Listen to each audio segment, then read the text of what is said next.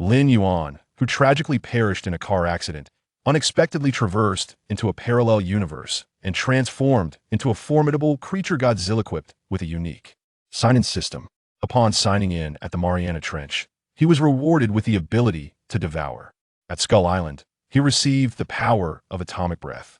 In the frigid tundra, he obtained the Crimson Lotus form, while in the Amazon rainforest, he acquired the Destruction God form. However, Lin Yuan, adhering to the philosophy of remaining hidden until he achieved invincibility, quietly signed in for 30 years at Skull Island. 30 years later, an extraterrestrial fleet launched an assault on Earth. Thanos gathered the 6 Infinity Stones. Monstrous beings from other realms initiated a massive invasion. The dark cosmos sought to obliterate human civilization. Lin Yuan proclaimed, "Let me inquire, who can withstand my ultimate Crimson Lotus atomic breath?" Chapter 1. Rebirth as a monster. Starving so famished, a wave of hunger surged within Lin Yuan's heart. He struggled to open his eyes, only to discover himself submerged in a dim, silent abyss of the deep sea. A jolt of fear coursed through him, and he instantly became alert. Had he not been struck dead by a truck? How could he possibly find himself in such a cursed place? It was then that Lin Yuan noticed his hands had transformed into fearsome claws adorned with black scales. Moreover, a robust tail, as rugged as stone, had sprouted behind him. Had he truly been reborn? Yet the perplexity lay in the fact that he seemed to have reincarnated as a monster. Instinctively, Lin Yuan attempted to breathe underwater. Fortunately, even in the depths of the ocean, his breathing remained unobstructed, unaffected by the immense pressure of the abyss. For reference, at a depth of 10,000 meters, the water pressure reaches nearly 1,100 atmospheres, capable of crushing marble. The fact that Lin Yuan could withstand such pressure indicated his body structure was extraordinarily unique. I never anticipated that fate would grant me a second life as a monster. Although he felt some reluctance, he ultimately chose to accept this reality. After all, he had been an orphan in his previous life, devoid of loved ones or attachments. However, the gnawing hunger within him surged like a relentless tide. If he did not find sustenance soon, he risked facing starvation. With this thought in mind, Lin Yuan steeled himself, oscillating his claws and formidable tail as he began to navigate through the deep sea. The surrounding environment was cold and silent, akin to an abyss. At that moment, a notification from the system suddenly resonated in his ears. Detection of host regaining consciousness. The monster sign-in evolution system has been activated. A system. Having read numerous novels in his past life, Lin Yuan was no stranger to systems. However, he had not anticipated that being reborn as a monster would come with a system. What a delightful surprise. In the next instant, a torrent of information regarding the system flooded his mind.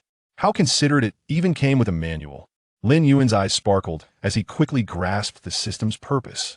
The monster sign-in evolution system, as the name suggests, allows one to gain various rewards through sign-ins, facilitating evolution. Furthermore, signing in at different locations yields distinct types of rewards. With this in mind, Lin Yuan promptly declared, "System, I wish to sign in." Ding! Congratulations, host, on successfully completing your first sign-in. Sign-in location, Mariana Trench. Sign-in reward, Devouring Ability. As the system notification echoed, Lin Yuan realized he was currently situated in the deepest trench on Earth.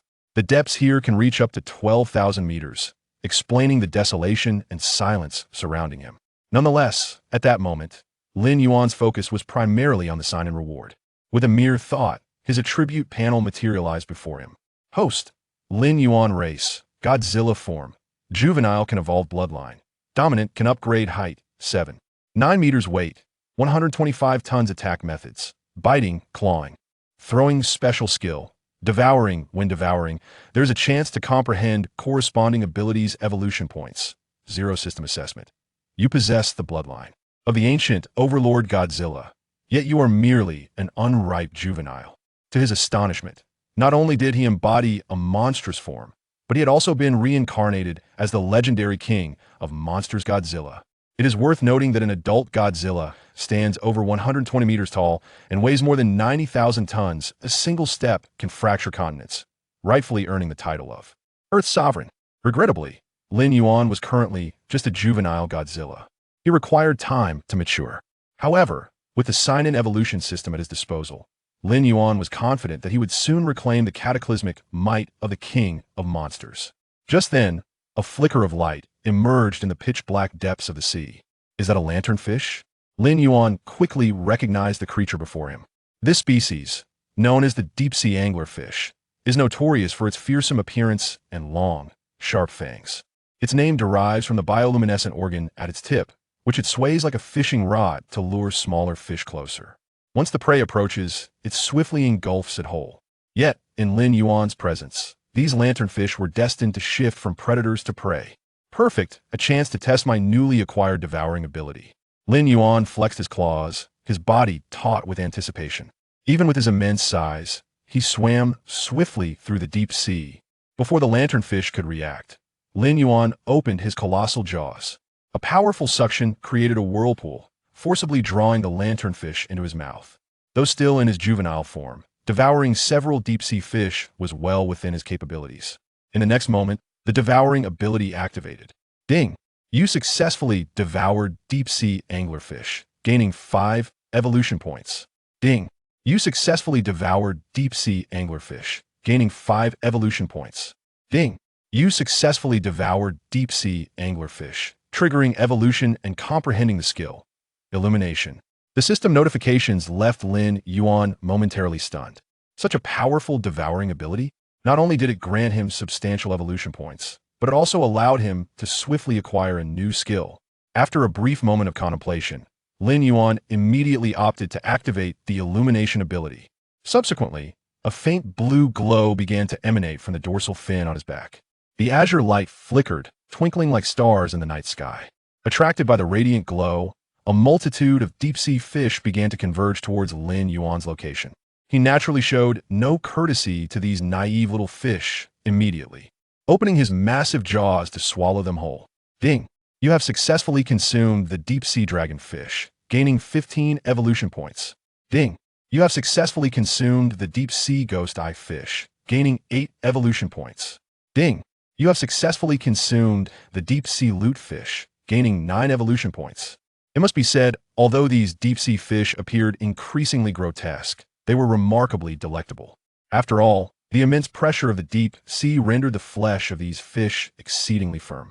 Having devoured nearly 100 deep-sea fish, Lin Yuan let out a satisfied burp. I never anticipated that this illumination ability, seemingly trivial, could be utilized in such a manner. Lin Yuan patted his round belly, realizing that with this newfound power, his future sustenance was assured. Moreover, during this feast, the evolution points he accumulated had surpassed the significant threshold of 1,000 points. The function of evolution points is rather straightforward. By expending a certain number of evolution points, one can enhance any aspect desired. After a moment of contemplation, Lin Yuan ultimately made a decision. Consume 300 evolution points to reinforce the hardness of my scales. Consume 200 evolution points to sharpen the edges of my claws. Consume 500 evolution points to increase my size.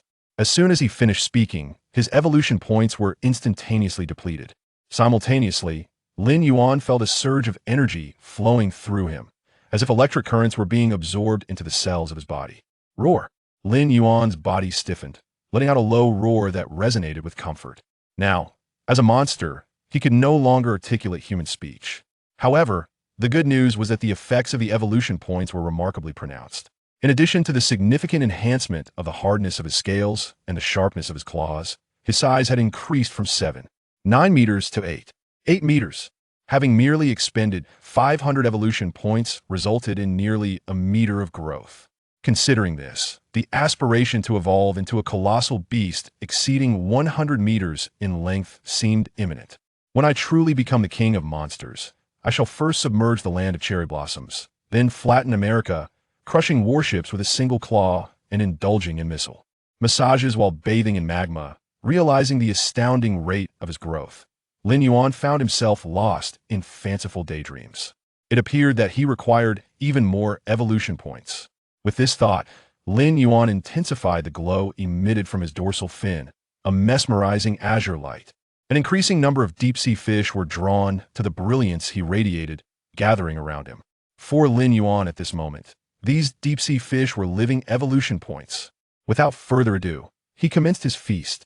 As long as he didn't perish, he would eat to his heart's content. Lin Yuan opened his vast jaws and, like a tempest, voraciously devoured the deep-sea fish before him. The incessant system notifications sounded like heavenly music to his ears. If all went as expected, finishing this round would allow his size to successfully surpass the 10-meter mark.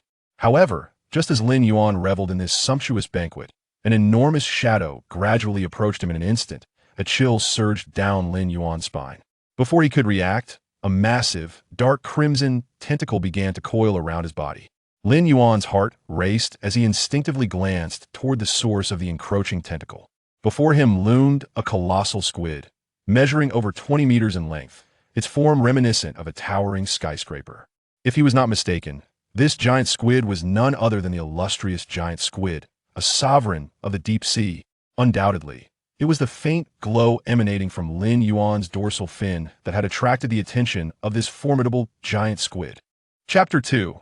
The terrifying deep-sea behemoth, evolution upgraded. Damn it, I was careless. A flicker of regret flashed in Lin Yuan's eyes. The faint glow he emitted to attract the deep-sea fish had unwittingly exposed him to the gaze of the abyssal ruler, the giant squid. One who frequently walks by the riverbank cannot avoid getting their shoes wet, since he was not yet the apex predator of these waters. It was inevitable that he would encounter danger. However, this ocean seemed far more perilous than he had imagined. The giant squid before him was at least twice his size. Its dark red tentacles possessed immense strength, capable of easily crushing its prey to death. There was no choice left. He could only fight back. With determination, Lin Yuan opened his mouth and bit down on the dark red tentacle. A unique, briny taste, characteristic of squid, quickly filled his mouth. Yet at that moment, Lin Yuan was beyond caring for the taste. His sole desire was to survive. Just as Lin Yuan prepared to retaliate, the giant squid's dark red tentacles swiftly coiled around his neck and limbs. In an instant, his monstrous body was ensnared, rendered completely immobile. The disparity in size granted the giant squid absolute power over him. In this dire situation, Lin Yuan could only watch helplessly as the squid's tentacles tightened around him. Am I truly going to meet my end at the hands of this creature just after being reborn? Lin Yuan gritted his teeth, his mind racing with strategies to counter this predicament. Suddenly, a colossal figure sliced through the water, emitting a low rumble as it surged towards the giant squid. The unexpected intruder made the giant squid wary, and it chose to release Lin Yuan. He was momentarily taken aback. What kind of being could induce such fear in the giant squid? Lin Yuan widened his eyes and beheld a gray-white behemoth, a sperm whale, emerging before him. This sperm whale, too, was a dominant force of the deep sea. In terms of size, it was even larger than the giant squid. The sperm whale and the giant squid were natural adversaries. Although the sperm whale was carnivorous, its teeth were not sharp but rather used for grasping, allowing it to consume soft-bodied prey like squid. However, the ferocious giant squid was not easily subdued. Its tentacles were lined with circular suckers, armed with serrated edges capable of tearing flesh. As soon as the two deep-sea titans met, they clashed violently. The giant squid ensnared the sperm whale with its powerful tentacles and suckers, while the sperm whale exerted all its strength to bite down on the squid's tail. The surrounding waters churned chaotically from their fierce struggle. Witnessing this spectacle, a glint of ferocity ignited in Lin Yuan's eyes. Initially intending to flee, he felt an overwhelming urge for battle and bloodshed surge within him. Indeed, since he had been reborn as a monster, why should he cower? Bloodthirst, savagery, and fury. These were the traits befitting a creature at the pinnacle of the food chain. With this thought, Lin Yuan let out a low growl and forcibly joined the fray. He needed to unleash the beastly instincts buried deep within. Without humanity, he had lost much. Without beastliness, he had lost everything. To survive in this ruthless world, he must transform into a true beast. Roar! Lin Yuan opened his massive jaws and bit down on a generous chunk of flesh from the giant squid's tentacle. Ding! You have successfully devoured the giant squid. Evolution points, 21. As the system notification echoed in his mind, a wave of elation washed over Lin Yuan. The giant squid was evidently far superior to ordinary deep-sea fish. Just a single piece of flesh granted him a remarkable 21 evolution points. Motivated by the influx of evolution points, Lin Yuan's assault became even more frenzied. Blood soon mingled with the ocean water. Within 10 minutes, the entire giant squid was devoured by Lin Yuan and the sperm whale, leaving only remnants drifting in the sea. Had the giant squid faced solely the sperm whale, it might have had a fighting chance. Unfortunately, with Lin Yuan's intervention, it had no escape. After a brief alliance, the sperm whale glanced at Lin Yuan before leisurely departing. It had feasted well on the remains of the giant squid. The whale refrained from attacking Lin Yuan, not out of camaraderie, but simply because the scales on his body were too tough for the whale to penetrate. Although Lin Yuan consumed less than the sperm whale, the flesh he devoured still provided him with nearly 3,000 evolution points. Consume 500 evolution points to enhance scales. Consume 500 evolution points to enhance claws. Consume 500 evolution points to enhance fangs. Consume 1,500 evolution points to increase size. With the evolution points in hand, Lin Yuan eagerly allocated them. Holding onto evolution points only meant they remained as mere numbers. Transforming them into strength was what truly mattered. Moreover, Lin Yuan's evolution was well-directed. Enhancing claws and fangs aimed to boost his offensive capabilities, while strengthening his scales was for defense. Increasing his size was essential for further evolution. Only through comprehensive growth could he truly claim the title of the Beast King. A tingling sensation surged through him. His cells once again experienced growth. This time, Lin Yuan's size surpassed the 10-meter mark. If only there were a way to experience advanced consumption, he mused. He couldn't help but murmur to himself. Or perhaps if I could have a few more giant squid corpses. If I had 50 giant squid bodies, I could easily surpass 50 meters in size. At that point, whether it be a giant squid or a sperm whale, they would all fall beneath my claws. Alas, such unrealistic thoughts could only remain as dreams. The dark depths of the ocean were fraught with peril. Lin Yuan now even had to consciously suppress the glow emanating from his dorsal fin to avoid attracting fearsome sea creatures like the giant squid. Chapter 3. The Mysterious Island. Lin Yuan lands, 7 days later, in the depths of the Mariana Trench. System, I wish to sign in. Lin Yuan's voice echoed in the silent depths of the ocean. The next moment, the system notification chimed. Ding! Congratulations, host, on successfully signing in for the 7th time. Sign-in location, Mariana Trench. Sign-in reward, 1,000 evolution points.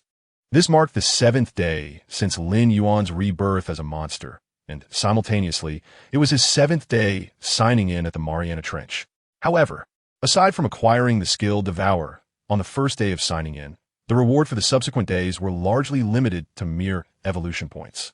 According to the system's explanation, initial sign-in rewards are typically the most generous. Additionally, accumulating a certain number of days of sign-ins can yield special rewards. Moreover, the more unusual the location, the richer the rewards obtained from signing in. 1,000 evolution points were hardly enough to fill the gaps in his teeth.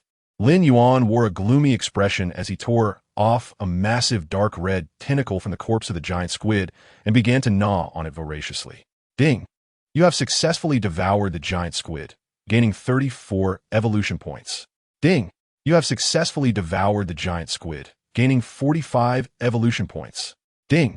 You have successfully devoured the giant squid, gaining 58 evolution points. Over the course of these 7 days, Lin Yuan's physique had grown to a remarkable 30 meters. This meant that he could now easily hunt down even the dominant giant squids of the deep sea. After all, the giant squid size was only about 20 meters. In the past, Lin Yuan had been timid, fearful of being discovered by the giant squid. Now, however, he struck with confidence, eager to hunt a giant squid daily for sustenance. Although its flesh was somewhat fishy, the abundance of evolution points made it worthwhile. Furthermore, to be fair, the tentacles of the giant squid had a substantial chewiness, reminiscent of eating squid tentacles in his previous life. At such times, a bottle of fizzy soda would have made the experience utterly perfect, consuming 2,000 evolution points to enhance his size. As the evolution points were expended, Lin Yuan's body began to grow once more. However, as his physique expanded, the required evolution points increased accordingly. Previously, 500 evolution points could yield nearly a meter of growth.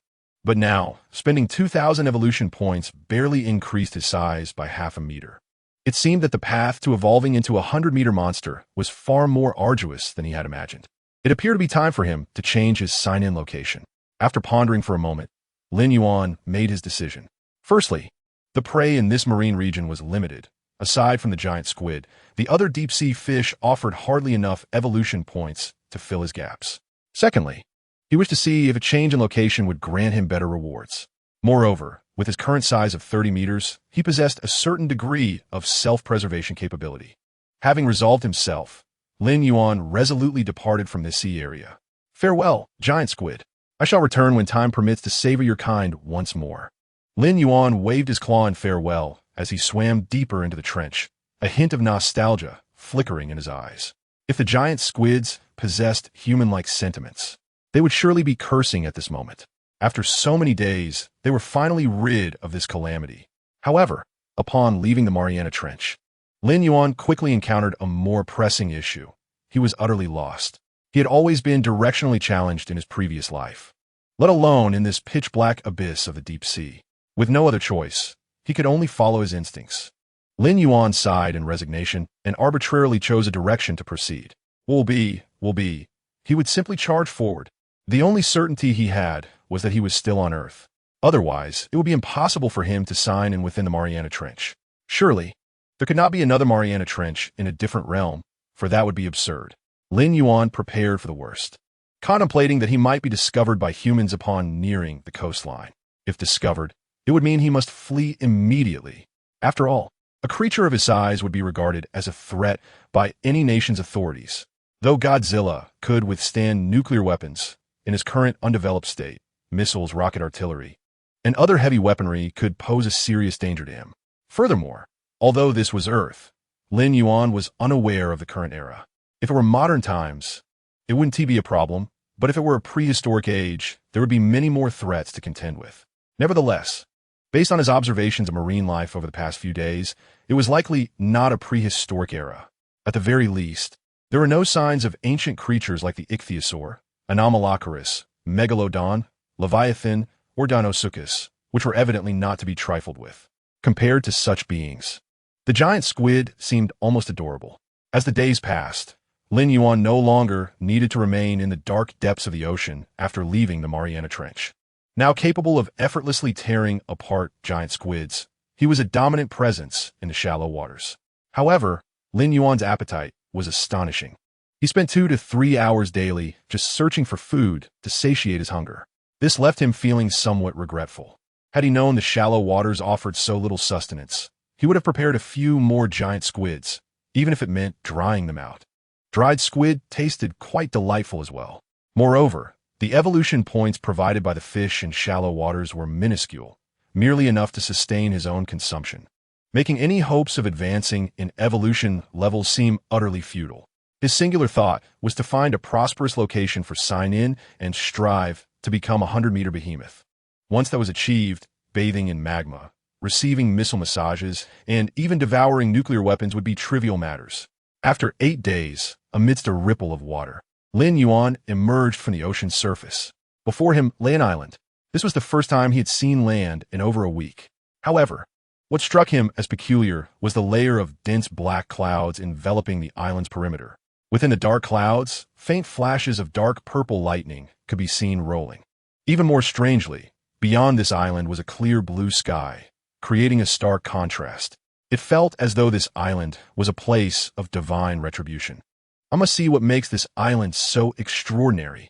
A glimmer of intrigue sparkled in Lin Yuan's eyes. He then swished his massive tail and swiftly swam towards the island. For him, the more unusual the location, the greater the possibility of receiving special sign-in rewards. Chapter 4. Slaughtering Pterosaurs, the Footprints of Colossal Beasts. Although the island appeared close, a considerable distance still separated them. Fortunately, Lin Yuan's speed underwater was astonishing, and soon he entered the island's vicinity. It was then that he noticed thick mist surrounding the island, in addition to the ominous thunderclouds. Amidst the dense fog, it is no wonder that previously, I could only discern the outlines of the island. Upon entering its domain, even the dark currents of the sea surged violently. Were it not for Lin Yuan's formidable size, he might have been swept away by the underwater currents. Bang! At last, Lin Yuan's colossal claws firmly embedded themselves into the rocky edge of the island's perimeter. Rising gradually, his towering figure of over 30 meters granted him an expansive view. Although ominous thunderclouds churned beyond, the island itself basked in unblemished azure skies, as if the dark clouds and thick mist merely served as a barrier to this sanctuary. Before him, the island was adorned with lush, verdant trees, reminiscent of a prehistoric primeval forest. It was evident that this island possessed remarkable qualities. Upon disembarking, the first action Lin Yuan took was to check in. Ding! Congratulations to the host for successfully completing the initial check-in. Check-in location, Skull Island. Check-in reward, atomic breath. Upon hearing the system's notification, a trace of astonishment flickered in Lin Yuan's eyes. Could it be that this very island is the legendary Skull Island? If memory serves, this Skull Island is the home of the mighty King Kong. The island's shape resembles a skull when viewed from above, hence its name. Furthermore, aside from King Kong, this isolated island is inhabited by numerous prehistoric creatures and primitive tribes. There even exists a monstrous creature, the giant skeletal reptile, capable of confronting King Kong head-on. This creature reigns as the underground sovereign of Skull Island, with a serpentine tail and a skull-like visage.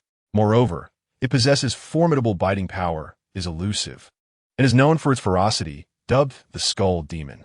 It is said that even King Kong's parents succumbed to the claws of the skeletal reptile. It is no exaggeration to declare that Skull Island is fraught with peril, and even Lin Yuan cannot guarantee his survival on this treacherous land. Thus, it is no surprise that the reward for merely the first check-in is so bountiful. The atomic breath can be regarded as one of Godzilla's ultimate techniques. Previously, Lin Yuan had only witnessed Godzilla unleash this devastating move in films. He vaguely recalls the colossal Godzilla emerging from the waves, stirring up tumultuous seas, and with a roar that pierced the heavens, unleashing a blinding beam of blue light that illuminated the sky, a spectacle both magnificent and awe-inspiring. In comparison, human warships and fighter jets appeared as insignificant as ants before him. Merely envisioning this scene sent waves of excitement through Lin Yuan. Therefore, even for the sake of the forthcoming rewards, he must linger on Skull Island for a while longer. With that thought, Lin Yuan set forth, dragging his immense form toward the island. His towering stature exuded an invisible pressure, rendering the ancient trees, standing 7 to 8 meters tall, akin to mere weeds. With a single step, he toppled a vast expanse of foliage. The air upon Skull Island was exceptionally fresh, untouched by pollution, while Lin Yuan could breathe underwater. He preferred the invigorating scent of vegetation. However, at that moment, a piercing shriek echoed in his ears. The sound was excruciatingly sharp, as if it threatened to rupture his eardrums.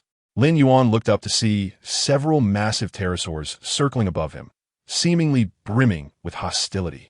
It appeared these pterosaurs regarded him as prey. A glint of coldness flickered in Lin Yuan's golden eyes. In the next moment, the circling pterosaurs indeed dove toward him. Clang! Clang! Clang! The sharp beaks and claws of the pterosaurs clashed against the scales on Lin Yuan's back, producing a cacophony of metallic sounds. In this scenario, the benefits of his reinforced scales became apparent, as the pterosaurs' attacks failed to breach Lin Yuan's defenses. "Your feeble claws are unworthy of even scratching me," Lin Yuan scoffed, a fierce glimmer igniting in his gaze. He extended his massive claw and forcefully seized one of the pterosaurs by its wings. The pterosaur struggled violently, but its strength was inconsequential against a beast of Lin Yuan's caliber. With a sudden surge of might, Lin Yuan tore the pterosaur in half with a swift motion. He then nonchalantly tossed the lifeless body into his mouth, savoring the taste. Chicken flavor, delightfully crispy. Ding! You have successfully devoured a pterosaur, earning 375 evolution points. Though the evolution points from these pterosaurs were not substantial, Lin Yuan felt it was a welcome change from his usual fish diet. He licked his lips and looked up again at the remaining pterosaurs circling above. However, after witnessing the brutal fate of one of their own, the others seemed to regard him with trepidation, hesitant to approach. "Since you dare not descend, I shall take matters into my own hands," Lin Yuan smirked, a predatory grin spreading across his face. In the next instant, his thorn-covered tail swept toward the nearest pterosaur. Before it could react, the sheer force sent it crashing down from the sky. To Lin Yuan, it was akin to swatting a fly. Adhering to his principle of not wasting food, he immediately crushed the fallen pterosaur beneath his foot, then picked up its carcass and consumed it. Witnessing this, the remaining pterosaurs finally recognized Lin Yuan as a formidable foe and scattered in all directions. Thinking to flee? Too late. Observing the fleeing pterosaurs, Lin Yuan took a step forward and opened his massive jaws. Dark blue atomic energy coalesced within him, casting a ghostly blue glow upon his dorsal fins. Atomic breath. A devastating torrent of atomic energy erupted from Lin Yuan's mouth, coalescing into a radiant beam of blue light. Any pterosaur struck by the atomic breath was instantly pierced through its body. In mere moments, the ground was littered with 7 or 8 charred pterosaur corpses. Lin Yuan retracted his atomic breath, feeling slightly fatigued. Indeed, at his current size, releasing atomic breath demanded considerable energy. However, its power surpassed his expectations. He approached, casually picking up one of the pterosaur corpses. What a pity it's all burnt. Oh well, I suppose it counts as barbecue. After uttering this, Lin Yuan began to devour the charred bodies, one after another. It must be said that the meat of the pterosaur was quite delectable, especially after roasting, with an aroma that was utterly irresistible, leaving Lin Yuan thoroughly satisfied. Ding! You have successfully devoured a pterosaur, earning 425 evolution points. Ding! You have successfully devoured a pterosaur, earning 348 evolution points. Ding! You have successfully devoured a pterosaur, earning 444 evolution points. The battle between Lin Yuan and the pterosaur showcased his formidable prowess to the other creatures of Skull Island. Consequently, the more perceptive giants would likely refrain from provoking him. It was imperative for Lin Yuan to establish a territory on this island. After all, the more intelligent the beast, the stronger its territorial instinct. In the absence of extraordinary circumstances, giants typically respect each other's domains. Without a territory to call his own, Lin Yuan could hardly sign in peacefully on Skull Island. Moreover, he had specific requirements for his territory: a plentiful water source and an abundance of food. Only by meeting these criteria could he comfortably pursue his ambition of becoming the king of monsters. With this thought in mind, Lin Yuan ventured deeper into the island. However, at that moment, his pupils constricted sharply, as if he had witnessed a profoundly shocking sight. Not far from him lay a deep pit, into which all the trees had been completely toppled. Viewed from above, it resembled a colossal footprint. A series of such footprints extended forward, vanishing into the horizon. Judging by their size and shape, it was evident that these enormous prints belonged to King Kong. It seemed his initial suspicion was correct. A giant akin to King Kong indeed roamed Skull Island. Furthermore, based on the dimensions and depth of the footprints, this King Kong was likely a supergiant, towering at least 30 to 40 meters tall. Chapter 5. The hunted Goliath water buffalo encounters King Kong. If all went according to plan, following the trail of King Kong's footprints would surely lead him to the giant. However, Lin Yuan had no intention of doing so. Having seen the movies, he was well aware of King Kong's notoriously fierce temperament. Given their comparable sizes, Lin Yuan was not entirely confident in his ability to triumph over King Kong. Such uncertainty was not something he would willingly embrace. Should he be crushed by King Kong, it would spell the end of his life on Skull Island. For Lin Yuan, the most prudent course of action was to secure a suitable territory and bide his time on the island. Once the opportune moment arose, he could confront King Kong. Having made this decision, Lin Yuan deftly circumvented the footprints and set off in another direction. The deeper he ventured, the sparser the surrounding trees became. Before long, he arrived at the edge of a vast lake. The lake was immense, glistening under the sun's rays. Yet, as he surveyed the scene, Lin Yuan couldn't help but furrow his brow. Naturally, such a lake should attract animals for drinking, but the area was eerily silent, devoid of any signs of life. Could be a saltwater lake, or perhaps it concealed some unknown danger. This thought sparked a flicker of apprehension in Lin Yuan's eyes. His cautious nature prevented him from approaching the lake. Instead, he stood at a distance, observing. At that moment, a massive water buffalo slowly approached the lake. Lin Yuan recalled having seen such a creature in a film. This colossal water buffalo, known as the Goliath water buffalo, was a large herbivore with 4 heart chambers. typically found near water sources and capable of submerging for up to 4 days. The Goliath water buffalo stepped into the lake, lowering its head to drink. Its back and sides were adorned with hard bones and thick foliage, resembling a gigantic plant growing in the water. The lake did not appear as menacing as he had imagined. Watching the water buffalo drink peacefully, Lin Yuan's wariness diminished somewhat. But just then, a sudden turn of events occurred. With a resounding splash, an enormous emperor crocodile erupted from the water, lunging at the Goliath water buffalo. Its massive jaws, lined with serrated teeth, effortlessly pierced the buffalo's flesh. In pain, the buffalo raised its head, letting out a mournful cry as it began to thrash violently in the water. Unfortunately, the colossal emperor crocodile had no intention of relinquishing its freshly caught prey. With a powerful grip, it clamped down on the buffalo's body and swiftly spun in the water. With a sickening crunch, a chunk of flesh was brutally torn from the Goliath water buffalo. Scarlet blood quickly spread through the lake. However, this hunting spectacle was merely the beginning. Soon, more emperor crocodiles, drawn by the scent of blood, arrived to partake in the feast. Although the Goliath water buffalo was larger, its docile nature rendered it no match for the ferocious predators. As the water churned and blood flooded the area, the buffalo's struggles grew weaker. In less than a minute, the once mighty Goliath water buffalo was reduced to nothing more than a skeleton. Clearly, there was a reason no animals dared approach this lake.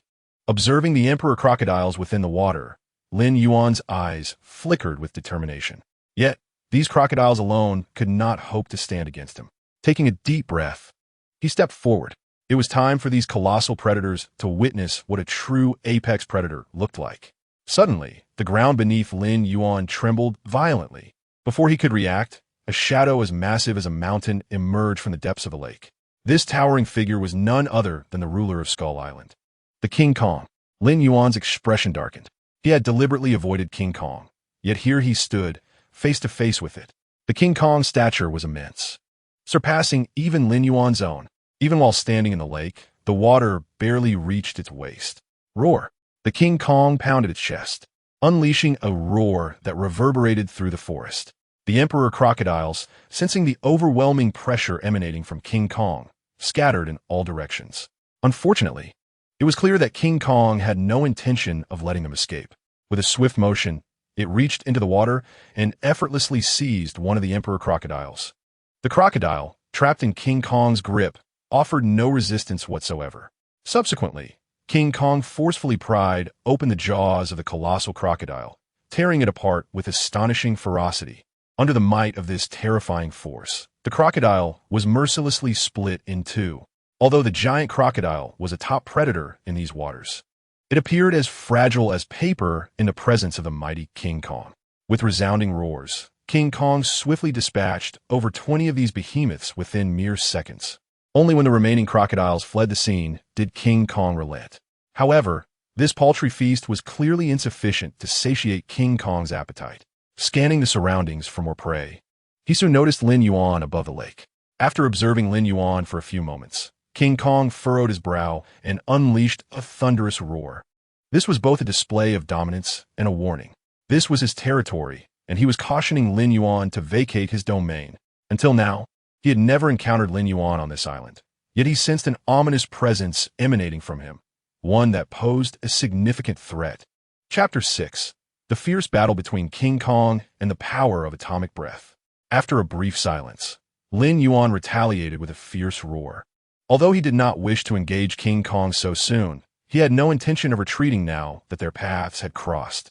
In the realm of monsters, the concept of retreat was non-existent. Moreover, Lin Yuan was none other than Godzilla, the king of monsters. Following his roar, he charged directly at King Kong. King Kong was taken aback. Not only had this gargantuan creature invaded his territory, but was also boldly launching an attack. Fueled by rage, King Kong thumped his chest and roared fiercely. Faced with the imposing figure of this dragon-like beast, with muscles as solid as steel, Lin Yuan felt no fear. He opened his jaws wide and bit down on King Kong's shoulder. His sharp teeth sank deep into King Kong's flesh. The intense pain ignited a primal fury within King Kong. He swung his massive arm and hurled a punch towards Lin Yuan's head. It was crucial to understand that King Kong's bulging muscles contained an immense power. Thus, Lin Yuan dared not meet this blow head-on. As the punch descended, Lin Yuan swiftly released his grip and retreated. His quick reflexes allowed him to evade King Kong's powerful strike. Seizing the opportunity as King Kong retracted his fist, Lin Yuan's claws slashed out, leaving a gash on King Kong's body. King Kong, still unaware that he faced not merely a creature of comparable size, but one endowed with human-like intelligence, became increasingly enraged. With bloodshot eyes, King Kong lunged high from the water, aiming to crush Lin Yuan beneath him, believing that overpowering him would grant him victory. With a resounding crash, Lin Yuan was forcefully knocked down, sending a cascade of water splashing around. King Kong, as if riding a horse, mounted Lin Yuan's body, raising his fist high, his eyes flashing with fury as he unleashed a powerful blow. King Kong's fist landed squarely on Lin Yuan's head. In that moment, Lin Yuan felt as though his skull had been struck by a 100-ton hammer. Before he could regain his composure, King Kong's relentless punches rained down like a tempest. Boom! Boom!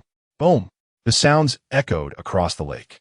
King Kong pounded his chest with both fists, letting out another furious roar. The meaning behind this roar was simple. He was questioning Lin Yuan. Would he submit? Lin Yuan responded with a roar of his own, not in plea, but in mockery. You've fallen for my ruse, you fool. Before King Kong could react, a brilliant blue energy radiated from Lin Yuan's dorsal fins. This was not merely a display of illumination, but the accumulation of his atomic breath. Everything was part of Lin Yuan's cunning strategy. In terms of raw power, he was indeed no match for the mighty King Kong. However, he possessed a secret weapon, the ultimate skill of Godzilla, atomic breath. This technique required a substantial amount of energy, thus Lin Yuan needed to ensure a 100 hit rate. Therefore, he feigned weakness, enduring numerous blows from King Kong to lower his guard. At this moment, Lin Yuan's atomic breath had fully charged. As King Kong sensed the pulsating energy, a look of shock crossed his face, swiftly followed by fear. He had not anticipated that Lin Yuan had such a trick up his sleeve. At this close range, there was no escaping the impending strike. Boom! The blue energy beam burst forth from Lin Yuan's mouth, striking King Kong squarely in the chest. The sheer force of the attack sent King Kong flying several meters away. Thud! Only after the energy of the atomic breath dissipated did King Kong's massive form crash into the lake. Lin Yuan could clearly see the gruesome wound left on King Kong's chest from his atomic breath. Despite its terrifying power, the attack had not penetrated King Kong's chest entirely, highlighting the sheer resilience of this creature. With such formidable strength and a remarkable physique, it was no wonder King Kong reigned supreme on Skull Island. Lin Yuan slowly emerged from the water, gazing in King Kong's direction. To his astonishment, King Kong, in a state of sheer panic, let out a low growl, clutching his wounded chest, and chose to flee. Clearly, the might of the atomic breath instilled a sense of dread in King Kong. Observing the retreating figure, Lin Yuan opted not to pursue further, but instead gradually made his way to the shore. His decision to refrain from chasing was not without reason. First, the adage of not pursuing a desperate foe held merit. Even a cornered rabbit might bite, and who could predict whether King Kong would lash out in desperation? Secondly, while atomic breath was powerful, it required a significant energy expenditure. Lin Yuan's reserves were insufficient for a second strike at this juncture. Lastly, from the outset, Lin Yuan had never intended to kill King Kong. Given his own abilities, it would be nearly impossible to dominate all of Skull Island. Thus, he required an ally. Before him stood a magnificent creature, a prime choice indeed. Gurgling sounds emanated from Lin Yuan's stomach after he had repelled the beast, clearly indicating that the recent exertion of atomic breath had drained considerable energy, necessitating immediate sustenance. Fortunately, on this Skull Island, provisions were plentiful. Without a moment's hesitation, he plunged into the nearby lake. The waters teemed with a myriad of fish and the formidable emperor crocodiles. A grin spread across Lin Yuan's face as he flicked his tail and swiftly swam towards the massive group of emperor crocodiles. Emperor Crocodile, please, do not approach us. Chapter 7, Daily Sign-In, Strengthening Power. This band of colossal emperor crocodiles must have ventured out on an ill-fated day. First, they were targeted by the beast, losing a number of their kin, and barely escaping, they now found themselves in Lin Yuan's sights. Ding! You have successfully devoured an Emperor Crocodile, gaining 325 evolution points. Ding! You have successfully devoured an Emperor Crocodile, gaining 418 evolution points. Ding! You have successfully devoured an Emperor Crocodile, gaining 456 evolution points. Thus, the remaining Emperor Crocodiles were destined to join their brethren on the path to the underworld. The taste of the Emperor Crocodile was delightful, albeit the skin was a tad tough, and the meat on the tail was scant. Leaning against the lakeside, Lin Yuan used a piece of the croc's tail to pick his teeth, reveling in the enjoyment of the moment. Indeed, even as a transformed beast king, he could not shed his inherent laziness. It is worth noting that while effort does not always guarantee success, the absence of effort undeniably brings ease. Reclining by the lake, basking in the warm sun, he digested his meal, turning the perilous Skull Island into his own Hawaiian paradise. After all, having just repelled the giant, which colossal creature would dare to disturb Lin Yuan at such a time? That would be tantamount to courting death. I must conquer the giant, he mused, but I'll wait until my strength can rival it before pursuing that endeavor. Although Lin Yuan appeared to be languidly soaking up the sun, his mind was quietly strategizing for the future. To subdue a simple-minded giant like the King Kong, the most efficient approach would be to overpower it. However, the King Kong's might was undeniably formidable. Had he not ambushed it with atomic breath, he might not have stood a chance. Yet, Lin Yuan was not in a rush. After all, even Zhuge Liang had to capture Meng, who was 7 times before bringing him under control. He was still far from that level. For now, he would bide his time and cultivate his strength. The following day, system, I wish to sign in. Lin Yuan had just slain a solitary rock demon bull with a stone and was now skewering its carcass on a branch over a fire. What? How did I start the fire? Naturally, it was ignited with atomic breath. As the king of monsters, would you expect me to use a primitive method like friction? While igniting the fire using atomic breath was effective, it initially surged too fiercely, nearly igniting the entire primitive forest. Soon, a notification chimed in Lin Yuan's ears. Ding! Congratulations, host, for successfully signing in for the 2nd time on Skull Island. Reward, scale enhancement. In the next moment, Lin Yuan felt a transformation occur. The coarse, dark scales that adorned his body became smooth and even, emanating a faint metallic sheen. Not only did his appearance change, but he could also distinctly sense a significant increase in the hardness of his scales. Signing in on Skull Island was indeed a prudent decision. Lin Yuan smacked his lips, unable to suppress a sigh of satisfaction. On this island, even the rewards for signing in had become exceptionally generous. The next day, by the riverbank of Skull Island, Lin Yuan was roasting a gigantic fish over the fire, measuring over 20 meters in length. The flames caused the fish's oils to sizzle and drip into the fire, creating an enticing sound. Just the auditory experience alone was mouth-watering. As he flipped the fish, he exclaimed, "System, I wish to sign in." Ding! Congratulations, host, for successfully signing in for the 3rd time on Skull Island. Reward, 20,000 evolution points. Oh, the fish is done. Lin Yuan barely glanced at the reward before seizing the golden brown fish and taking a hefty bite. As he chewed, he muttered, "This reward is rather meager. Just 20,000 evolution points? What a letdown." Oh well, perhaps he would enhance his size afterwards. On the 4th day, roasted pterosaur, deliciously fragrant. Lin Yuan skewered the pterosaur on a branch and set it over the flames.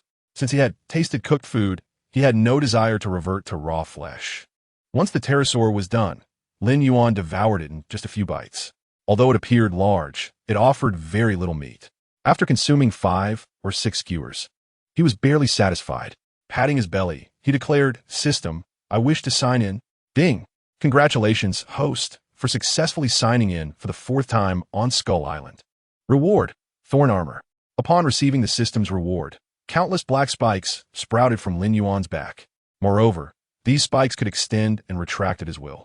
Should any other colossal beast attack him from behind, Lin Yuan could extend the spikes to retaliate. Time like grains of sand slipping through fingers, passed swiftly, and 7 days had elapsed. System, I wish to. Ding! Congratulations, host, for successfully signing in for the 7th time on Skull Island. Reward, Radiant Beam. Lin Yuan was taken aback. I hadn't even finished speaking, and you've already jumped the gun. However, he felt a surge of joy at the seventh day's reward, which was yet another skill. He was familiar with the radiant beam. This ability was derived from the unstable gases produced in Godzilla's internal reactor, which reacted with air friction upon release, generating a high-temperature, mist-like flame.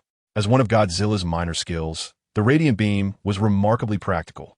After all, it consumed far less energy than atomic breath, while delivering formidable destructive power, capable of even melting steel. After signing in for 7 days, Lin Yuan's attributes underwent a dramatic transformation. Host, Lin Yuan species, Godzilla form, growth phase, evolvable, bloodline, dominant level, upgradable, height, 51 meters, weight, 13, 525 tons, attack methods, bite, claw, throw, special skills, devour, thorn armor, atomic breath, radiant beam, evolution points, 48, 131, system evaluation. Blood of the ancient overlord Godzilla flows through your veins, and you have successfully passed the juvenile phase. However, as you enter the growth phase, your potential for further development is boundless. Gazing at the attributes before him, Lin Yuan nodded in satisfaction. Surely, he now possessed the strength to overpower King Kong? Chapter 8. Entering the cave, challenging King Kong. Lin Yuan referred to King Kong as the handsome lad of Skull Island because the term aptly captured the creature's charisma. In the film, King Kong exudes an undeniable aura of majesty upon his entrance. On Skull Island, he reigns supreme, and such an aura certainly warrants the title of handsome lad. However, after 7 consecutive days of signing in, Lin Yuan felt it was time to stretch his limbs. Even the king of monsters requires exercise. Why not confront the dapper King Kong to solidify his impression of him? The more Lin Yuan pondered, the more feasible it seemed, and he swiftly rose to his feet, declaring with a raised voice, "System, allocate all evolution points to my size." As soon as the words left his lips, his stature surged by 0.5 meters. Lin Yuan exclaimed, "Are you jesting with me? Over 40,000 evolution points, and this is all I gain in size? Is this reasonable?" Sigh. The path of evolution grows increasingly arduous. At this rate, when will I evolve into a 100-meter giant? With a sigh, Lin Yuan set off in search of King Kong. Suddenly, a large black rat appeared at his feet, chirping joyfully. Though termed a giant rat, it merely compared to ordinary ones. This rat measured 3 to 4 meters in length, rendering it a mere speck before Lin Yuan. Even on Skull Island, it occupied the lowest tier of the food chain, subsisting on decaying flesh. Attracted by the aroma of roasting meat, this little creature had approached Lin Yuan, but upon seeing his formidable size, it turned to flee. Unfortunately for it, Lin Yuan had already noticed its presence and swiftly captured it. However, he chose not to torment the small creature, recognizing its meager form. As Godzilla, he certainly would not stoop to consuming rats. After releasing the black rat, Lin Yuan generously offered a piece of roasted meat. This act endeared the creature to him, and henceforth, the rat would frequently return to scavenge for food. Even the remnants of Lin Yuan's meals, with their traces of blood and flesh, constituted a feast for the rat. Lin Yuan affectionately named it Little Black. During this time, Lin Yuan discovered that Little Black possessed a remarkable talent, its keen sense of smell. It could recall and track every scent encountered. As long as the target remained on Skull Island, Little Black could effortlessly follow the trail. Upon seeing Little Black, Lin Yuan grinned. "Ah, you have arrived just in time." He produced a dark brown tuft of fur, placing it beneath Little Black's nose. "Help me track this giant, and there will be an abundance of roasted meat afterward." At the mention of roasted meat, Little Black's eyes sparkled with excitement, and it chirped eagerly. "Squeak, squeak." After sniffing the fur, it promptly set off to lead the way.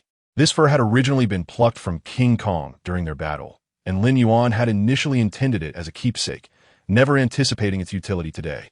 As Lin Yuan followed Little Black, the sky above echoed with the cries of pterosaurs, and the beasts on the ground roared in response. Even the king croc in the lake joyfully thrashed about. The heavens had surely taken notice. This harbinger of calamity was finally departing. However, Lin Yuan suddenly turned back, lifting his head to let out a low growl. Roar. The meaning of his growl was clear. "Behave yourselves while I attend to my business. Anyone who misbehaves will be roasted upon my return." After Lin Yuan's growl resonated, the surroundings fell into a profound silence, with no beast daring to make a sound. Satisfied, Lin Yuan nodded and followed Little Black away from his territory. The area was lush with verdant trees, although some ancient giants reached heights of over 10 meters. They barely grazed Lin Yuan's knees. His size rendered him a formidable presence even on Skull Island. Roar! Lin Yuan roared again, startling countless birds into flight. This was his inquiry to Little Black. How much longer until we find King Kong? Squeak! Squeak! Little Black hurriedly responded, then scampered up to Lin Yuan's shoulder, pointing towards a distant mountain. Lin Yuan seemed to grasp the implication. You mean King Kong resides within that mountain? Squeak! Little Black nodded vigorously before climbing down and leading the way. Though the mountain appeared distant, it was merely a 10-minute journey for a beast of Lin Yuan's caliber. Finding Little Black's pace too slow, he effortlessly lifted the little creature. Before long, they arrived at a vast and shadowy cave. A chilling breeze wafted from its depths, resembling the entrance to the underworld. The cave's mouth was remarkably wide, allowing even a creature of Lin Yuan's stature to enter without hindrance. Squeak! Upon gazing into the dark entrance, Little Black began to tremble, as if something terrifying lurked within. Are you afraid? Lin Yuan smiled, cradling the rat in his palm. What is there to fear? Once inside, I'll have your back. Having reassured Little Black, Lin Yuan boldly stepped into the cave. Although the interior was pitch black, it posed no obstacle for Lin Yuan, who had acquired night vision during his 7 days of sign-ins.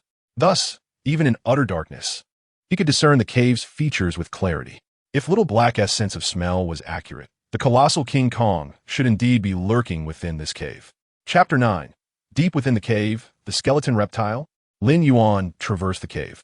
Aside from its vastness, the cavern presented no peculiarities. The silence surrounding him suggested a lack of other creatures. Of course, if this was indeed King Kong's lair, the absence of other beings was entirely understandable. Monsters possess a fierce territorial instinct. In the realm of existence, it is well understood that two tigers cannot coexist on the same mountain. How could one expect to share a bed with another? Thus, it is entirely reasonable for Lin Yuan to encounter no other living beings in this desolate cave. Yet, at that very moment, a thunderous roar erupted from the depths of the cavern. The sound reverberated through the entire cave, unmistakably emanating from the mouth of the mighty King Kong. Lin Yuan was momentarily taken aback. Had his presence been detected? But the King Kong had not even laid eyes upon him. Suddenly, a loud crash echoed from the cave's depths, reminiscent of a fierce battle. Lin Yuan's instincts kicked in. A colossal beast had invaded the territory of the King Kong before he could claim it for himself. How dare it threaten the subordinate he had set his sights upon? A frown creased Lin Yuan's brow as a fierce glint sparked in his eyes. Without hesitation, he dashed deeper into the cave, his heart racing with urgency. Poor little Hay trembled in his grasp, quaking with fear. In less than half a minute, Lin Yuan reached the innermost recesses of the cave, where blood stained the ground. Before him, the King Kong was locked in a life-and-death struggle with several gigantic skeletal reptiles. These monstrous creatures, resembling skulls with 2 claws planted on the ground, had serpentine tails that evoked a chilling sense of dread. Their eyes, emitting an eerie green glow, glimmered ominously in the darkness. Upon sighting these skeletal reptiles, Lin Yuan instantly recognized them. If the King Kong was the terrestrial sovereign of Skull Island, these skeletal reptiles were its underground overlords. These ferocious, pack-hunting creatures were notorious for their brutality. Once they caught sight of prey, they would swarm and tear it to shreds. Logically, a mere handful of skeletal reptiles should pose no significant threat to the King Kong. However, as Lin Yuan surveyed the scene, he quickly discerned a troubling anomaly. The wound on the King Kong's chest had yet to heal, and it bore the unmistakable signs of festering. Lin Yuan was momentarily stunned. He had not anticipated that his atomic breath would inflict such severe repercussions on the King Kong. Just then, another skeletal reptile ascended the King Kong's immense form and sank its teeth into the fresh wound. Blood gushed forth as the creature pierced the flesh, prompting the King Kong to unleash a furious roar. With a powerful swipe, the King Kong seized the skeletal reptile in its massive palm, exerting all its strength to crush it. The sound of shattering bones filled the air as the skeletal reptile was obliterated. Yet, despite the gruesome display, the remaining skeletal reptiles showed no signs of fear, relentlessly charging forward. They cunningly targeted the King Kong's injury, their sole purpose being destruction. Even facing an adversary many times their size, they exhibited no trepidation. If the King Kong was likened to a lion, then these skeletal reptiles were akin to a pack of wolves attacking it. Under their relentless assault, the King Kong soon bore countless wounds, blood flowing profusely from its battered form. With excessive blood loss, its movements began to slow. If this continued, the King Kong would inevitably succumb to the skeletal reptiles and become their next meal. At that moment, one skeletal reptile lunged for the King Kong's head, seeking to gouge out its eyes. If it succeeded, the King Kong's predicament would grow even more dire. However, Lin Yuan decided it was time to intervene. He took a decisive step forward, his colossal figure advancing several meters, and with a swift strike of his claw, he struck the skeletal reptile down.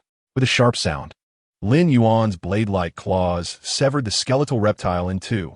Upon witnessing Lin Yuan's appearance, the King Kong widened its eyes, its emotions a complex tapestry of astonishment, bewilderment, and a hint of fear. It was clearly taken aback to see the very beast that had injured it just 7 days prior standing before it once more. Moreover, compared to a week ago, Lin Yuan's size had dramatically increased. How could this be? As Lin Yuan towered over the King Kong, it felt utterly dumbfounded.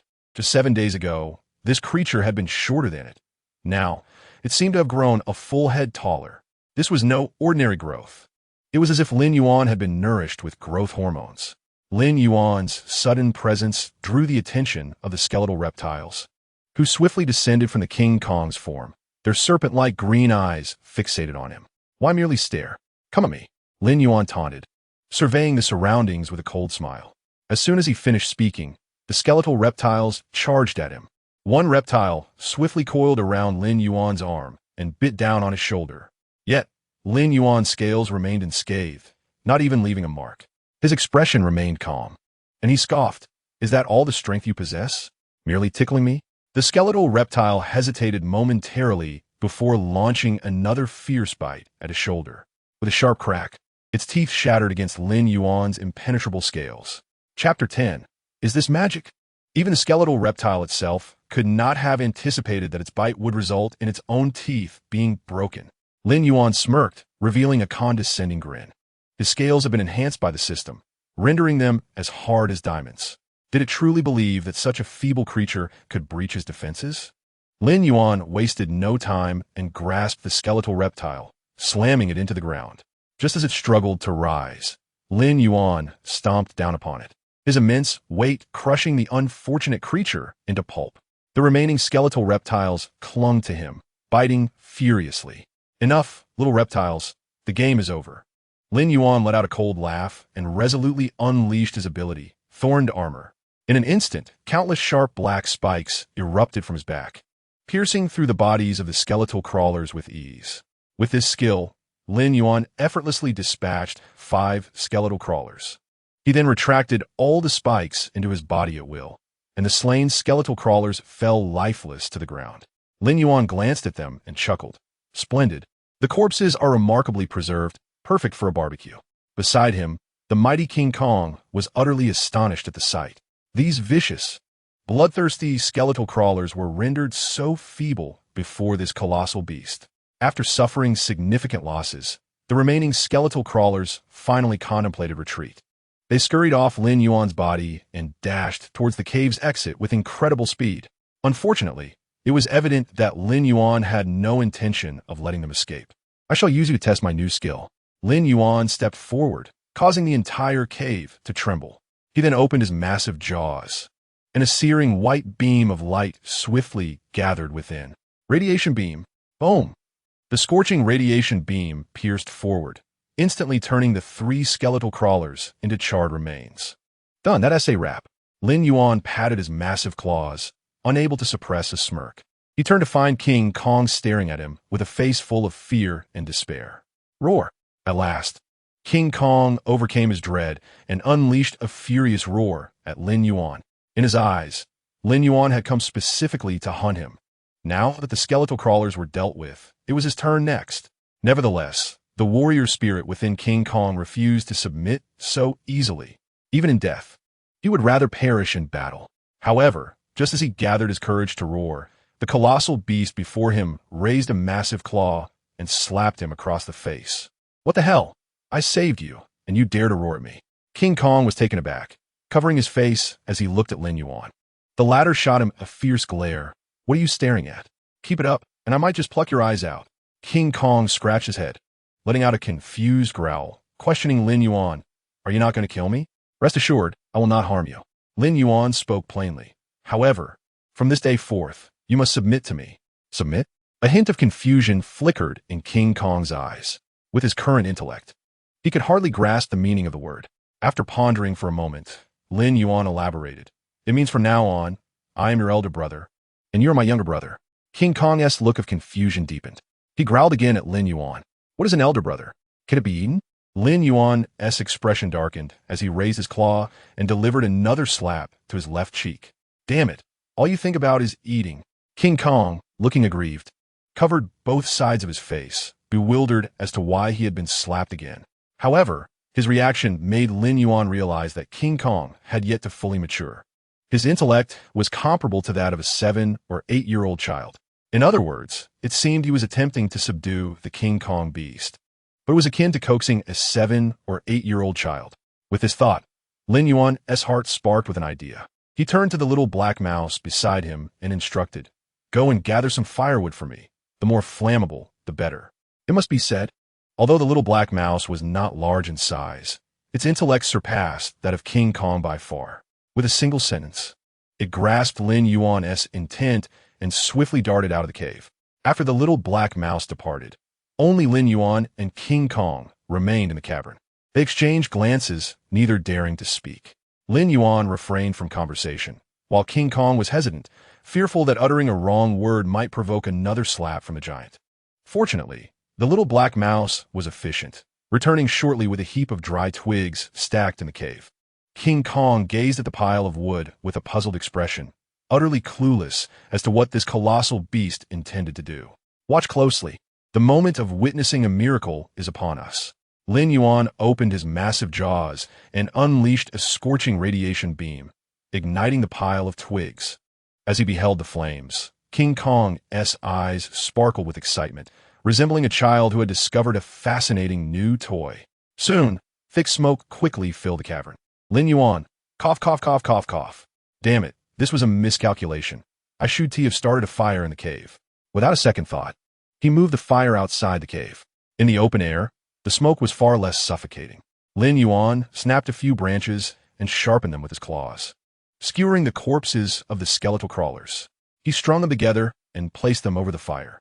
King Kong scratched his head, momentarily forgetting the pain from his wounds, fixated on Lin Yuan's every action with a face full of curiosity. With his intellect, it was truly challenging for him to comprehend what Lin Yuan was doing. However, before long, the corpses of the skeletal crawlers began to sizzle and ooze fat. Simultaneously, a rich, meaty aroma wafted from the fire. Sensing the delectable scent, King Kong's eyes widened in delight. What is this? It was the most tantalizing aroma he had ever encountered in his life. The fragrance made his mouth water uncontrollably. Observing King Kong's expression, Lin Yuan couldn't help but smirk. Indeed, no one could resist the allure of cooked food. If there was, it would undoubtedly be skewers. However, Lin Yuan deliberately refrained from immediately satisfying King Kong's desires. Sometimes, one must tease a child's appetite to ensure their obedience. Lin Yuan grabbed a skewer of roasted skeletal crawler, brought it to his mouth, and savored it, chewing heartily. Ding! You have successfully devoured a skeletal crawler, earning 645 evolution points. It must be said, Lin Yuan's massive jaws were akin to a black hole. When a whole skeletal crawler went in, only a bare twig remained upon extraction. Lin Yuan even crunched the bones and swallowed them whole. Listening to the crunching sounds beside him, coupled with the enticing aroma wafting into his nostrils, caused King Kong's saliva to flow even more profusely. He desperately gulped in front of Lin Yuan, stretching his neck long. His entire face was painted with two clear messages. Look at me, look at me. I want to eat too. However, Lin Yuan appeared to have completely overlooked it, as he nonchalantly seized a skewer of grilled skeletal reptiles and tossed it to the little black mouse beside him. With sparkling eyes filled with joy, The little black mouse gazed at the skewer, which was larger than its own body. Witnessing this scene, King Kong grew increasingly agitated. He pounded his chest with his fists, but in his fervor, he inadvertently aggravated his wounds, grimacing in pain. Sensing the opportune moment, Lin Yuan raised the skewer in his hand. "Would you like one?" Roar. King Kong let out an excited roar. Lin Yuan, smiling broadly, replied, "You can have it, but heed my words. If you eat my skewer from now on, you will be mine. I shall be your elder brother, and you shall be my younger brother. Considering your intellect may not fully grasp this, let me simplify it for you. From this moment forth, you must obey my commands. Can you do that?" Roar. King Kong's eyes were fixated on the skewer, and with scarcely a moment's hesitation, he responded affirmatively. His longing gaze resembled that of a child who had just spotted a candied hawthorn skewer. Lin Yuan remained unsatisfied. "Louder! Have you not eaten today?" Roar. King Kong erupted with an even more thunderous roar. At last, Lin Yuan nodded in approval and handed over the skewer to him. Without a moment's hesitation, King Kong devoured it, chewing with gusto, his face radiant with uncontainable happiness as grease dripped from his mouth. Before long, the skewers of skeletal reptiles were entirely consumed by Lin Yuan and King Kong. As for the little black mouse, the skewer Lin Yuan had given it remained uneaten. Roar. At that moment, a massive saber-toothed tiger burst forth from the depths of the jungle, roaring in fury. Clearly, it had been drawn in by the alluring aroma of grilled meat. However, upon raising its head, it was met with the terrifying sight of two colossal beasts, each many times its size, gazing at it with mirthful expressions. Lin Yuan exclaimed, "I never expected a late-night feast would come knocking at our door." King Kong roared triumphantly. The fur along the saber-toothed tiger's back bristled in fear as it turned to flee. Unfortunately, King Kong was not one to let it escape so easily. In a swift motion, he extended his arm and captured the saber-toothed tiger in his grasp. Without a care for whether the creature was alive or dead, he mimicked Lin Yuan's method and forcibly pierced a branch through the back of its body. It must be said, despite King Kong's immature intellect, his ability to learn was remarkably adept. However, witnessing this scene, Lin Yuan couldn't help but feel a twinge of sympathy. King Kong's approach was undeniably brutal. If the saber-toothed tiger was still alive, it surely endured a painful demise. After skewering the saber-toothed tiger's corpse, King Kong placed it atop the fire to roast. Having observed Lin Yuan for so long, he now handled the meat with considerable skill. Naturally, King Kong was quite considerate, sharing half of the cooked meat with Lin Yuan before indulging himself. Lin Yuan was quite pleased with King Kong's transformation, though he had not fully tamed him yet. At the very least, King Kong no longer harbored hostility towards him. This marked a significant step towards Lin Yuan's aspiration to dominate Skeleton Island. A reward for himself. Perhaps he could indulge in leisure for a few more days. After all, strength could be gained through signing in. Why exert so much effort? However, the skeletal reptiles posed a potential threat. If they dared to ambush King Kong today, it was highly likely they would attempt to hunt him tomorrow. Individually, Lin Yuan harbored no fear of the skeletal reptiles. However, should their numbers swell, he would likely need to retreat. If thousands of them were to swarm him, he could very well be overwhelmed. It was worth noting that King Kong's parents had perished at the hands of the skeletal reptiles. It seemed necessary to find an opportunity to eradicate their lair altogether. Lin Yuan's eyes glimmered as he pondered this in his heart. However, the lair of the skeletal reptiles lay underground, and it was not something he could simply raid at will. Firstly, he had no idea how many skeletal reptiles resided within the subterranean lair. Launching an attack without knowing the enemy's numbers would be akin to courting death. Secondly, Lin Yuan was well aware that within the lair dwelled a king-level entity. The skeletal reptile king, towering at several meters, possessed formidable biting power. Even King Kong would have to tread carefully in its presence. Simulating in his mind, Lin Yuan realized that even in open combat, he might only have a slight upper hand with his atomic breath. Engaging in the lair of the skeletal reptile king, where the enemy held the advantage, the outcome would be uncertain. Thus, it became clear that his current strength was still insufficient.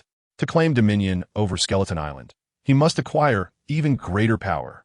Chapter 12. Invasion of Territory, Icarus Wings. Time on the island flowed like a fleeting shadow. In the blink of an eye, another 7 days had passed. All told, Lin Yuan had spent 2 weeks on Skeleton Island. as dawn light streamed into the cave, illuminating Lin Yuan's massive form. He lazily yawned, stretched, and stepped out of the cave. Since discovering this cave, Lin Yuan had no intention of returning to the wilderness. After all, who would choose to endure the elements when they had shelter? Moreover, living here had its advantages.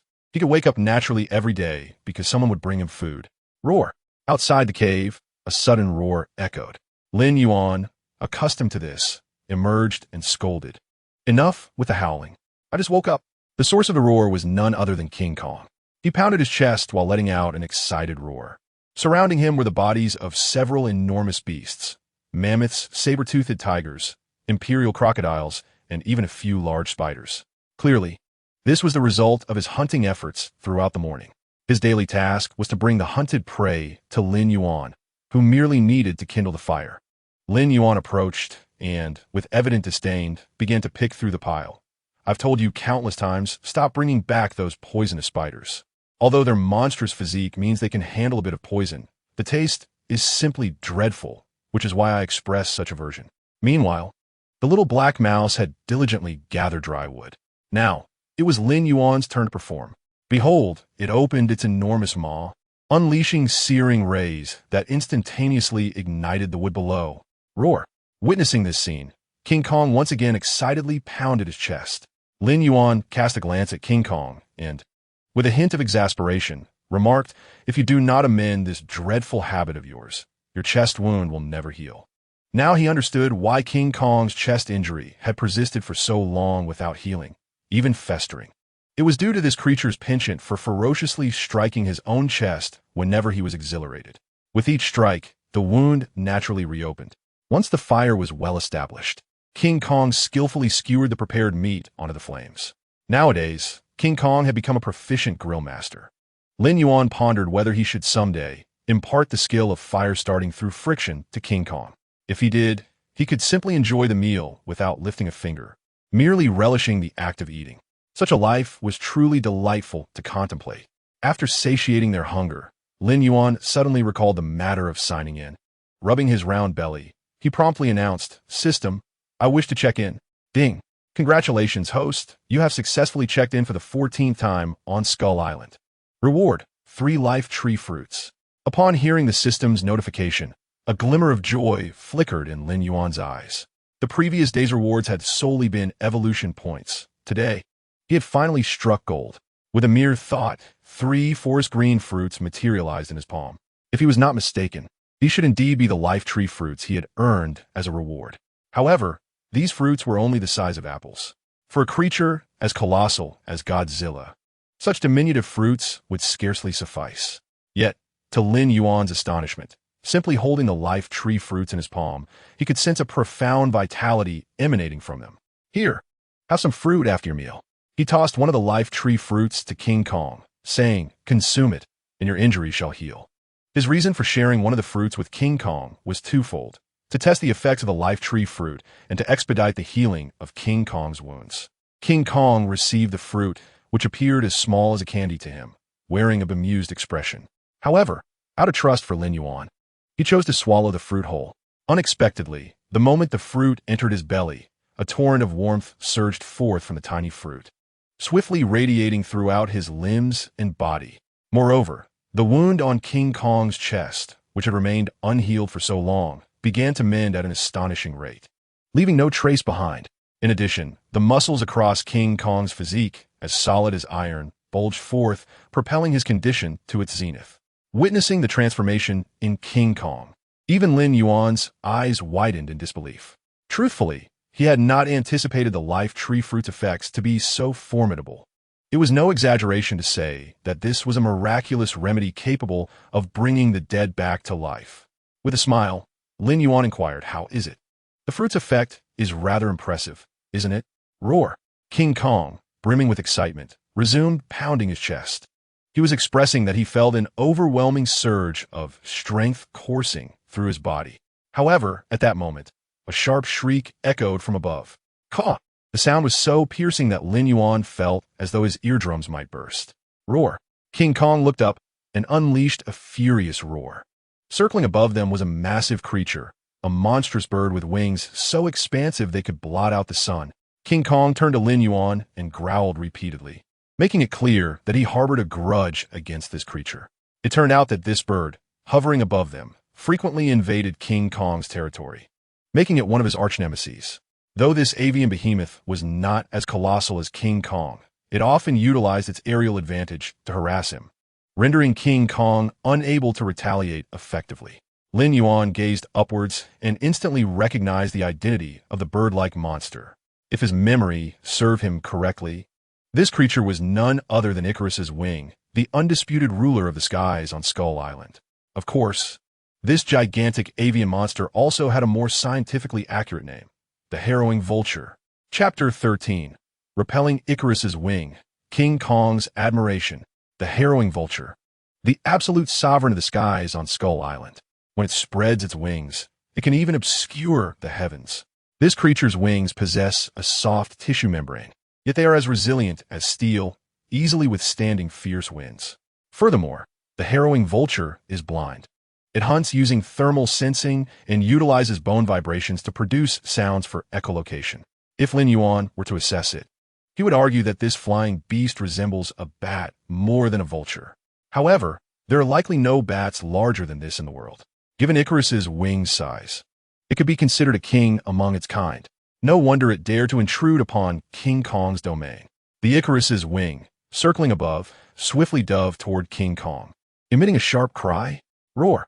In a fit of rage, King Kong hurled a punch at the foe. Unfortunately, against the agile Icarus's wing, his movements were far too cumbersome. Before his punch could land, Icarus's wing deftly altered its flight path, evading the strike and leaving a long gash on King Kong's arm with its sharp claws. The pain from the wound only served to enrage King Kong further. With a powerful push from his legs, he leaped high into the air, aiming to pounce on Icarus's wing.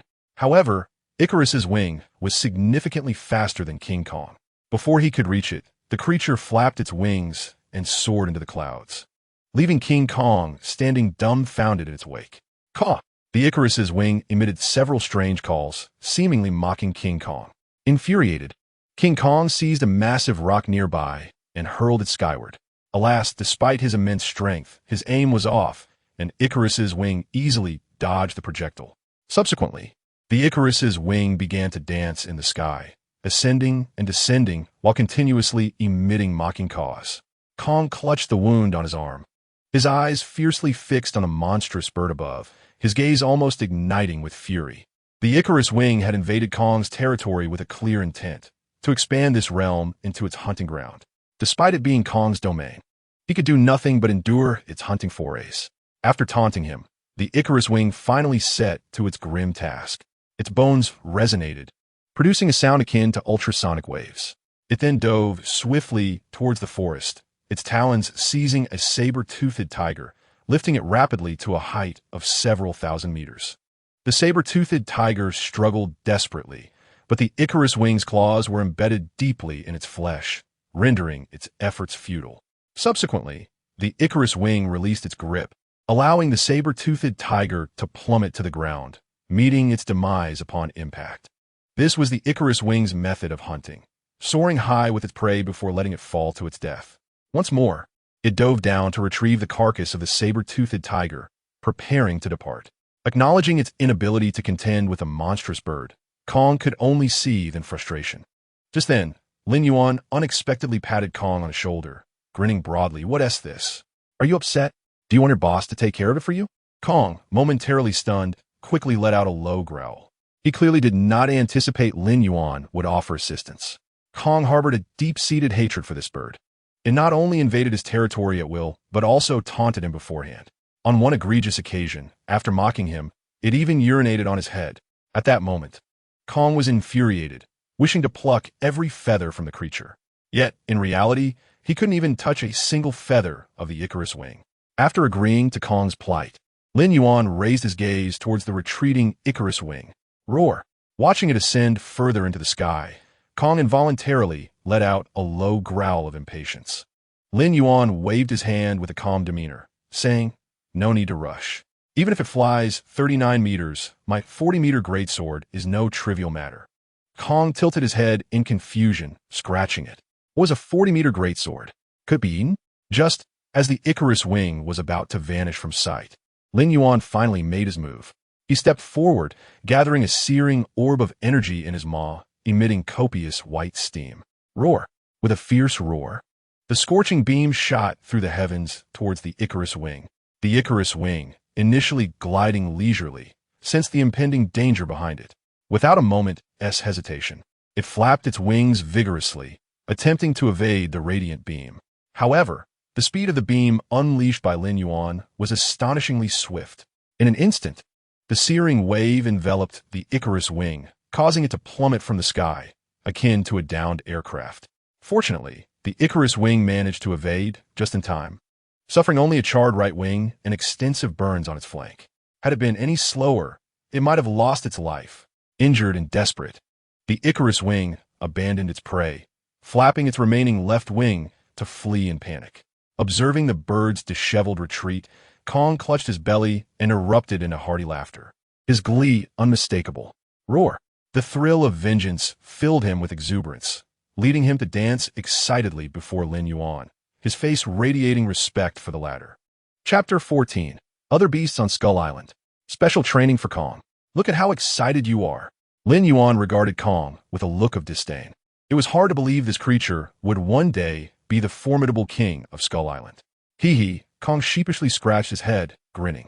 Lin Yuan continued, all right, starting tomorrow, I will provide you with special training. As the future king of Skull Island, how can you not even handle a mere monstrous bird? Although Lin Yuan harbored ambitions to dominate Skull Island, the title of king would remain with Kong. As for him, wasn't the title of Monster King enticing? If that didn't suffice, he could always aspire to be the king of the world. Kong, wide-eyed, pondered what special training entailed. Was it edible? Lin Yuan retreated into the cave, contemplating the future. He aimed to expedite Kong's growth through special training. After all, he was well aware of Kong's capabilities. Within this bumbling giant lay boundless potential waiting to be harnessed. If Kong could rapidly strengthen his prowess, it would greatly facilitate Lin Yuan's plans for dominance over Skull Island. Furthermore, Lin Yuan himself needed to enhance his abilities, but that merely required consistent daily practice, a task not overly challenging. Initially, Lin Yuan had only two objectives. However, upon witnessing the Icarus wing, other ambitions began to surface. He desired to capture additional beasts to form his own monster legion. While watching monster movies, Lin Yuan often scoffed at Godzilla's solitary approach. As the Monster King, how could one succeed alone? One must have their own entourage. Just look at Ghidorah upon resurrection. He sought out Rodan as his subordinate. Though Rodan ultimately betrayed him, it was simply the way of things. If Lin Yuan could indeed assemble a legion of monsters, any endeavor he wished to pursue in the future could receive substantial support. In truth, he could have easily slain that Icarus wing moments ago. A single blast of atomic breath would have turned the creature to ashes mid-flight. His restraint was solely to ensure he could recruit the Icarus wing in the future. Additionally, beyond the Icarus wing, there were numerous other monsters on Skull Island Lin Yuan wished to tame. The sacred tiger, resembling a tiger with black and white stripes, adorned with leaves that shimmered in the gentle breeze. Despite its divine appearance, the sacred tiger possessed terrifying destructive power. This colossal feline harbored immense strength within, capable of cleaving mountains and splitting rocks with its colossal claws. The blade-spined hyena, a carnivorous beast, possessing the agility of a leopard and the biting force of a great white shark, brimming with boundless energy. This colossal creature, named for the protruding spinal spikes on its back, is not only known to attack other monsters, but also cannibalizes its own kind, embodying sheer ferocity and terror. Moreover, the most frightening aspect of the knife-backed hyena is its pack mentality. Once targeted by a pack of these creatures, self-destruction becomes the most viable option. The Soul Island monster, this being, adorned with plant life on its back, resembles a small island from a distance. Not only is it immensely large, but it also ranks among the apex predators of Skull Island. A variant of the crocodile, it rivals the size of a massive whale. With razor-sharp teeth capable of shredding any prey into bloody fragments. Even the king crocodile appears as mere small fish in its presence. The long-legged mother monster, a gigantic spider that prowls through bamboo groves. It can support itself above the ground using its legs. Through prolonged evolution, its limbs have taken on the appearance of bamboo, easily misleading its prey. Furthermore, its long appendages end in 8 sharp, blade-like feet, effortlessly piercing the bodies of its victims. Its powerful mandibles can tear apart any creature. The swamp giant squid, a colossal cephalopod that combines the characteristics of both squid and octopus. Its strong, suction cup-laden tentacles can immobilize prey, rendering them unable to breathe. Concealed beneath its soft skin is a beak-like mouth capable of shredding the flesh of its victims. This creature resembles an evolved form of the giant squid, exhibiting even greater aggression and destructive capability.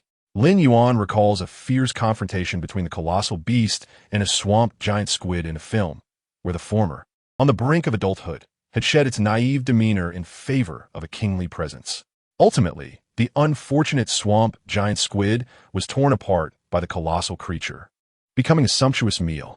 The duration of their struggle highlights just how formidable this being truly is. In light of this, Lin Yuan finds that there are quite a few monsters he can tame on Skull Island. However, the task of subduing each one sequentially is no simple feat for now. He can only take it one step at a time. The following day at dawn, Lin Yuan surprisingly rose early, not for himself, but to supervise the training of the colossal creature. As the saying goes, there is no greater joy than deriving one's pleasure from another's struggle. Listen well, Colossal. The following is the first phase of your devilish training. You must persevere daily. Lin Yuan commanded while seated upon a massive boulder. Run a distance of 100,000 meters, then return to perform 3,000 push-ups. And finally swim around Skull Island 3 times. With Lin Yuan's training plan unveiled, the colossal creature excitedly thumped its chest and let out a triumphant roar. It too longed for strength. Since Lin Yuan had promised it a path to greater power, it was eager to comply, simple-minded as it was. The colossal creature never considered the possibility of deceit on Lin Yuan's part. Without hesitation, it set off, its massive form causing the ground to tremble with each step, akin to a violent quake. Lin Yuan's training regimen was indeed rather ruthless. At least for the creatures of Skull Island, peaceful days were a distant dream. Chapter 15. The System Mall, unmatched in the world. Gasping for breath, the colossal creature collapsed outside its cave after completing Lin Yuan's training regimen. Its fur was drenched in sweat, emitting steam, while it lay with its mouth agape, panting heavily. Lin Yuan's rigorous training was not arbitrary. It was meticulously tailored to the creature's current physical capabilities, designed to push its limits and foster strength. Would there be concerns of overexertion? Absolutely not. Neither Lin Yuan nor the colossal creature had yet grasped the vast potential lying dormant within. Observing the exhausted creature sprawl before him, Lin Yuan calmly announced, "Rest for 10 minutes. After that, we will engage in combat training, and I shall serve as your sparring partner." Upon hearing this, the colossal creature, which had been panting heavily, froze in place, its eyes growing wide with astonishment. 10 minutes later, roar. The forest reverberated with the colossal creature's fierce battle cry. 2 minutes later, a low growl of trepidation emerged. 3 minutes later, the creature, resembling a towering mountain, was brought low by Lin Yuan, whimpering in defeat and refusing to rise. Seeing the pitiful state of the colossal creature, even the little black mouse averted its gaze in sympathy. If this continued, Lin Yuan might truly beat the life out of the creature. Amused yet exasperated by the display of feigned death, Lin Yuan kicked the creature lightly. Enough with the charade. Get up quickly. It's time for roasted meat. Roasted meat. At the mere mention of the words, the colossal creature sprang back to life, leaping to its feet as if it had never endured the earlier beating. Lin Yuan couldn't help but marvel at its resilience. After enduring nearly 10 minutes of punishment, it behaved as though nothing had happened. The more robust the creature became, the more pleased Lin Yuan felt. When the colossal creature matured, it would herald the day Lin Yuan unified all the monsters of Skull Island.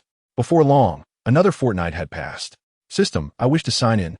Lin Yuan languidly reclined on a boulder under the sun, casually conducting his sign-in. Ding! Congratulations, host, for successfully signing in for the 30th time on Skull Island. Reward, 70,000 evolution points. Ding! Congratulations, host, for completing 1 month of sign-ins, unlocking the mall system. The reward for a month of sign-ins was nothing particularly remarkable, just 70,000 evolution points. However, Lin Yuan was intrigued by the newly unlocked mall system. In the next moment, with a mere thought, he activated the mall system. A silvery white screen materialized before him, displaying a plethora of goods, complete with the ability to flip through pages.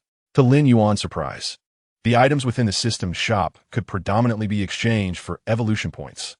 A portion of the items required a special currency known as sign-in points. Curiously, Lin Yuan inquired, "System, what exactly are sign-in points?" The system promptly responded, "For each day you successfully sign in, you earn 1 sign-in point." Accumulated sign-in points can be exchanged for various special items in the system shop. Upon hearing this, Lin Yuan's eyes instantly sparkled with excitement. It appeared that sign-in points were indeed a valuable asset. He then asked, "How many sign-in points do I possess now?" The system replied, "You have 45 points." Lin Yuan recalled that although he had signed in on Skeleton Island for a month, he had also maintained his sign-ins for approximately 15 days before arriving there. Therefore, the total number of sign-in points naturally amounted to 45. Suppressing his exhilaration, he began to browse through the items available in the system shop. Thunder Fruit, price, 15 million evolution points source. One Piece World 3 Tomo Sharingan, price, 12. 5 million evolution points, 100 sign-in points source. Naruto World Emperor Armor, price, 5 million evolution points 5,000 sign-in points source.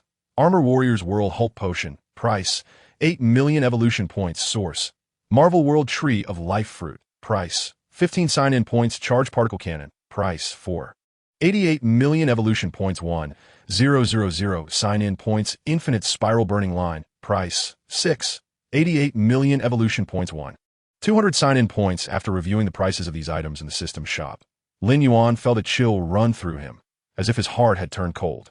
He had initially thought that after signing in for such an extended period, he would finally be able to exchange his sign-in points for something worthwhile.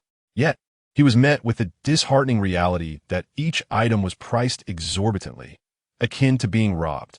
Sign-in points were counted in hundreds, while evolution points were even more outrageous, counted in millions. A single devil fruit from the One Piece world was priced at a staggering 15 million evolution points. Was this not daylight robbery? Surely, 15 million evolution points could suffice for him to evolve into a colossal beast of 100 meters. Flipping through several pages, the cheapest item was the Tree of Life fruit. However, with all his current wealth, he could purchase a maximum of only 3 of them. Gazing at the rare items in the system shop that were beyond his reach, Lin Yuan could only feel a sense of helplessness. Tears of poverty unconsciously trickling from the corners of his eyes. The items were undoubtedly magnificent, but their prices were simply outrageous. Oh, cruel system, you possess no heart. At this moment, accessing the system shop only served to tantalize him with desires he could not fulfill. Fortunately, as a member of the Godzilla species, Lin Yuan had a lifespan that could extend to over 10,000 years.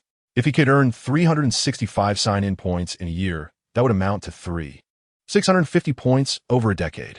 In a century, it would total 36,500 points. And over a millennium, he would amass an astounding 365,000 points. By the time he reached that threshold, he could clear out the entire system shop, thus becoming truly invincible in the world. Chapter 16, Hurricane Cliff. The habitat of Icarus's wings. The more Lin Yuan pondered, the more delighted he felt. He had already resolved that once he amassed enough wealth, he would first exchange for the Thunder Fruit. It was arguably one of the most underestimated devil fruits in the One Piece world. Had it not been for Enel encountering his nemesis, the power of the Thunder Fruit would have proven to be overwhelmingly formidable. Upon consuming the Thunder Fruit, one would gain the ability to transform their body into lightning, rendering ordinary attacks ineffective while allowing them to conceal themselves within conductors. Furthermore, the fruit's user could unleash high-voltage currents for offense and move at lightning speed, making it one of the most powerful devil fruits. Moreover, Godzilla's massive size made movement appear cumbersome. Yet, once endowed with the powers of the Thunder Fruit, Lin Yuan's only weakness would vanish. However, the drawback of the devil fruit was that consuming it would curse the user for life. Contact with seawater would render them powerless. As the amphibious king of both land and sea, Lin Yuan pondered the indignity of being unable to enter the ocean, a disgrace to the title of Monster King. Reflecting on this, he realized he needed to deliberate further. Nevertheless, the three-tomo Sharingan was equally enticing. The capabilities of a Sharingan would enable Lin Yuan to perceive all things and identify his enemy's vulnerabilities, making it extraordinarily potent. Who could envision a Godzilla wielding the Sharingan? This thought brought an involuntary smile to Lin Yuan's face. At that moment, the ground trembled, and a panting Kong reappeared before Lin Yuan. He had just completed the specialized training task Lin Yuan had assigned, utterly exhausted. However, compared to 2 weeks ago, Kong had made significant progress. Initially, after enduring the grueling training, he would collapse and remain motionless. Now, although he appeared fatigued, he still retained some energy. Otherwise, he would have already collapsed onto the ground. In just half a month, Kong's physique had noticeably strengthened, and his size had increased considerably. Such remarkable growth in power within such a short span could only be attributed to Kong's innate talent. Observing the towering figure of Kong, resembling a mountain, Lin Yuan spoke. "All right, today you may rest. We shall forego combat training." Roar. Upon hearing this, a glimmer of joy crossed Kong's face as he excitedly beat his chest. Yet, before his exhilaration could settle, Lin Yuan's next words doused his enthusiasm like a cold shower. "However, starting tomorrow, the training intensity will double. If you fail to complete it, you will not be allowed to eat." Kong, ooh. After a moment of shock, a look of despair washed over Kong's face. To him, this was the epitome of joy turned to sorrow. In the following 10 days, Kong adhered strictly to Lin Yuan's standards, completing the doubled training regimen. His performance was so commendable that even Lin Yuan found no faults. It must be said, despite his simple-mindedness, Kong was remarkably obedient. At least, he was not the rebellious type. Of course, this compliance was likely due to the fact that Lin Yuan could easily overpower him. Additionally, a significant factor was that Lin Yuan could grill meat. During the practical training, King Kong was abruptly sent flying by a single swipe from Lin Yuan. Although King Kong possessed remarkable brute strength, its only flaw lay in its reliance on sheer power. In contrast, Lin Yuan, despite being a monster, wielded human intelligence, allowing him to effortlessly overpower King Kong even at equal size. However, King Kong demonstrated a remarkable capacity for learning, quickly acquiring various techniques from Lin Yuan. After being knocked down by Lin Yuan's strike, King Kong surprisingly lay still on the ground, not moving an inch. Lin Yuan was momentarily taken aback. Pondering how he had managed to down King Kong with so little effort, he approached to investigate the situation. Just then, King Kong abruptly turned around and launched a surprise attack with its fists aimed directly at Lin Yuan. A sneak attack. Goodness. It seems you've even learned to feign defeat to launch a surprise assault. Lin Yuan reacted swiftly, opening his massive jaws just as King Kong threw its punches. Boom! A weakened version of his atomic breath, unleashed without any buildup, erupted from his mouth and struck King Kong squarely in the chest. The force of the atomic breath created a massive crater beneath King Kong. The impact left King Kong gasping, completely unable to retaliate, let alone seize the opportunity to ambush Lin Yuan. Lin Yuan, with his claws resting behind him, spoke calmly. "Young one, you have no regard for martial ethics. Trying to deceive and sneak attack an old comrade like me, who is 69 years of age. This is unacceptable. I hope you will reflect on your actions and refrain from repeating such mistakes." King Kong. What on earth is rat tail juice? After the training session concluded, Lin Yuan lifted King Kong and examined its injuries. One must admit, King Kong's physique was indeed formidable, having endured an atomic breath. It appeared as though nothing had happened. Moreover, this was the first time Lin Yuan had felt compelled to use atomic breath against King Kong in their training. Although King Kong's tactics were somewhat unsporting, Lin Yuan extended his massive claw and patted King Kong's shoulder, praising, "Your progress has not gone unnoticed, and I trust you can feel it too. Therefore, in the upcoming training, I shall introduce a new training regimen for you." King Kong attentively perked up its ears, listening earnestly to what would follow. Lin Yuan slowly articulated 4 words: hunting training. Half an hour later, at Skull Island, on Hurricane Cliff, King Kong followed Lin Yuan closely. Arriving at this location, it was a towering cliff located at the edge of Skull Island, rising thousands of meters from top to bottom. Rarely would any creature venture here, not only due to the perilous terrain, but also because Hurricane Cliff was the domain of the Icarus wings. Thousands of Icarus wings roost atop this high cliff. Any colossal beast daring to invade their territory would be ruthlessly torn to shreds by these ferocious giant birds. Chapter 17. Special Training Results: King Kong vs. Monster Birds. Lin Yuan brought King Kong here, naturally to test the fruits of their training over the past few days. However, King Kong would not be facing merely a single Icarus wing. Instead, it would contend with thousands of Icarus wings. These bat-like creatures were incredibly swift, remarkably agile, and possessed formidable offensive capabilities. Moreover, these creatures had frequently invaded King Kong's territory, making them formidable adversaries. Such opponents were perfect for King Kong's practice. All right, go ahead and show these monstrous birds your strength, Lin Yuan encouraged, patting King Kong's shoulder. Yet, to Lin Yuan's surprise, King Kong emitted a wail and clung desperately to Lin Yuan's leg. This was hardly hunting training. It was unmistakably a demand for its life. With tearful eyes, King Kong gazed up at Lin Yuan, hoping for a change of heart from the latter. Unfortunately, Lin Yuan showed no signs of compassion, instead cheerfully stating, "If you refuse to go, I shall unleash atomic breath upon you." King Kong, feeling pitiful, contemplated the pros and cons in its heart, ultimately releasing Lin Yuan's leg and resolutely climbing toward Hurricane Cliff. Compared to facing the prospect of being obliterated by Lin Yuan's atomic breath, it preferred to engage in a fierce battle with these monstrous birds. Before long, King Kong reached the summit of Hurricane Cliff. Roar! The beastly ferocity within it compelled King Kong to pound its chest, unleashing a furious roar into the sky. Observing King Kong's display of power atop Hurricane Cliff, Lin Yuan nodded in satisfaction. Quite impressive. Such an aura befits the king of Skull Island. However, as history has shown, arrogance often leads to downfall. King Kong's roar was immediately perceived as a challenge by the Icarus wings. In an instant, all the Icarus wings circling in the sky launched an assault on King Kong. The leader among them was the very one Lin Yuan had previously injured, leaving it with a half-destroyed wing, perhaps haunted by its prior encounter. This particular Icarus wing hesitated to attack King Kong at first, instead observing Lin Yuan's movements closely. Once it discerned that Lin Yuan had no intention of intervening, it shrieked and charged at King Kong. In mere seconds, King Kong found itself besieged by a multitude of Icarus wings. Their sharp talons effortlessly tore into King Kong's fur, leaving numerous bloody gashes across its body. Roar! Provoked by the pain, King Kong let out a furious roar. It suddenly extended its arms and easily captured one of the monstrous birds. With a surge of strength, King Kong effortlessly ripped the Icarus wing in half. Crimson blood gushed forth, splattering through the air like a blossoming flower before King Kong's eyes. However, this sight momentarily stunned King Kong. When did its explosive power become so remarkable? Furthermore, its strength and speed appear to have significantly increased.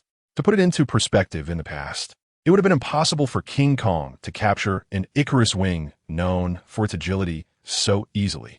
If one were to liken it to a human, these monstrous birds resembled flies, requiring immense effort to swat even one. After a brief moment of astonishment, King Kong chose to act once more. Its arms shot out in opposite directions like lightning, swiftly capturing two Icarus wings in its grasp. Roar! King Kong exclaimed in exhilaration, crushing the two creatures into a pulp with its powerful grip. Faced with such a ferocious King Kong, the remaining Icarus wings could not help but display signs of fear. In contrast to the wings of Icarus, the mighty gorilla was overwhelmed with exhilaration. Since its training commenced, this was the first time it had realized the remarkable extent of its newfound strength. It must be noted that the gorilla's sole training opponent had always been Lin Yuan.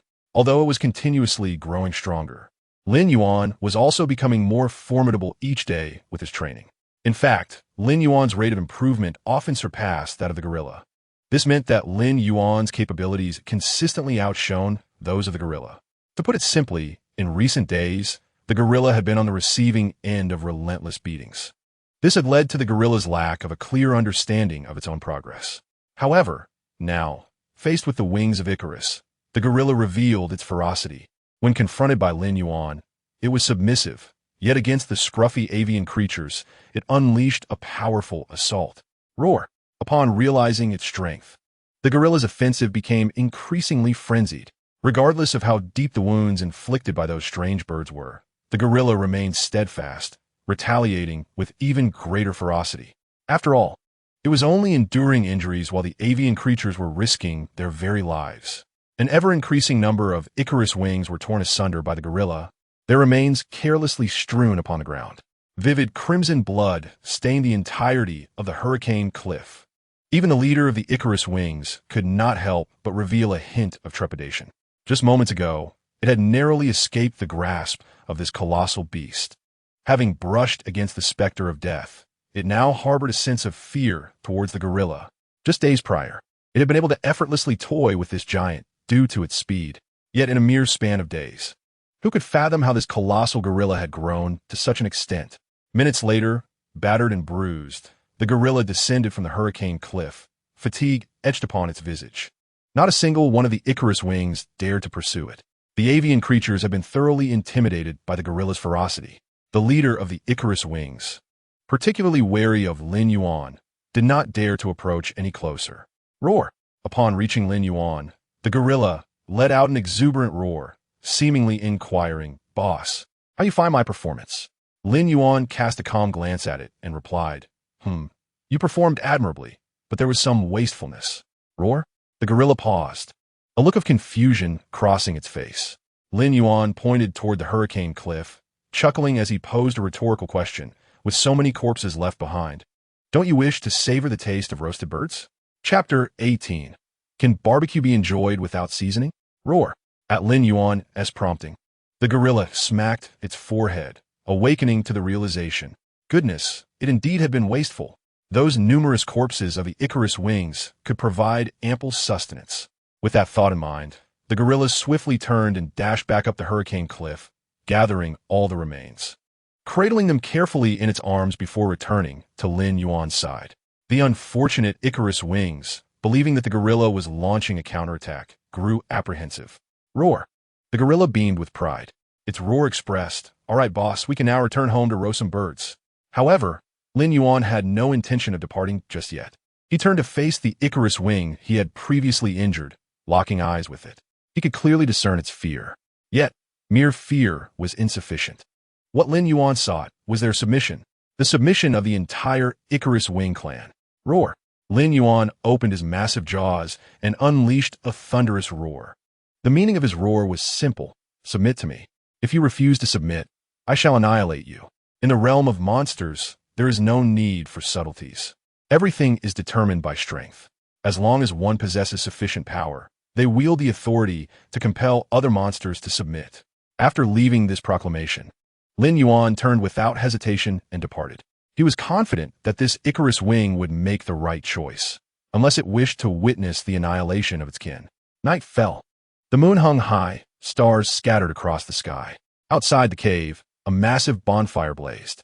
Over the fire, the remains of the Icarus wings were being roasted.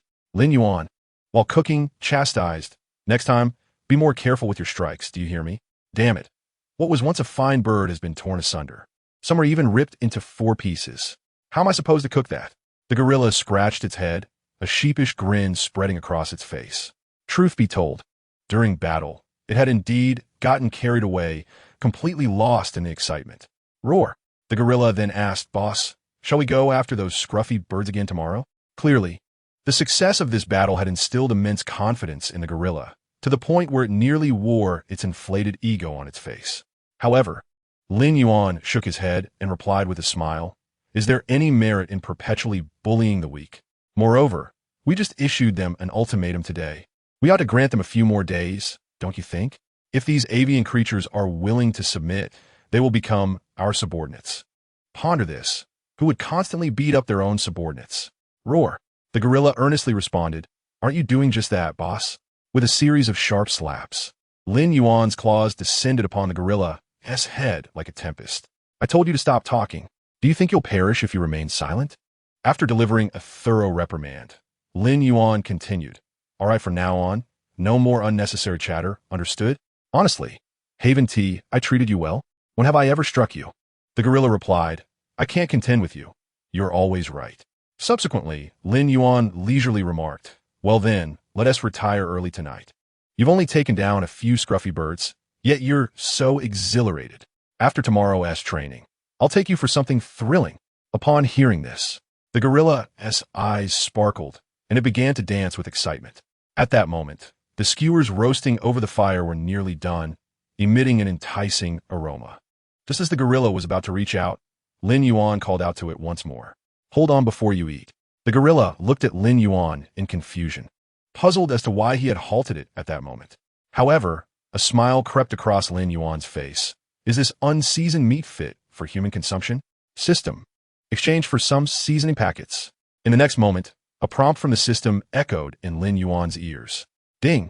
Congratulations, host! You have successfully exchanged for a seasoning pack, consuming 1,000 evolution points. Lin Yuan scoffed disdainfully. For such a trivial seasoning, how could this system shamelessly charge me 1,000? Truly a merchant of the utmost cunning. However, on this desolate island, if Lin Yuan wished to enjoy flavorful food, he had no choice but to redeem it from the system's shop. Subsequently, Lin Yuan tore open the packaging and evenly sprinkled the seasoning over the skewers before him. A bit of salt first, then a dash of chili powder. How could barbecued food be complete without cumin? He murmured to himself as he seasoned the meat. Kong, observing this scene in a daze, was oblivious to Lin Yuan's actions. Yet the enticing aroma wafting through the air was irresistibly drawing him in. Why is barbecued food so delectable? It is precisely because of the chili powder and cumin. With these two seasonings added, even a shoehorn would taste divine. All right, time to eat. Having completed his task, Lin Yuan eagerly seized a skewer and began to indulge. Ding!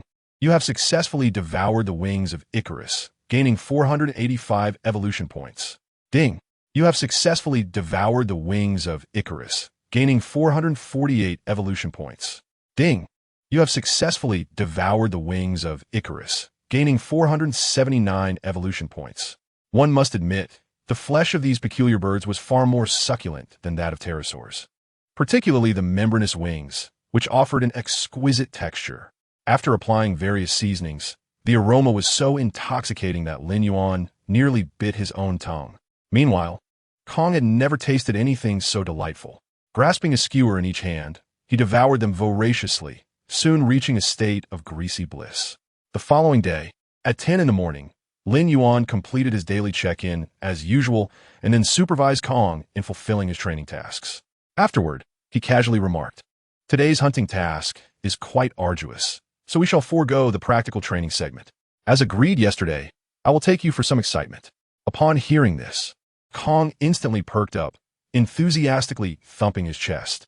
Half an hour later, Lin Yuan led Kong to a deep pool of water. Chapter 19. I ask you, is this thrilling? Kong glanced at the deep pool before him, then turned to Lin Yuan, his face a canvas of confusion. It seemed he was questioning, boss, what have you brought me here for? The pool appeared remarkably clear. Could it be that the boss intended for him to bathe here? The thought sent a shiver down Kong's spine. Just then, Lin Yuan finally spoke. Get in. Kong, huh? Lin Yuan, with a hint of impatience, replied, what do you mean, huh? I said get in the water. Under Lin Yuan's authoritative gaze, Kong reluctantly acquiesced, stepping into the deep pool. Though the water was deep, Kong, being a colossal beast over 40 meters tall, found that the water only reached his waist. Once in the water, Kong had no reservations and began to enjoy his bath. At that moment, he was certain that his boss had indeed brought him here to wash. Yet what excitement could a bath possibly hold? Simple-minded, Kong did not ponder further and splashed the cool lake water over himself, beckoning Lin Yuan to join him. However, Lin Yuan remained unmoved, merely standing on the shore with a bemused smile as he watched Kong. Suddenly, Kong's expression shifted dramatically.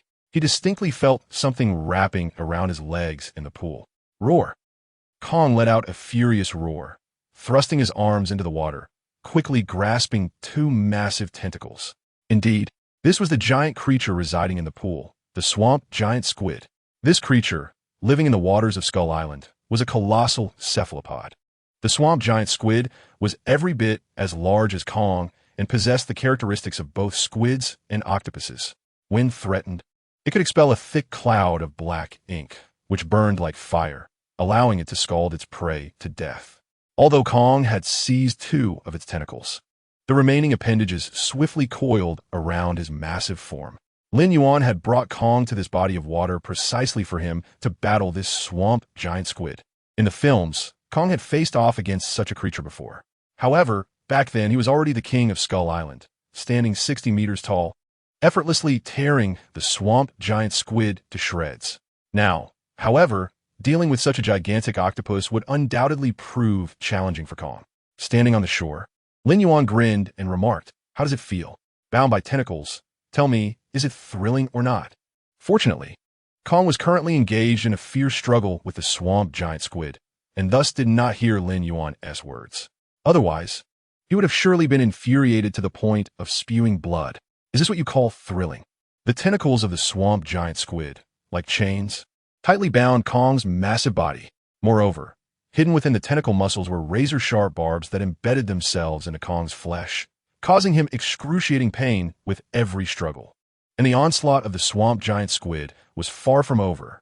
It turned its head towards Kong and unleashed a torrent of scalding ink. The fiery ink seared Kong's face, completely obscuring his vision. Roar! Temporarily blinded, Kong let out a furious roar. Yet, no matter how enraged he became, he could not escape the clutches of the swamp giant squid. Observing the scene before him, Lin Yuan couldn't help but furrow his brow. He had not anticipated the swamp giant squid would possess such cunning and complex tactics. He began to wonder if bringing Kong here so soon was perhaps premature. Fortunately, Kong, ensnared by the swamp giant squid, quickly mounted a counterattack. He reached out with both hands and forcefully seized a portion of the squid's tentacle. Then, to everyone's astonishment, Kong opened his massive jaws and bit down. The sickening sound of muscles tearing filled the air as Kong, utilizing his sharp fangs, brutally severed the tentacle. Without chewing, he swallowed it whole. This ferocious display instilled a measure of fear in the swamp giant squid. However, such a rare prey was not one the squid was willing to relinquish easily. It extended another massive tentacle. This time, its tentacle directly coiled around the neck of the mighty creature. The swamp giant squid aimed to strangle it with this forceful maneuver. However, to everyone's surprise, the creature showed no intention of resisting.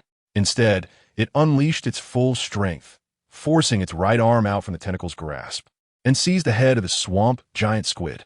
The latter immediately sensed the impending doom, but it was too late to escape. The creature's right arm surged with power, muscles bulging as it pressed the head of the swamp giant squid forcefully towards the bottom of the pool. Under the immense pressure, the squid began to thrash violently. Yet, the more it struggled, the more exhilarated the creature became. With a furious roar, it extended its foot and stomped down with all its might.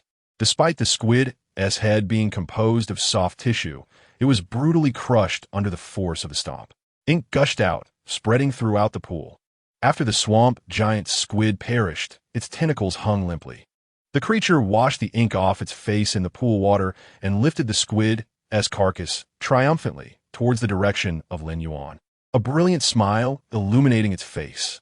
Lin Yuan had come to understand this simpleton well. The creature was not merely joyous about defeating the swamp giant squid. It was also thrilled at the prospect of having grilled squid for dinner. No, squid should not be grilled. It must be made into sizzling calamari for the exquisite taste. Gazing at the squid carcass in the creature's grasp, Lin Yuan's mind sparked with an idea. However, unnoticed by anyone, 2 more swamp giant squids stealthily approached Lin Yuan's direction from the depths of the pool. Chapter 20. The Wrath of Lin Yuan, Terrifying Power. With a splash, a cacophony of water erupted from the depths, sending waves splashing across the surface. Several thick tentacles once again coiled towards the creature's position, swiftly ensnaring its body. In an instant, the creature's expression changed dramatically. Clearly, it had not anticipated that more than one swamp giant squid lurked in this deep pool. With a fierce roar, it attempted to break free from the tentacle's grip. Unfortunately, having exhausted too much energy in the previous battle, and now being simultaneously ambushed by 2 swamp giant squids, it found itself utterly immobilized, as if bound by ropes. The 2 squids, relentless in their pursuit, regarded the creature as prey. Their tentacles tightened, even digging into its flesh. If this continued, It would not be long before the two swamp giant squids would jointly hunt down the creature. In this dire situation, Lin Yuan could no longer remain a mere observer. This had evidently exceeded his training expectations for the creature.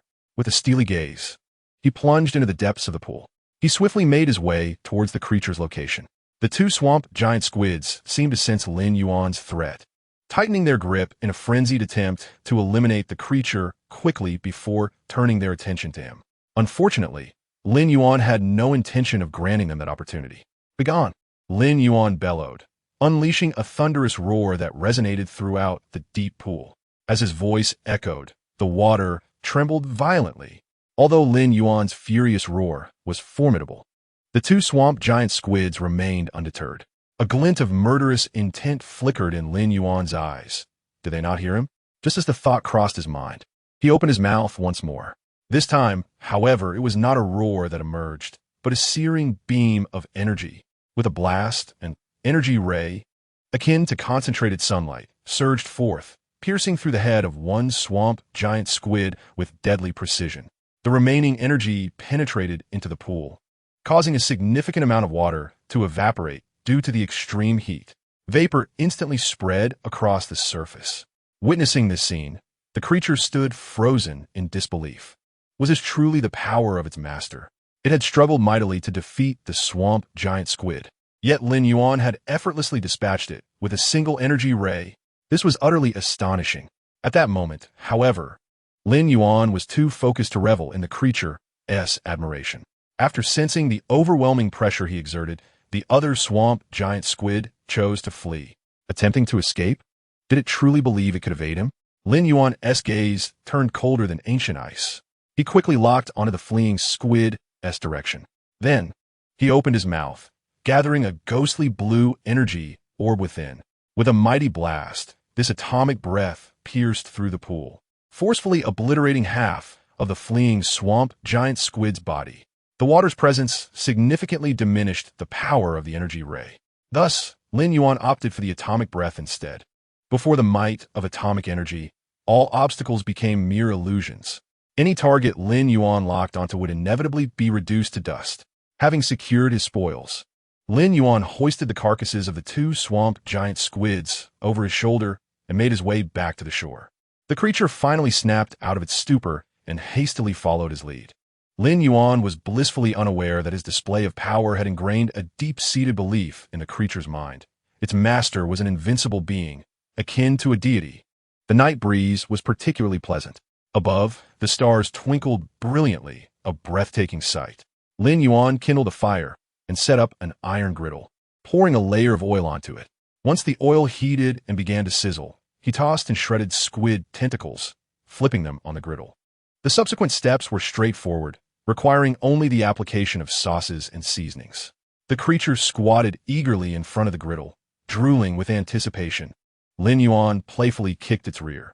"Sitting so close, aren't you afraid of singeing your fur?" The creature scratched its head, grinning foolishly, its eyes never straying from the sizzling calamari.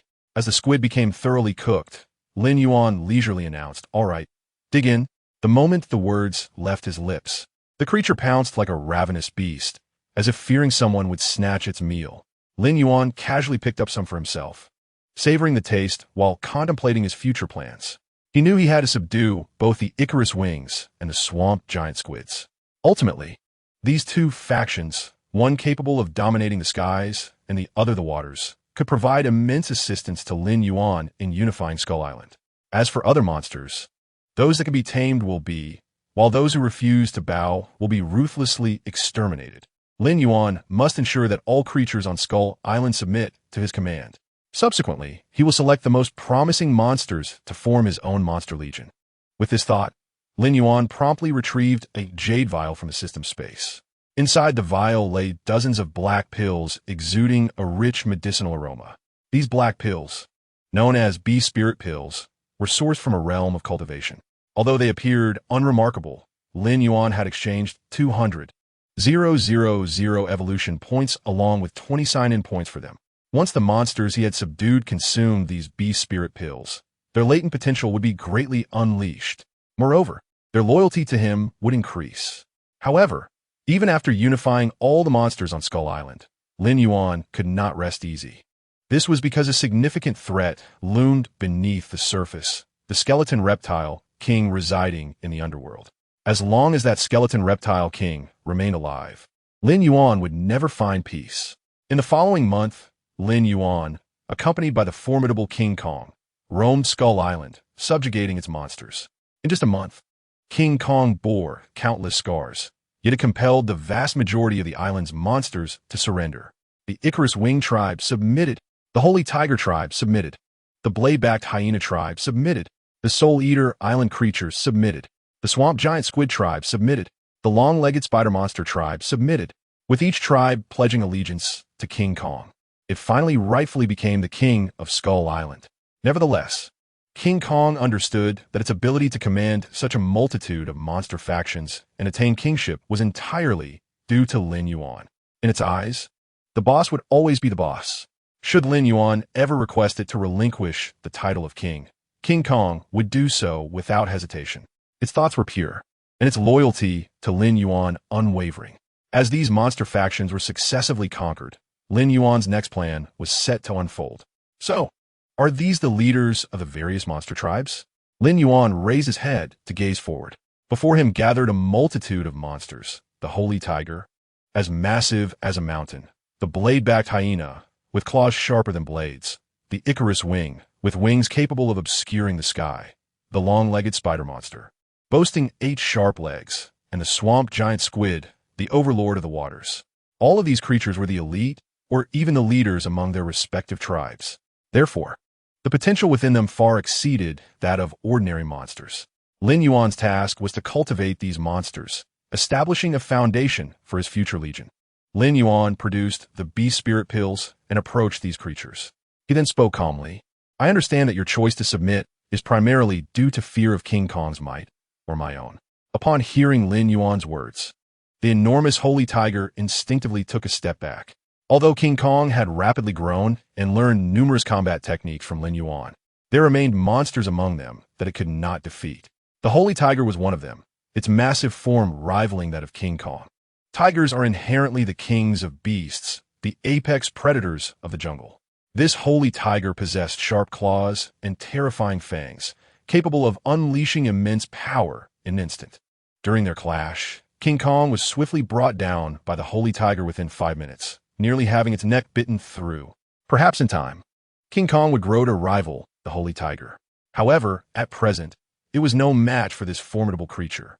Yet, King Kong's inability to win did not imply that Lin Yuan was powerless. Just as the Holy Tiger prepared to deliver a fatal bite to King Kong's neck, Lin Yuan unleashed an atomic breath, sending it flying over 100 meters away. As one of the apex predators of Skull Island, the Holy Tiger had never experienced such humiliation. It quickly regained its footing and roared furiously at Lin Yuan. Subsequently, it fell victim to a psychological shadow cast by Lin Yuan, causing it to involuntarily step back whenever it laid eyes on him. Lin Yuan continued, "However, I wish to convey that brute strength does not equate to everything. Should you choose to follow me, you will gain far more. You should aspire not merely to reach the pinnacle of Skull Island, but to ascend alongside me to the zenith of this world." Yet, despite Lin Yuan's impassioned words, the gathering of monsters remained unresponsive. After all, Skull Island had always encompassed their entire world, leaving them with no concept of the external realm. Thus, Lin Yuan's ambitions could not sway them. Of course, he had anticipated this reaction. Ambition is something that can be cultivated gradually. Once the monsters of Skull Island truly witnessed the vastness of the outside world, they would come to understand the insignificance of their island. Nonetheless, in the current situation, to win over this group of monsters, it was essential to demonstrate tangible benefits. At this moment, the beast spirit pills, which Lin Yuan had exchanged considerable evolution points and sign-in points for, would become instrumental. "You there, great cat? Yes, I mean you. Come here at once." Lin Yuan, holding the beast spirit pill, beckoned the Holy Tiger with a paw. It trembled and cautiously approached Lin Yuan, behaving submissively like a kitten despite its imposing size. Lin Yuan glanced at it, expressing dissatisfaction. "Why are you so afraid of me? I'm not going to eat you." He then directly presented the beast spirit pill, saying, "Consume this." The holy tiger stared blankly at the black pill in Lin Yuan's hand, and without hesitation, swallowed whole. Clearly, it feared Lin Yuan's wrath more than the possibility of the pill being poison. However, what it did not anticipate was that upon ingesting the beast spirit pill, a warm sensation instantly spread from its abdomen. Roar! The holy tiger raised its head, emitting a low growl from its throat, its face radiating comfort. Moreover, after consuming the beast spirit pill, its size significantly increased. It is noteworthy that the holy tiger tribe size typically does not change once they reach adulthood. At this moment, Lin Yuan defied the very laws of nature with a single ebony pill. Strangely, upon ingesting the beast spirit pill, the previously daunting Lin Yuan suddenly appeared more endearing to the holy tiger. Little did the beast know, as it consumed the pill, a system notification echoed in Lin Yuan's ears. Ding! The holy tiger has successfully swallowed the beast spirit pill. Potential value 100, potential cap 10, intimacy 5. Upon hearing this notification, a smile involuntarily crept across Lin Yuan's face. It seemed that the effects of the beast spirit pill far exceeded his expectations. Witnessing the transformation in the holy tiger, the other beasts gazed at the beast spirit pill in Lin Yuan's hand, their eyes shimmering with desire. Chapter 22. Sign-in Reward. Micronuclear Reactor. It is worth noting that the desire for greater strength is an instinct shared by all beasts. Hence, the beast spirit pill in Lin Yuan's possession incited their yearning. Of course, Lin Yuan was not a miser. His intention in producing these beast spirit pills was to enhance the potential of these creatures and gain their loyalty. Soon, he began distributing the pills. The system notifications continued to ring in his ears. Ding! The Icarus beast has successfully swallowed the beast spirit pill. Potential value 100, potential cap 10, intimacy 5. Ding! The Blayback hyena has successfully swallowed the beast spirit pill. Potential value 100, potential cap 10, intimacy 5. Ding! The Soul Island monster has successfully swallowed the beast spirit pill. Potential value 100, potential cap 10, intimacy 5. All the beasts consumed the beast spirit pills Lin Yuan offered, undergoing visible transformations. Beside them, the Titan was utterly astonished. The boss had such treasures in hand. The Titan gazed at Lin Yuan, unable to suppress a gulp of anticipation. Amused by its eagerness, Lin Yuan chuckled. Rest assured, I would never forget your share. He tossed the remaining 3 beast spirit pills directly to the Titan. Roar! The Titan let out a grateful growl. Before Lin Yuan could intervene, it swallowed the 3 pills as if they were mere candies. In the blink of an eye, the Titan's body swelled, its skin flushing crimson like a boiled crab, steam billowing forth. Lin Yuan exclaimed, "Who told you to consume all 3 at once?" The potency of the beast spirit pill was immense. Even Lin Yuan dared to take only one at a time. Who would have guessed that the Navi Titan would gulp down 3 in one go? If all went as expected, it would take the Titan 10 days to half a month to digest the energy within. Roar! With bloodshot eyes and an uncontainable fervor, the Titan pounded its chest and charged into the depths of Skull Island. At that moment, it felt as if its body was filled with over 100 bombs. The overwhelming energy nearly drove the Titan to madness. It craved battle to unleash this pent-up energy. Watching the Titan recklessly charge into the depths of Skull Island, Lin Yuan couldn't help but laugh. This unfortunate creature, regardless of what it received, stuffed it all into its mouth. Now it would finally learn a lesson. After distributing the beast spirit pills, the gazes of the surrounding beasts toward Lin Yuan transformed. It was no longer mere fear they held, but also reverence and worship. This was not solely due to the increased intimacy from the beast spirit pills, but also a recognition of Lin Yuan as their true leader. Compared to the Titan, Lin Yuan was truly deserving of the title of king. At that moment, Lin Yuan spoke once more. I grant you 1 month. During this period, I need you to strive to enhance your strength and consolidate your tribes. Once these are accomplished, I shall lead you to attack the underworld. Lin Yuan's eyes scanned the faces of the gathered beasts, his tone cold and detached. Upon hearing underworld, the beasts began to stir restlessly. As the most formidable creatures on Skull Island, they were well aware of the underworld's existence, a place rife with peril and bloodshed, inhabited by the fearsome skeleton worms. Almost every beast tribe had suffered devastating attacks from the skeleton worms, leading to a mix of fear and hatred toward this species. However, The skeleton worms occupied a vast territory in the underworld, their numbers exceedingly large, and they were ruled by the skeleton worm king. Neither the Holy Tiger tribe nor the Bladeback Hyena tribe possessed the strength to annihilate the skeleton worms alone. Yet now, Lin Yuan had united all tribes. The beasts on Skull Island were no longer a disorganized rabble. Thus, upon hearing Lin Yuan's intent to attack the underworld, they became increasingly agitated. Lin Yuan regarded the assembled beasts and calmly declared, "As long as you are willing to follow me, in 1 month, you shall witness the historical transformation of Skull Island. I will ensure that the skeleton worms become nothing but a memory of the past." 1 month later, on Skull Island. System, open the attribute panel. As Lin Yuan's voice resonated, his personal attribute panel materialized before his eyes. Host, Lin Yuan race, Godzilla clan form, growing, evolvable, bloodline, dominant level, upgradable, height, 70 meters weight, 18, 525 tons attack methods, biting, clawing, throwing special skills, Devour Thorn Armor. Atomic Breath, Radiation Ray Evolution Points, 254, 613 System Evaluation.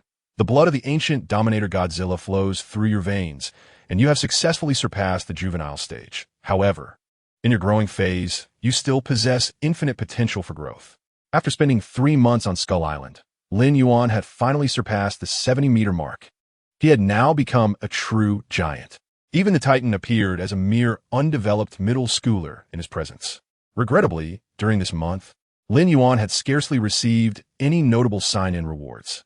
Aside from the monotonous evolution points, the only worthwhile items were the Beast Spirit Pills and a few Life Tree fruits. However, while the Beast Spirit Pills were beneficial, their efficacy diminished with prolonged use. After a month of consumption, they no longer held any value for him. Today marked the day Lin Yuan would lead the beasts of Skull Island to invade the underworld. Taking a deep breath, a grave expression flickered in his eyes. However, even on such a momentous day, he did not forget to check in, as usual. System, I wish to check in. A sound chime congratulations host for successfully checking in for the 90th time on Skull Island. Reward, Miniature Nuclear Reactor. Upon hearing the system's notification, a glimmer of delight shone in Lin Yuan's eyes. At last, this check-in had yielded something of value. Chapter 23. Entering the Forbidden Zone of Skull Island, the underground world. After a month of receiving evolution points, today he finally struck gold. Lin Yuan grinned and promptly retrieved the miniature nuclear reactor he had earned. It must be said that the reactor's design was exceptionally unique, resembling a cube filled with futuristic technology, continuously emitting a ghostly blue light. Although the reactor appeared rather ordinary and seemingly harmless, Lin Yuan knew well that if it were to explode, the devastation caused by the reactor's terrifying nuclear energy would level everything within hundreds of meters. After all, nuclear energy is the most perilous power known to humankind. Without exception, gazing at the miniature nuclear reactor before him, Lin Yuan summoned its attributes.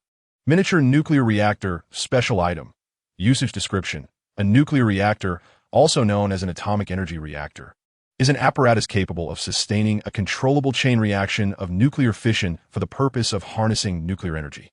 The energy generated by nuclear fission is immense and exceedingly dangerous. The host is advised to use it with caution. Even the system's description emphasized the inherent dangers of this item, prompting Lin Yuan to exercise caution. However, there are exceptions to every rule. Despite the dangers associated with a nuclear reactor, it also serves as the most delectable sustenance for the Godzilla family.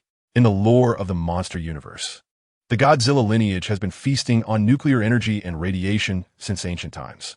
They dwelled in the deep sea, subsisting on the radiation emitted by the Earth's core. Moreover, within Godzilla's body, there exists an organ akin to a nuclear reactor dedicated to storing nuclear energy. Through the process of absorbing the core's radiation, Godzilla underwent continuous evolution, ultimately becoming the king of monsters. It is no exaggeration to state that, within the limits of their physical capacity, the more nuclear energy the Godzilla family absorbs, the more powerful they become. Although Lin Yuan's current stature reached 70 meters, in comparison to Godzilla, who thrives on nuclear radiation, he still fell short. Nevertheless, with the acquisition of this miniature nuclear reactor, Lin Yuan felt significantly emboldened. At the very least, He could now absorb the nuclear energy contained within the reactor at any time and place. With this thought in mind, Lin Yuan stored it within the system space. However, before indulging in the reactor's energy, he had more pressing matters to attend to. Roar! Lin Yuan raised his head and let out a thunderous roar that resonated throughout the skies. In the next moment, all the leaders of the monster clans on Skull Island rallied their groups towards Lin Yuan's position. His commands would be obeyed unconditionally by all the monsters on Skull Island. This was the authority Lin Yuan had established in the hearts of these monsters over the past month. Within half an hour, all the leaders of the monster clans gathered before him, accompanied by a vast throng of monsters resembling an army. All the monsters that Lin Yuan had bestowed beast spirit elixirs upon had undergone tremendous transformations. The holy tiger had grown from its original 40 to 50 meters to over 60 meters, exuding an aura of formidable ferocity. The wings of the Icarus had evolved into a dark azure hue, with edges as sharp as blades, capable of effortlessly cleaving ancient trees measuring dozens of meters in width. The leader of the knife-spine hyena clan had not only increased in size, but had also developed dark red fur, with claws and fangs sharp enough to leave marks on diamonds. As for the leader of the long-legged spider clan, its evolution leaned towards toxicity. Originally relying on its 8 razor-sharp legs for hunting, toxins were merely an auxiliary ability. However, after the potent evolution induced by the beast spirit elixir, its venom not only gained extreme toxicity, but also a terrifying corrosive quality. Lin Yuan had witnessed this long-legged spider corroding an entire boulder to nothingness with its venom. This led to the fact that even the diamond, upon spotting the long-legged spider, would make a detour. It was not due to an inability to fight, but rather because the spider's venom was far too dreadful. Once touched, it would corrode a significant portion of flesh. Who could withstand that? The diamond had always yearned for a brawl where fists met flesh, while the long-legged spider was best avoided at all costs. Aside from these monsters, the remaining creatures had also fully unlocked their potential under the influence of the beast spirit elixirs, evolving various special abilities. Observing the leaders of these formidable monster clans, Lin Yuan felt a surge of joy. His monster army was finally taking shape. It was now time to confront the skull crawlers. Today, he would traverse the underground world and eradicate the skull crawlers. Lin Yuan raised his head and unleashed another roar. Roar! The first to respond was naturally the diamond. It stood beside Lin Yuan, roaring while pounding its chest. The other monsters quickly became agitated in response to the rallying cry. When thousands of monsters roared in unison, the resulting cacophony was enough to shake the very foundations of Skull Island. Lin Yuan smiled, unable to suppress his delight. He then stepped forward, leading the monstrous army towards the passage leading to the underground world. Before long, he found himself in a desolate expanse. Here, there was almost no vegetation, and the soil was a dark red, as if stained with blood. Unbeknownst to him, thick fog began to envelop the surroundings. This area could be deemed the forbidden zone of Skull Island, for it was from here that the skull crawlers emerged to hunt. Consequently, very few creatures dared to approach this perilous region.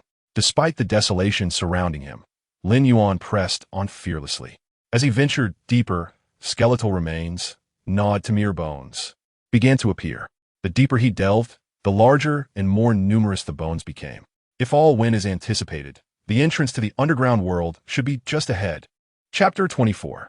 The Monster Army versus the Skull Crawlers. Indeed, as Lin Yuan had predicted, after traversing countless skeletal remains, dozens of dark holes of varying sizes appeared before them. The pitch-black caverns are the gateways to the subterranean realm. Numerous skeletal reptiles congregate here, evidently having just emerged from the depths, poised to venture forth into the outside world for hunting. Upon catching sight of Lin Yuan, these skeletal reptiles immediately revealed their menacing fangs, their expressions twisted into fierce grimaces. However, in the next moment, a legion of countless monstrous creatures materialized behind Lin Yuan. Faced with the overwhelming horde, the skeletal reptiles were rendered utterly dumbfounded, standing frozen in disbelief, their eyes wide with incredulity. Even the ferocious skeletal reptiles felt a twinge of fear in the presence of such a vast army. "How dare you bare your fangs at me?" Lin Yuan's gaze flashed coldly, and without hesitation, he commanded, "Wings of Icarus, annihilate them." With this command, All the wings of Icarus, circling above him, shrieked and surged toward the skeletal reptiles before them. Their speed was astonishing, before the skeletal reptiles could retreat into the caverns. The wings of Icarus had already reached them. In the next instant, the wings of Icarus extended their claws, embedding them deeply into the flesh of the skeletal reptiles. Ascending to the heavens, they released their grip, casting the skeletal reptiles down like rain, splattering them upon the ground into a gruesome pulp. Lin Yuan surveyed the remains of the skeletal reptiles and then approached the cavern entrance. The passages leading into the underworld were dark and profound, seemingly endless, akin to bottomless voids. The entire clan of the wings of Icarus remained stationed here, ready for action. Any skeletal reptile attempting to escape from the entrance would be met with merciless extermination. Lin Yuan's voice was cold and resolute. His objective in this endeavor was to completely obliterate the skeletal reptile clan, leaving no room for any to escape. The leader of the wings of Icarus let out a piercing cry, indicating its acceptance of Lin Yuan's command. The rest of the monstrous kin, follow me into the underworld. With that, Lin Yuan leaped boldly into the inky abyss of the cavern, followed closely by the monstrous horde, all roaring as they plunged into the depths. A moment later, a resounding crash echoed as Lin Yuan's massive form struck the ground.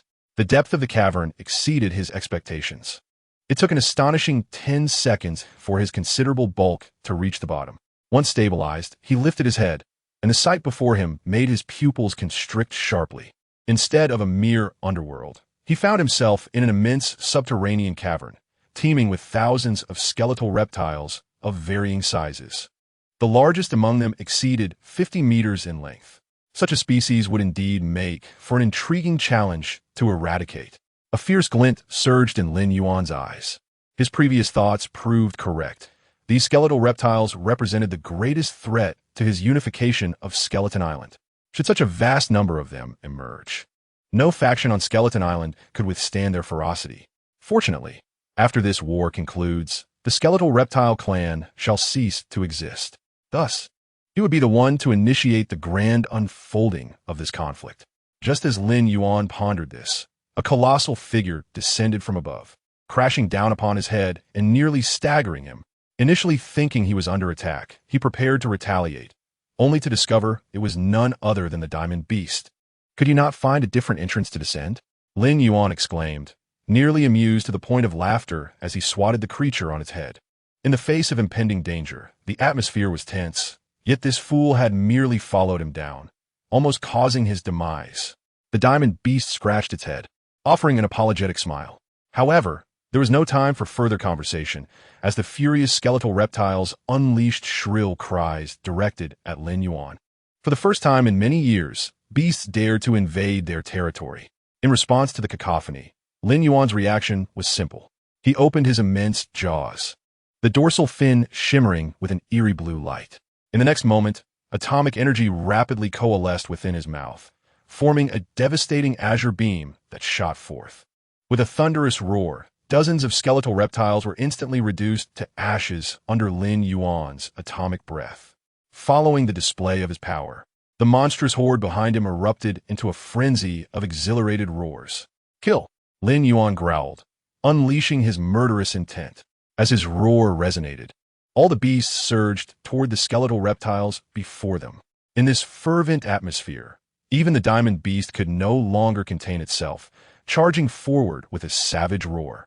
The ordinary skeletal reptiles appeared minuscule, akin to lizards, before the towering 60-meter Diamond Beast. With one powerful paw, it seized two skeletal reptiles, crushing them into a pulpy mass.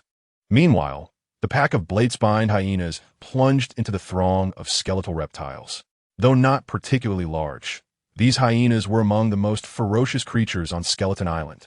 The blade-spined hyena king pinned one skeletal reptile down with its claws, biting off its head and voraciously chewing. The sound of shattering bones echoed from its maw, a sensation that could make one's teeth ache. The long-legged spider monsters, too, entered the fray, wielding their scythe-like legs with abandon, ruthlessly reaping the lives of the unfortunate reptiles. As the monstrous army launched their ferocious assault, the skeletal reptiles found themselves swiftly overwhelmed. Chapter 25. Let you experience the iron fist of Skeleton Island's handsome beasts. The monstrous horde surged into the midst of the skeletal reptiles, unleashing a frenzy of slaughter. Each leader of the various clans had been fully awakened to their potential through Lin Yuan's beast spirit elixir, their power astonishingly formidable.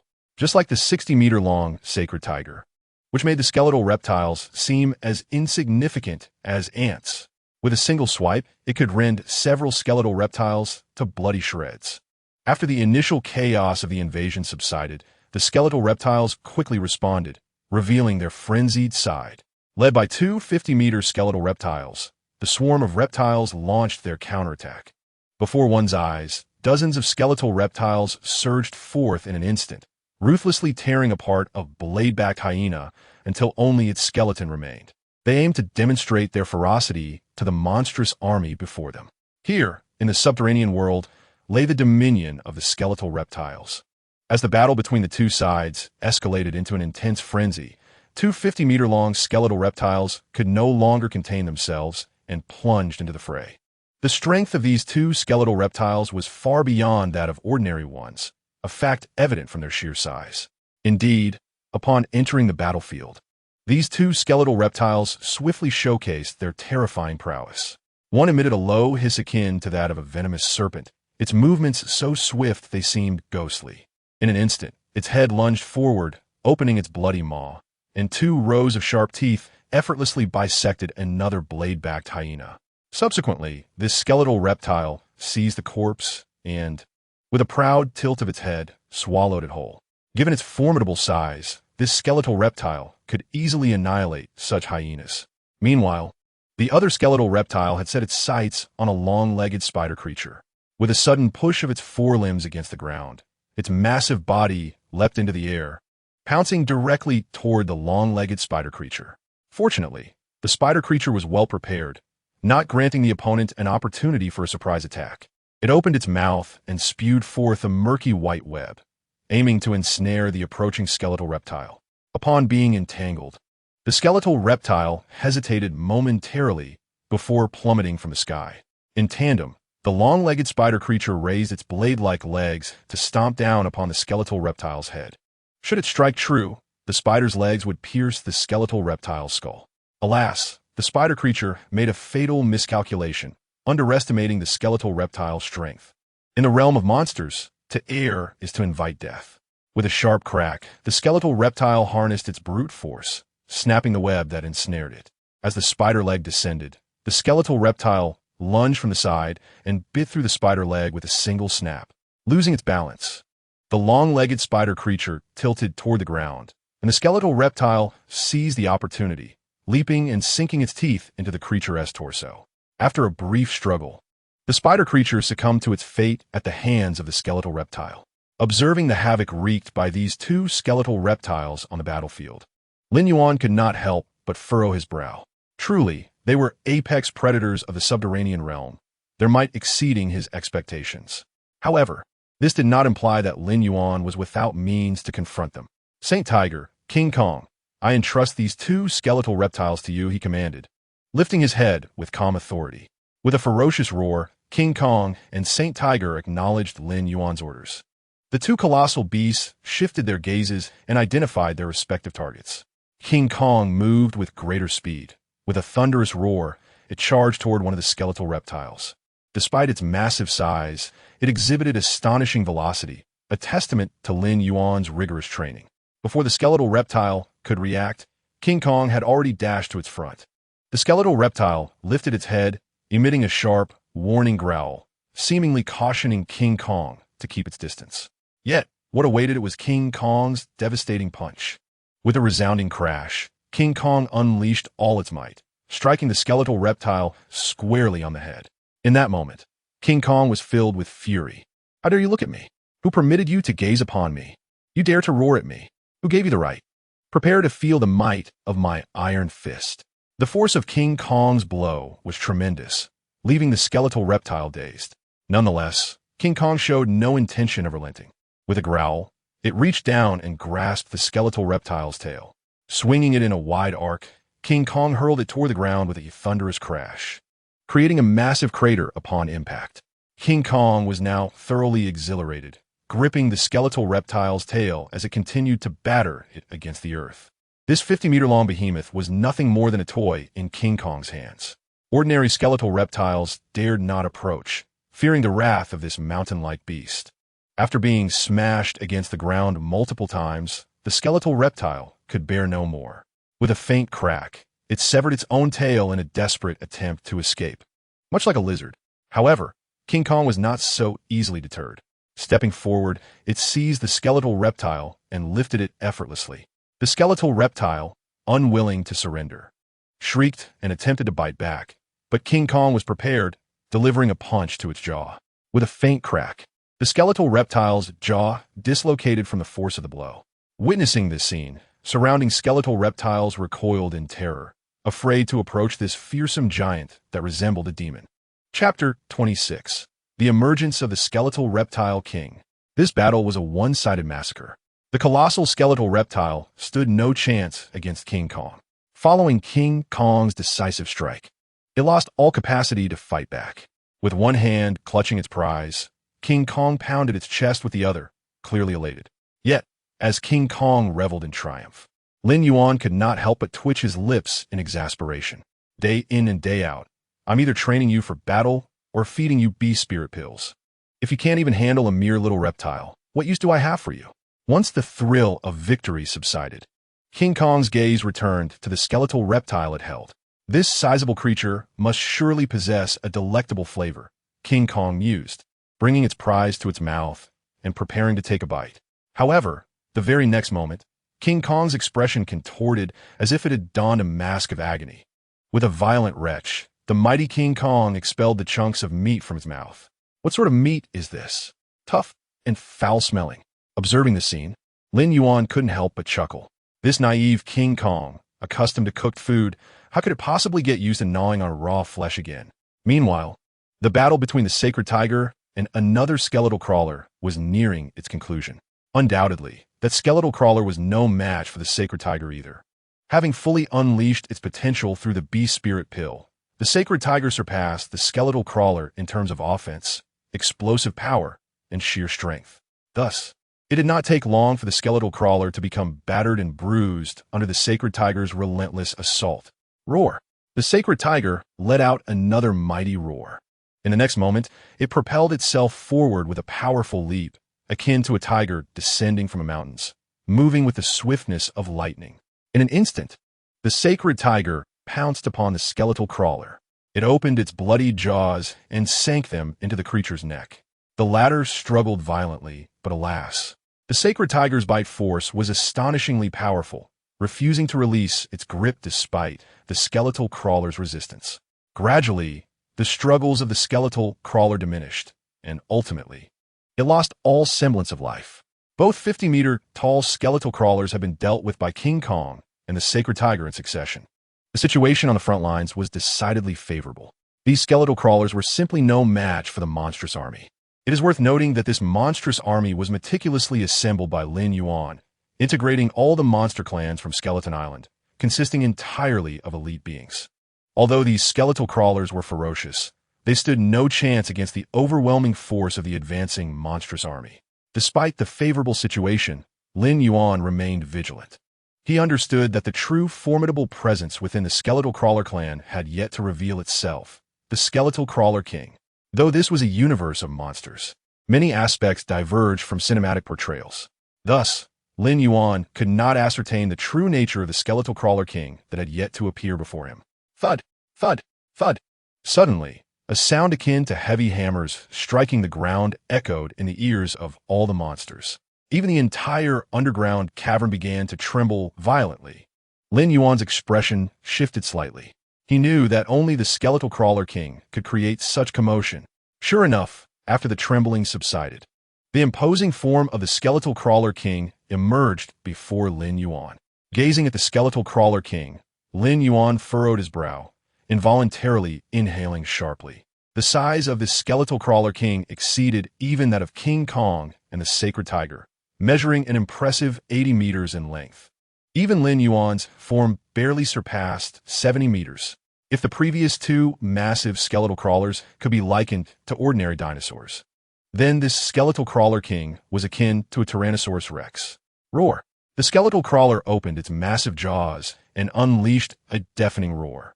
Its terrifying presence even compelled the monstrous army in front to instinctively take a step back. Such is the dread of a king-level monster. Roar!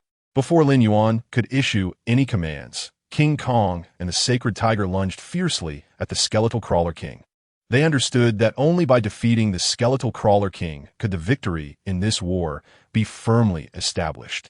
These two colossal beasts charged from different directions, uniting in their assault against the formidable foe. The battle was about to erupt. Chapter 27. Now, I shall be your opponent. As King Kong and the sacred tiger charged forward, the entire underground cavern quaked in response. The sacred tiger was even faster than King Kong, reaching the skeletal crawler king first. However, what awaited it was the sweeping tail of the skeletal crawler king. Boom! The sacred tiger, caught off guard, was struck directly by the massive tail, its enormous body sent hurtling against the nearby rock wall. Roar! The skeletal crawler king roared in fury, its form darting forward like a specter, its massive claws slashing toward the sacred tiger, with a sickening sound of claws piercing flesh. The skeletal crawler king's talons forcibly raked through the sacred tiger's body. Crimson blood immediately gushed from the wound. In this initial encounter, the skeletal crawler king nearly overwhelmed the sacred tiger with sheer brute strength. Fortunately, just as the skeletal crawler king prepared to capitalize on its advantage, King Kong finally arrived. Before the skeletal crawler king could unleash a second strike, King Kong's colossal fist descended like a hammer. Bang! King Kong's punch, imbued with tremendous force, struck the skeletal crawler king's skull. In an instant, debris flew as the latter's head was driven into the ground. Roar! The skeletal crawler king, not only massive but also possessing incredible resilience, quickly raised its head once more, letting out an enraged roar. In the next moment, its gargantuan body charged forward like a battering ram, forcibly pinning King Kong against the rock wall. King Kong roared in an attempt to break free, only to discover that the skeletal crawler king's strength was even more formidable than it had anticipated. Unable to escape, King Kong resolved to retaliate, raising both fists and striking ferociously at the skeletal crawler king's head. Bang! Bang! Bang! Each punch from King Kong landed with increasing intensity. The resounding thuds echoed throughout the underground cavern. Witnessing the unfolding battle, Lin Yuan felt a flicker of surprise in his eyes. It must be said, King Kong's strength was indeed beyond his expectations. It seemed that the specialized training over the past 2 months had not been in vain. However, could King Kong truly subdue the skeletal crawler king before him?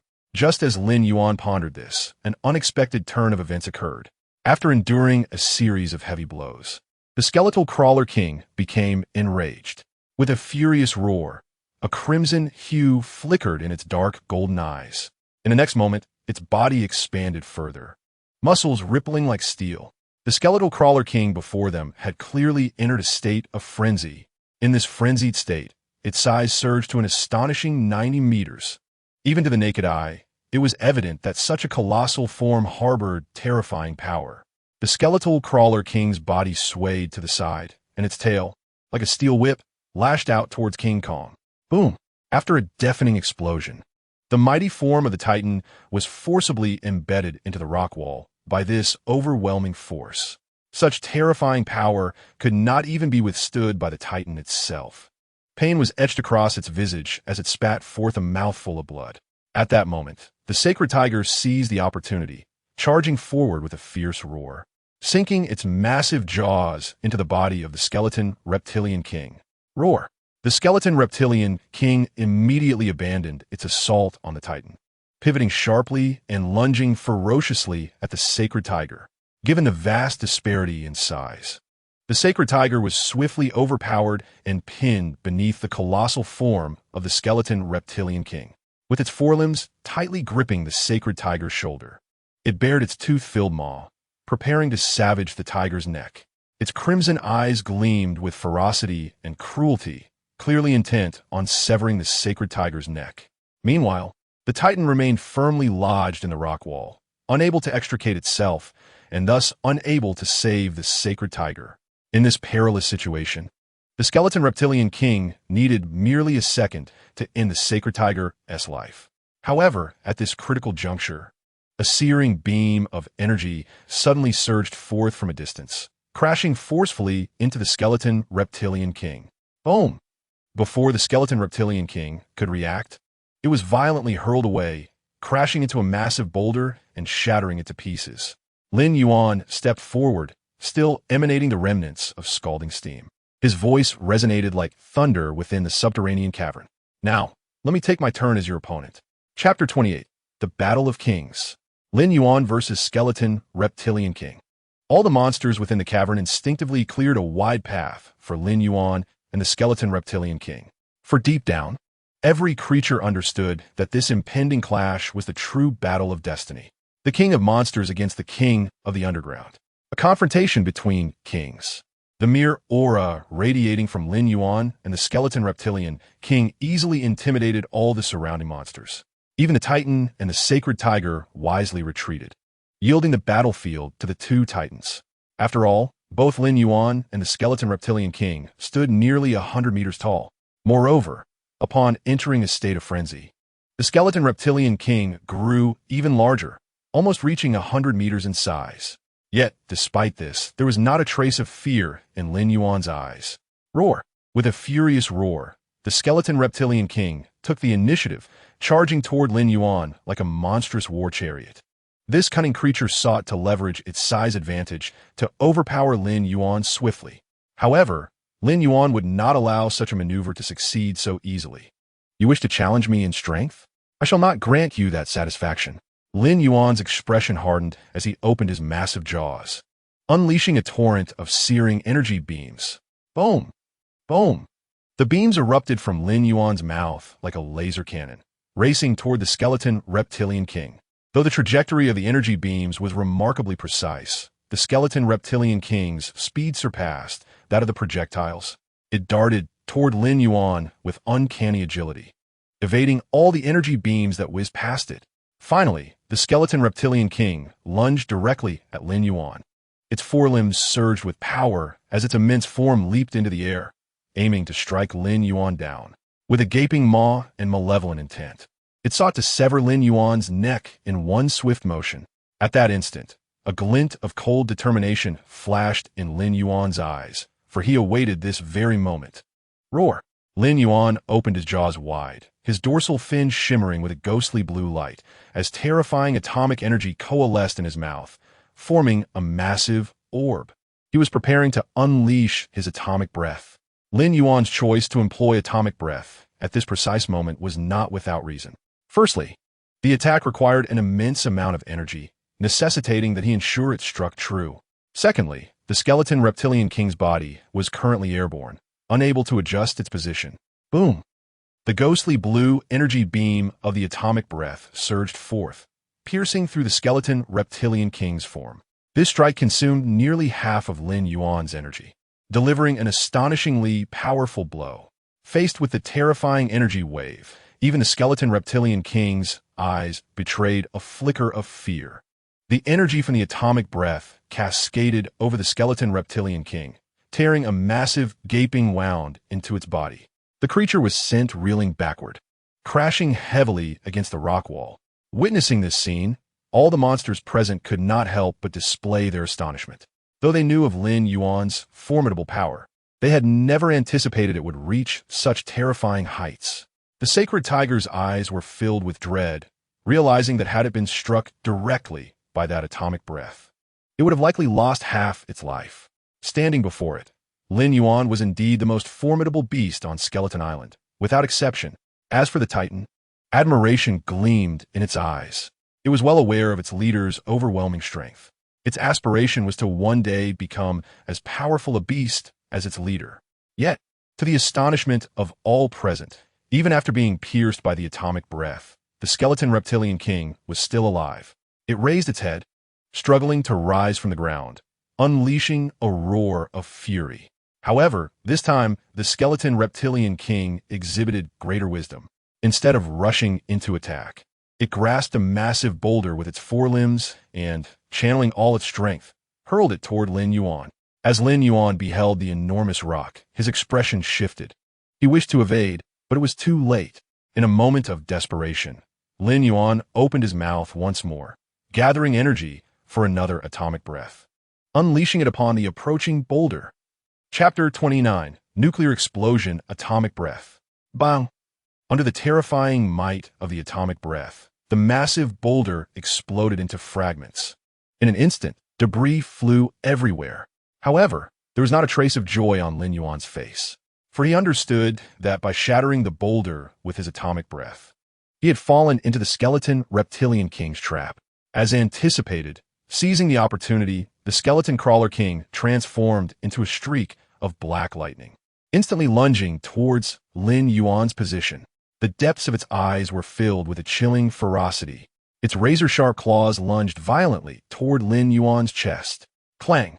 Although the ebony scales adorning Lin Yuan were remarkably sturdy, the claws of the skeleton crawler king were sharper than any blade. In an instant, they pierced through the scales and sank into Lin Yuan's flesh. A wave of excruciating pain surged from his chest. Gritting his teeth, Lin Yuan endured the agony, and with the force of a colossal pillar, his massive tail swept out with tremendous might. Bang! His tail struck the body of the skeleton crawler king with great force, sending it flying. However, the thick-skinned and resilient skeleton crawler king appeared unfazed, launching itself at Lin Yuan once more. This time, its enormous tail coiled around Lin Yuan's body like a constricting serpent. It opened its maw, filled with sharp fangs, and lunged at his neck for a savage bite. In this critical moment, Lin Yuan unhesitatingly activated his thorn spikes. Sizzle! With a series of light sounds, countless black spikes erupted forth, instantly piercing the body of the skeleton crawler king. In its moment of pain, the creature's claws swiped once again at Lin Yuan's back, tearing through the scales and leaving behind gruesome gashes of blood. The surrounding beasts stared in stunned silence at the brutal scene unfolding before them. Until now, they had never fathomed that the battle between monsters could be so ruthlessly bloody. Yet, even more astonishingly, under the relentless onslaught of the skeleton crawler king, Lin Yuan appeared to be faltering. After all, the skeleton crawler king was larger and possessed far greater strength. Moreover, after unleashing his atomic breath twice, Lin Yuan had depleted his energy, rendering him incapable of executing a third. The radioactive beam posed little threat to the skeleton crawler king compared to the atomic breath. It was weaker and required more time to charge, allowing it to be easily evaded. Roar! With a furious roar, the skeleton crawler king bit down on Lin Yuan's arm. Its sharp fangs pierced through the black scales and sank into his flesh. Dark blue blood immediately flowed from the wound. Alongside this, a searing agony accompanied the attack.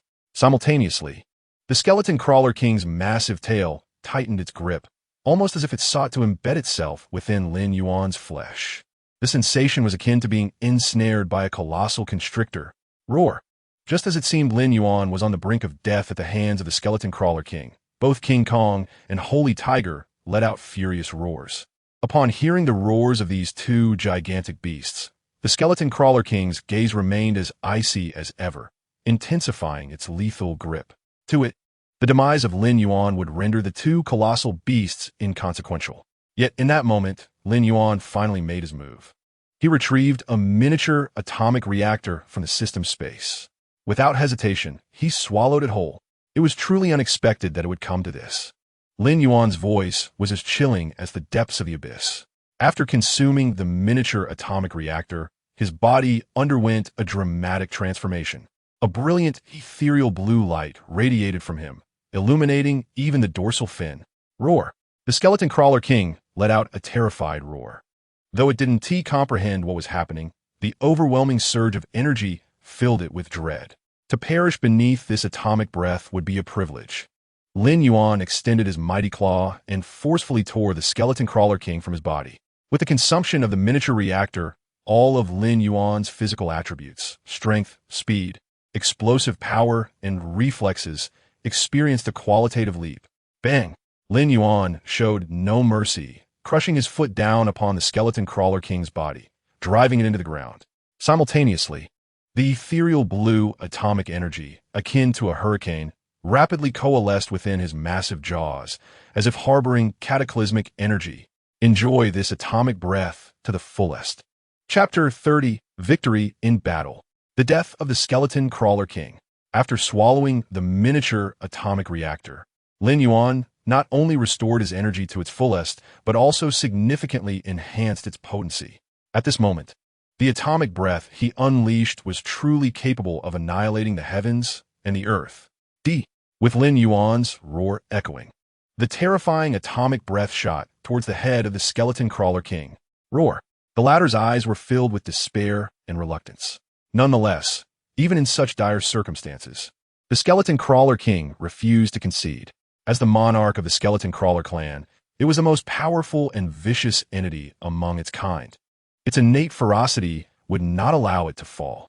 After unleashing a resounding roar, the skeleton crawler king raised its head, attempting to withstand the onslaught of the atomic breath. However, the atomic breath, enhanced by the miniature reactor, was far beyond its capacity to endure. The skeleton crawler king could barely withstand 5 seconds before its head was forcibly subdued by the energy of the atomic breath. The ethereal blue energy beam cascaded down like a waterfall. Before this atomic breath, the skeleton crawler king was even denied the right to raise its head. The roars of the skeleton crawler king gradually weakened.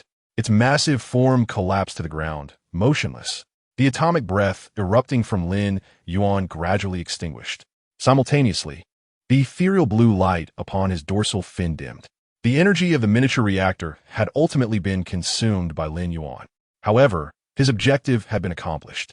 The skeleton crawler king before him now lay lifeless. Its head bore a gruesome wound, a bloody hole punctured by Lin Yuan's atomic breath. No creature could survive with its head pierced through. Not even a monster could escape such a fate. Roar. Lin Yuan stood beside the corpse of the skeleton crawler king, raising his head and unleashing a triumphant roar.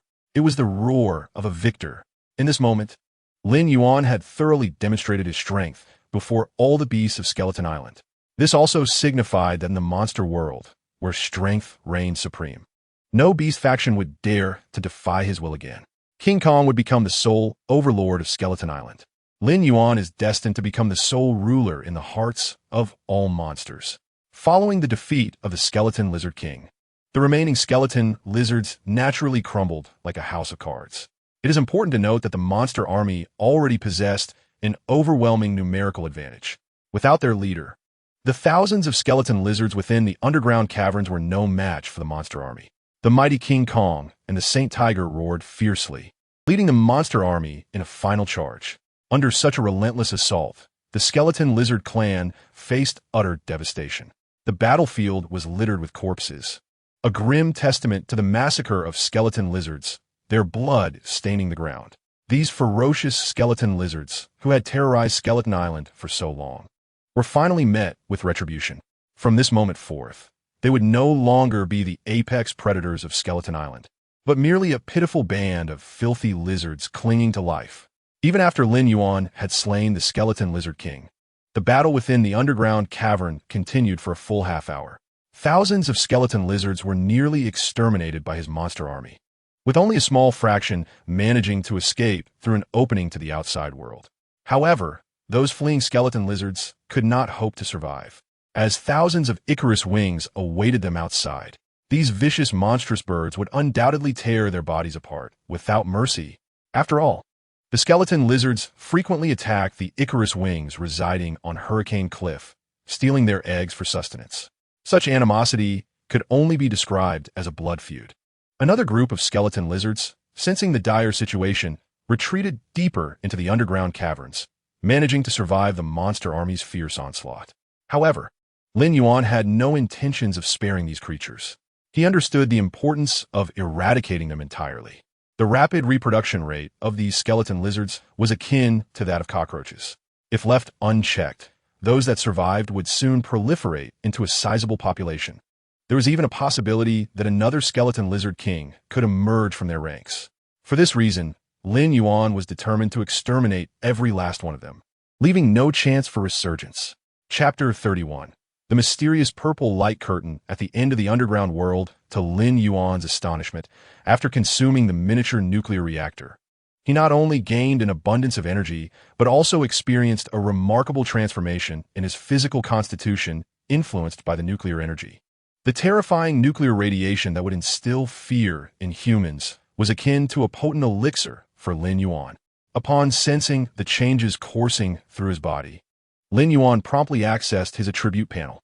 Host: Lin Yuan race, Godzilla form, growth stage, evolvable, bloodline, dominant level, upgradable, height, 75 meters, weight, 525 tons, attack methods, biting, clawing, throwing, special skills, devour, thorn carapace, atomic breath, radiant heat, evolution points, 254, 613, system evaluation. The ancient bloodline of the mighty Godzilla flows through you, and you have successfully passed the juvenile stage. However, in your growth phase, there remains vast potential for further development. To Lin Yuan's surprise, upon absorbing the energy and radiation from the miniature nuclear reactor, his physique had increased by a full 5 meters. Even his weight had surged by nearly 20 tons. What an astonishing concept! It is worth noting that even if he expended 200,000 evolution points, he might not achieve a mere 1 meter height increase. Thus, this 5-meter growth was akin to saving him over 1 million evolution points. Reflecting on this, Lin Yuan couldn't help but murmur to himself, "This miniature nuclear reactor is indeed a remarkable item. I wonder if I can acquire another one as a reward in the upcoming sign-in bonuses. If daily sign-ins could yield a miniature nuclear reactor, why would I toil to collect evolution points?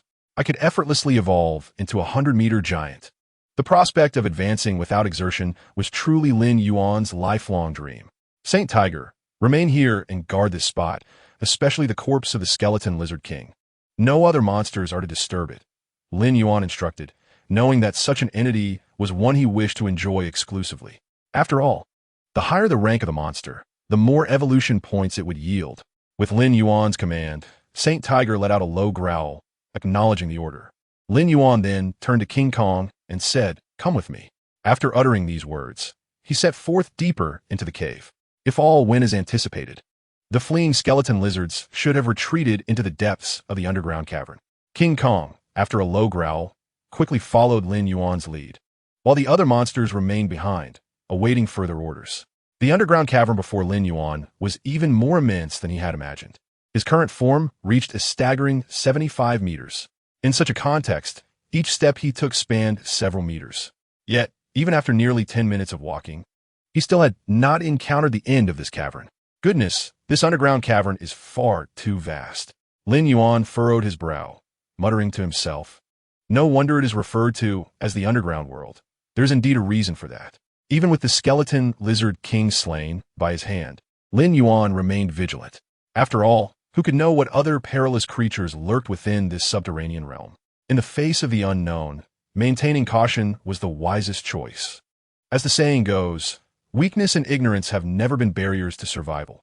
Only arrogance is. However, as Lin Yuan continued to advance deeper into the cave, he suddenly heard the low growls of King Kong. "What is it?" Lin Yuan turned, gazing curiously at King Kong, who was fixated on something ahead with an expression of wariness. Noticing King Kong's unusual behavior, Lin Yuan raised his head to peer into the depths of the cave. There, at the furthest end of the cavern, he beheld a dark purple light curtain. This curtain stood like a barrier, completely obstructing their path forward. The enigmatic purple light curtain captured Lin Yuan's attention.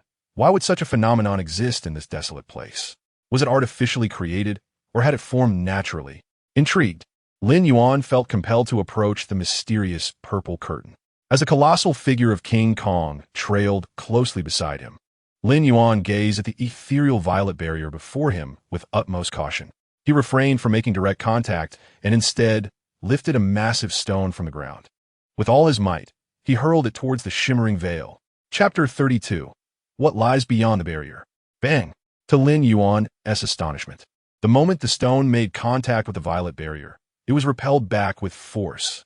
However, this also confirmed a critical point. The barrier did not seem to possess any harmful attributes. If it had, the stone would have been shattered into dust upon impact.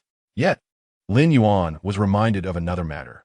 Even after arriving here, he had failed to locate the fleeing skeletal crawlers. It was important to note that this underground cavern had no other paths.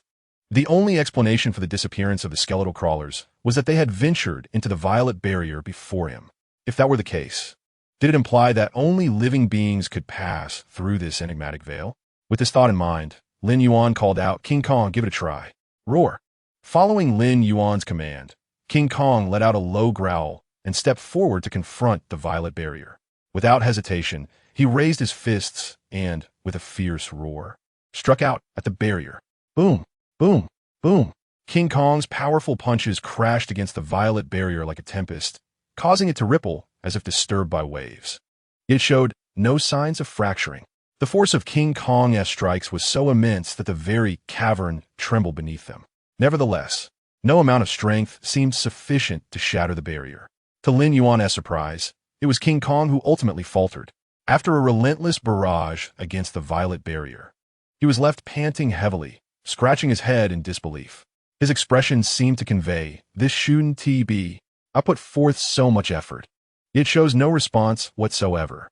Just as King Kong prepared to launch a second assault on the violet barrier, Lin Yuan intervened. "Do not waste your strength any longer. Let me take over."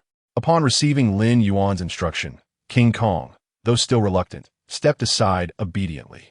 Lin Yuan was not oblivious. Having reached this point, he could discern the barrier's peculiar nature. In his view, no form of physical attack could dismantle the barrier, akin to how one cannot sever a flowing stream with a blade. Since physical assaults proved ineffective, he was determined to explore an alternative approach. Murmuring to himself, Lin Yuan opened his mouth wide before the barrier. Ethereal blue nuclear energy coalesced within his maw. Indeed, he intended to unleash an atomic breath to forcibly obliterate the barrier. Boom! A beam of eerie blue energy surged forth, radiating a menacing energy wave as it pierced towards the violet barrier. Yet, to Lin Yuan's astonishment, upon contact, his atomic breath vanished as if swallowed by the depths of the sea. It felt as though his energy had been forcibly absorbed by the barrier itself. Halting his actions, Lin Yuan closed his mouth, unable to suppress the shock that washed over him. What on earth was this barrier? One cannot break through with brute force. And energy attacks only resulted in absorption. How then did the skeletal crawlers manage to enter? Was it merely because they were creatures of the subterranean realm? Or could it be that these skeletal crawlers originated from whatever lay beyond the violet veil? This line of thought sent a shiver down Lin Yuan's spine. Could it be that the true underworld resided beyond this violet barrier, and that the skeletal crawlers were merely the first wave of creatures to emerge from it? The very notion filled him with dread. If this hypothesis held true, did it imply that there were other entities lurking beyond the barrier? Perhaps even beings far more formidable than the skeletal crawler king. As such thoughts swirled in his mind, Lin Yuan found himself reluctant to delve deeper into the implications. If this were indeed the case, then the underworld concealed beyond the violet barrier would pose a grave threat not only to him, but to the entire Skeleton Island, a bomb waiting to detonate. It is the unknown dangers that evoke the deepest fear, and this violet barrier epitomized that fear. Without the means to traverse it, Lin Yuan remained ignorant of the secrets hidden beyond. Chapter 33. Return and Celebration. After exhausting various methods to breach the violet barrier without success, Lin Yuan ultimately chose to withdraw. "There is no other option. We must retreat." He sighed in resignation and signaled King Kong to prepare for their departure. Roar. King Kong let out a low growl, delivering a few frustrated kicks to the violet barrier before reluctantly deciding to leave. Regardless, their incursion into the subterranean realm had proven relatively successful. At the very least, they had nearly wiped out the skeletal crawler clan. And even the formidable skeletal crawler king had fallen at Lin Yuan's hands. As for the violet barrier, it remained a potential threat. However, with a few beasts stationed to guard the area, it should pose little problem. Upon Lin Yuan's return, all the beasts present erupted into exuberant roars. The cacophony echoed through the cavern, almost as if it might collapse under the weight of their celebration. In their eyes, Lin Yuan had led them to victory over the skeletal crawlers. From this point forward, no tribe need worry about the perils wrought by the skeletal crawlers. In this charged atmosphere, even Lin Yuan found himself lifting his head and joining in with a triumphant roar. Following the conclusion of the battle, it was customary to hold a celebratory feast. Lin Yuan ever generous, spent 50,000 evolution points to acquire a bounty of fine wines from the system's marketplace. Soon, as night descended, Lin Yuan wasted no time in commanding King Kong to ignite bonfires outside the cavern. The flames were to prepare for the celebratory banquet, and the main course would naturally consist of the skeletal crawlers' carcasses found within the underground cavern. The skeletal crawler bodies were skewered on sharpened branches, set over the fire until they sizzled and oozed with savory juices. In contemporary times, the mighty King Kong has truly inherited Lin Yuan's exceptional grilling skills. It can be seen deftly weaving between the bonfire, roasting the skeletal reptiles suspended above the flames, all the while sprinkling an array of spices such as chili powder and cumin. As for the other monsters, having scarcely tasted cooked meat, how could they possibly resist the tantalizing aroma of barbecue? Upon catching the scent of the perfectly roasted skeletal reptiles, these creatures were already salivating profusely. The triumph of today's battle can be attributed entirely to the collective efforts of everyone involved. Lin Yuan raised his head, his voice resonating like thunder. In light of this, I shall refrain from further ado. To all present on Skeleton Island, indulge in the culinary delights before you. No sooner had Lin Yuan's words fallen than the monsters, who had been waiting eagerly nearby, rushed towards the bonfire with great impatience. If they were to wait any longer, they might well drool uncontrollably. Witnessing this scene, even Lin Yuan could not help but marvel at the boundless power of exquisite cuisine. Meanwhile, King Kong huffed in smug satisfaction. A bunch of country bumpkins. They've seen nothing of the world. After dismissing the unworldly monsters, King Kong leisurely retrieved 2 skewers of grilled skeletal reptiles from behind. Fortunately, I had the foresight to stash these away. I need not compete with you, King Kong thought to himself, savoring the delectable morsels. It is well known that the innate nature of monsters is ferocious. Thus, the competition for food is particularly fierce. In fact, different monster factions nearly came to blows over the distribution of food. Thankfully, with King Kong and the Sacred Tiger, 2 exceptionally powerful beasts, present to maintain order for Lin Yuan, no significant chaos ensued. Moreover, Lin Yuan was acutely aware that disputes would inevitably arise among the various monster factions. Even if today, under his leadership, all the factions united to vanquish the skeletal reptile clan, it was solely due to his formidable strength. The annihilation of the skeletal reptile clan served the common interest of all monster factions. However, the suppression through sheer strength and the impetus of shared interests are ultimately not sustainable strategies. Once today passes, conflicts between the major monster factions will undoubtedly emerge again. Lin Yuan, furthermore, was not inclined to engage in or interfere with these disputes. Monsters, too, possess inherent natures. The Icarus Wing clan cannot coexist harmoniously with their natural enemies, the Bladeback hyenas. This relationship is akin to wolves and sheep being unable to share the same pen. With the threat of the skeletal reptiles eliminated, Skeleton Island has approached a balanced state. Thus, Lin Yuan did not intend to meddle excessively in the ecological chain of Skeleton Island. All he required was for the various monster factions to unite under his command whenever necessary, and that was sufficient. Chapter 34. Special Ability, Claw Enhancement. Danger Prediction. The celebration feast continued, while Lin Yuan focused his attention on the bonfire before him. The body of the skeletal reptile king was being roasted over the flames, sizzling with mouth-watering juices. Lin Yuan lifted his claw and tore off a substantial chunk of meat, tossing it into his mouth. It must be said that while the meat of ordinary skeletal reptiles is often pungent and tough, that of the skeletal reptile king is rich and succulent. With each bite, an explosion of juices enveloped his palate, providing a delightful chewing experience. If the meat of ordinary skeletal reptiles could be likened to street food, then that of the skeletal reptile king is undoubtedly equivalent to a 5-star Michelin dining experience. So delectable. Moreover, the massive form of the skeletal reptile king would surely provide Lin Yuan with several satisfying meals. As he indulged in the feast, the system's notification sound echoed in his ears. Ding! You have successfully consumed the skeletal reptile king, earning 1485 evolution points. Ding! You have successfully consumed the skeletal reptile king, earning 1,448 evolution points. Ding! You have successfully consumed the skeletal reptile king, earning 1479 evolution points. Upon hearing the system notifications, Lin Yuan's eyes gleamed with excitement.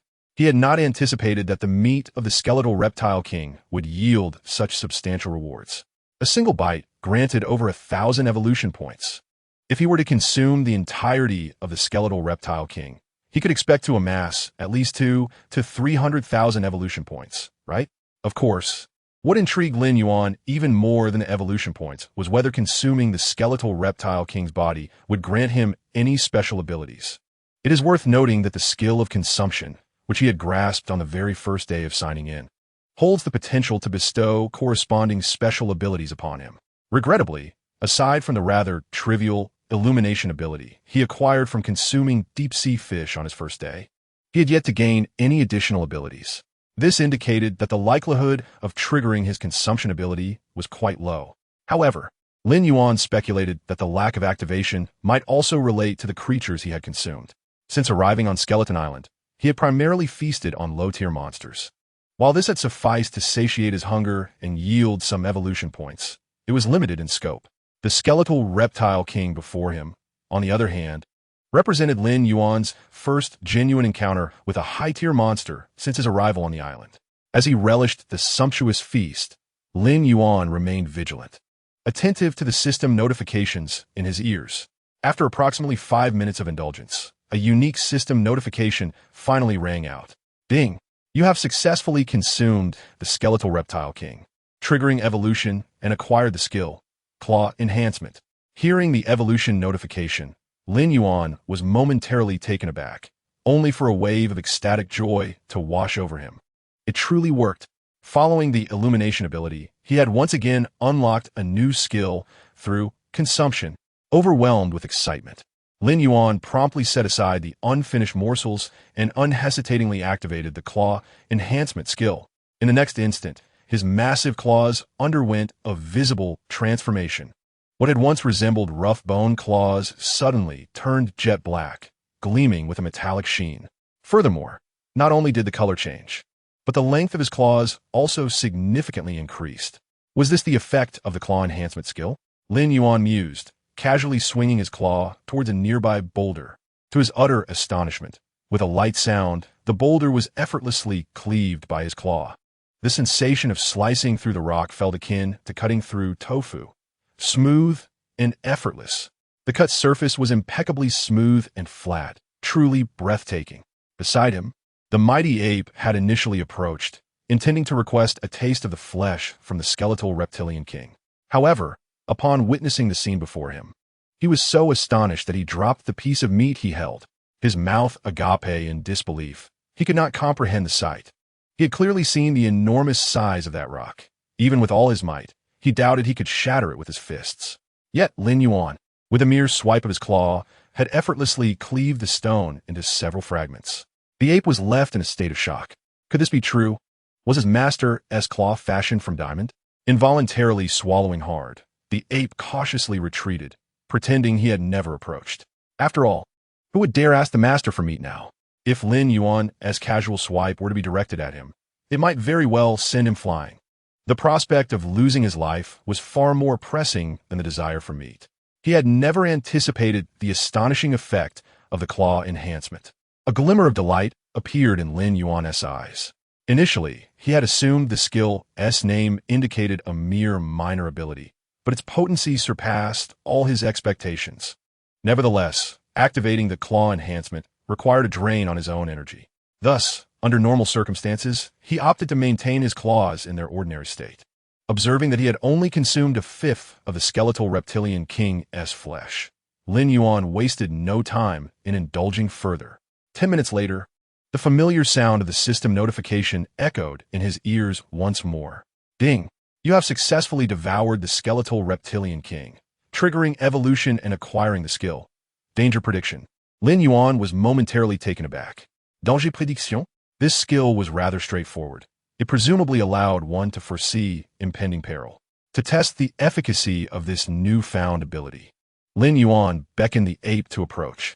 Thinking he had committed an error, the ape timidly approached Lin Yuan's side. Unexpectedly, Lin Yuan commanded, hit me. What? The ape's eyes widened in disbelief, convinced he had misheard. Lin Yuan, growing impatient, reiterated, I said to hit me. Did you not understand? The ape blinked, hesitantly extending his fist and cautiously tapping Lin Yuan's chest. Lin Yuan remarked, is that all? Is this your version of hitting me? If one were unaware, they might think it was a girlfriend playfully teasing. Chapter 35. Who defied my will? I instructed you to hit me, not to flirt. Lin Yuan was on the verge of laughter and irritation. The ape, typically so fierce in battle, was now behaving shyly. Come on, hit me hard. Give it your all. Lin Yuan adopted a serious expression, his tone grave. Seeing Lin Yuan's earnestness, the ape finally resolved to unleash its full strength. With a low growl, it steeled itself and swung its fist towards Lin Yuan's head. The speed of this punch was astonishing, even creating a wind-splitting sound. At that moment, danger prediction activated. In fact, even before the ape had thrown its punch, Lin Yuan had already sensed the impending danger. Without hesitation, he tilted his head just in time to narrowly evade the blow. Fortunately, his overall strength surpassed that of the ape. Had they been evenly matched, even with the foresight of danger, he might not have been able to dodge the punch. However, after evading this strike, the ape could only stare in wide-eyed astonishment. It had not anticipated that Lin Yuan would evade the punch with such ease, as if he had predicted its trajectory. With a defiant roar, the ape attempted again, throwing another punch, this time aimed at Lin Yuan's chest. It was well known that for creatures of their size, attacking the chest left little room for evasion. Yet, Lin Yuan effortlessly raised his massive claw to block the blow. If one successful dodge could be attributed to luck, then the second was undoubtedly a testament to skill. The ape gaped at Lin Yuan, utterly bewildered as to how his master consistently anticipated its attacks. With a stubborn resolve, the ape chose to press on, launching a flurry of punches towards Lin Yuan. The ferocious onslaught was powerful enough to render any beast bloodied and bruised. Yet time and again, Lin Yuan easily deflected each strike. As the barrage continued, even the ape began to question its own capabilities. All right, that's enough. I asked for 2 punches, not a full-on assault. After parrying the ape's final strike, Lin Yuan stepped back, signaling the end of their sparring session. The ape, exhausted, plopped down onto the ground, panting heavily, utterly perplexed by the encounter. Unbeknownst to the ape, Lin Yuan's possession of the danger prediction ability rendered the situation entirely incomprehensible to its simple mind. To the extent of the ape's confusion, Lin Yuan was filled with joy. The danger prediction ability had exceeded his expectations. It was no exaggeration to say that, from this moment onward, he would never need to worry about ambushes again. No matter the source of an attack, danger prediction would provide advance warning. Of course, Lin Yuan was not a stingy individual. After the training session with the ape, he tore a substantial piece of flesh from the skeletal reptilian king and casually tossed it to the ape. Here, take this and eat. The more you consume and train, the sooner you will surpass me. Lin Yuan's words were purely meant to encourage the ape. As the leader, he could not show indifference to his subordinates' aspirations. A little false hope was necessary. Sure enough, upon hearing Lin Yuan's words, the ape's eyes sparkled with excitement.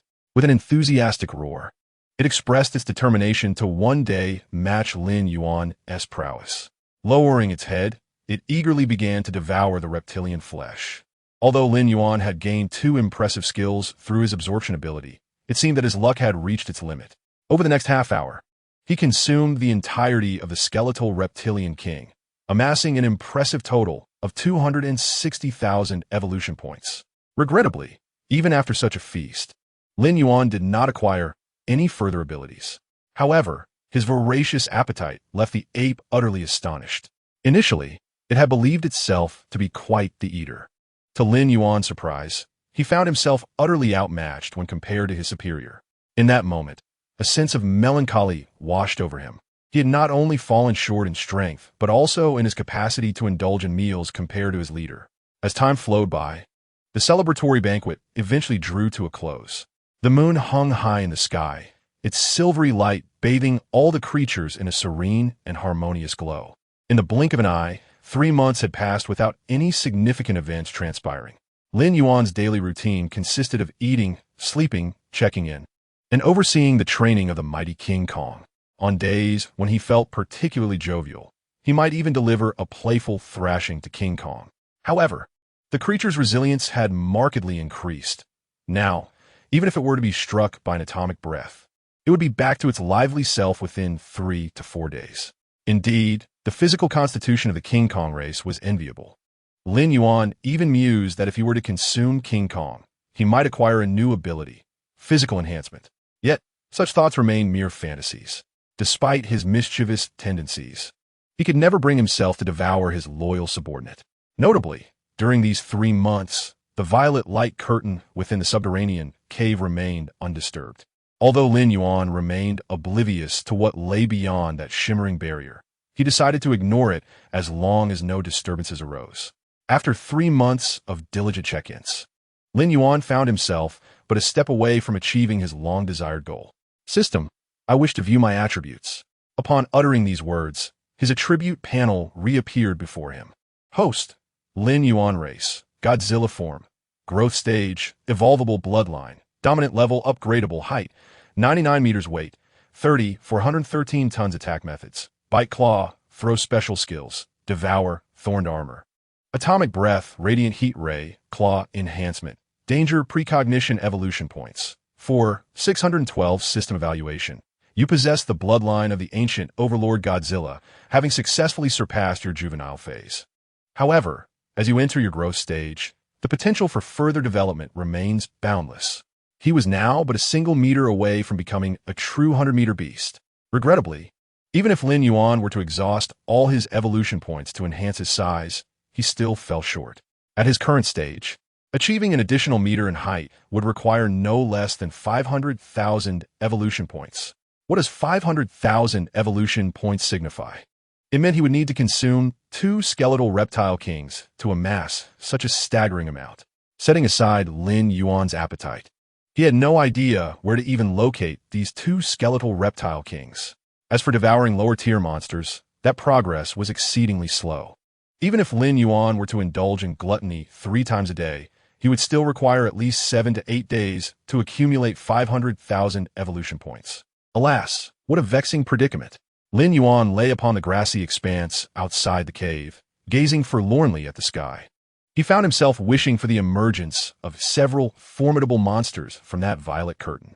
Otherwise, he would soon find himself devoid of sustenance. Although Skull Island was home to many powerful creatures, they were all his subordinates, nurtured with the beast spirit elixirs he had provided. How could he bring himself to consume them? After all, even a tiger does not eat its own cubs. Moreover, he had raised those monsters with the intention of forming a formidable monster army in the future. If he were to devour them all, what chance would he have to create such a legion? With a sigh, Lin Yuan raised his head and lamented once more. The most distressing situation in the world is when one can see yet cannot grasp it. He was so close to the breakthrough he desired. Yet he still had to wait a few more days. This sensation was almost unbearable. Presently, Lin Yuan could only hope that in the coming days, his check-in rewards would yield additional evolution points. Stuck at 99 meters, he felt on the verge of despair. Suddenly, he sensed the ground beneath him trembling violently. He didn't need to guess. It was undoubtedly King Kong returning. This creature never made a quiet entrance. Lin Yuan lazily rolled over and, indeed, beheld the colossal form of King Kong. Yawning, he inquired with feigned indifference, "Where have you wandered off to? Have you completed today's training tasks?" Typically, King Kong would respond with a cheerful demeanor, but at this moment, it bore a grave expression and replied solemnly, "Boss, the leader of the Icarus Wing tribe has been injured. Over the past 3 months, Lin Yuan had taught King Kong to express different meanings through varied vocal tones. Although King Kong appeared somewhat simple-minded, it learned remarkably quickly. Thus, it had mastered this mode of communication in a short span of time. Previously, Lin Yuan could only decipher King Kong's roars through guesswork, but now their exchanges were far more convenient. He even planned to extend this communication method to all the monster tribes on Skull Island. Upon hearing King Kong's words, Lin Yuan was momentarily taken aback. The leader of the Icarus Wing tribe has been injured? Could it be the work of the Holy Tiger tribe or the Bladespine Jackal tribe? It was worth noting that the Icarus Wing tribe, possessing flight capabilities, held a significant aerial advantage. In this context, The monsters on Skull Island capable of inflicting harm upon them were few and far between. Particularly after the leader of the Icarus Wing tribe had pledged allegiance to Lin Yuan. Their loyalty had been unwavering, rewarded with several beast spirit elixirs. With the potential fully unleashed through these elixirs, this leader had become incredibly powerful, ranking among the top 10 on Skull Island. Yet, here was King Kong reporting that this formidable leader had been injured. Was it possible that the leaders of the Holy Tiger or Blade-Spine Jackal tribes were responsible? Each leader of a monster tribe was a key focus of Lin Yuan's training, and these two tribes were no exceptions. The leader of the Blade-Spine Jackals had also made remarkable strides through the evolution induced by the beast spirit elixirs, moving with a speed that was almost ghostly. Given enough momentum, it could leap hundreds of meters. In that light, injuring the Icarus Wing leader was certainly within the realm of possibility. As for the Holy Tiger tribe's leader, that creature was on par with King Kong in terms of strength. In the span of these 3 months, a formidable offensive technique has been comprehended. This method possesses the capability to absorb all airflow into its being, subsequently compressing it into a hurricane projectile that is forcefully expelled from its mouth. The range of this hurricane projectile can extend to several kilometers, exhibiting an astonishing power. Lin Yuan once witnessed the sacred tiger obliterate a colossal ancient tree with a trunk several meters thick using a single hurricane projectile. Such a terrifying mode of attack is, without a doubt, on par with the emission of radiant energy. Should the sacred tiger employ the hurricane projectile, it could undoubtedly inflict significant harm upon the leader of the Icarus Wing tribe. However, Lin Yuan felt a surge of anger, as he had previously commanded these colossal beasts to refrain from internal strife. He permitted friction and conflict among different clans, as such interactions are essential for maintaining the ecological chain, a law of nature. Yet, he would not tolerate the monsters he nurtured engaging in conflict with one another. For the leaders of these monster clans, these apex creatures were all cultivated by his own hands. Their infighting would amount to internal consumption, which is something Lin Yuan, as a sovereign, must unequivocally prohibit. Contemplating this, Lin Yuan's tone grew chillingly cold as he solemnly demanded, "Tell me, who has defied my will and harmed the leader of the Icarus Wing tribe? They must demonstrate through their actions that their principles are not to be trifled with. Any transgressor shall face my wrath." Chapter 36. The Emergence of Humanity. The Thunder-Wielding Abilities? Though Lin Yuan often appeared exceedingly benevolent and rarely showed anger, this did not preclude him from transforming into a tyrant when circumstances necessitated. Even the diamond, upon witnessing the icy malice emanating from Lin Yuan's gaze, involuntarily took a step back. After swallowing hard, the diamond struggled to articulate, "It was not us." This incident was not caused by the Sacred Tiger clan or the Bladeback Hyena clan. Lin Yuan was momentarily taken aback, furrowing his brow. Then who did it? He could hardly fathom anyone other than them capable of injuring the Icarus Wing. Shortly thereafter, the diamond spoke. "In fact, I suspect that the one who harmed AE was likely the human you mentioned before." AE was the affectionate nickname the diamond had given to the Icarus Wing. After learning to speak, this endearing diamond had bestowed nicknames upon all the leaders of the monster clans, such as E or A Tiger, which sounded quite amiable. However, upon hearing the diamond's words, Lin Yuan was left momentarily speechless. "What did you say?" "Months." A hint of astonishment colored Lin Yuan's tone. He indeed had mentioned the existence of humans to the diamond. After all, the diamond had yet to encounter the outside world, having lived on Skull Island since childhood, completely unaware of humanity's existence. Yet, what astonished Lin Yuan was the revelation that humans had appeared on Skull Island. Could it be that the human world had become aware of the existence of Skull Island?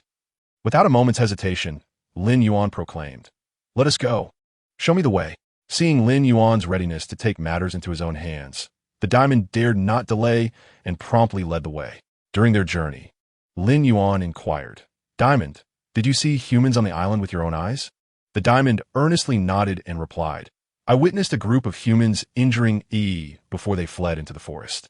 Among them was an elderly man who could summon thunder from the heavens with a mere gesture. A told me it was that old fellow who struck him with lightning." Upon hearing this, Lin Yuan's pace faltered slightly. Summoning thunder with a gesture? What kind of ability is that? Lin Yuan had initially presumed that the human's ability to injure the Icarus Wing stemmed from heavy weaponry. Yet the diamond's assertion completely upended this notion. After all, summoning thunder in such a manner could hardly be explained by technology.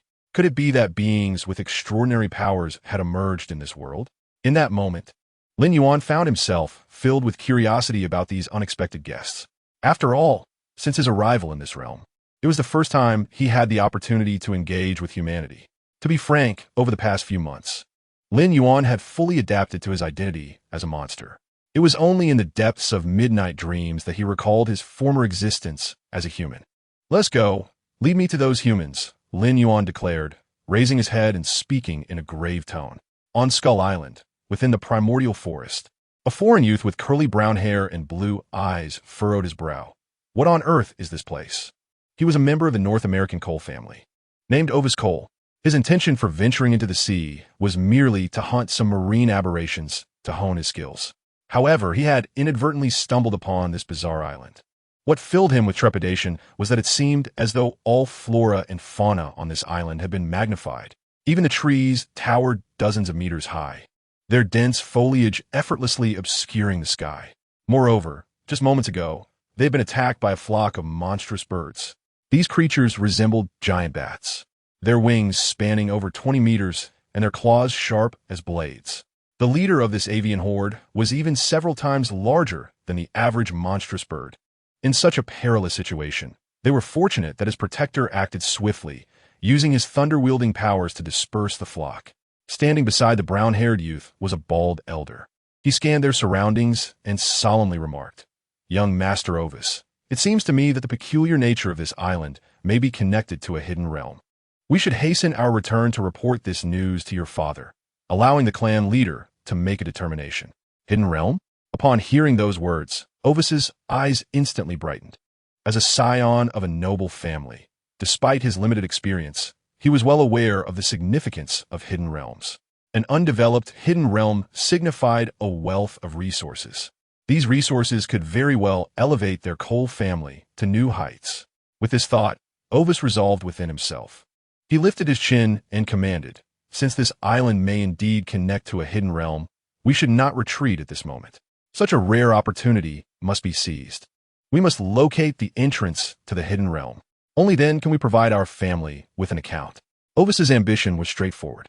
If he could discover a brand new entrance to a hidden realm and deliver this news, his standing within the family would undoubtedly soar. Though he was the son of the patriarch, he was not without several brothers. If he wished to inherit the Kohler family in the future, he must present achievements that would command the respect of all. The island beneath his feet, which might harbor a secret realm, represented an extraordinary opportunity for Ovis. Upon hearing this, the balding elder furrowed his brow and instinctively remarked, "But young Master Ovis, you have seen that this island is fraught with danger. If we linger here any longer, I fear for your safety." Ovis flashed a radiant smile, replying, "Hurst, when did you become so timid? You are an extraordinary power wielder. What threat could possibly be beyond your capability? Even that group of ferocious avian beasts was dispelled by your lightning abilities, was it not?" Chapter 37. The Enormous Shadow. The Emergence of the Titan.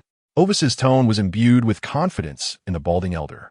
After all, a power wielder of such caliber was a rarity even within their Kohler family. Were he not the patriarch's son, he could never hope to possess such a formidable guardian. The balding elder spoke softly, "Young Master Ovis, even extraordinary power wielders are not invincible. If we encounter a more terrifying danger on this island." Before he could finish, Ovis coldly interrupted, "Hurst, when did you become so fearful? Or do you not wish to see our Kohler family thrive? If your cowardice leads to the loss of our chance to rise, will you bear the consequences? Once is forgivable, but your repeated questioning of my decisions raises doubts about your intentions." With the weight of the family's interests placed upon him, the balding elder finally refrained from further opposition. He opened his mouth to speak, but ultimately remained silent. Observing this, Ovis nodded in satisfaction. "Now, that is more like it. Should we indeed find the entrance to the secret realm, I will not forget to present your merits to the family. At that time, you will be hailed as a benefactor of the Kohler family." It must be said that although Ovis was still young, he had mastered the art of commanding respect with a blend of benevolence and authority. With no other choice, Hurst opted for compromise. He turned to his companions, instructing, "You all, Stay vigilant and keep watch around us. Once any enemy activity is detected, sound the alarm immediately. This operation primarily aims to locate the entrance to the secret realm. Do not provoke the island's creatures lightly. As a high-level power wielder, Hurst was not only immensely powerful, but also possessed considerable experience in wilderness combat. Since Ovis was determined to explore the island, he could only comply with orders and strive to mitigate risks. Truth be told, Hurst harbored an ominous premonition deep within. His instincts warned him that the island beneath their feet was far more complex than it appeared. However, at this moment, Ovis was singularly focused on discovering the entrance to the secret realm. Yet, they had scarcely ventured far when a burly man with a bushy beard suddenly turned, shouting, "Enemy attack! Enemy attack!" His warning sent a jolt of alarm through everyone present, prompting them to prepare for battle. The originally scattered team members quickly converged, forming a battle line. Before them stood a pack of enormous wolves, the razorback wolves of Skull Island. This breed was notoriously bloodthirsty and savage, clearly regarding the group of humans as prey. Roar! One of the razorback wolves let out a furious howl, baring its bloody maw as it lunged at the nearest burly man. "Get away!" The burly man growled, delivering a powerful punch to the wolf's jaw. With a resounding thud, his fist sent the wolf, much larger than himself, flying, crashing heavily against a distant tree trunk. "A mere pup dares to wreak havoc before me?" He scoffed, spitting disdainfully. Though he lacked Hurst's formidable powers, he was nonetheless a capable strength-based power wielder. Even someone of his caliber, when unleashing his full potential, could exert several hundred tons of force. Hurst cautioned from behind, "Be careful. There are many of these giant wolves." The burly man chuckled, "Fear not. Just a bunch of pups. No matter their number, we shall slay them all."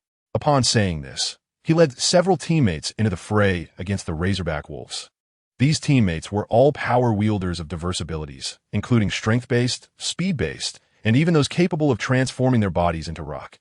Moreover, it was crucial to note that all these power wielders were high-level. As the young deputy of the Kohler family, Ovis had a dedicated team to ensure his safety. It would not be an exaggeration to say that, had they not strayed onto Skull Island, there were few sea creatures capable of posing a threat to him on the ocean. Under the counterattack from this squad, the pack of razorback wolves quickly fell into disarray. Thud! The burly man struck another razorback wolf squarely in the face, shattering its fangs.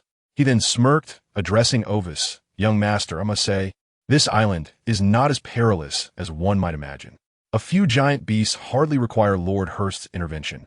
We can handle them ourselves."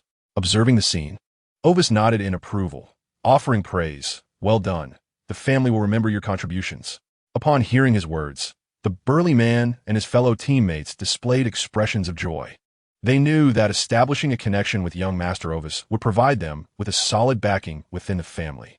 However, before they could fully revel in their triumph, a tremor reverberated through the ground. Hud, hud, hud. The earth quaked violently, reminiscent of an earthquake. The muffled sound of crashing echoed, as if a colossal hammer were striking a drum. In an instant, the expressions of the group changed dramatically. Ovis, alarmed, looked around frantically. "What is that sound? What is happening?" Hurst reacted immediately, commanding everyone fall back. Prioritize protecting the young master. Thud! With one final, resounding tremor, an enormous figure, akin to a mountain, loomed before them. Gazing upon the colossal figure before him, reminiscent of a demonic deity, Ovis felt his legs quaking beneath him. A thunderous roar reverberated through the air, shaking the very souls of those present.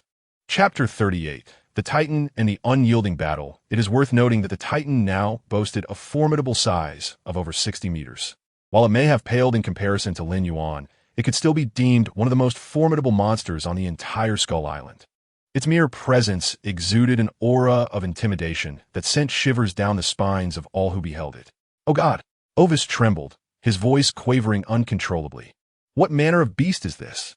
Without hesitation, Hurst positioned himself protectively in front of Ovis, his voice low and firm.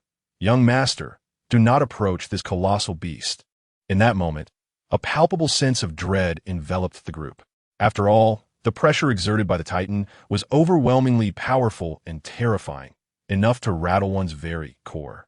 However, the Titan merely cast a glance at the humans before turning its head away. "Boss, I've located them." Lin Yuan raised his head. Oh, so soon? He then strode purposefully towards the Titan's vicinity, causing the ground to tremble once more.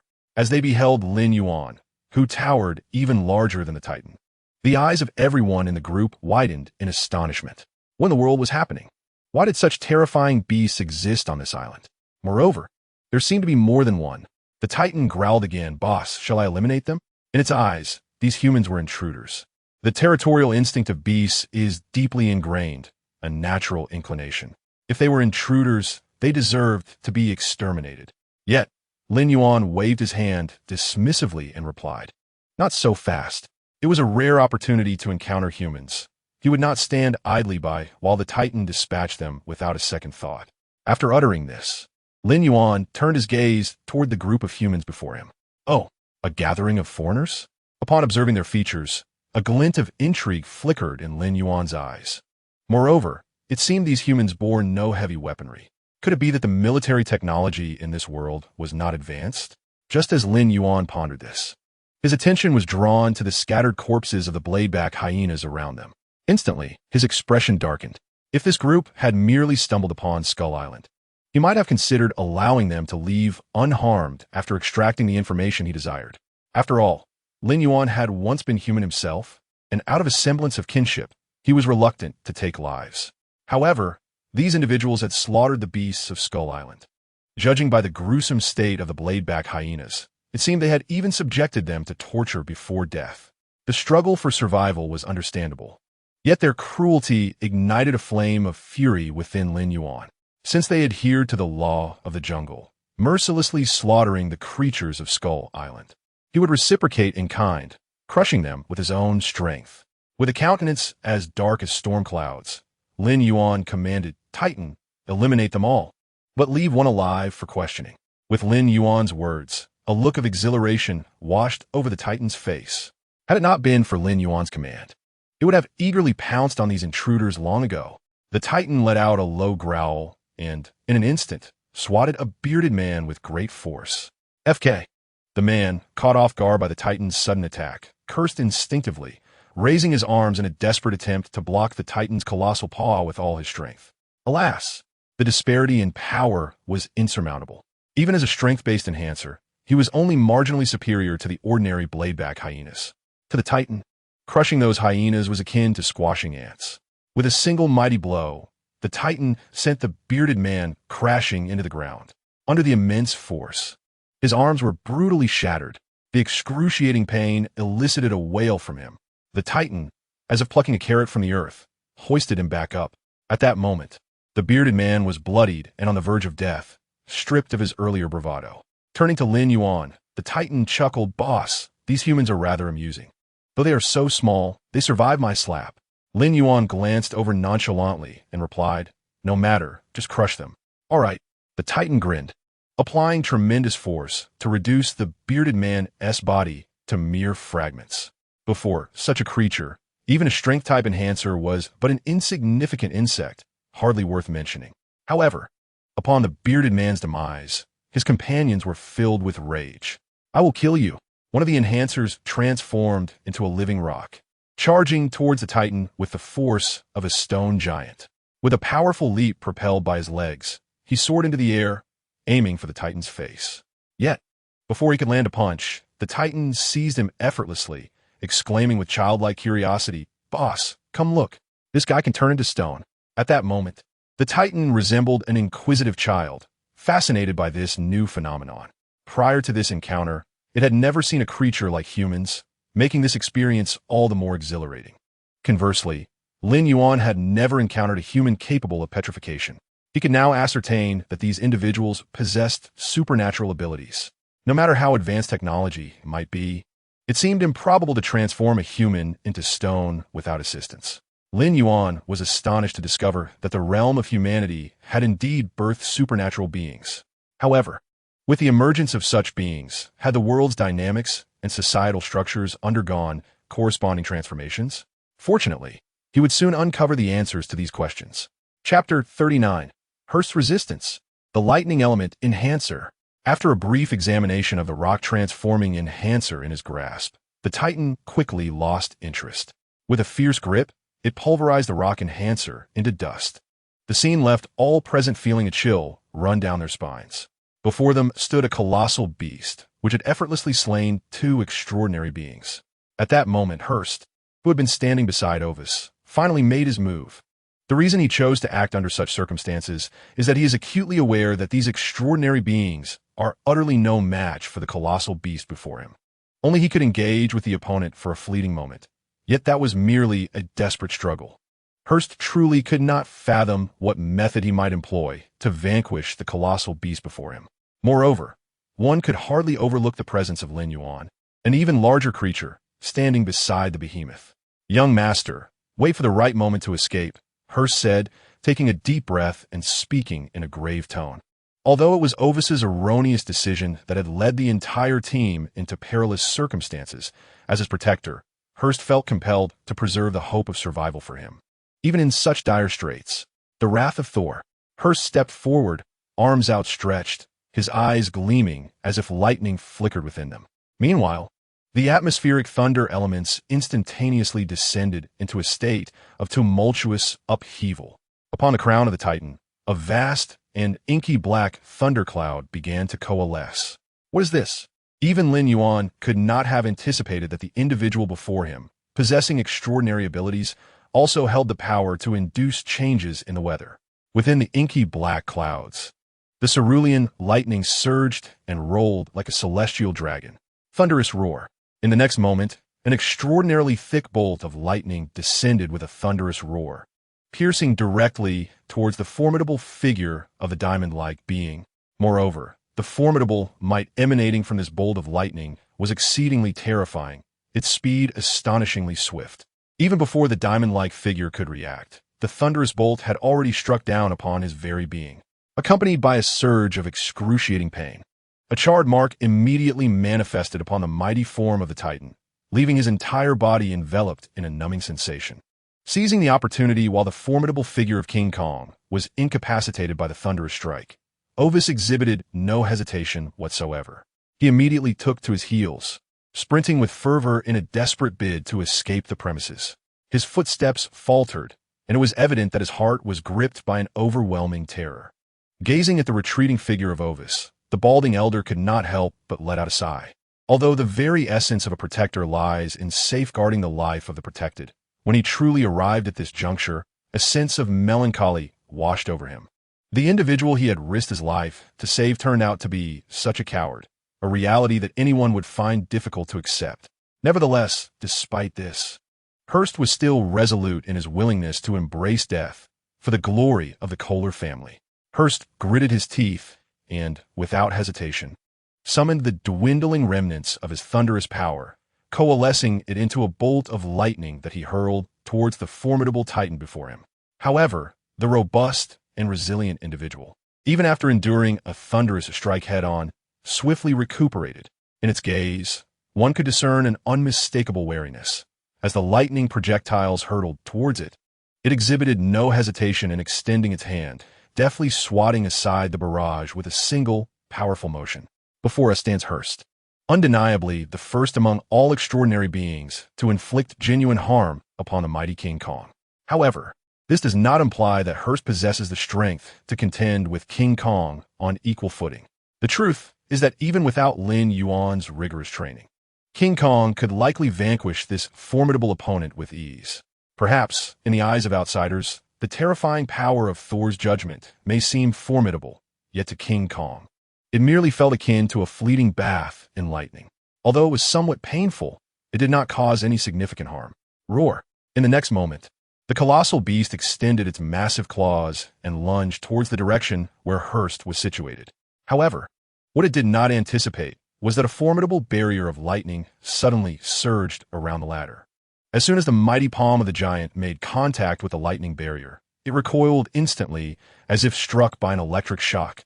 The once mighty creature, now humbled, appeared somewhat irate in the hands of its adversary. With a swift motion, it raised its fist and struck fiercely at the shimmering barrier of lightning before it. Bang! With a single strike of immense power, it shattered the barrier of lightning into countless fragments.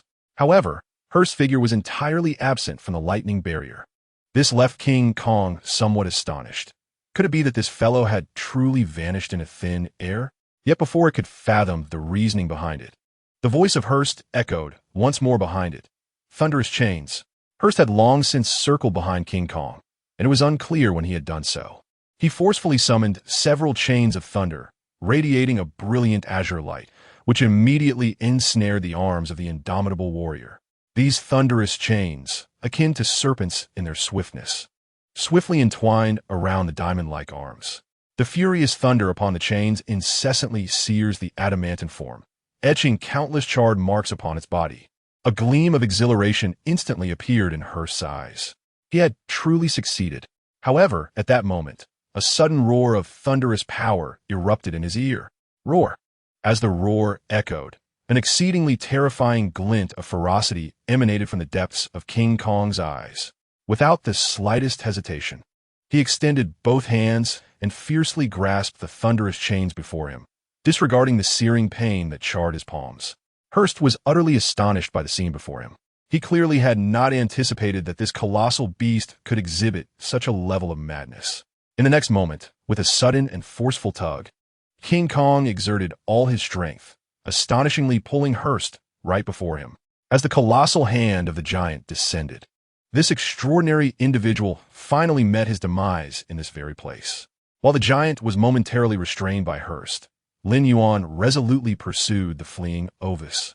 In his perspective, although Hearst possessed the greatest strength among them, it appeared that this brown-haired youth was the true leader in essence.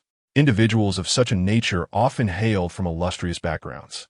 Thus, by merely capturing him for interrogation, Lin Yuan could uncover a wealth of information regarding the contemporary human world.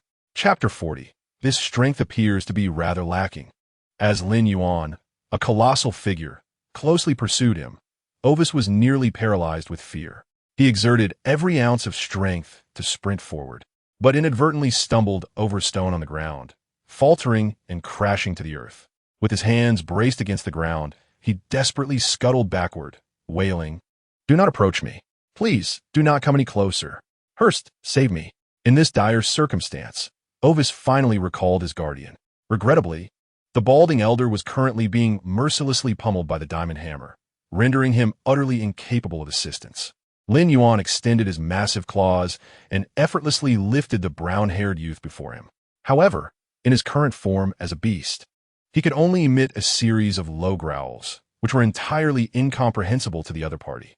With this in mind, Lin Yuan promptly inquired, "System, do you possess any sort of language translator?" In the next moment, the holographic interface of the system's shop appeared before him.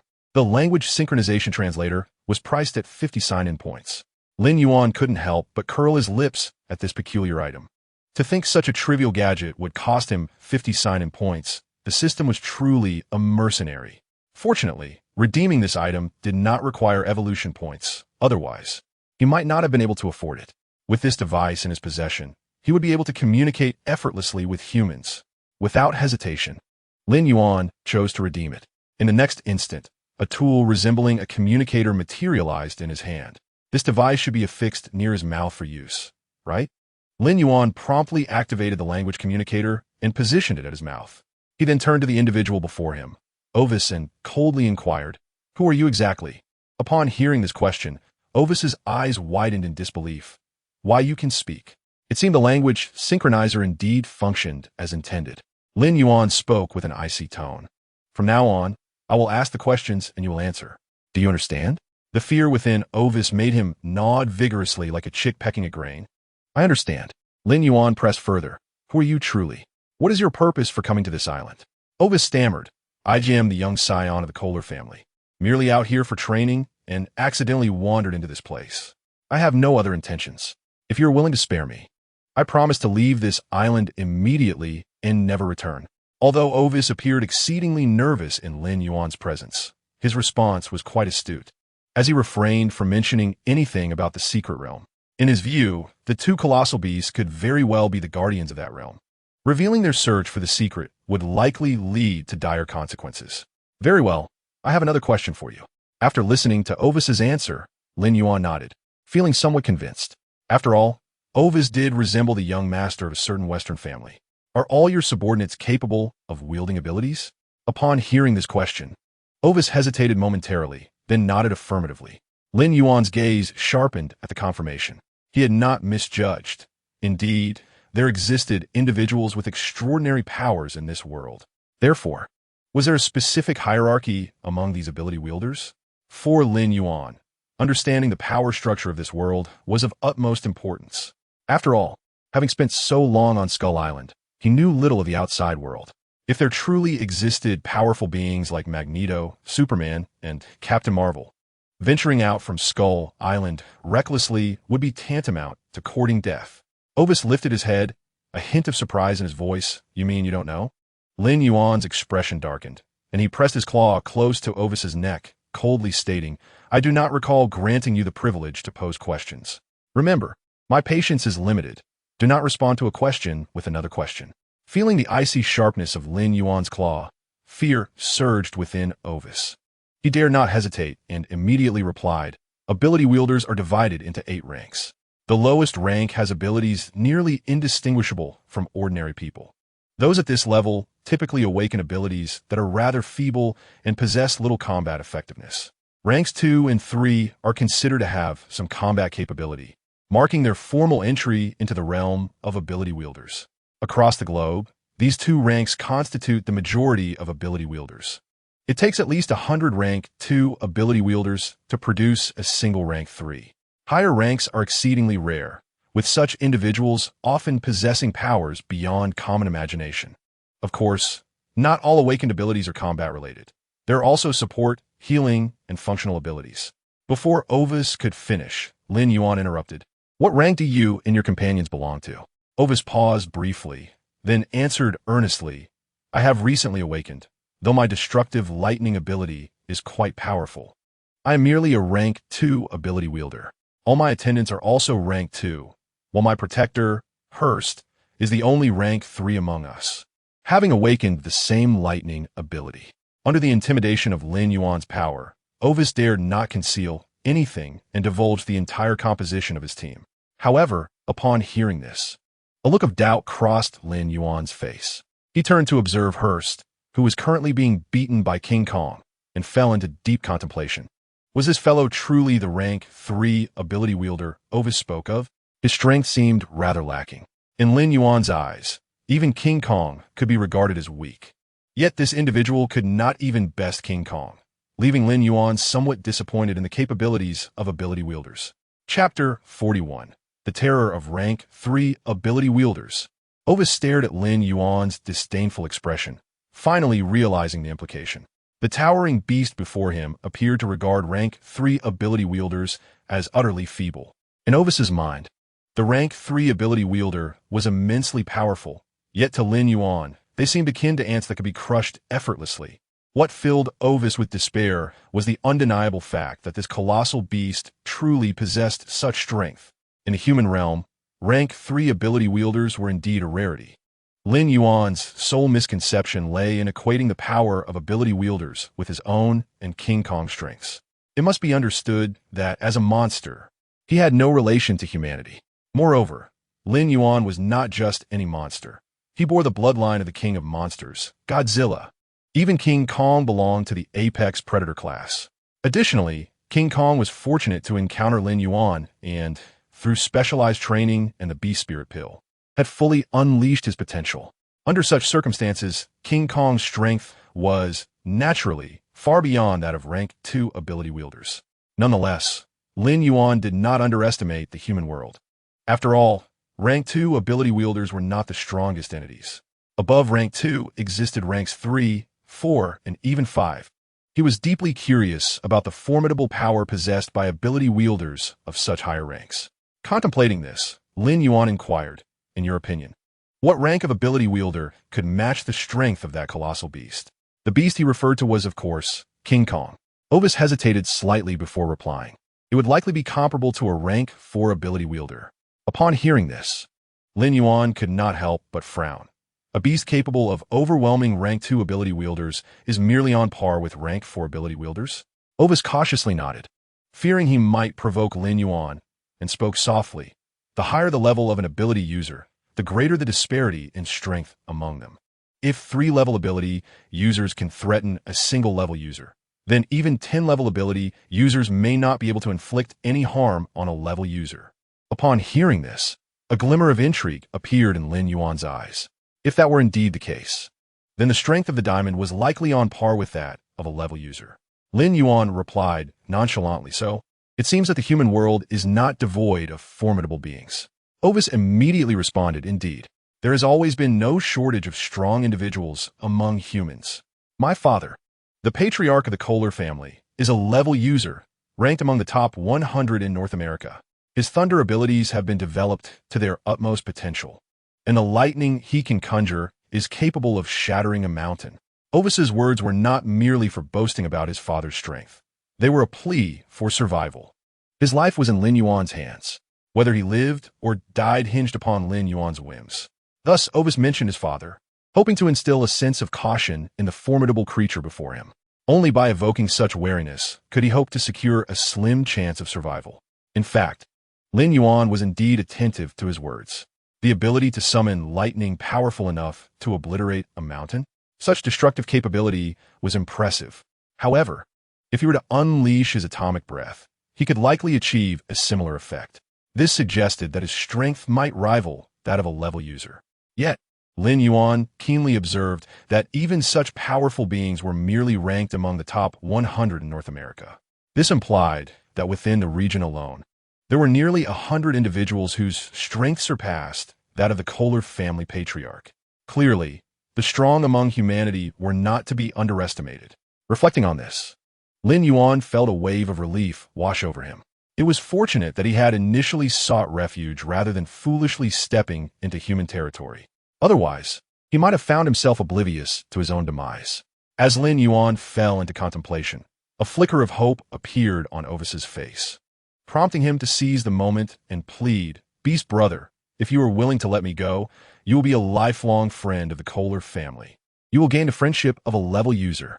Ovis's words were, of course, merely a temporary strategy. He had already resolved that if Lin Yuan allowed him to leave, he would surely return with the power of his family. After all, this island might conceal a secret realm. If he could obtain that realm, even his father could benefit, breaking through his limitations to become a level ability user. In the face of such potential gain, any promise could be easily discarded. The thought ignited a fervor within Ovis. However, Lin Yuan appeared disinterested in his proposal, instead inquiring, "If your father, as merely a level user, possesses such formidable strength, then surely a level ability user could reshape the very world?" Ovis inhaled deeply and responded in a solemn tone.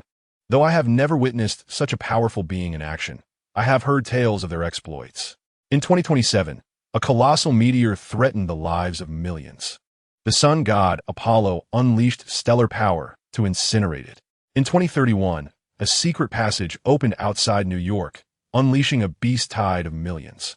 The level ability user Ares activated his war god form to single-handedly slay nearly 1 million beasts, successfully averting the crisis.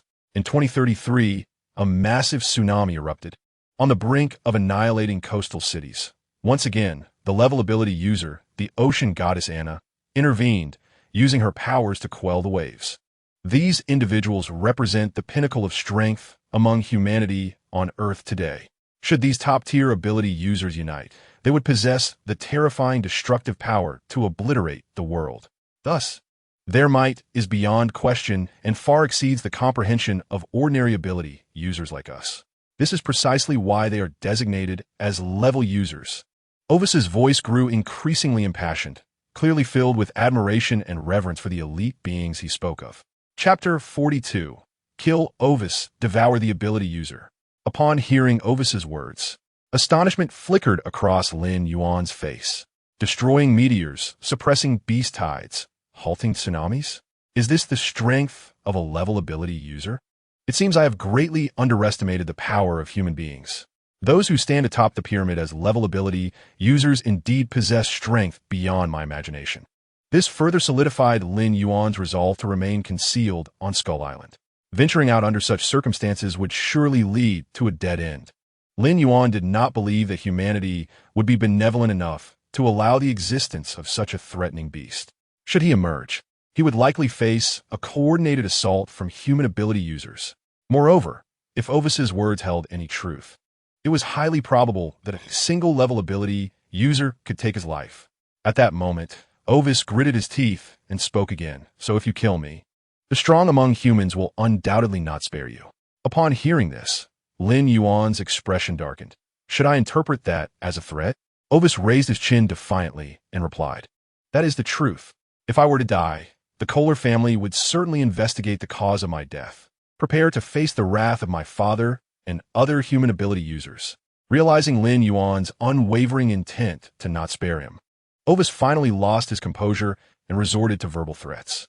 As the young patriarch of the Kohler family who had discovered the potential secret realm, with a promising future ahead, how could he perish in such a place?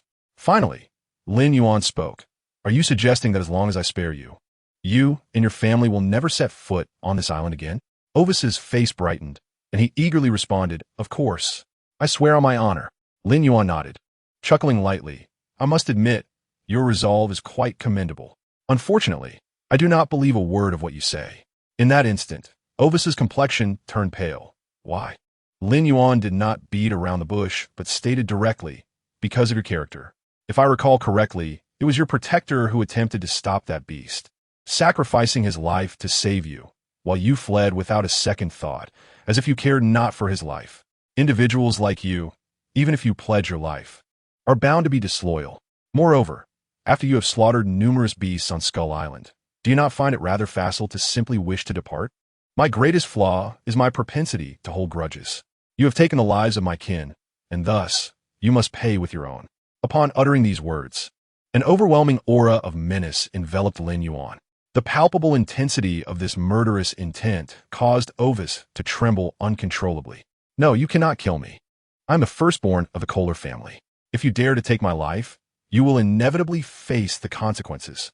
If you wish to avoid death, it would be wise to release me now. Otherwise, the might of my family shall obliterate this island and extract your skull, exterminating every beast that resides here. Ovis's face contorted, emitting a series of desperate, high-pitched cries. Yet, before he could finish his words, Lin Yuan's claws suddenly pierced his chest. The sharp and formidable talons swiftly shattered his ribcage and crushed his heart. Lin Yuan, with an impassive expression, calmly remarked, I neglected to inform you that the one thing I detest most in this life is being threatened. In his final moments, Ovis could hardly believe that Lin Yuan would decisively take his life. His eyes widened, filled with disbelief, as blood trickled from the corners of his mouth. With great difficulty, he managed to utter, I swear you will regret this. It is you who should be regretting, Lin Yuan replied coldly. You should not have set foot on this island, nor should you have unleashed a massacre here. With that, Ovis's lifeless body gradually relaxed, descending heavily to the ground. Meanwhile, the battle between King Kong and Hurst came to a close. Although Hurst possessed formidable thunder abilities as a high-level adept, he ultimately found himself powerless against the resilient King Kong. Even after bombarding King Kong with thunderous strikes, he could only scorch a small area of its tough hide.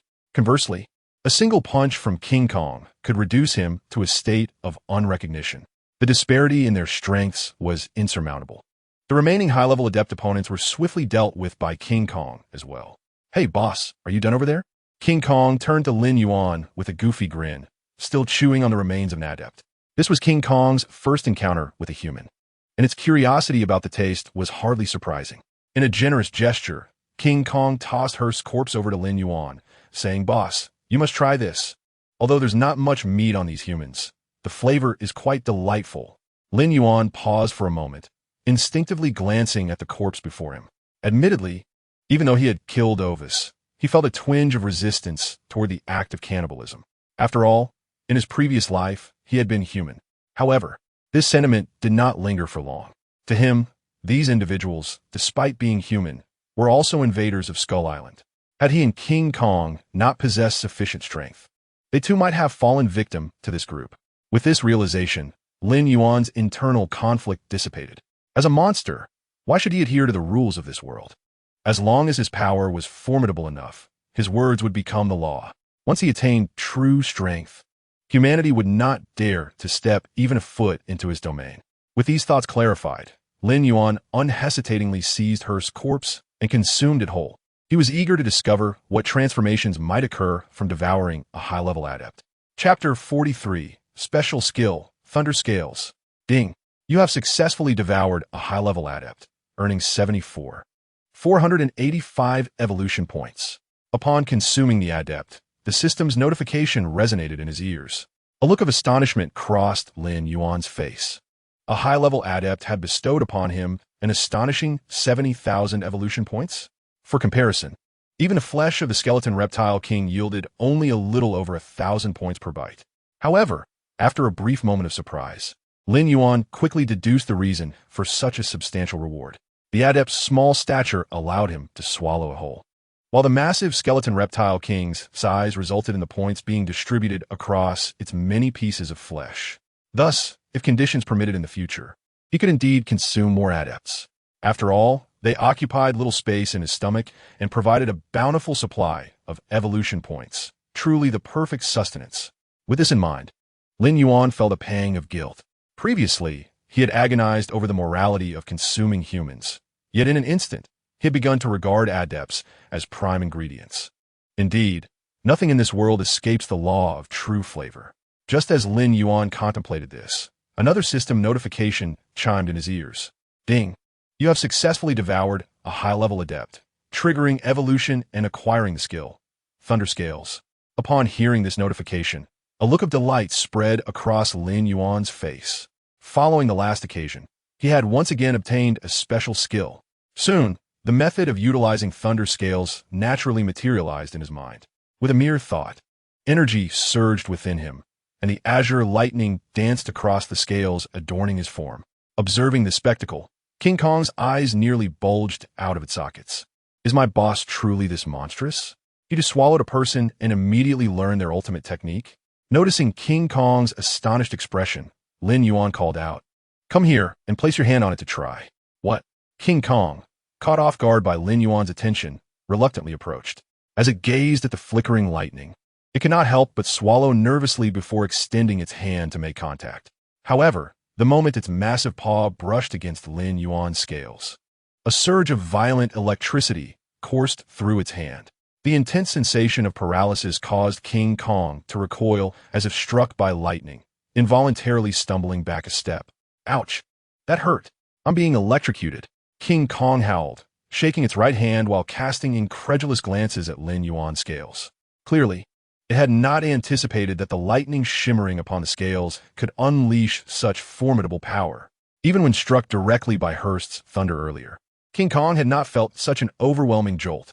The defensive capability is quite remarkable. After testing the power of Thunder Scales, Lin Yuan nodded in satisfaction. Now, he possesses 3 exceptional skills: Thorned Armor, Claw Enhancement, and Thunder Scales. Even when engaged in close combat with other colossal beasts, he remains unscathed. He then turned his gaze towards the towering figure of King Kong and spoke in a grave tone. Go to Hurricane Cliff and seek out the leader of the Icarus Wings. Instruct him to dispatch all the giant birds of his clan for reconnaissance. Similarly, the Bladeback Hyena clan and the Sacred Tiger clan must conduct surveillance on land. We must ascertain whether there are any other humans on this island. Should any trace of humanity be discovered, you are to report to me immediately. If any other beasts dare to obstruct this mission, they shall be annihilated without mercy. Observing Lin Yuan's solemn expression, King Kong realized the gravity of the situation and nodded vigorously, replying, "Understood." It was no wonder Lin Yuan was so anxious. The words of Ovis had profoundly stirred his apprehensions. Ovis had made it clear that this world was far more complex than Lin Yuan had imagined. Although it was still Earth, humanity's arsenal consisted of more than just fighter jets, tanks, nuclear bombs, and rocket artillery. There existed countless formidable individuals endowed with extraordinary abilities. Those who stood atop the pyramid of power possessed the capacity to move mountains and fill seas. The existence of such terrifyingly powerful human beings instilled in Lin Yuan a profound sense of trepidation, for these elite practitioners of the arcane could truly obliterate Skull Island. Regardless, Lin Yuan had no intention of exposing the location of Skull Island. Should its whereabouts become known, they would face imminent catastrophe. Thus, he must quell any potential threats in their infancy. No human who knew of Skull Island's existence could be spared. Hence, He instructed the Icarus Wings to conduct a thorough investigation across the entire island. Meanwhile, in North America, within the Keller family estate, an elderly butler, bearing an anxious expression, pushed open a heavy door. Behind the solid wood entrance, a stern-looking middle-aged man sat at a desk, seemingly engrossed in reviewing documents. His mere presence radiated an intimidating authority that was both unsettling and awe-inspiring, with his cerulean eyes flashing like bolts of lightning. This man was Regans, the current patriarch of the Keller family. He lifted his head, displaying a displeased expression, and inquired in a deep voice what has transpired to warrant such urgency. He had expressly instructed that no one was to disturb him during his working hours. Upon hearing his words, the elderly butler immediately knelt, presenting a handful of shattered grayish-white fragments. Trembling as he spoke, "Patriarch, the life crystal of young Master Ovis has shattered." At this announcement, Regans sprang to his feet, his right hand crackling with electric energy as he slammed it onto the wooden desk. In an instant, the desk was reduced to mere powder. Regans glared, his gaze as frigid as ice. "Repeat that. Whose life crystal shattered?"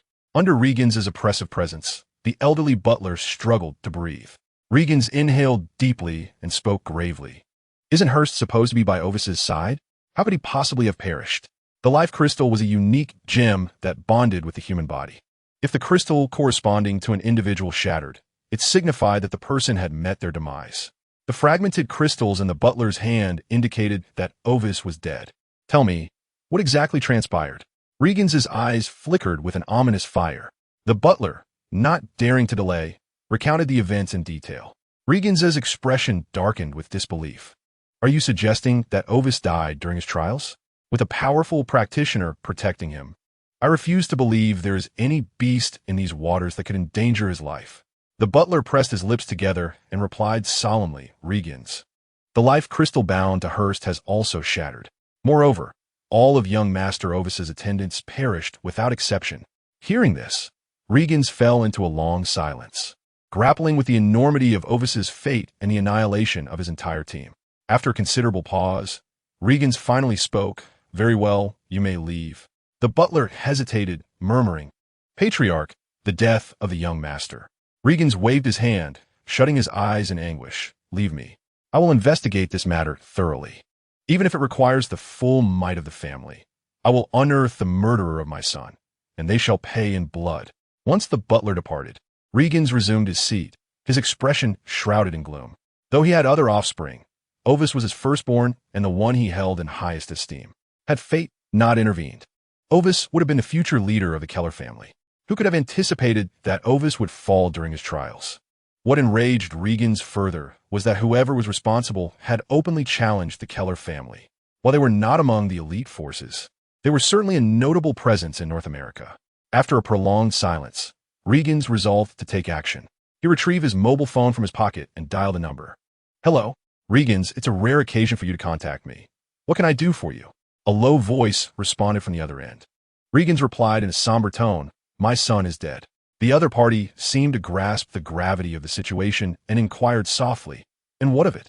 "I seek your abilities to uncover the truth behind his death," Regans stated calmly.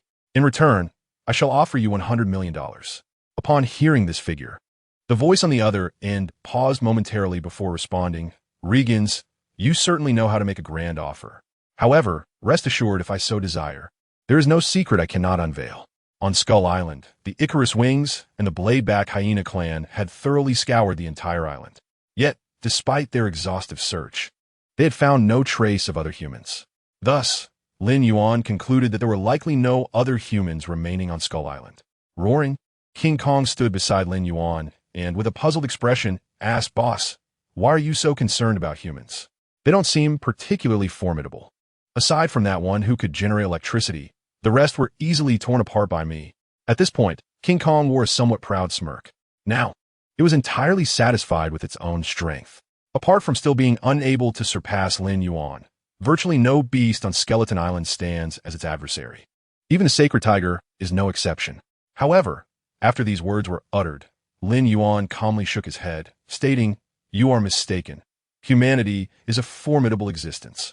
Among humans, there may indeed be beings capable of overwhelming me.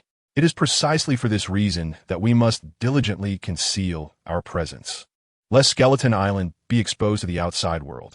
Once revealed, it would spell endless troubles for us. Upon hearing this, Jingang's eyes widened in disbelief. Even the leader admitted he was no match for certain human powerhouses. Are humans truly that powerful? Lin Yuan seemed to perceive Jingang's astonishment and responded with a smile. However, you need not worry excessively. Although we are currently confined to this island, this is merely a temporary state.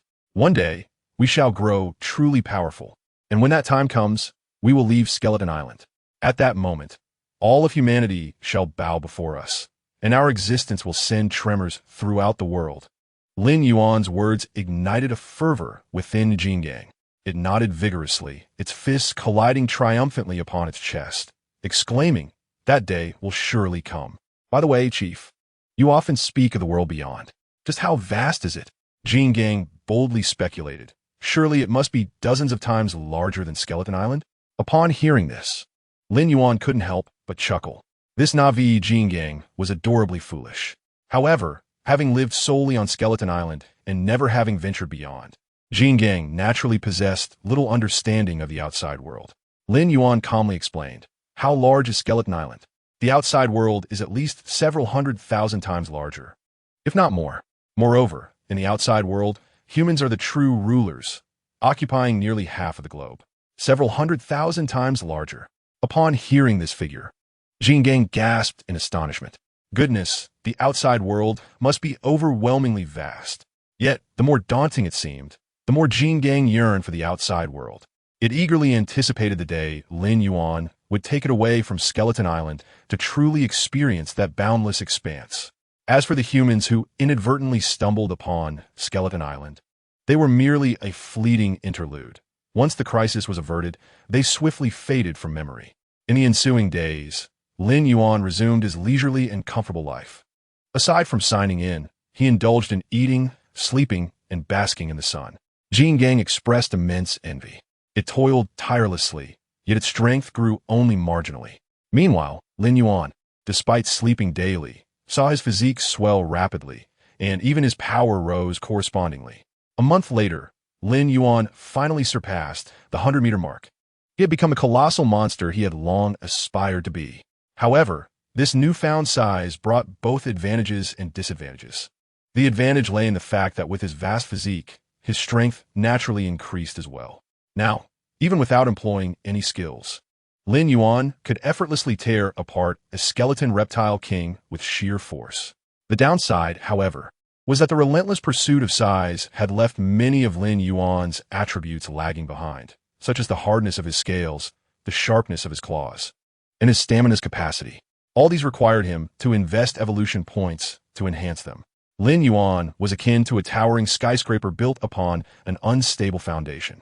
Therefore, in the days to come, he resolved to shift his focus away from merely increasing his size and instead allocate more evolution points toward enhancing his overall power. Only in doing so could he achieve a more balanced strength, avoiding vulnerabilities before his foes. Moreover, after surpassing the 100-meter threshold, the evolution points required for further growth began to climb exponentially. Lin Yuan discovered that to grow just one additional meter, he would need to expend a staggering 50,000 evolution points. This meant that even if the required evolution points remained constant, he would need a total of 50 million points to evolve into a 200-meter behemoth.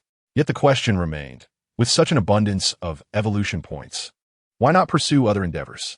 Hence, during this month, Lin Yuan had indeed centered his evolution efforts on enhancing his overall strength.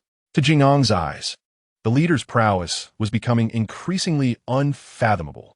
On Skeleton Island, before the cave, Lin Yuan reclined upon a massive rock and lazily inquired, "What shall we have for dinner, Jingang?" Jingang smacked its lips and tentatively suggested, "How about roasted pterosaurs? It's been ages since we last had some." Lin Yuan's eyes sparkled at the suggestion. "Sounds good. I'm all for it."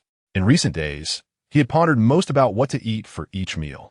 Upon Lin Yuan's approval, Jingang became exceedingly animated, dancing about and pounding its fists against its chest, emitting a series of triumphant roars. After all, roasted pterosaurs were not an everyday delicacy. These pterosaurs flew faster than Icarus's wings. Even Jingang would find it difficult to catch them. However, if Lin Yuan intervened, the task would be much simpler. No matter how swiftly these pterosaurs soared, they could not outpace Lin Yuan's radiative heat vision. With a single blast, Lin Yuan could eliminate the need for even the grilling process, simply seasoning them and feasting. Observing Jingang's excitement, Lin Yuan couldn't help but roll his eyes. All right. Enough of your foolish joy. If you're hungry, come with me now. With that, Lin Yuan leapt from the rock and led Jinggang towards the pterosaur's dwelling. Outside Skeleton Island, a yacht approached the island at a leisurely pace. Regan stood upon the vessel, his gaze cold and piercing as he scrutinized the island shrouded in storm clouds. Beside him stood a cloaked figure, whose face was obscured by the hood, rendering his features indistinguishable. The figure then spoke in a low voice. Mr. Regans, your son, Ovis, likely perished on this island. Upon hearing this, a shadow passed through Regan's eyes. He turned to gaze towards the direction of the cockpit, his voice rumbling like distant thunder. Full speed ahead. Make haste to that island. The cloaked figure calmly remarked. However, this island is indeed mysterious. It appears that there is no trace of its existence on any map. Since Master Ovis encountered peril on this island, it is sufficient to indicate that this island indeed harbors certain undisclosed dangers. Upon hearing this, Regans clenched his fists involuntarily and spoke with an icy tone. Regardless of the perils that may exist on this island, since my son perished here, I shall personally annihilate it. Chapter 46. The Might of Regans, the Thunder Spear. Under Regan's command, the yacht surged forward with remarkable speed, swiftly reaching the periphery of Skull Island. Above them, storm clouds churned ominously, dark as a ferocious dragon, with flashes of lightning flickering within. The tumultuous waves surrounding the yacht threatened to capsize it at any moment. At that moment, a burly Caucasian man emerged from the yacht. He surveyed his surroundings, frowning, and inquired, "My Lord Regans, what manner of place is this?" After uttering these words, he spread his arms wide. Barrier of crystals, activate. Instantly, an invisible barrier rose around the yacht, allowing it to remain steadfast and navigate smoothly upon the tumultuous sea. This imposing figure was also a wielder of extraordinary powers, specifically a crystallokinetic. This unique ability was both offensive and defensive. Furthermore, he was not only powerful in his abilities, but also possessed considerable strength, being one of the few elite wielders from the Kohler family. It is known that the chasm in power between elite and ordinary wielders is vast. Hurst would be defeated within 5 moves against him. To ensure the success of this vengeance plan, Regans brought along several formidable members from his family, including this crystallokinetic giant. Standing beside him was a figure cloaked in black, also an elite wielder, yet possessing a unique ability tied to the soul. It was he who had determined the cause of Ovis' demise, having traced the final dissipating essence of Ovis' soul to this very island. Thus, he was confident that Ovis had indeed died here. Boom! At that moment, a thunderbolt the size of a barrel suddenly coalesced from the storm clouds above and struck fiercely towards the yacht. Crack! Under the might of this thunder, the barrier created by the burly man shattered abruptly. His expression shifted, and he urgently warned, "My Lord Regans, be cautious." Regans remained unfazed, lifting his gaze calmly to meet the descending thunder. It was merely a single bolt. He raised his hand, and the lightning surged within his palm. In the next instant, the thunderbolt was absorbed into his grasp. The cloaked figure beside him observed with a glimmer of intrigue, remarking with a smile, "The power of clan leader Regans is truly enviable. With your current strength, you must be on the verge of elite status, am I correct?" Regans shook his head, responding serenely, "It is not so simple." He had witnessed elite wielders in action. Their might was cataclysmic. Although Regans possessed considerable strength, he could only sigh in humility before such divine prowess, unless unforeseen circumstances arose. He feared he might never attain elite status in this lifetime. Then, Regans shifted the conversation, stating calmly, "Very well, let us proceed and hasten our ascent to the island." After traversing through the storm clouds surrounding Skull Island, they soon set foot upon its shores. Towering primordial trees loomed around them, evoking a sense of wonder among the group. This island seemed peculiar. The cloaked figure noted with a slight frown, speaking solemnly. Regans nodded, his voice steady. "Everyone, exercise caution. We must not err." After saying this, he stepped forward into the ancient forest. However, before they could advance far, A flock of grotesque, giant birds gathered ominously in the sky. The cloaked figure furrowed his brow, speaking gravely. Are these aberrant beasts? Their size is astonishing. To him, these monstrous birds resembled gigantic bats, as ordinary birds could not attain such magnitude. Yet, this was not a secret realm. How could such creatures exist? Could it be that this island concealed a hidden domain? With this thought, a glimmer of ecstatic anticipation shone in the cloaked figure's eyes. If that were the case, it would be an extraordinary boon for them. Regan seemed to grasp this notion as well, his eyes glinting with thoughtfulness. Yet, unexpectedly, upon detecting their presence, the flock of monstrous birds emitted piercing shrieks. The burly man inquired, perplexed. What are they doing? The cloaked figure paused briefly before realizing. It seems they are relaying information. These creatures wish to alert the other inhabitants of this island to our presence. At his words, the expressions of the group shifted, clearly astonished that these creatures possessed such intelligence. Regans scoffed coldly, declaring, even if the other beings are alerted, what of it? We shall eliminate them all. I came to this island solely for revenge. Every creature responsible for my son's death, one and all, shall be dragged into the depths of hell alongside him. Regan's words exuded an intense aura of murderous intent. Clearly, even now, he could not come to terms with his son's demise. He then raised his hand, intently commanding, Thunder Spear. In the next moment, his thunderous powers ignited. The violent elements of lightning rapidly coalesced around him, forming numerous thunder spears. Without a moment's hesitation, he directed the spears towards the flock of grotesque birds. Whoosh, whoosh, whoosh. The thunder spears pierced the heavens with ferocity, swiftly impaling several of the Icarus wings. Crimson sprays of blood erupted in the sky. The impaled Icarus wings shrieked in agony as they plummeted from the sky, crashing into the primordial forest below. However, none of the Icarus wings survived, for Regans had aimed for their hearts. The currents released by the thunder spear would obliterate their hearts within mere moments, sealing their fates. Chapter 47. Regans and the Spine Wolf King.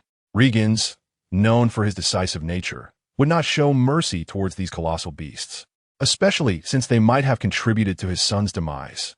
Regan's gaze was frigid as he spoke in a deep voice. If the beast that killed my son cannot be found, then I shall completely cleanse this island of life today. Better to wrongfully slay 1,000 than to let a single one escape. His tone exuded a chilling malice that sent shivers down one's spine. After utilizing his thunderbolt to eliminate the group of Icarus wings above him, Regans resumed his march into the depths of the primordial forest, with those he had brought along swiftly following his lead. Before long, the forest was filled with the rustling of leaves. The figure in the black robe curled his lips into a cold smile.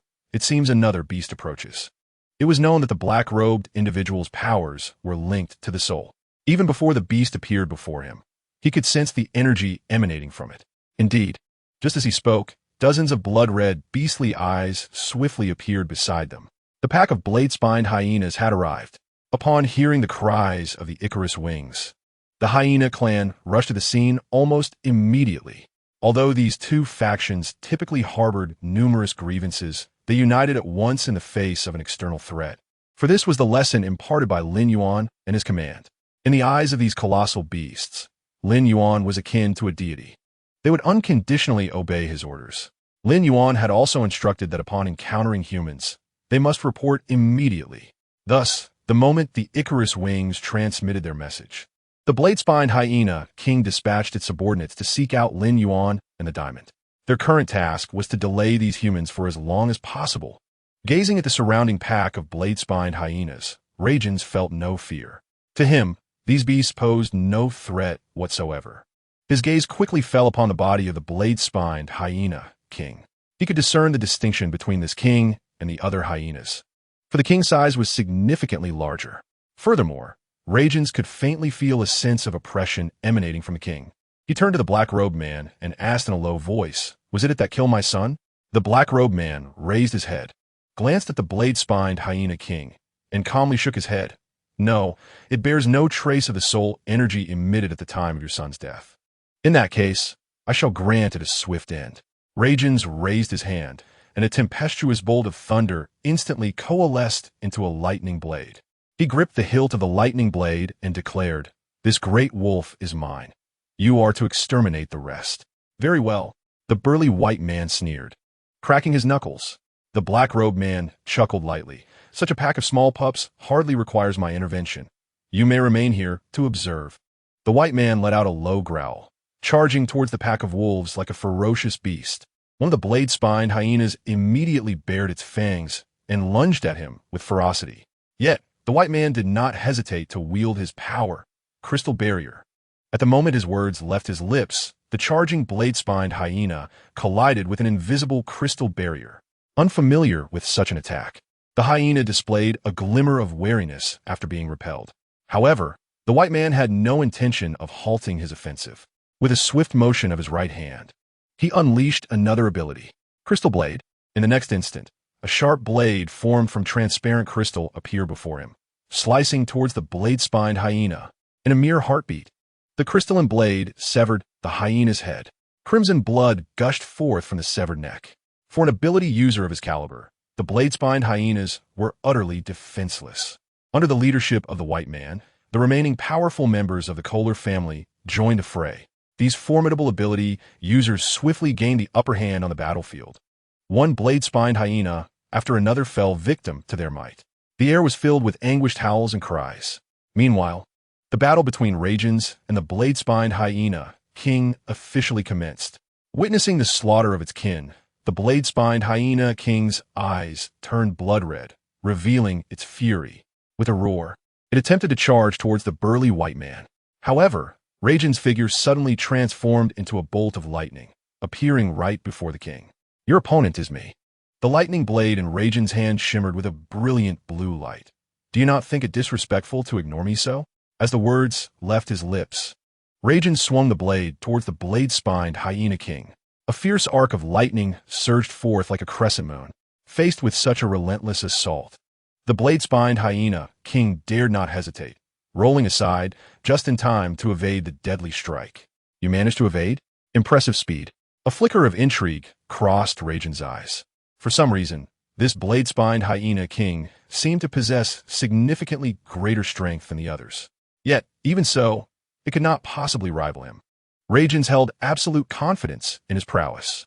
With a roar that echoed through the forest, the blade-spined hyena king lunged towards Radians, its razor-sharp claws slashing through the air. Should it land a hit, those claws could rend flesh and bone asunder.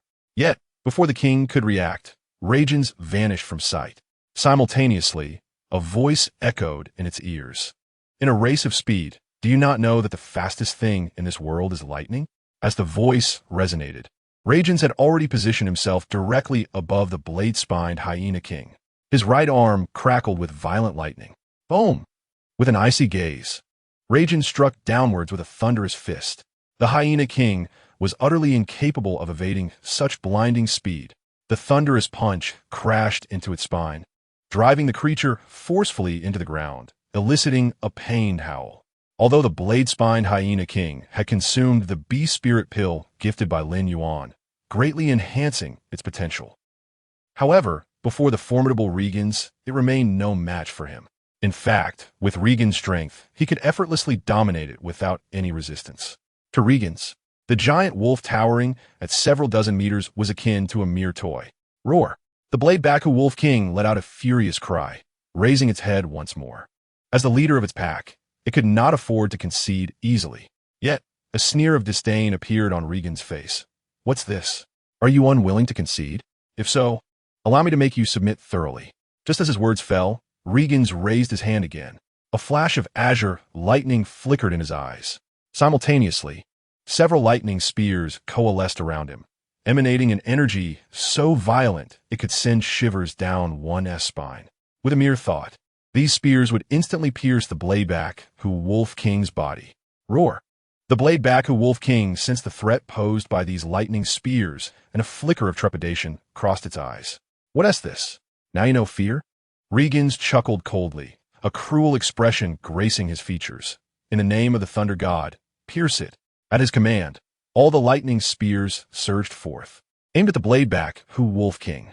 This time, the Blade-Baku Wolf King did not evade but roared and swung its massive claws, attempting to shred the incoming lightning spears. Sizzle! Nearly half of the lightning spears were forcefully shattered by the blade back Hu Wolf King's strikes. However, even so, several spears managed to pierce through its claws, nailing them firmly to the ground. You foolish behemoths, do you not yet realize the crimes you have committed? Regan's expression turned icy. As a formidable entity, he could now easily wield his lightning powers to achieve flight. He spoke coldly. My son perished on this very island, devoured by you foolish beasts. By the gods above, I swear to annihilate you all. Yet, even if I eradicate you, my wrath shall not be assuaged. So now perish. Regan's face twisted with fury as he unleashed his lightning powers to their utmost. Under such circumstances, a spear of purple lightning materialized before him, radiating a menacing aura even more terrifying than a typical lightning spear. Clearly, Regan's intended to use this purple lightning spear to pierce the blade back Hu Wolf King's skull. Whoosh! With a sound of slicing air, he unhesitatingly propelled the purple lightning spear towards the blade back Hu Wolf King. The latter, constrained by the lightning spear that pinned its claws to the ground, was rendered immobile, unable to evade. Just at this critical moment, a roar akin to a wild beast echoed. A whirlwind projectile, resembling a tornado, surged forth from the side, colliding with the purple lightning spear midair. Boom! The purple lightning spear was engulfed by the tornado, exploding into a dazzling display of lightning, energy waves surging like a tidal wave. Observing the scene before him, Regan's furrowed his brow. What infuriated him was that just as he was about to slay the blade back Hu Wolf King, someone had intervened. Turning to look, he saw a massive tiger, as colossal as a mountain, standing before him.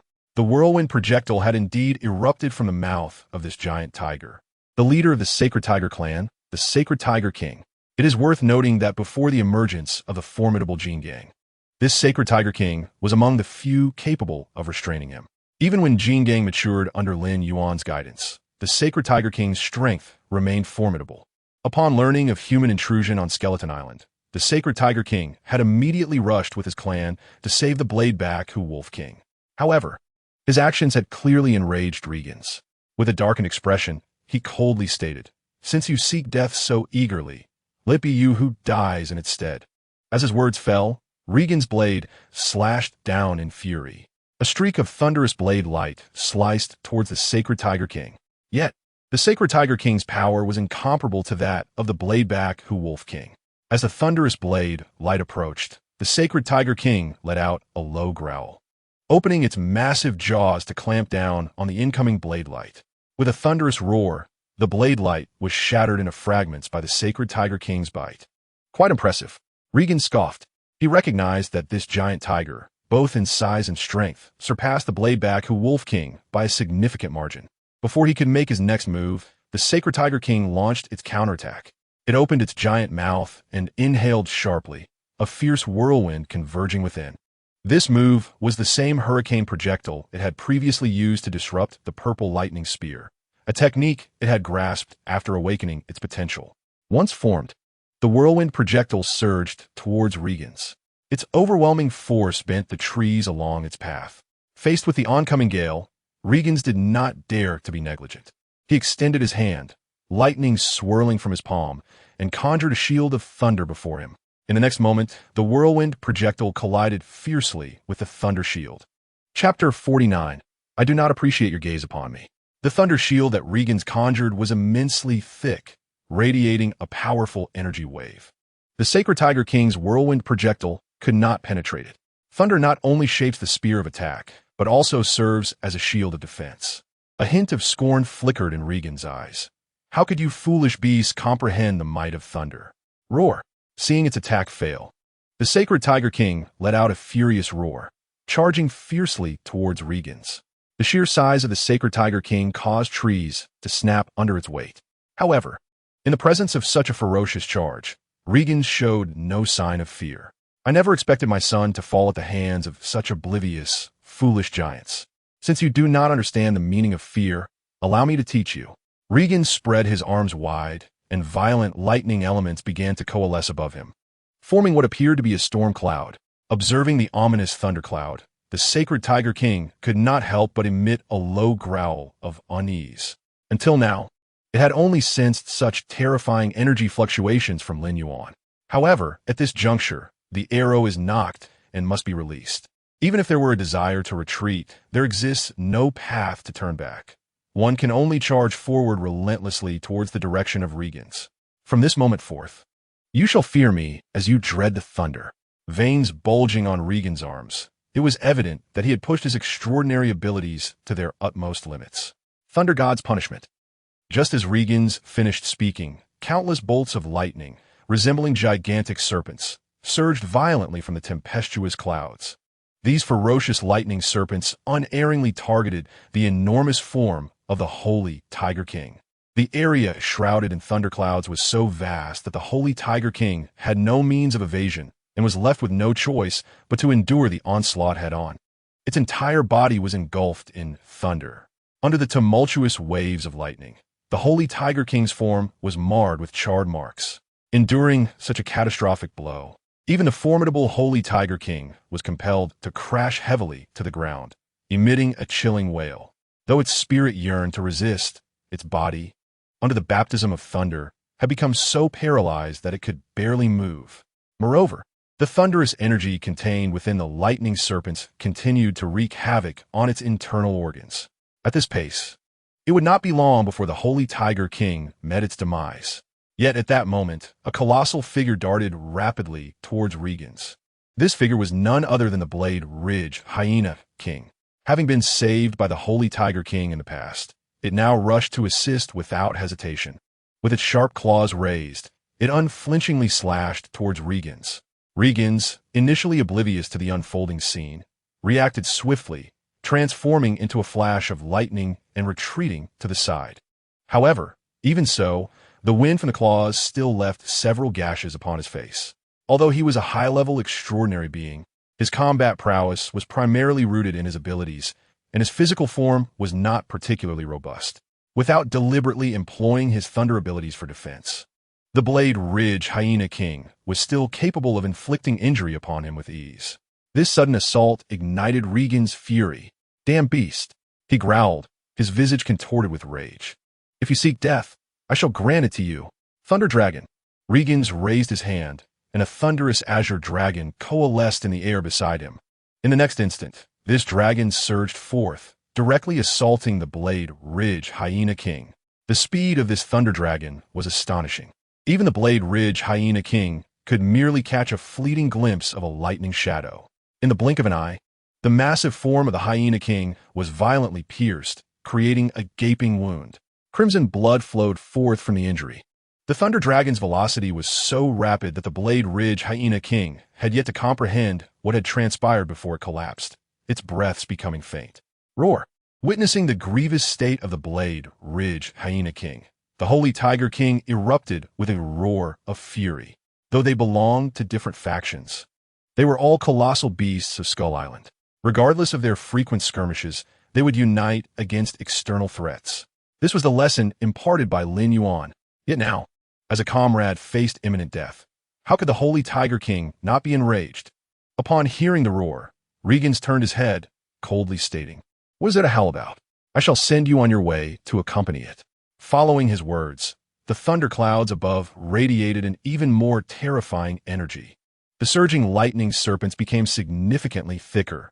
The Holy Tiger King, which had intended to struggle to its feet, was once again forced to kneel under the might of the thunder. Though its body was marred with charred scars, its eyes remained fixed defiantly upon Regan's, filled with unwavering spirit.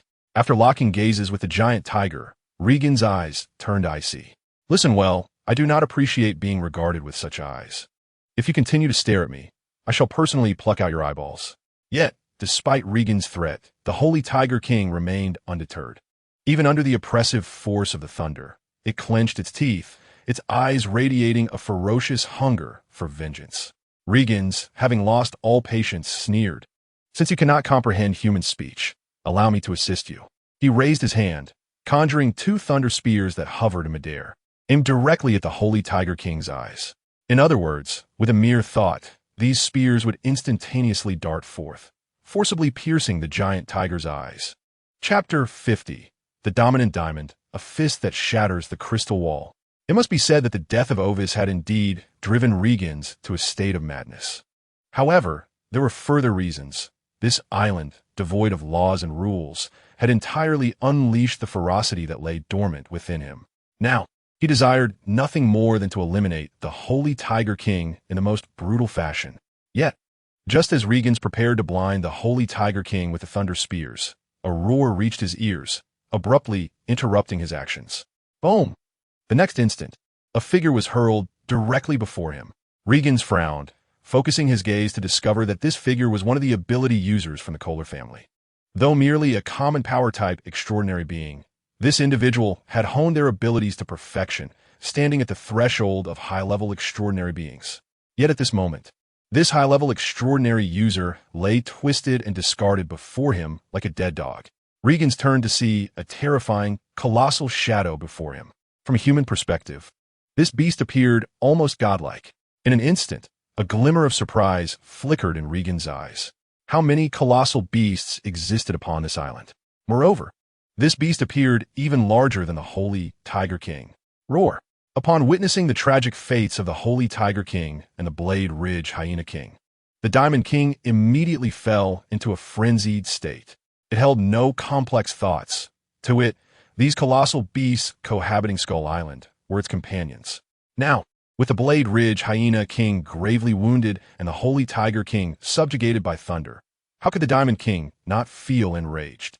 Its eyes locked onto Regan's. Filled with fury, in the next moment, it unhesitatingly raised its massive fist and swung it heavily towards Regan's. However, at that moment, the imposing figure of the white giant suddenly materialized beside Regan's. "Leave this colossal beast to me," he declared. Following his proclamation, the white giant unleashed his extraordinary ability, Crystal Barrier. Upon activation, a semi-transparent crystalline shield appeared before him. Simultaneously, the gargantuan fist of the beast came crashing down. Boom! The immense fist struck the crystalline barrier with tremendous force, causing the ground to tremble beneath them. Crack! Crack! Countless intricate fissures, resembling a spider's web, began to spider across the surface of the barrier. The white giant's expression shifted dramatically. He had not anticipated such overwhelming brute strength from the creature before him. It was known that even a power-type ability user of a high caliber would struggle to shatter his barrier with a single blow. Bang! As the full force of the giant's strength was transmitted, the crystalline shield shattered completely. The giant had trained under Lin Yuan for an extended period, mastering various combat techniques and consuming beast spirit pills like candy, fully awakening his latent potential. Moreover, as a member of the Kong clan, he possessed an extraordinary bloodline advantage, making his power unfathomable to ordinary beings. Nevertheless, even as the barrier crumbled under the force of the giant's strike, the white giant showed no signs of retreat. Instead, he spoke firmly, "Lord Regans, allow me to handle this beast." After all, he was a powerful ability user, and it would be unbecoming to show fear at such a moment. Before Regans could respond, the observing figure in a black cloak suddenly raised his head. With a furrowed brow and a grave expression, he proclaimed, "Regans, this beast is tainted with the soul aura of Hearst." Upon hearing this, Regans's countenance changed instantly. He understood that the cloaked man's abilities were never mistaken. This could only mean one thing. His son as protector, the level ability user Hearst, had perished at the hands of this beast. Anger surged within Regans as he declared, "Kill it." Under his direct command, the white giant dared not hesitate. Taking a deep breath, he conjured several razor-sharp crystal blades, sending them slicing through the air toward the Kong. Roar! The Kong let out a furious roar and reached out with his massive hand to grasp the incoming blades. Although the sharp crystal blades left deep gashes on his palm, the Kong used his immense strength to crush them into dust. At that moment, Regans finally spoke, "Step back. You are no match for it." "My Lord Regans." The white giant appeared anxious. This was a rare opportunity to impress the clan leader, and he did not wish to falter. However, just then, the Kong's heavy fist came crashing down like a hammer once more. Crystal Barrier. The white giant gritted his teeth and once again summoned a thicker crystalline shield, attempting to block the Kong's blow as he had before. Yet, this time, the Kong's strike was no mere test. Boom! The punch struck the barrier, obliterating it instantly. The white giant was taken aback. His proud crystal barrier ability proved utterly inadequate against this beast. Following the destruction of the barrier, The Kong's colossal fist descended upon him. The white giant had no means of escape and was driven into the ground by the force of the blow, losing consciousness as his bones shattered under the impact. Witnessing this scene, a cold glint flashed in Regan's eyes. Although the white giant was only of average strength among level ability users, the ease with which the beast had overpowered him spoke volumes of its formidable prowess. Regan's raised his head, crackling lightning enveloping him, resembling a god of thunder. He fixed a piercing gaze upon the Kong and coldly declared, "Though you did not slay Ovis, Hurst perished by your hand. This means that Ovis's death cannot be divorced from your involvement. Therefore, I must witness your demise with my own eyes." With that, Regan's conjured a thunder dragon once more. Previously, he had effortlessly pierced through the body of the blade, spine hyena king using this technique. Now, he intended to employ the same strategy against the Kong. Alas, he underestimated the Kong's strength, which far surpassed that of the blade, spine hyena king. As the thunder dragon surged forward, the Kong unhesitatingly raised both hands and struck down at the dragon. Boom! With a resounding crash, the thunder dragon was shattered into a cascade of lightning. Roar! After demolishing the thunder dragon, the Kong charged forward with a roar, delivering a mighty punch toward Regan's. Though powerful, his speed was lacking. Regan's eyes narrowed, and in an instant, he transformed into a streak of lightning, vanishing from sight. The Kong paused momentarily, and by the time he realized what had occurred, Regan's had silently appeared behind him. Thunderblade!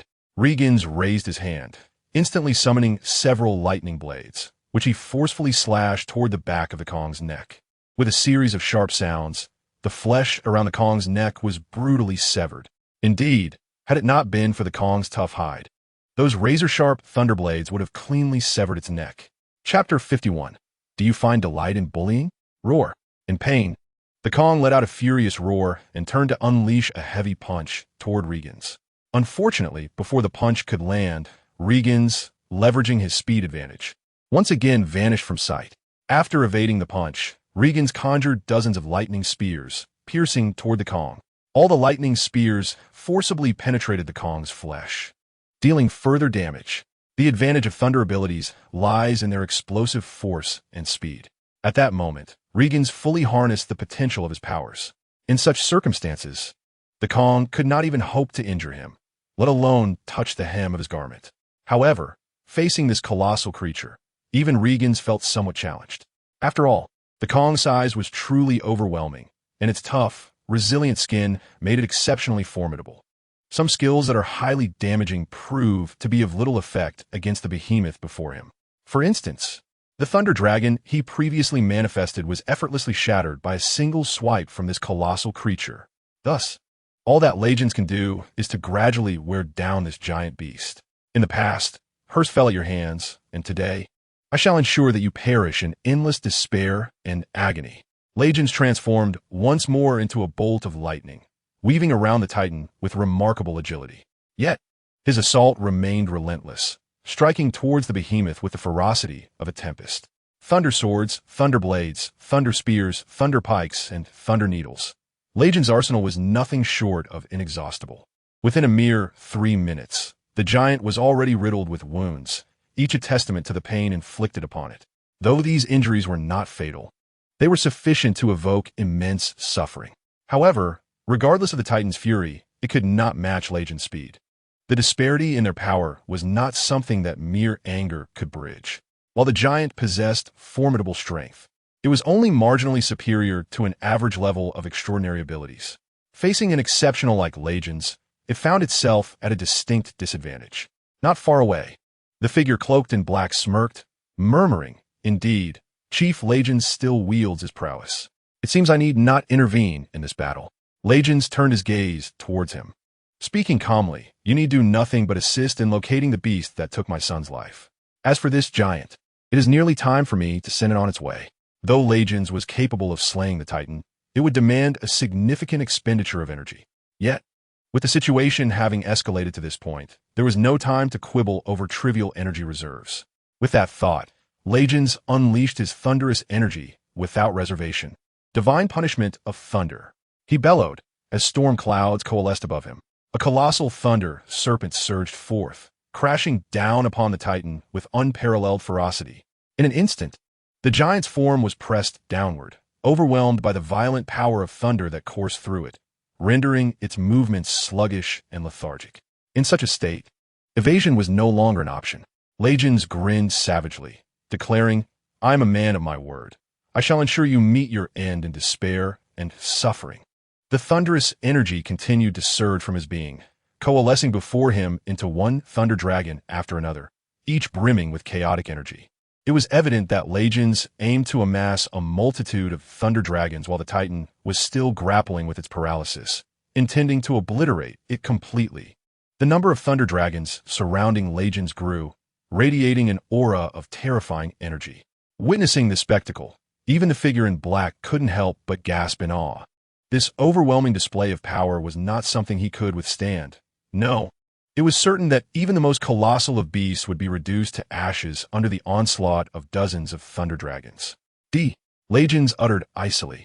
However, before he could command the thunder dragons to strike, a ghostly blue energy beam pierced through from another direction, instantly shattering the thunderclouds he had conjured. Boom! With the eruption of energy, the thunderclouds dissipated into nothingness. Before Legions could react, a voice as cold as ice echoed in his ears.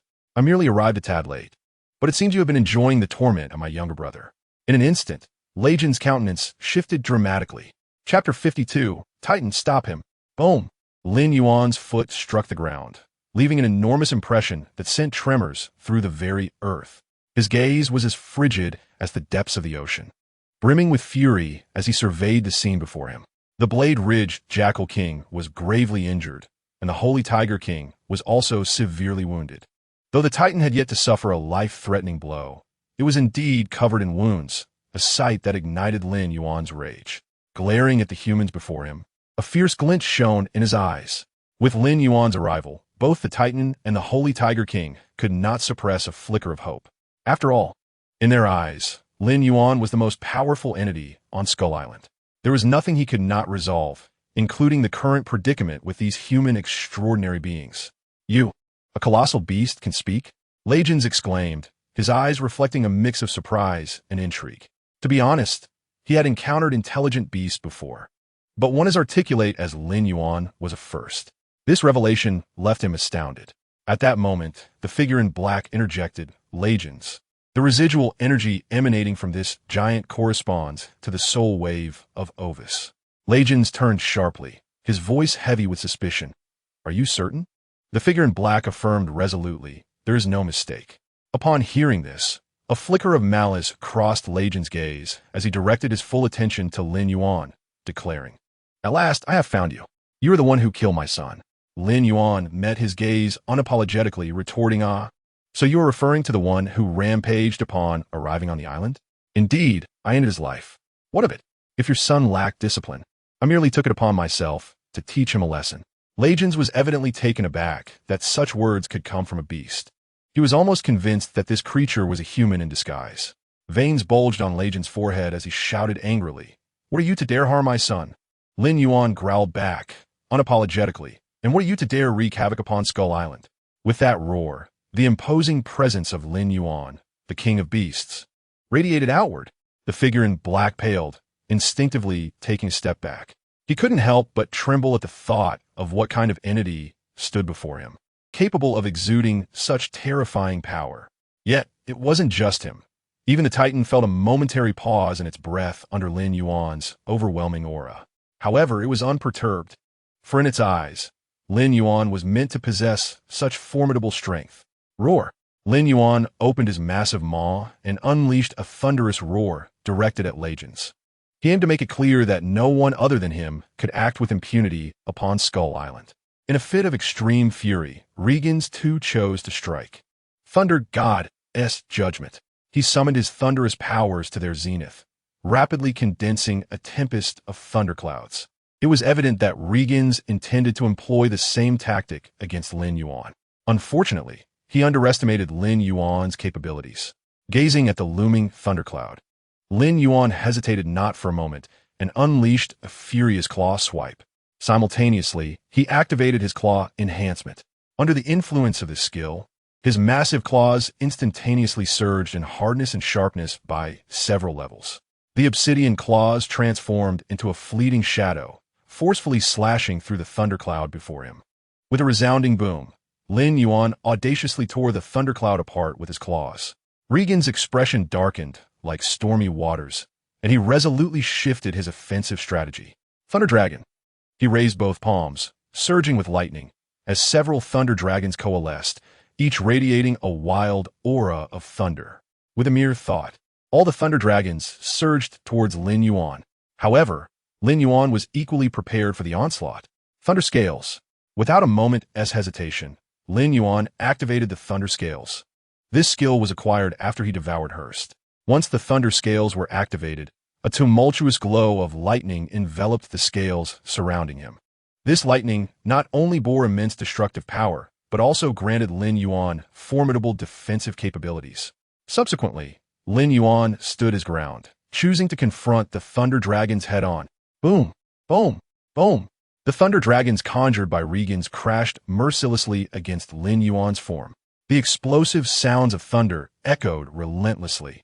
Yet, Lin Yuan remained steadfast as a mountain, not retreating an inch. All the Thunder Dragons were thwarted by Lin Yuan's scales. He stood there like a formidable, demonic deity, instilling fear in all who beheld him. Is this all you can muster? Simultaneously, Lin Yuan's voice resonated ominously in Regan's ears. A chill ran down Regan's spine, a wave of danger engulfing him, prompting an instinctive retreat. It must be said, Regan's possessed remarkably sharp battle instincts. For in the very next moment, he chose to withdraw. Lin Yuan opened his massive jaws and unleashed a searing beam of energy towards him. A blinding white light swept towards Regan's, incinerating everything in its path. Trees, grass, and rocks alike were instantaneously melted. A flicker of horror flashed in Regan's eyes, though he yearned for vengeance for his fallen son. The might of this colossal beast was evidently formidable. In an instant, Regan's retreated, his instincts warning him to maintain distance from Lin Yuan. Attempting to flee, observing Regan's actions, a glint of cold light pierced Lin Yuan's gaze. Having injured the beasts on the island, now he wished to escape? Such endeavors were far from simple. Kong, intercept him! Lin Yuan bellowed, without hesitation. Roar! In the next moment, Kong charged forth without delay, causing the very earth to tremble. Its colossal form stood resolutely in front of Regan's. Although its strength paled in comparison to Regan's, merely obstructing him was well within its capabilities. Kong believed that as long as it could delay Regan's for a moment, Lin Yuan would be able to crush him. Chapter 53. As easy as swatting a fly. Bang! Kong lifted its fists, akin to massive hammers, and struck the ground with tremendous force. Under the weight of its terrifying might, the ground fissured dramatically. In such circumstances, Regan's had no choice but to take to the air. This provided Kong with the perfect opportunity. Roar! An enraged growl erupted from Kong. It was not without temper. Having been tormented for so long by Regan's thunderous powers, it had harbored a raging fire within. Now was the time to unleash it. With this punch, Kong poured every ounce of its strength, its muscles bulging like iron. Thunder Shield. In the face of Kong's ferocious punch, Regan's, without hesitation, summoned a Thunder Shield to defend. However, Kong's might was such that even Lin Yuan felt wary of it. Bang! Kong's fist collided directly with the Thunder Shield, which shattered almost instantaneously. Damn it! Regan's cursed under his breath, unleashing all his speed to evade Kong's punch. Though his speed was swift, Kong's strike was equally relentless. The gale produced by Kong's punch sent Regan's tumbling. His form was flung like a kite severed from its string, crashing heavily against an ancient tree. For a moment, Regan's felt as though his very insides were being rearranged. He raised a hand to wipe the blood from his lips, shouting furiously, "What are you all dawdling for? Do you think I feed you for nothing?" Upon hearing Regan's command, the members of the Kohler family sprang into action. Despite the ferocity of Kong, they had no choice but to comply with Regan's orders. The first to strike was a winged adept. This individual possessed majestic eagle-like wings and claws as sharp as talons. He seized the opportunity, soaring towards Kong with ferocity, and slashed deeply across the nape of Kong's neck. Swoosh! With a soft sound, he left two profound gashes in Kong's hide.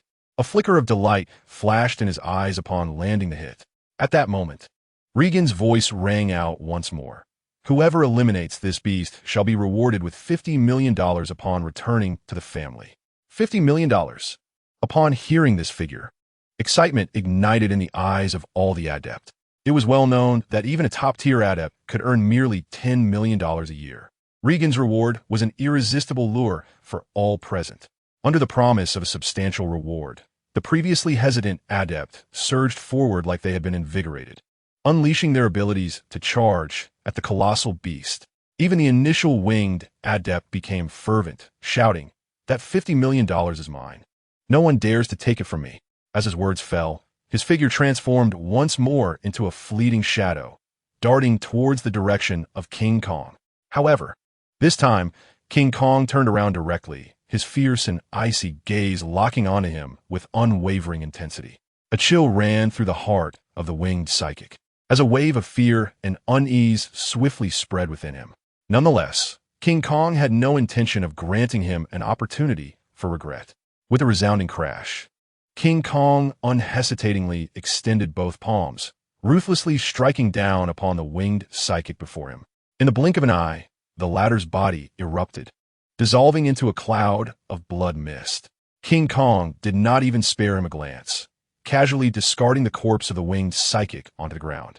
The act of killing this winged psychic was as effortless to him as swatting a fly. Witnessing the scene before them, all the psychics present involuntarily halted their movements.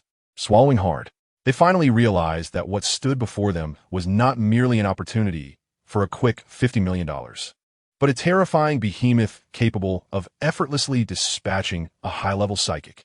With a thunderous roar, King Kong pounded his fists against his chest, unleashing another furious bellow. In the next moment, he abruptly changed direction, abandoning his pursuit of legions, and charged towards the group of psychics before him. King Kong's intent was simple.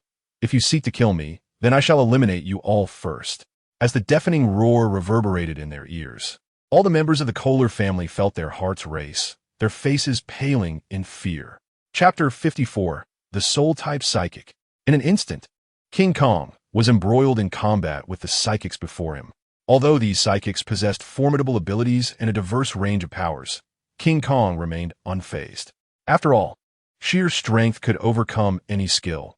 No matter how peculiar your abilities might be, if my strength surpasses yours, I can defeat you. A psychic with the ability to transform his body into steel dared to confront King Kong head-on. However, King Kong's power exceeded his wildest imagination. When King Kong's fist struck him, it sent him crashing into the ground. The steel psychic attempted to fight back, but King Kong was determined to deny him that opportunity. Ignoring the attacks from other psychics, he unleashed a relentless barrage of punches upon his opponent. Thud, thud, thud. Each resonating impact echoed in the ears of the spectators, akin to the sound of a heavy hammer, causing all the psychics to tremble in fear. In that moment, they bore witness to the savage side of the behemoth. King Kong. Under King Kong's continuous onslaught, the steel-bodied psychic had no means of retaliation, being mercilessly crushed into a mere shell of metal. It was evident that these psychics were no match for King Kong. However, legions only needed to stall King Kong for a while, allowing him to focus on dealing with Lin Yuan. What a bunch of useless fools, Legions thought to himself with a dark expression. Yet, Lin Yuan provocatively sneered. Do you see that steel man, blood, oozing from every orifice? I forgot to mention, your son died an even more miserable death. You seek death. A glint of coldness flashed in Legion's eyes. In the next moment, his figure transformed into a bolt of lightning, hurtling towards Lin Yuan. Simultaneously, a purple lightning dragon coalesced, hurtling towards Lin Yuan's form. Finally, you choose not to evade? Lin Yuan's gaze turned icy as he braced himself against the purple lightning dragon. However, the power of the lightning dragon was evidently formidable, forcing even Lin Yuan's colossal form to stagger back, a grunt escaping his lips. Yet, without hesitation, Lin Yuan unleashed a claw towards Legions. For in the act of attacking, Legions would inevitably fall into a momentary state of rigidity, rendering him unable to evade Lin Yuan's strike. As expected, Lin Yuan's reinforced, pitch-black claw slashed down upon Legions like a massive blade. The latter was sent flying. However, Lin Yuan was taken aback to discover that his claw did not tear through Legion's body as he had anticipated. Under the influence of the claw's enhancement, it should have easily cleaved through steel. Yet, as Legions regained his balance, Lin Yuan finally discerned the reason. A thunderous armor had inexplicably enveloped Legion's form. It was precisely this thunder armor that allowed Legions to survive Lin Yuan's claw. Nonetheless, surviving did not equate to having the power to vanquish Lin Yuan. The behemoth before him was far more terrifying than he had imagined. With razor-sharp claws, ferocious energy beams, and nearly impenetrable defenses, Lin Yuan stood before him like an unbeatable demon. Legion's countenance darkened, his mind racing to devise a counter-strategy. However, Lin Yuan was not inclined to grant him much time for contemplation. He opened his massive jaws, the dorsal fin shimmering with a ghostly blue light once more. Clearly, he was preparing to unleash his atomic breath for a lethal strike against Legions. Yet at that moment, Lin Yuan felt as though his soul were ensnared by countless chains, resulting in a complete loss of bodily control. What was happening?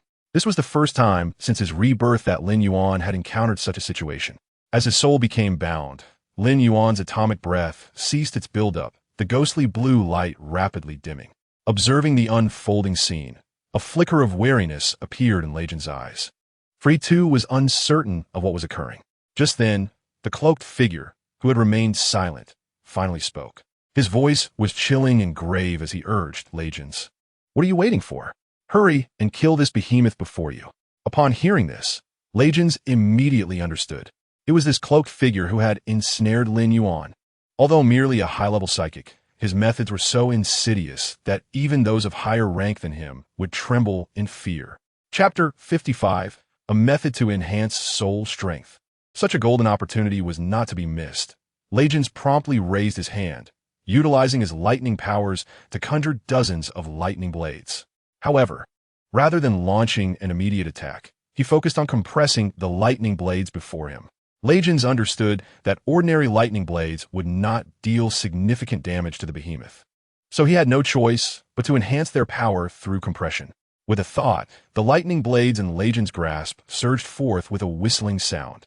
The compressed lightning blade possesses an extraordinarily terrifying destructive power. Even the scales on Lin Yuan's body were violently torn apart. Blood gushed forth from the wound. A sinister smile crept on a Legion's face. "So you can bleed too?" However, at that moment, Lin Yuan finally broke free from the shackles of his soul, roaring as he charged towards the figure in the black robe. He was acutely aware that this individual's abilities posed the greatest threat to him. Once he was dead, Legions would pose no concern. Yet, the black-robed figure reacted with remarkable speed, immediately shouting, "Legions, protect me first. If you cannot, then you shall perish too." Legions understood the stakes and did not hesitate to act. Thunder Prison. Beams of lightning, as thick as barrels, rained down from the heavens, encircling Lin Yuan and forming a thunderous cage. It was precisely this cage that restrained Lin Yuan's assault. Simultaneously, the black-robed figure unleashed his power once more. Soul chains. Several invisible chains surged towards Lin Yuan's soul, binding him once again. After succumbing to the chains, Lin Yuan lost control of his body once more. The gods above. Today marks your demise.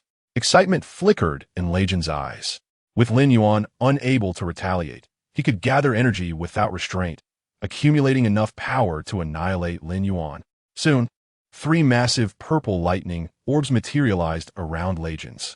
As time passed, the size of these orbs continued to grow. Under normal circumstances, before Legions could finish gathering his energy, Lin Yuan would have already shattered the orbs with a single swipe. However, under the influence of the soul's control, he could only watch helplessly as the orbs expanded, radiating increasingly terrifying energy fluctuations. Finally, the colossal lightning orbs ceased their growth, reaching a staggering volume of over 20 cubic meters. Beads of sweat formed on Legion's forehead. It was evident that conjuring these 3 orbs had drained a considerable amount of his energy. Go to hell and repent. With Legion's furious roar, the 3 giant lightning orbs hurtled towards Lin Yuan. Boom, boom, boom. Upon colliding with Lin Yuan's body, the energy within the orbs was unleashed.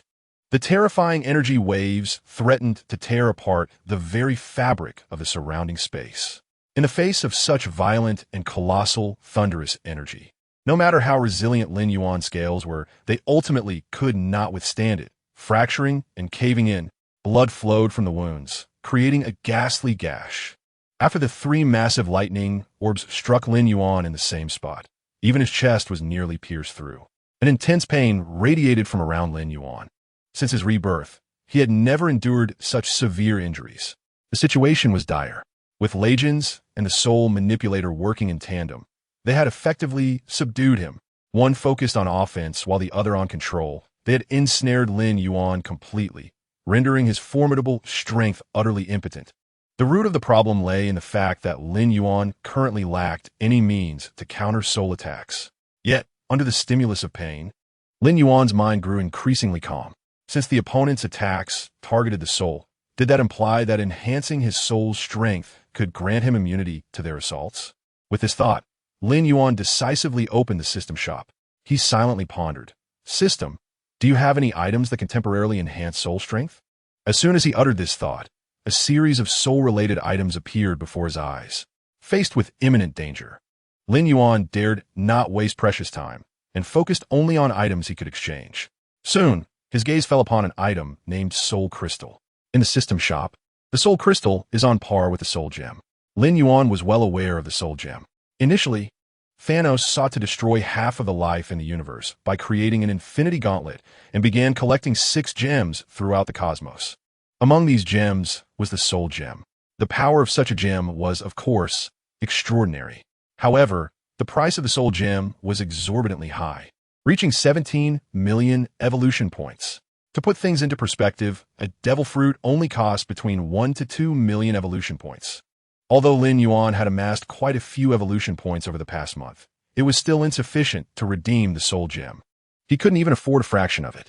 In contrast, the Soul Crystal was a special crystal manufactured as a replica of the Soul Gem. While its effect was somewhat diminished, it was much more affordable. A single Soul Crystal required only 10 sign-in points and 100,000 evolution points. Without a moment's hesitation, Lin Yuan exchanged for one. The obtained Soul Crystal manifested in his mouth and naturally slid into his abdomen. The next second, a peculiar surge of soul energy erupted from the crystal, merging into his limbs and bones. Soon, Lin Yuan felt his soul strengthening. Unfortunately, this enhancement alone was insufficient to break the chains of the soul.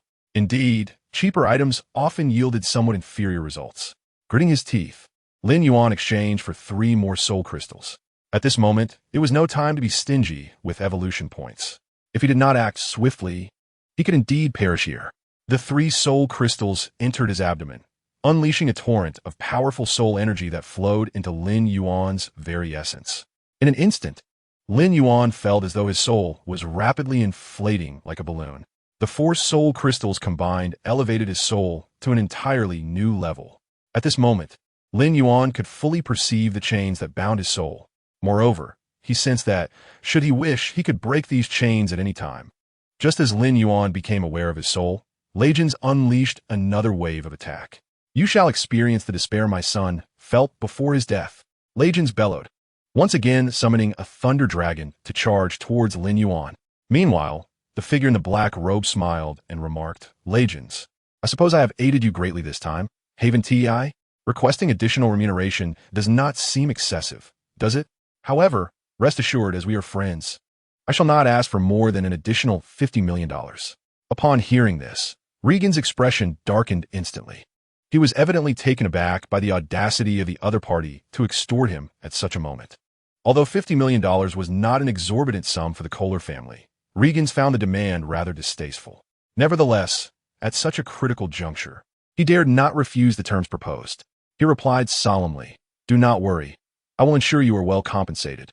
The figure in the black robe burst into laughter, exclaiming, Patriarch Regans, your assurance brings me great comfort. Simultaneously, the Thunder Dragon controlled by Regans drew perilously close to Lin Yuan. Regan's face was alight with the thrill of impending revenge. Yet, Lin Yuan's icy voice resonated chillingly in his ears. The one destined to perish is not I, but you. As soon as the words left his lips, Lin Yuan's massive claw surged toward Regan's direction with lethal intent. The enormous black claw loomed, as if capable of shrouding the very sky. How is this possible? Regan's expression was one of disbelief. He turned, nearly roaring. I've already agreed to your terms. Why do you still seek to harm me? It was not I who broke the chains. He freed himself. At that moment, the figure in the black robe also appeared pale, for Lin Yuan, in forcefully breaking the soul chains, experienced a backlash of equal measure. He had never anticipated such a significant surge in Lin Yuan's soul strength. It defied all logic. However, before they could comprehend the situation, Lin Yuan's colossal claw descended upon Regan's form. The power encapsulated in that strike was terrifying, not only sending Regan's plummeting from the air, but also leaving behind an enormous claw mark upon the ground. The full force of that strike nearly extinguished Regan's life. Chapter 57. Acquiring Skill. Nuclear Particle Cannon. Lin Yuan raised his massive claw, his gaze icy as he looked down at Regan's. Despite being a high-level ability user, Regan's lacked the monstrous physique of a beast.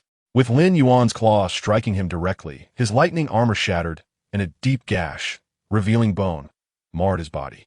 The figure in the black robe, clearly unwilling to concede, gritted his teeth and once again directed his focus toward Lin Yuan, unhesitatingly unleashing the soul chains. Unfortunately, with Lin Yuan's current soul strength, he was beyond the control of such abilities. Lin Yuan instantly sensed the black-robed figure's intent, calmly turning to face him with a frigid stare. That single glance sent shivers through the latter, as if he had plunged into an ice cavern. An unsettling dread rapidly enveloped the heart of the figure in the black robe. Yet, when he realized what was transpiring, it was evidently too late. Lin Yuan opened his massive maw, emitting a stream of radiation hotter than several thousand degrees, which erupted like an energy beam from his mouth. No! Despair flickered in the eyes of the figure in the black robe. The speed of the radiation beam was far too swift. Before he could react or evade, he was engulfed by the searing energy.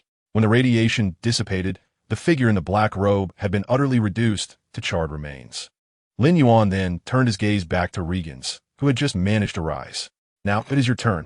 Before Regan's could process the situation, the atomic energy within Lin Yuan surged once more, gathering in his mouth.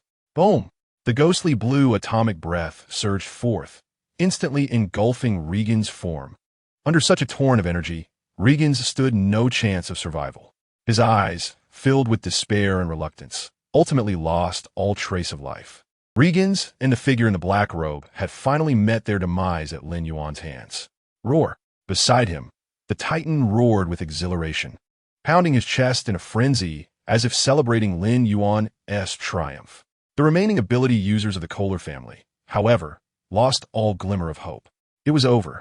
Even the mightiest, Regan's, had fallen. They stood no chance against the colossal beast before them. In the face of their despondency, the Titan mercilessly dispatched them one by one. After all, Lin Yuan had declared that no human who maliciously invaded Skull Island would be spared. Following the conclusion of the battle, the Holy Tiger and the Blade-Spine Jackal King approached Lin Yuan, growling their expressions of gratitude. Had it not been for Lin Yuan's timely intervention, they might have perished at Regan's hands. Their reverence for Lin Yuan's strength only deepened. Only a leader possessing such absolute power deserved the fealty of all the beasts of Skull Island. Lin Yuan nodded slightly and addressed the Titan with a grave tone. Titan, you shall be responsible for clearing the battlefield. Ensure that no one escapes.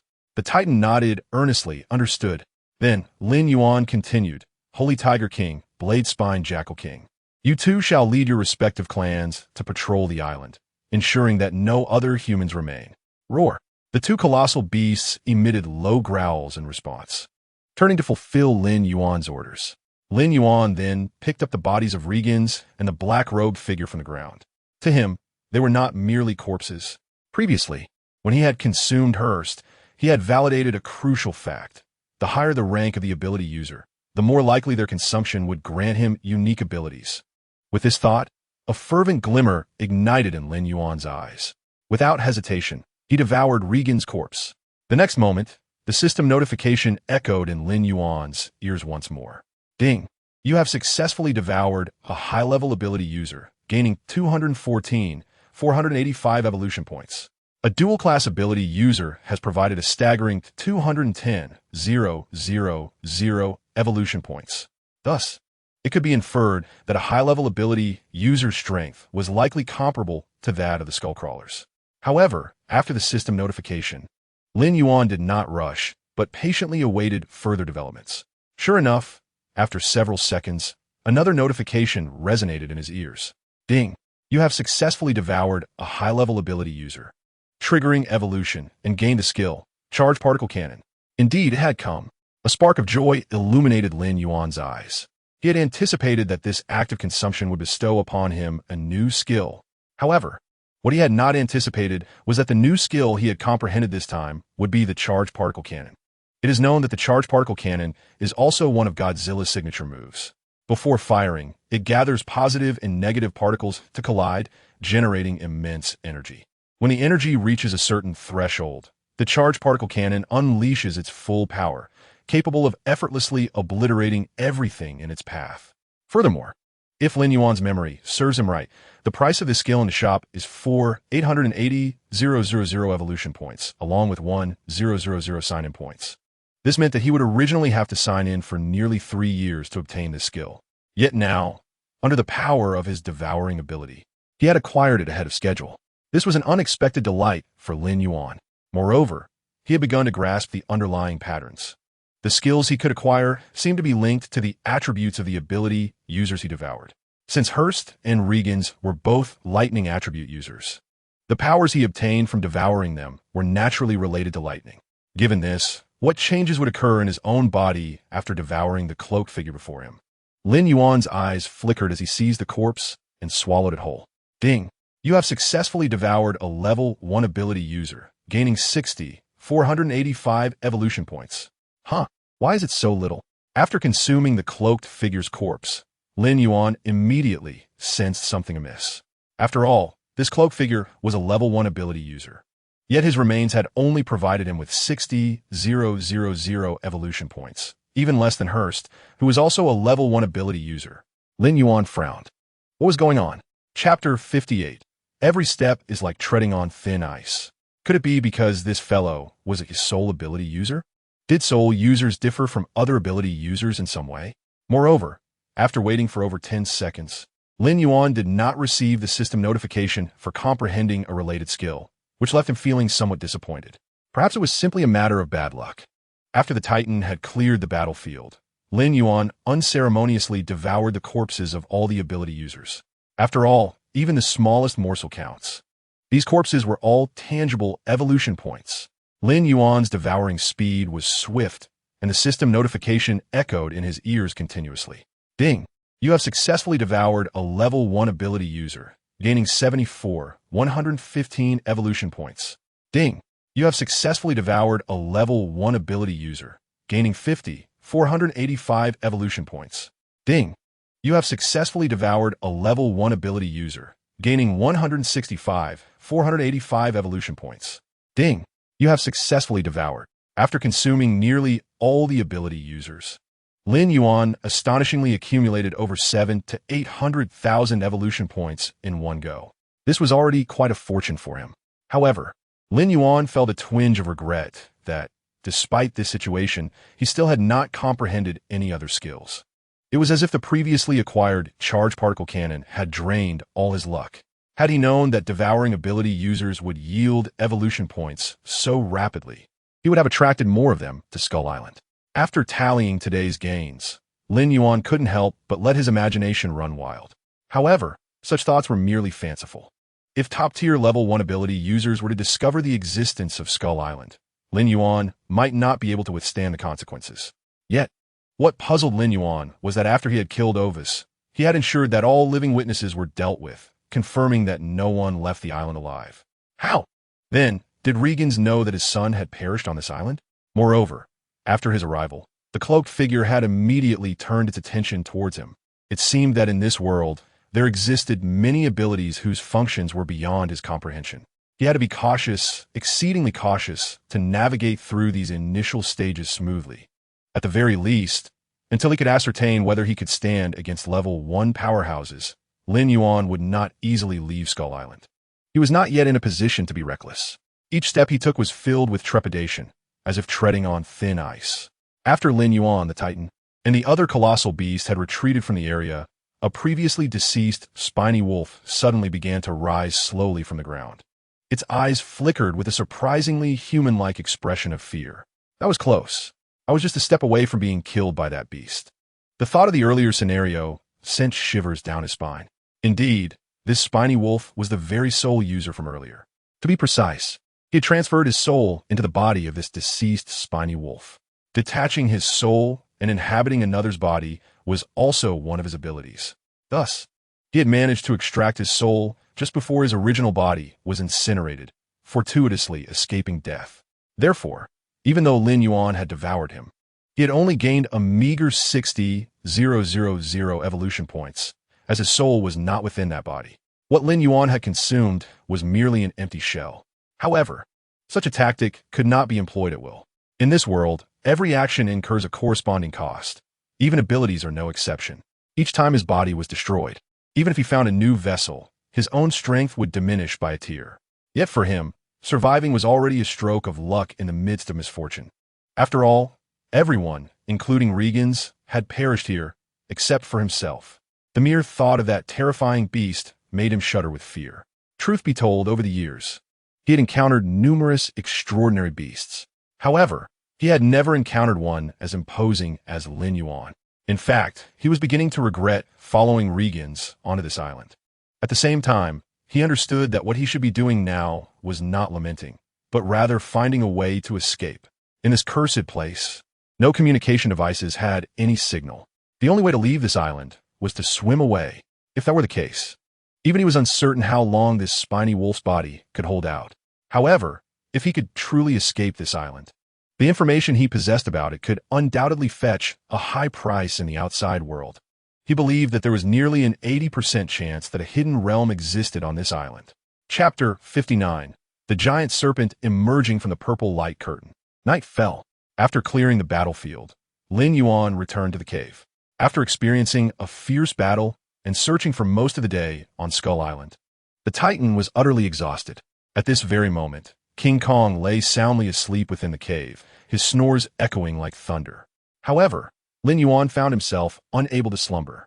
He reclined atop a massive rock outside the cave, gazing up at the star-studded night sky. The recent human incursions into Skull Island had sounded an alarm for Lin Yuan. It was evident that the island was not as secluded as he had once believed. Otherwise, it would not have been invaded consecutively by human endowed with abilities in such a brief span of time. Surrounding Skull Island, although enveloped by storm clouds, any moderately powerful ability user would hardly fear such trivial weather. Alas, Lin Yuan sighed softly, wishing that this world resembled the one he had known prior to his rebirth. A world primarily focused on technological advancement. Had it remained as it once was, he mused, he could have dominated it, or at the very least, traversed it with ease. Instead, he found himself still clinging to survival on Skull Island. Yet even in a technologically advanced world, he would not be invincible. Although Godzilla could absorb nuclear energy, it was not without limits. Lin Yuan recalled a particular film in which humanity unleashed 2,000 nuclear warheads to obliterate a resurrected ancient Godzilla. This demonstrated that even the mightiest of beasts could ultimately be vanquished. Whether in a world of technology or one governed by supernatural powers, danger lurked everywhere. Hence, it was imperative for him to grow stronger to confront the impending threats. It seemed that from tomorrow onward, he could no longer afford to remain idle. He had initially believed he had ample time to cultivate his abilities, but that notion was quickly dissipating. Today, they faced an ability user of a certain caliber. Tomorrow, a stronger foe could very well descend upon them. In this ruthless world of survival of the fittest, if one did not wish to be trampled underfoot, they must ascend to the peak of power. For Lin Yuan, the path to strength was quite straightforward. Provided with sufficient evolution points and sign-in points, he could elevate his prowess to the utmost within the shortest time frame. The sign-in points were fixed at 1 per day, but evolution points differed. Theoretically, the more creatures he devoured, the more evolution points he could acquire. However, the evolution points provided by ordinary colossal beasts no longer satisfied Lin Yuan's appetite. To amass evolution points quickly, he needed to hunt beasts of the caliber of the skull crawlers. Nonetheless, Lin Yuan was vexed by the fact that all the powerful beasts on Skull Island had already been recruited as his subordinates, though he desperately required evolution points. He found it difficult to prey upon his own underlings. While his demeanor was indeed domineering, he was not so cruel as to harm those who served him. Hence, it appeared that if he wished to obtain evolution points, he would need to consider alternative methods. Skull Island, deep in the night, was enveloped in silence. Except for a few nocturnal creatures, nearly all the colossal beasts were in a state of slumber. At that moment, however, a disturbance rippled through the underground caverns. The purple light curtain within the cavern suddenly shimmered with wave-like patterns. In the next instant, a massive black serpent slithered forth from behind the purple curtain. If Lin Yuan were to witness this scene, he would undoubtedly be astounded. Aside from the skull crawlers, there existed another creature capable of traversing the purple light curtain. Moreover, the serpent's appearance was quite peculiar, for it bore a pair of wings resembling bat wings along its spine. With a hissing sound, the black serpent emerged from the purple curtain, its length approaching 100 meters. Even the Skullcrawler King could hardly match the size of this colossal serpent. Soon, the serpent made its way through the underground cavern's exit and emerged onto the surface. Meanwhile, the Icarus wings, stationed in the sky, swiftly detected the anomaly and emitted piercing shrieks. In the stillness of the night, their cries were exceptionally jarring. However, at that moment, the black serpent lifted its head, its cold gaze fixated upon the group of strange birds. Hissing, it flicked its crimson tongue, its inky black eyes emitting a chilling gleam akin to the depths of the abyss. In the next instant, it unfurled the wings along its spine and soared into the air. The serpent's sudden emergence took the Icarus wings by surprise, leaving them no time to react. For they had never anticipated that this serpent possessed the ability to fly. The black serpent opened its massive jaws and instantly swallowed one of the Icarus wings whole. Against such a gargantuan creature, the Icarus wings had no recourse, scattering in all directions in a desperate bid for escape. Yet before the black serpent, they held no advantage in aerial supremacy, nor did they possess any edge in speed. In a flash, the black serpent transformed into a shadow, intercepting the fleeing Icarus wings with astonishing swiftness. It opened its colossal mouth, unleashing a torrent of venomous saliva. Those Icarus wings that were touched by the venom found their flesh swiftly corroded, exposing stark white bones beneath the wounds. Countless Icarus wings plummeted from the sky, while those that remained airborne found their speed greatly diminished, their cries filled with anguish. The black serpent, its eyes gleaming with ferocity, swiftly pursued, devouring the Icarus wings one by one. Within mere minutes, the black serpent had consumed all the Icarus wings, and the surroundings fell silent once more. After feasting upon these strange birds, the black serpent's body visibly grew larger. Following its meal, it folded its wings and descended gently to the ground, subsequently writhing its body as it slithered into the nearby primordial jungle. Chapter 60. The Serpent's Scales? The following day, early in the morning, King Kong rubbed his bleary eyes and awoke from a deep slumber. Perhaps due to sheer exhaustion, he had slept soundly through the night. However, upon awakening, he discovered Godzilla sitting directly before him, staring intently. Goodness! King Kong jolted awake, startled. Boss, why are you sitting in front of me? You nearly gave me a heart attack. Lin Yuan waved his hand and calmly replied, Oh, nothing much. I simply wish to ascertain how many evolution points you are worth. I've nurtured you into such a robust creature. You must be worth quite a few evolution points, right? King Kong, are you even speaking human language? Although Lin Yuan was merely jesting, he spent the entire night pondering how to swiftly acquire evolution points. For him, the fastest method to obtain evolution points was undoubtedly through the consumption of human superhumans. A level 1 superhuman could yield over 50,000 evolution points, while a level 2 superhuman would provide between 100,000 and 200,000. As for a level 3 superhuman, the evolution points offered could exceed 200,000. However, merely waiting idly on Skull Island would not attract any superhumans. To devour human superhumans, he would need to make contact with them, which would inevitably expose him to human scrutiny. At that point, even level 3 superhumans might set their sights on him. After all, his colossal 100-meter frame was far too conspicuous to hide. It was in this state of desperation that Lin Yuan found himself staring blankly at the Winged King early in the morning. Just then, A piercing shriek erupted from outside the cave, the voice of the winged king of Icarus. The shrill cry was urgent and jarring. Lin Yuan paused momentarily, then rose to his feet, dragging his massive body toward the cave entrance. Let's go see. Typically, if no unusual events were afoot, the Winged King would not seek him out at this hour. However, after Lin Yuan and the golem's appearance, the Winged King appeared increasingly anxious, emitting a series of sharp cries. After listening for a while, Lin Yuan's expression gradually grew solemn. Are you saying that all the clansmen guarding the underground passage have perished? A glint of cold light flashed in Lin Yuan's eyes. Take me to see. For Lin Yuan, this was no trivial matter. He had initially dispatched the Icarus Wing clan to guard the underground passage due to his apprehension of the mysterious purple barrier within the cavern. He had no idea what lay hidden beyond that enigmatic, dark purple veil. Furthermore, he had not completely eradicated the skeletal reptilian clan. Many had escaped into that purple barrier when the situation turned dire. Under the Winged King's guidance, Lin Yuan and the golem soon arrived at the area of the underground passage. The sight before him sent a chill through his eyes, for the ground was littered with the remnants of numerous Icarus wings. Just gazing at the scattered bones and flesh, Lin Yuan could envision the ferocity of the battle that had transpired.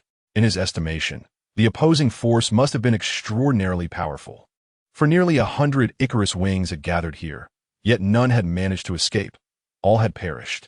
It was only this morning that the leader of the Icarus Wing clan discovered this gruesome scene during their patrol. Even the golem beside him wore a look of shock, unable to restrain itself from exclaiming, "Boss, what on earth happened here? Could it be that the skeletal lizards have returned?" Lin Yuan shook his head, speaking in a low tone, "Unlikely. The bite marks on these corpses do not resemble those inflicted by skeletal reptiles. Moreover, most of the bodies show signs of corrosion. It appears there is indeed something more at play." The golem scratched its head, having overlooked such details. Indeed, the boss's keen perception was remarkable. After a moment of silence, Lin Yuan turned to the Winged King and commanded, "Notify all members of your clan to thoroughly patrol Skull Island. Leave no suspicious creatures unexamined. Furthermore, relay this information to the leaders of the other clans, urging them to remain vigilant and cautious." Upon hearing Lin Yuan's orders, the Winged King let out a sharp cry before flapping its wings and soaring away. Lin Yuan then turned back to the golem, speaking earnestly, "Let us descend and investigate further." The golem growled in acknowledgement, signaling its compliance. Taking a deep breath, Lin Yuan found the largest underground passage and leapt into it. Given his current size, only this passage could accommodate his immense form. With a thunderous crash, Lin Yuan landed, followed closely by the golem.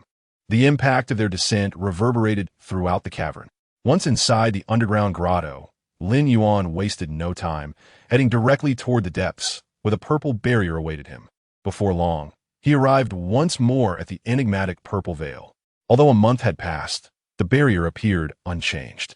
After a brief moment of hesitation, he extended his massive claw toward the shimmering surface. Unsurprisingly, his claw was once again repelled by the barrier. Clearly, he still could not pass through the mysterious purple veil. However, Lin Yuan understood that the creature responsible for the massacre of nearly 100 Icarus wings must have emerged from behind this very barrier. If so, how could it traverse this enigmatic barrier with such ease? Just as Lin Yuan pondered this, the golem suddenly emitted a series of low growls. "What is it?" Lin Yuan asked, slightly taken aback as he turned his head. He saw the golem bending down, retrieving a fan-shaped, pitch-black scale from the crevice of the rocky ground. Observing the scale closely, Lin Yuan's eyes flickered with intrigue. This appeared to be a serpent scale.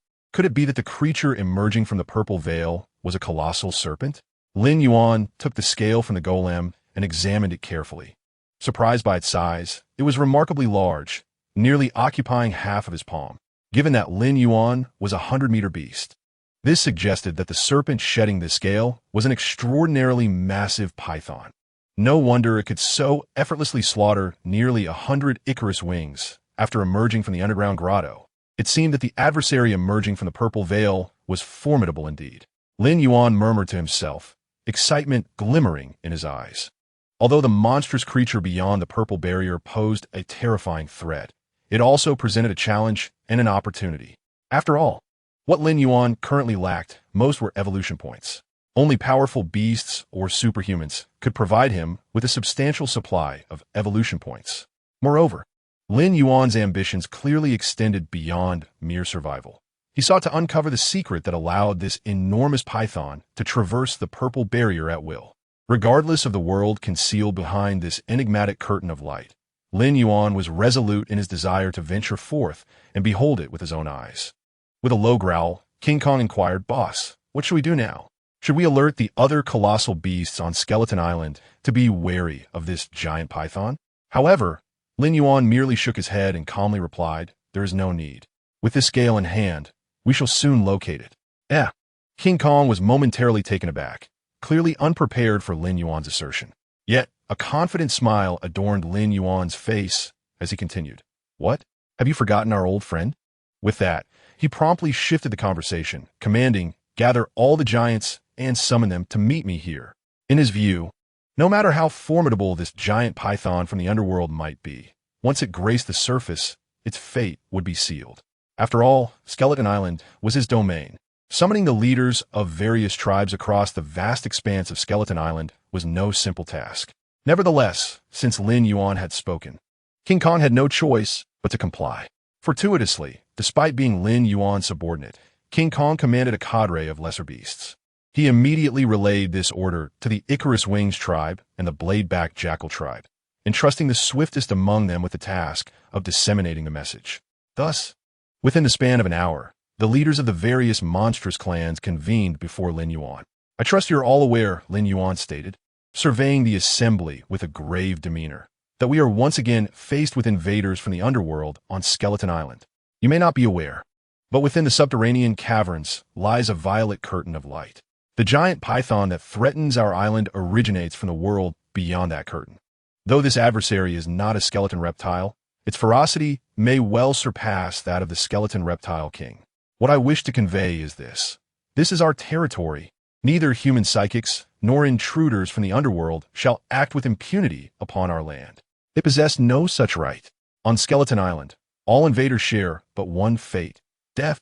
As Lin Yuan's final syllable echoed, a palpable aura of menace radiated from him, enveloping the vicinity. Roar! In an instant, every formidable beast before him raised their heads and unleashed a thunderous roar that reverberated through the air. Their spirits were ignited by Lin Yuan's proclamation. This was Skeleton Island, their domain. Invaders be mercilessly slain. Excellent. Sensing the fervor of the beasts, Lin Yuan nodded in satisfaction before intently declaring, "Now, let us seek out this intruder. Little Black, come forth." Squeak, squeak, squeak. As his words fell, a large black rat appeared upon Lin Yuan's enormous claw. Although its size was significantly greater than that of an ordinary rat, in the presence of Lin Yuan and the colossal beasts, it seemed as insignificant as an ant. In fact, during a hunt, these mighty creatures might scarcely spare a glance. After all, how much meat could one glean from such a diminutive rodent? The small creature trembled slightly, evidently still shaken by the earlier commotion. Observing the scene, Lin Yuan couldn't help but chuckle. "Little Black, your fear seems rather excessive. I merely asked you to help find that giant python, not to be devoured." This black rat was a companion Lin Yuan had made upon his arrival on the island. Despite its small stature, it possessed an extraordinary talent, its sense of smell. Had it not been for this rat's assistance, Lin Yuan would not have located King Kong so swiftly. During this time, Lin Yuan had also fed it a beast spirit pill, further unlocking its potential. Now, Little Black's sense of smell had sharpened to an unimaginable degree. It would not be an exaggeration to say that as long as the giant python remained on Skeleton Island, whether hidden in the forest, on land, or within the lakes, Little Black could track its scent with ease. With Lin Yuan's reassurance, Little Black's fear dissipated. Lin Yuan then presented the black snake scale to it, calmly instructing, "Take a good whiff, then lead us to it." The scale was nearly the same size as the rat itself. Little Black approached, closed its eyes, and wrinkled its nose, inhaling the scent of the scale. "Can you find it?" Lin Yuan inquired. Little Black opened its eyes and nodded in an incredibly human-like manner. "Good." A glimmer of excitement flickered in Lin Yuan's eyes. He bent down, placing Little Black on the ground, allowing it to lead the way. Soon, the little rat darted forward like an arrow released from a bow. with Lin Yuan and the other colossal beasts closely trailing behind.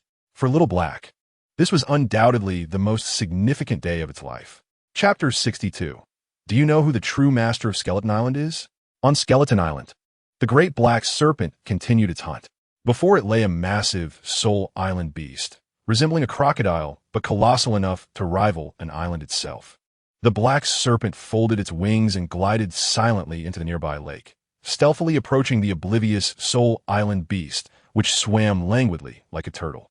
1,000 meters, 500 meters, 300 meters, 100 meters. This process was painstakingly slow, with not even the water surface disturbed. As a top predator, patience was paramount, and the black serpent clearly possessed this quality. Finally, the serpent reached the perfect position. Without hesitation, like a beast revealing its fangs, it launched an attack on the Soul Island beast. Even in the water, the black serpent's movements remained swift and unimpeded. In less than a second, its massive form coiled around the Soul Island beast. Though the beast was enormous, it appeared as a mere child before the serpent's 100-meter-long body.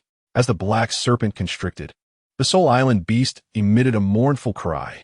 However, even in such dire circumstances, it did not abandon its struggle. With its massive jaws agape, it revealed rows of serrated teeth, lunging to bite the black serpent. Clang! To its surprise, the serpent's scales were as hard as diamonds. Its bite not only failed to penetrate the serpent's defense, but nearly shattered its own teeth. Hiss! The black serpent flicked its tongue, its eyes gleaming with a chilling light. In its eyes, the futile resistance of the creature from Soul Island was utterly pointless. It continuously constricted its serpentine form, exerting immense pressure on the body of the Soul Island monster. Under the weight of its terrifying strength, the scales of the creature began to crack, and its innards faced tremendous distress, causing blood to surge forth from its mouth. Even in stillness, the colossal black serpent could have easily crushed the Soul Island monster to death. However, it deemed such a method too slow. Thus, it opened its jaws wide and abruptly sank its fangs into the creature's neck.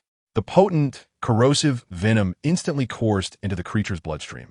The effect of the venom was immediate. The Soul Island monster emitted several piercing cries of anguish before its body fell still. The black serpent wasted no time. After ensuring the monster's demise through its venom, it opened its maw once more, intent on swallowing the massive creature whole. It is known that serpents can consume prey many times their size, as the bones in their jaws allow for a remarkable opening of up to 130 degrees.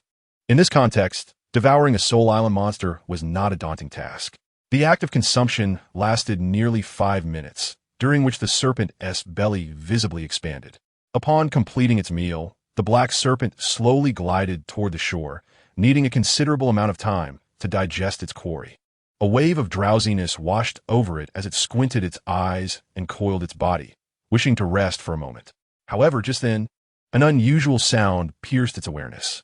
The black serpent opened its eyes alertly, only to find a massive black rat, no larger than 10 meters, before it. Oddly, the rat exhibited no fear of the serpent. This was indeed peculiar. Nonetheless, it did not dwell on this anomaly. Instead, it opened its jaws and spewed forth a torrent of venom towards the rat. The serpent's venom could instantly corrode anything down to the bone. Since the rat seemed so fearless, the serpent thought it might as well indulge it. Yet, to the serpent's surprise, as the venom was unleashed, the rat swiftly dodged to the side without hesitation. The mist venom splattered upon the grass, causing all the plants to wither and corroding the earth beneath into a shallow pit. A flicker of astonishment crossed the serpent's eyes. It had not anticipated that such a seemingly insignificant creature could evade its attack. What the serpent did not know was that, despite its small stature, the rat had its potential fully awakened by the beast's spirit pill, significantly enhancing its agility and reflexes. The serpent's casual strike was no match for the rat's adeptness. After evading the attack, the black rat clearly did not intend to escape so easily. The serpent raised its body slightly, its dark eyes gleaming with predatory intent. This time, it would not allow the rat to evade its strike again. Just as the serpent was gathering venom in its mouth, a massive foot suddenly descended from above. With a thud, the foot landed squarely on the serpent's enormous head, forcibly driving it into the ground. In an instant, a huge crater was formed upon the earth. Simultaneously, Lin Yuan's voice echoed in the serpent's ears. Do you not know who rules this Skull Island? How dare you act against my little brother? With that, Lin Yuan exerted his strength once more, pushing the serpent's head deeper into the earth. Behind Lin Yuan followed an array of colossal beasts, each a leader of their respective tribes, possessing formidable strength. Guided by the keen sense of the little rat, Lin Yuan had finally located the gigantic serpent from the underworld. There was no need for further words. In the realm of monsters, peaceful resolutions were non-existent. Since the serpent dared to wreak havoc in his territory, it would face the most brutal suppression. Without a moment's hesitation, Lin Yuan opened his mouth wide, gathering an intensely high-temperature energy beam that formed instantly within. Chapter 63. Defeating the Serpent and Beginning the Devour. With its head pinned down by Lin Yuan, the black serpent had no hope of evading the incoming energy beam. Lin Yuan was confident that, no matter how tough the serpent's scales were, his energy beam would easily sear through them. Yet at that moment, an unexpected turn of events unfolded. The serpent's enormous tail whipped through the air, suddenly striking towards Lin Yuan's chest. The impact was unforeseen. Lin Yuan was caught off guard and struck squarely in the chest by the serpent's tail. The force sent him hurtling backward, crashing heavily into a colossal tree. He felt the impact deeply, even causing the scales on his chest to slightly indent. Judging by the power exhibited, this black serpent was undeniably stronger than the Skull Crawler King. Nevertheless, Lin Yuan felt no fear. After all, he was no longer the beast that had to expend every ounce of strength to battle the Skull Crawler King. Before the towering creature exceeding 100 meters in length, Lin Yuan's eyes revealed no trace of trepidation. If the serpent wished to play, he would indulge it. Lin Yuan turned his head and spoke in a deep voice. None of you intervene. Just keep a close watch on it and ensure it does not escape. His words were directed at the massive beasts beside him. He needed no assistance in dealing with the serpent. He had brought them solely to cut off any means of retreat for their opponent. With a roar that reverberated through the air, Lin Yuan unleashed a thunderous bellow, his aura expanding powerfully, exuding an overwhelming presence. The black serpent hesitated, unwilling to approach, merely flicking its tongue as its cold eyes fixated on Lin Yuan. However, at that moment, a sense of imminent danger surged within Lin Yuan. He instantly realized that his ability to foresee danger had activated. Indeed, in the next moment, the black serpent unfurled its black wings along its spine and transformed into a fleeting shadow, charging directly at Lin Yuan. Lin Yuan was not mistaken.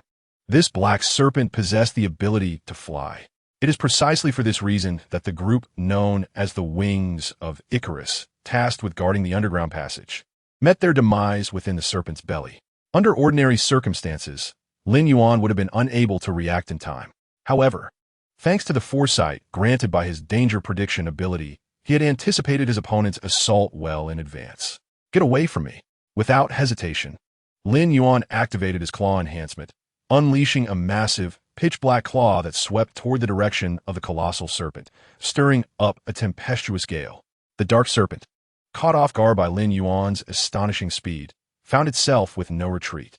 It unleashed its full velocity, attempting to lunge for Lin Yuan's neck. Yet, Lin Yuan's colossal claw struck first, crashing down upon the serpent's body. The razor-sharp claw sliced through the serpent's scales as if they were mere parchment. The formidable defenses of the creatures from Dead Soul Island crumbled effortlessly beneath the might of Lin Yuan's claw. The black serpent crashed to the ground once more, now bearing deep, bone-exposing gashes. Blood flowed profusely from its wounds, staining the earth below. The serpent's gaze grew increasingly malevolent. Although Lin Yuan had gained the upper hand in their initial skirmish, he did not dare to grow complacent. After all, venomous snakes are among the most patient and cunning of creatures. Should an opportunity arise, they would strike without hesitation. After being repelled by Lin Yuan's claws, the black serpent dared not approach recklessly again. Instead, it chose to slither slowly around, seeking an opportune moment to engage. Lin Yuan was acutely aware that the serpent was searching for a decisive strike. However, he too was on the hunt. In his eyes, this black serpent was equally a target. He firmly believed that if he were to consume it, he would undoubtedly gain a substantial amount of evolution points, and perhaps even develop new skills. Furthermore, this serpent concealed the secret to entering another realm, the world beyond the violet curtain. Such a prize was not one Lin Yuan would allow to slip away easily. Today, without fail, the black serpent before him must perish. With this thought in mind, Lin Yuan held nothing back. He opened his immense jaws, and a searing ray of energy rapidly coalesced within. Boom! The radiant beam, reaching temperatures of several thousand degrees, surged forth like a blinding white light aimed at the serpent. Unfortunately, the black serpent reacted instantaneously, evading the attack just in time. The energy from the beam created a charred crater upon impact with the ground. Yet this was not the end. Lin Yuan swiftly pivoted his head, directing the ray to pursue the serpent like a relentless laser. The pressure from the energy was overwhelming for the serpent, leaving it no choice but to flee in panic. The other colossal beasts surrounding them widened their eyes in astonishment, frozen in disbelief at the unfolding spectacle. King Kong rubbed his eyes in disbelief. Is the boss seriously chasing down a 100-meter-long serpent? This power is terrifying. Initially, King Kong had thought Lin Yuan brought them along to assist in subduing the black serpent. It became evident that he had misjudged. Lin Yuan's intention was purely to have them stand by and cheer him on. They were utterly irrelevant to the encounter. King Kong even imagined himself in the serpent's position, shivering at the thought. He realized that under the relentless pursuit of Lin Yuan's energy, the serpent would likely be reduced to charred remains within mere minutes. Contemplating this, King Kong could not help but mourn for the black serpent for several seconds. Lin Yuan's icy gaze remained fixed on the fleeing serpent. To him, aside from its size, the creature exhibited no remarkable qualities. If this was the extent of its power, it could not possibly contend with him. In fact, he could easily dispatch the serpent with just the energy beam without even resorting to his atomic breath. It appeared that the creatures of the underground world held no extraordinary traits. Just as Lin Yuan pondered this, the black serpent finally mounted a counteroffensive. It opened its mouth, unleashing a piercing shriek that reverberated through the air. The sound was akin to countless shards of glass being ground together in a frenzy. Before Lin Yuan could react, his mind fell into a hazy stupor, engulfed in dizziness. Clearly, the serpent's shriek was a form of mental assault. In that fleeting moment of disorientation, the black serpent seized the opportunity to strike. It opened its gaping maw and unleashed a thick cloud of venom toward Lin Yuan. In that dire situation, evasion was impossible. The corrosive venom instantly began to eat away at his scales upon contact, seeping into his bloodstream and swiftly spreading its toxic influence throughout his body. Fortunately, as a 100-meter giant, Lin Yuan's physique was remarkably resilient. Even the venom capable of killing the creatures of Dead Soul Island within seconds could only render him weak. Nonetheless, this meant that his defenses had been significantly compromised. The black serpent, with a powerful flap of its wings, swiftly approached Lin Yuan's side. It was cunning enough to drape its dark wings over his face, obscuring his vision. In the next moment, the serpent's body coiled around Lin Yuan, tightening its grip in a bid to crush him to death. One could not deny the versatility of the black serpent's tactics. Its shriek, a mental attack to instill fear. Its venom, a means to weaken defenses and incapacitate its prey. With these two strategies employed, the prey was rendered nearly defenseless. In such a scenario, the black serpent would simply constrict its victim to death. As it hissed, the serpent continued to tighten its grip, its dark eyes gleaming with a sinister light. However, the surrounding beasts began to grow restless.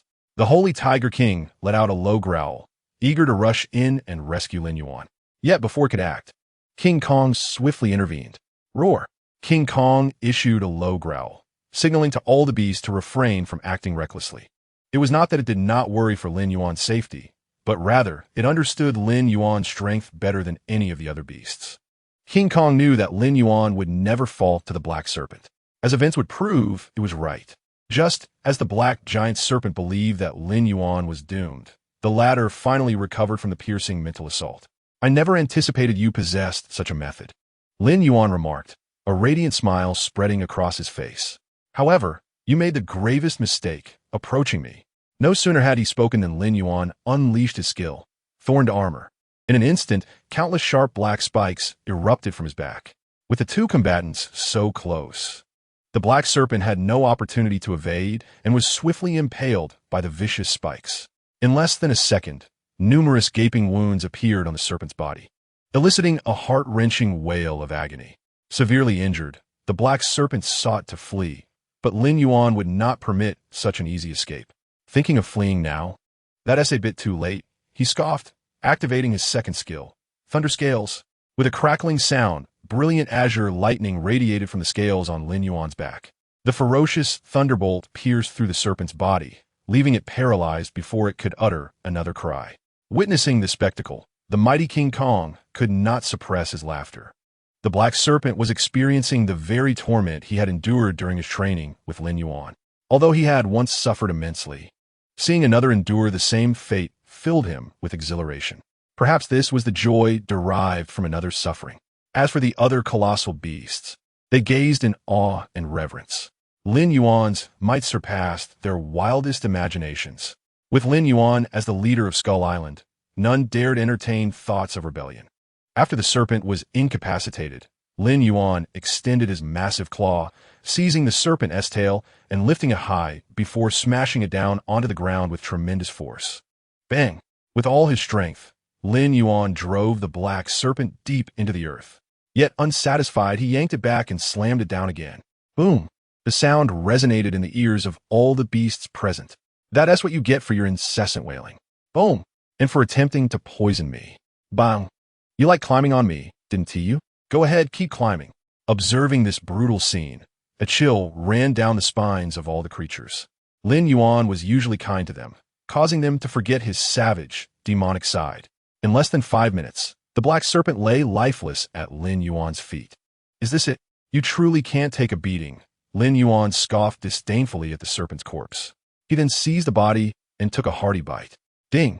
You have successfully devoured the morning serpent, gaining 3,485 evolution points. Ding! You have successfully devoured the morning serpent, gaining 2,474 evolution points. Ding! You have successfully devoured the morning serpent, gaining 2,145 evolution points. Chapter 64. Smuggling. Enter the light screen. Crunch, crunch. Lin Yuan chewed eagerly on the flesh of the black serpent. He recalled that this creature was known as the morning serpent. He remembered that in ancient Chinese mythology, there was indeed a creature called the morning serpent, said to have 4 wings and heralding droughts. Visually, this black giant serpent fit that description remarkably well. Moreover, the evolution points it provided were even greater than those from the skeleton reptile king.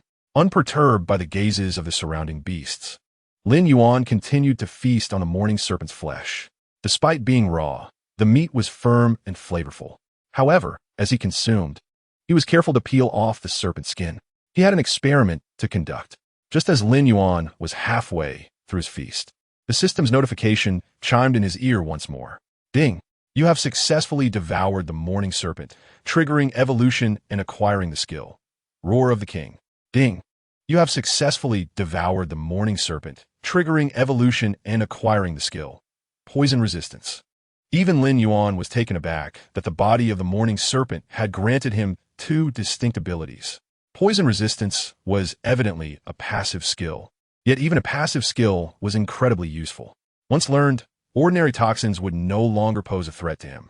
As for the Roar of the King, even without explicit details from the system, Lin Yuan could roughly deduce its effects. With that in mind, Lin Yuan raised his head and unleashed a tremendous roar towards the heavens.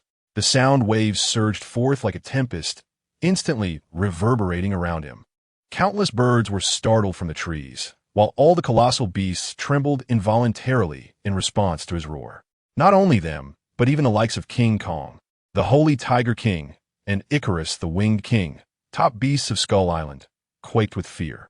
In that moment, when Lin Yuan's roar erupted, their minds blanked, leaving only dread in the presence of Lin Yuan. Even after the roar subsided, many of the beasts remained in shock. Lin Yuan surveyed his surroundings, nodding in approval at the display. He was quite satisfied with the might of the Roar of the King. Though it lacked direct damage, it exuded an overwhelming presence, creating immense intimidation. This skill seemed to be a variant of the Morning Serpent's shriek, but was far more domineering. Having dealt with the Morning Serpent, Lin Yuan was ready to validate his hypothesis. You all may return now. King Kong, come with me. Lin Yuan commanded with an air of authority.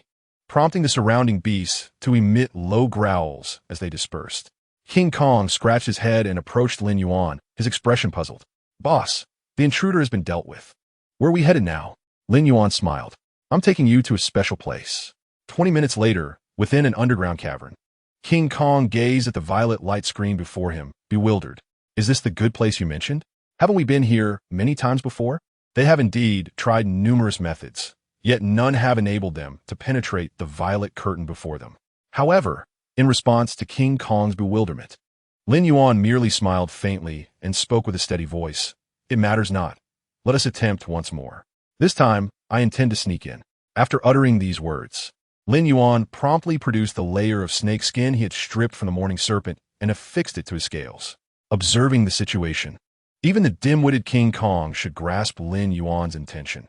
He clearly aimed to induce a misjudgment from the violet curtain, thus allowing himself to pass through. This method was one they had never contemplated before, not even in their wildest imaginations.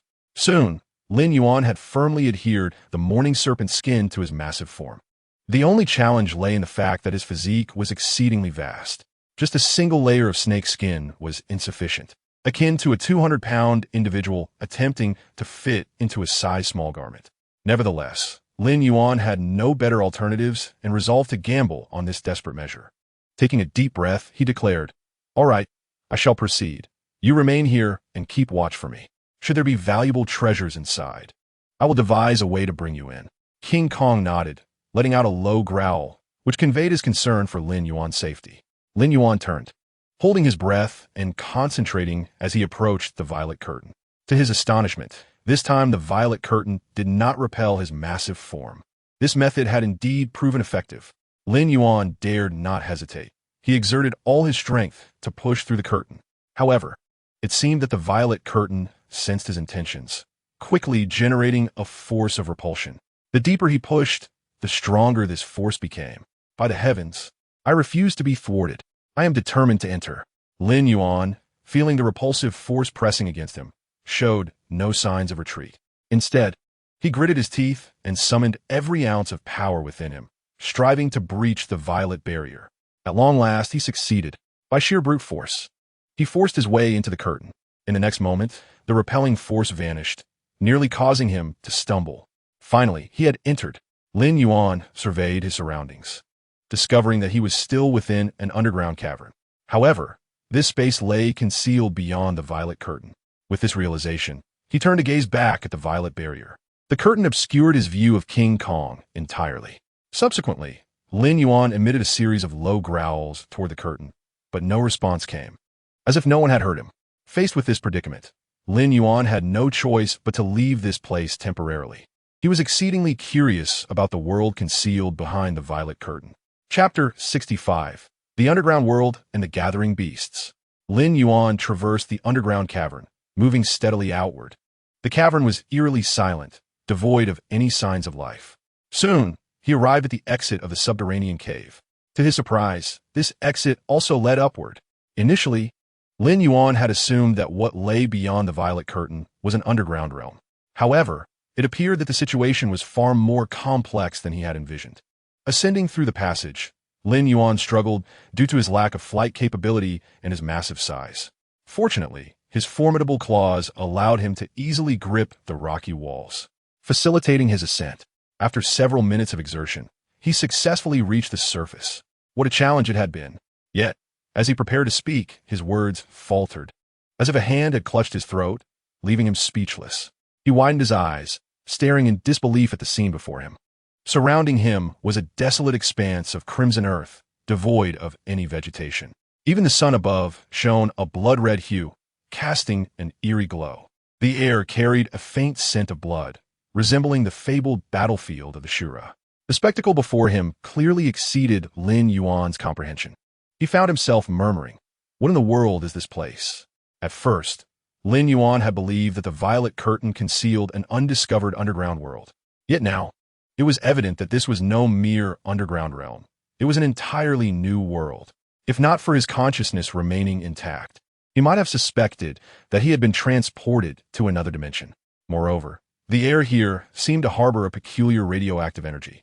Remarkably, He could sense this energy being absorbed into his body with each passing moment. To his astonishment, Lin Yuan could feel his cells eagerly consuming this radioactive energy. In an instant, his cellular vitality surged to unprecedented levels, even accelerating the rate of cellular reproduction. This implied that as long as he remained here, he would gradually increase in size without any effort on his part. It was his first experience of an upgrade mechanism that did not rely on consuming evolution points. Indeed, this place is remarkable, Lin Yuan mused quietly, his eyes gleaming. No wonder the skeletal crawling kings and morning serpents emerging from here were so formidable. They must have been enhanced by this unique energy. Yet, despite this realization, Lin Yuan remained vigilant. After all, areas abundant in resources are often fraught with peril. Until he fully grasped the nature of this place, he could not treat it as a personal sanctuary. With this thought, he set forth, driven by a sudden hypothesis that had surfaced in his mind. Perhaps the skeletal crawling creatures and the morning serpents had gained the ability to traverse the violet curtain due to their absorption of this radioactive energy. If that were the case, by remaining here long enough, he too could accumulate sufficient energy. At this moment, Lin Yuan's sole focus was to uncover the source of this extraordinary energy and comprehend the true nature of this realm. Thud, thud, thud. Lin Yuan ambled across the crimson earth, each step creating a profound indentation in the ground due to his immense stature. Such commotion swiftly attracted the attention of other creatures. Before long, a group of skeletal reptiles gathered around. However, in the presence of a formidable entity like Lin Yuan, these skeletal reptiles dared not act recklessly. Their only recourse was to hide in the periphery, observing him from distance. Among this assembly, the largest skeletal reptile barely reached 50 meters in length, a size inferior even to those skeletal kings that had previously fallen to Lin Yuan. Naturally, Lin Yuan paid them no mind. With a mere breath of atomic energy, he could reduce them to ashes. He did not rush to take action. Firstly, he was not here for hunting. Secondly, he was curious to discern the intentions of these skeletal reptiles that had chosen to follow him. However, Lin Yuan soon noticed that the number of skeletal reptiles gathering around him was steadily increasing. Moreover, numerous other creatures, some of which he had never encountered before, began to converge as well. Among them were mammoths with fur of a grayish-black hue, massive tyrannosaurs adorned with sharp fangs, yet possessing skull-like heads, and colossal, triangular dragons. Their bodies as large as tanks, while their heads resembled broad fans, complete with two sharp horns. The size of these behemoths was staggering, with several surpassing 100 meters in length. Even Lin Yuan found this spectacle unprecedented. The eyes of these colossal beasts brimmed with unrestrained hostility and a bloodthirsty gleam. In the realm of monsters, there exists no pretense akin to that of humans. Yet, their ferocity far exceeds that of mankind. It was evident that these gathered behemoths regarded Lin Yuan as an intruder, converging with the intent to eliminate him. Nonetheless, perhaps due to the overwhelming aura emanating from Lin Yuan, these giants did not rush to attack. Instead, they remained quietly poised, awaiting their moment. The assembly had swelled to nearly 100 beasts of various sizes. As their numbers increased, so too did their agitation, an incessant low growl resonating among them. Gazing upon this formidable congregation of beasts, Lin Yuan felt a flash of fierce resolve within his eyes. He had not anticipated encountering such a formidable predicament upon his arrival. Yet, with the adversary now before him, there was but one course of action left to him: to engage in a battle to the death. Chapter 66. A fierce battle against 300-meter beasts. Roar! Lin Yuan turned his gaze, a fierce glint flashing within his eyes, unleashing a roar that rattled the very air. Within that roar, he infused the power of the Roar of Kings. A terrifying aura surged forth, enveloping the surroundings. In that instant, the slightly weaker beasts instinctively recoiled, trembling in their very forms. However, the 100-meter giants quickly shook off the effects of the roar. They stepped forward, responding with their own roars directed at Lin Yuan. This display was intended to dispel the fear among the other giants. Roar! Once liberated from the influence of the Roar of Kings, the assemblage of beasts advanced toward Lin Yuan with low growls. He regarded them with cool detachment, fully aware that a fierce confrontation was inevitable. Yet, there was no trace of fear in his gaze. He had resolved to view this conflict as his own hunt. He would become the hunter of these formidable beasts. Although facing merely Lin Yuan, a singular giant, he aimed to demonstrate to these creatures that they faced the true king of monsters. Hut, hut, hut. Lin Yuan strode forward, unhesitatingly charging at the assembly of giants. Since they dare not approach, he would hunt them down. Roar. Once more, he unleashed a thunderous roar. In the next moment, his reinforced black claws slashed forward with ferocity.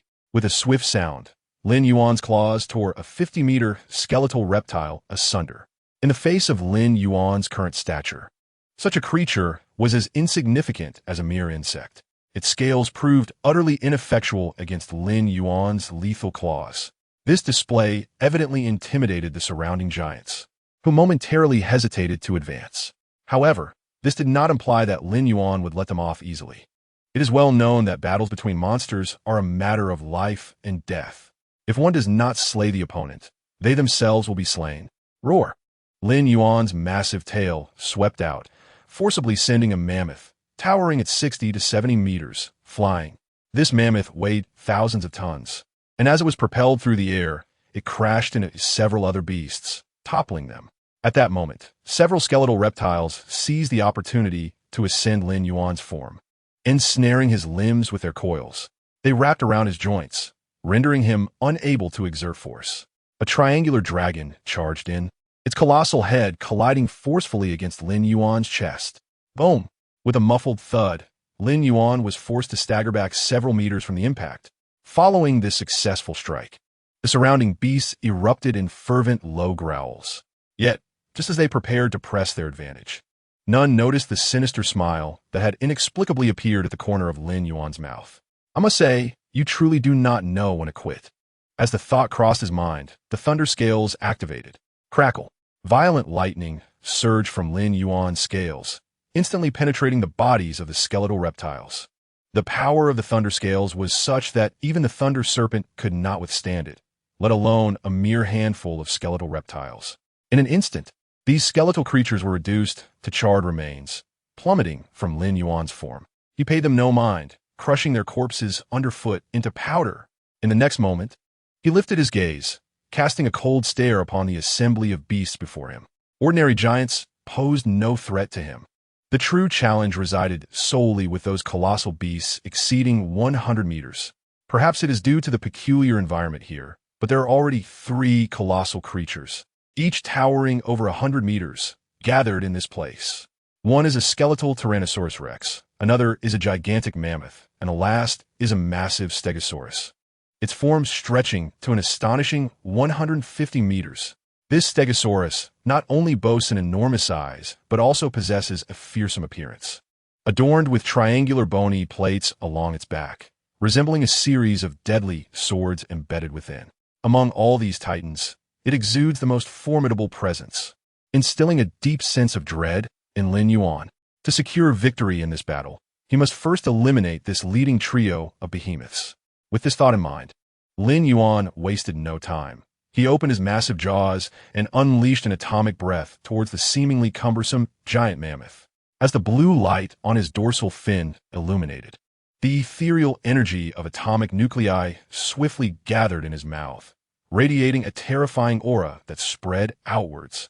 In the face of such overwhelming force, the surrounding giants instinctively recoiled in fear. Boom!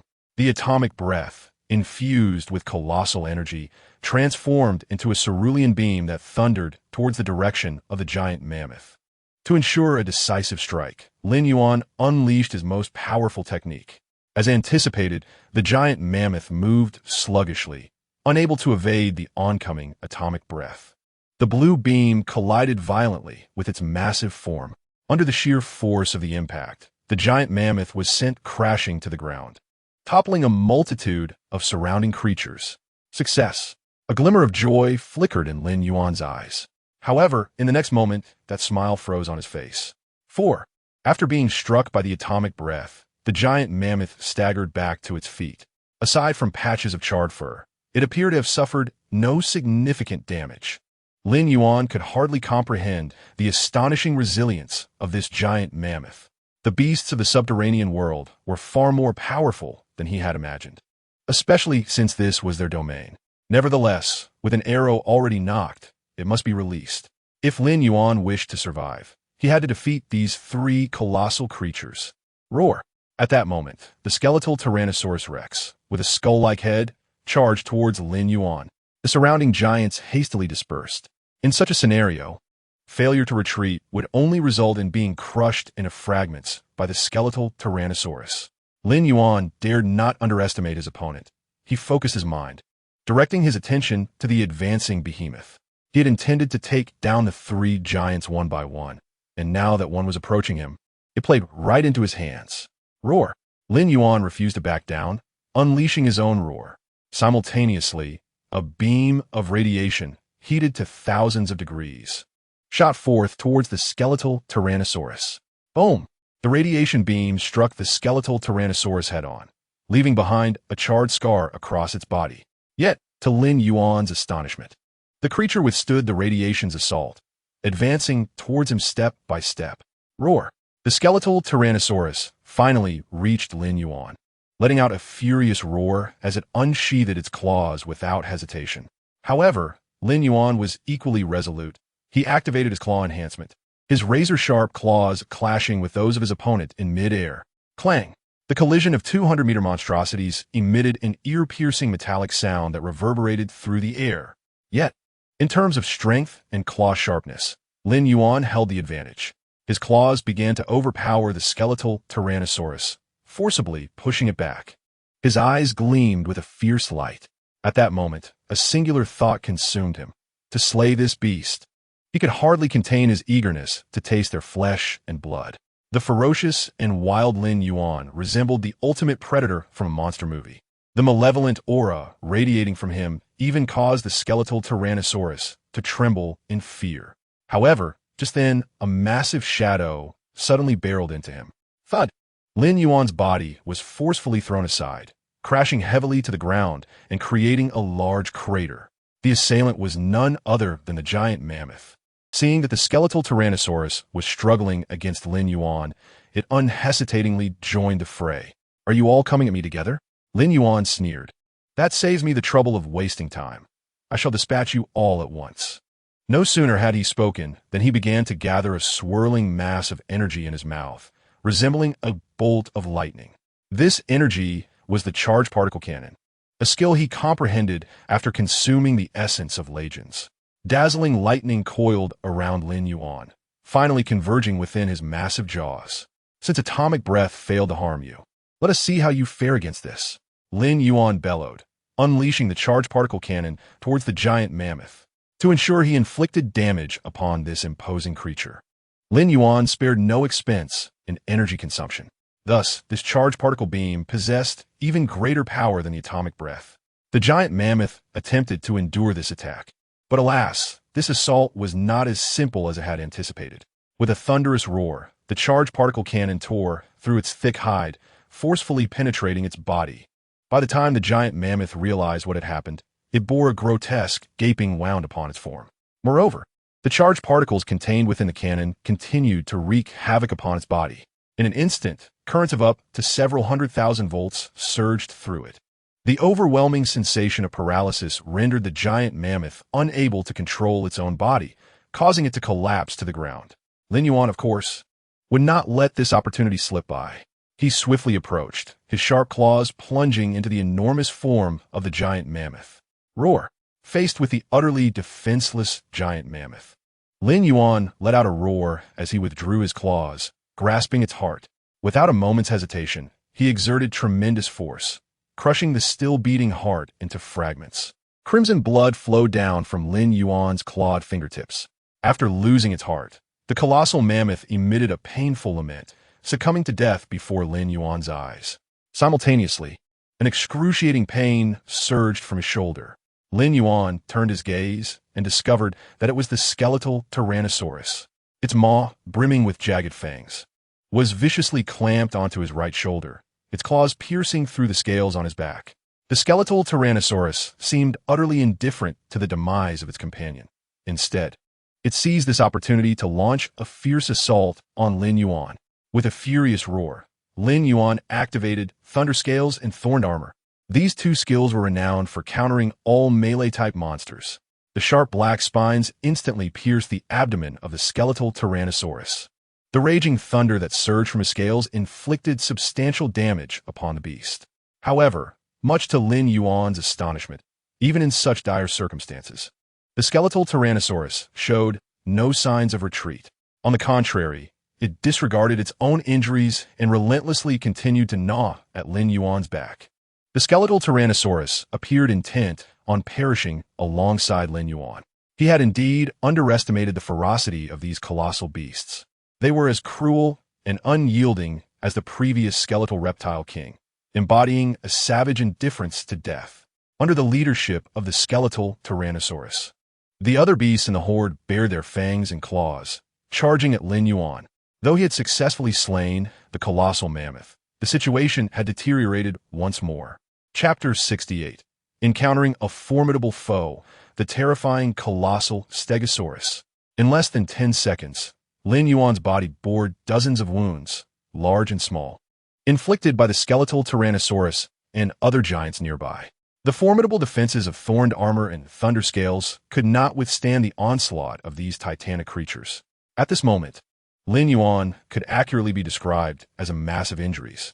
The pain from his wounds surged like relentless waves, crashing upon him. With a mighty roar, Lin Yuan unleashed a roar of royal fury. The terrifying aura instantly stunned all the surrounding beasts. This was the moment he had been waiting for. Without hesitation, Lin Yuan seized the colossal tail of the skeletal Tyrannosaurus behind him. Utilizing his brute strength, he forcefully yanked the creature off his back. "Get off me!" Lin Yuan's roar erupted like thunder. He swung the skeletal Tyrannosaurus in a wide arc, sending all the surrounding giants flying. With a tremendous crash, Lin Yuan unleashed all his strength, slamming the skeletal Tyrannosaurus into the ground. His power was so immense that it created a massive crater upon impact. Yet, this was not the end. As the skeletal Tyrannosaurus struggled to rise, Lin Yuan stepped forward, gripping its upper and lower jaws. The skeletal beast seemed to sense its impending doom and thrashed wildly, emitting piercing cries of fear. However, Lin Yuan's gaze remained as cold as ice. With relentless force, he pried the jaws of the skeletal Tyrannosaurus wide open. In the next moment, a searing energy beam coalesced within Lin Yuan's maw. Boom! The beam shot forth, penetrating the skeletal Tyrannosaurus's gaping mouth. Lin Yuan aimed to force the energy beam deep within its throat, piercing through its colossal body. Even for these giant beasts, the neck was the most vulnerable point. Under the scorching beam, the skeletal Tyrannosaurus's neck swiftly severed, causing its head to tumble to the ground. Lin Yuan's gaze remained icy as he unhesitatingly stomped on the severed head. Crack! With a light sound, the skull shattered into a fine powder. Yet another 100-meter giant had fallen at Lin Yuan's hands. The colossal mammoth had its heart crushed. The skeletal Tyrannosaurus had its head exploded.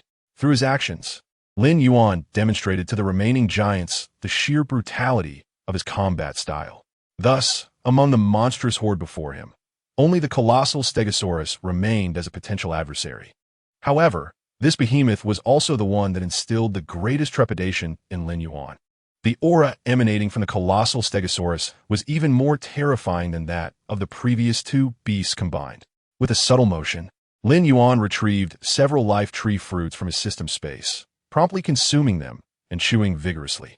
With formidable foes ahead, he needed to quickly recover from his injuries. Fortunately, the effects of the life tree fruits were remarkably potent. Once ingested, a warm sensation spread through his body, visibly healing minor wounds at an astonishing rate. Moreover, these fruits restored a significant portion of his stamina. Without this, Lin Yuan could scarcely fathom how to confront the colossal Stegosaurus looming before him. Roar!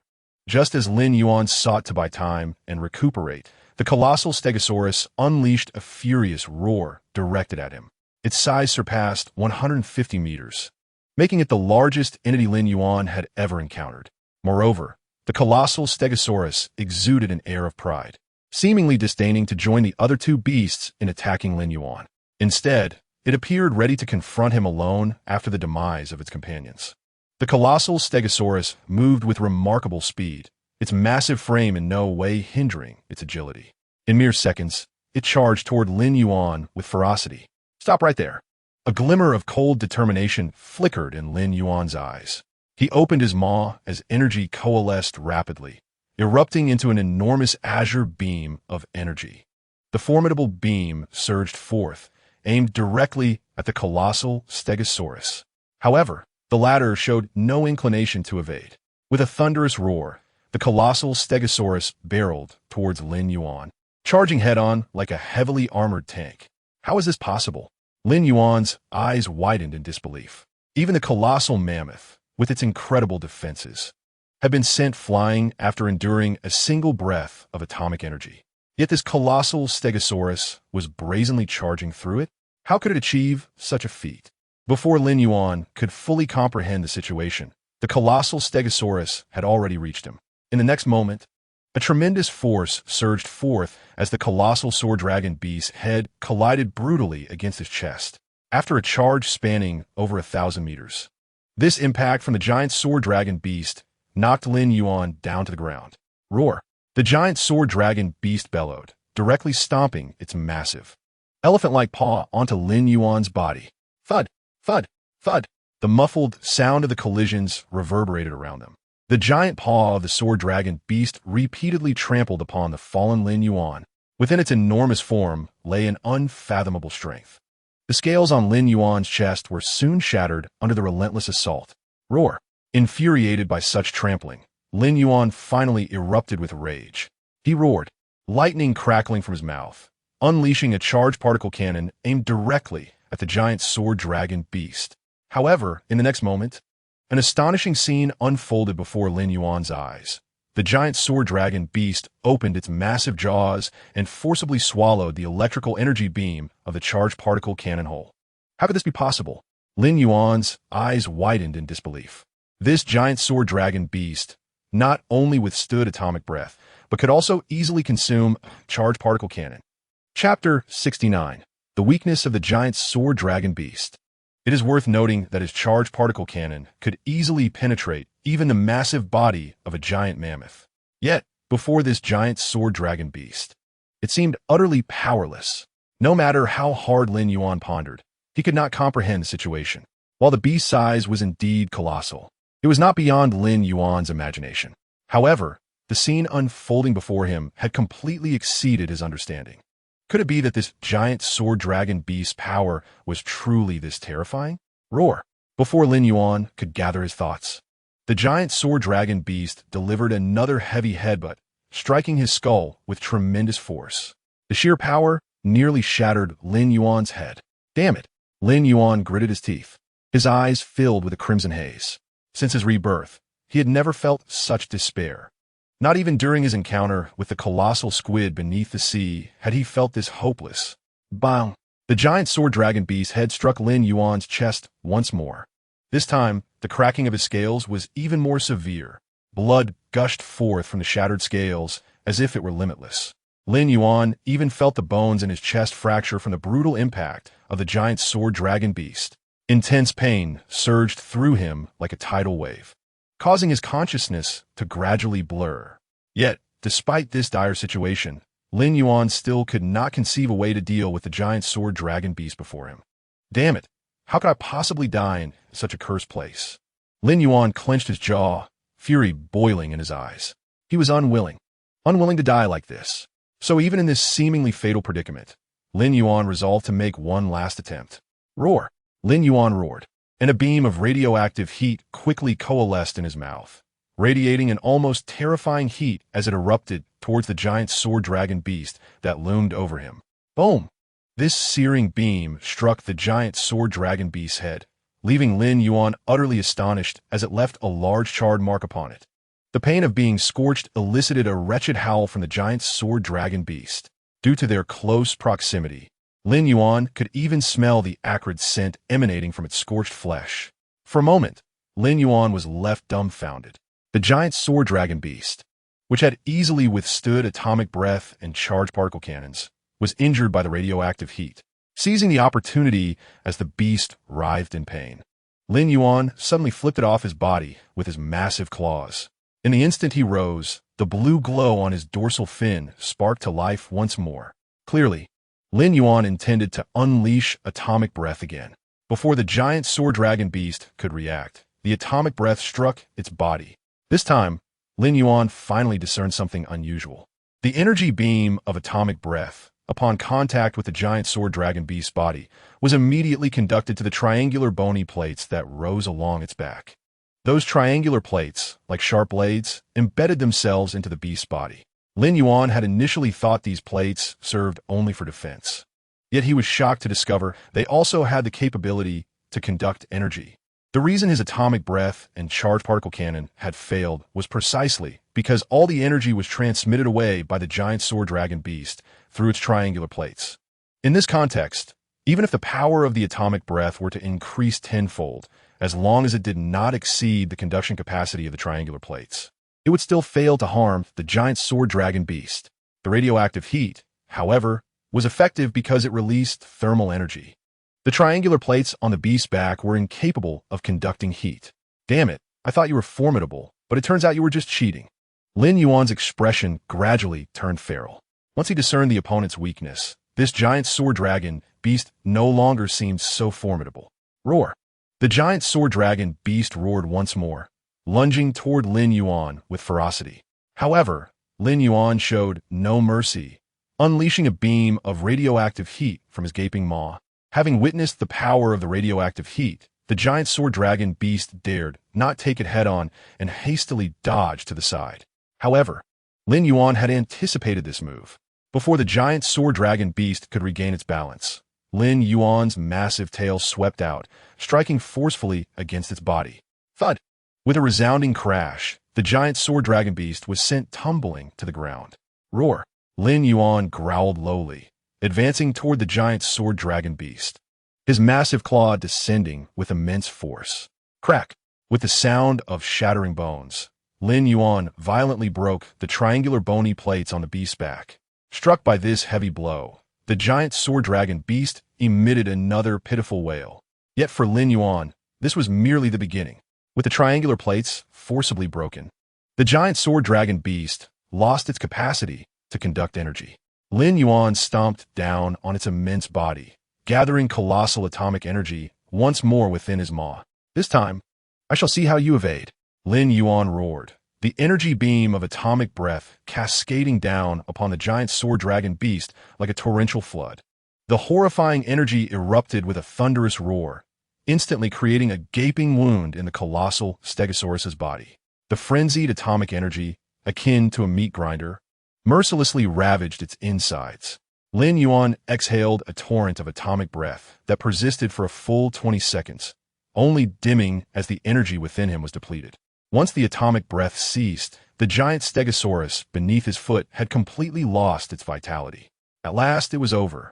Lin Yuan slowly closed his massive jaws, a flicker of exhilaration betraying his fatigue. He had, against all odds, single-handedly vanquished 300-meter-tall behemoths in the subterranean realm. Chapter 70. The battle concludes, assessing the spoils.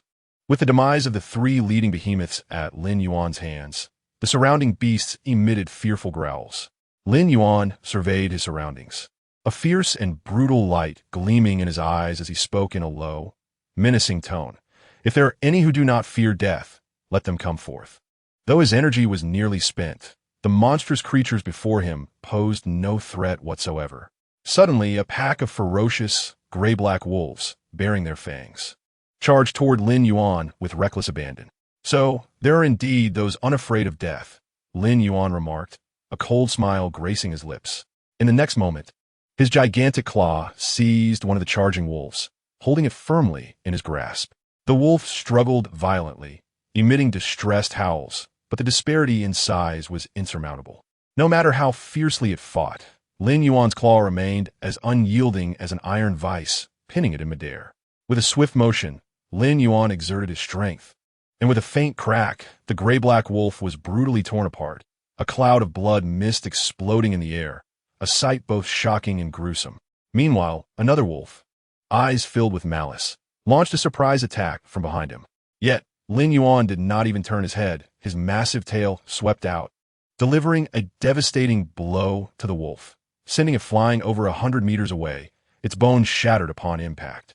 Faced with Lin Yuan's brutal ferocity, the remaining wolves charged forth with a cacophony of howls. Alas, even in numbers, these wolves were no more than mere ants before him. Without resorting to atomic breath or charged particle cannons, Lin Yuan could decimate the pack purely with his physical prowess. In less than 2 minutes, the ground around Lin Yuan was littered with the remains of the wolves, a veritable river of blood pooling around him. Standing atop the carcasses, Lin Yuan raised his head and unleashed a roar that shook the heavens. The remaining beasts in the vicinity scattered in terror. For the gruesome fate of the torn-asunder wolf pack was a vivid illustration of his might. No creature wished to meet the same end, despite their ferocity.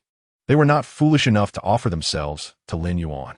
In an instant, the battlefield was cleared, leaving only Lin Yuan amidst a sea of corpses. With a heavy thud, Lin Yuan collapsed backward onto the ground, stirring up a cloud of dust. The arduous battle had finally come to a close. He extended his massive claw, grasping a wolf's corpse, and tore a bloody leg from it, devouring it voraciously. The uncooked wolf leg was far from palatable, saturated with a metallic taste of blood. However, this was no time to ponder flavor. If he wished to swiftly regain his strength, consuming flesh was the optimal choice. As Lin Yuan chewed through the bloody meat, the system's notifications chimed in his ears. Ding! You have successfully devoured the gray howler wolf, gaining 1753 evolution points. Ding! You have successfully devoured the gray howler wolf, gaining 1513 evolution points. Ding! You have successfully devoured the gray howler wolf, gaining 1874 evolution points. Lin Yuan's stomach felt like an abyss. In no time at all, he had consumed a dozen gray howler wolves. While their meat was not particularly substantial and the evolution points they provided were modest, they nonetheless replenished some of Lin Yuan's energy, granting him the strength to rise once more. Once he regained a modicum of strength, Lin Yuan braced himself against the ground and slowly stood up. His first order of business was to gather his spoils.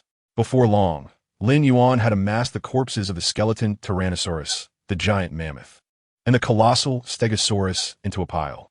The remains of these three behemoths represented his greatest triumph in this fierce battle. Although he had just devoured a number of gray howler wolves, their size was negligible, barely providing enough sustenance to fill the gaps in his teeth. For Lin Yuan, these 300-meter giants were his true feast. Taking a deep breath, excitement glimmered in his eyes. He seized the body of the skeleton Tyrannosaurus and began to tear into it with his sharp teeth. Ding! You have successfully devoured the skeleton Tyrannosaurus, gaining 3,753 evolution points. Ding!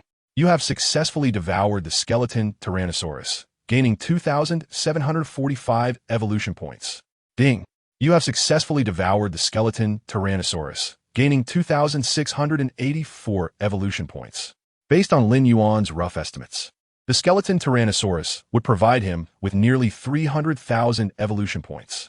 The giant mammoth would yield a similar amount, and the colossal Stegosaurus would offer even more. Thus, through a single battle, he had amassed over 1 million evolution points. This was undeniably a significant windfall for Lin Yuan. He surmised that it would take him at least 7 or 8 days of diligent effort to accumulate such a sum through regular means. With this realization, an unmistakable thrill flickered in Lin Yuan's gaze. It seemed that this subterranean world was indeed a remarkable place. At the very least, for him, it was an exceptional hunting ground. However, if he wished to continue hunting in this realm, he needed to thoroughly understand the intricacies of this underground world. Otherwise, he risked facing fatal consequences, just as he had moments ago when ambushed by the monstrous horde. As Lin Yuan contemplated, he continued to consume the remains of the behemoths. At that moment, the system's notification chimed once more in his ears. Ding! You have successfully devoured the colossal Stegosaurus, triggering evolution and acquiring the skill Scale Armor Defense. Upon hearing the prompt sound by his ear, Lin Yuan's eyes sparkled with delight. He had unexpectedly comprehended a new skill once again. In the following moment, information regarding the skill Scale Armor Protection surged rapidly into his mind. Chapter 71. Return and Purchase Personal Space. Soon, Lin Yuan discerned the precise function of Scale Armor Protection. Since this skill was acquired after devouring the colossal sword dragon beast, its function bore a striking resemblance to the triangular bony plates of the latter. Its purpose was to conduct energy. Any attack that struck Lin Yuan's body would have a portion of its energy transmitted through his scales, thereby weakening the assault. However, the effect of scale armor protection was not overwhelmingly powerful.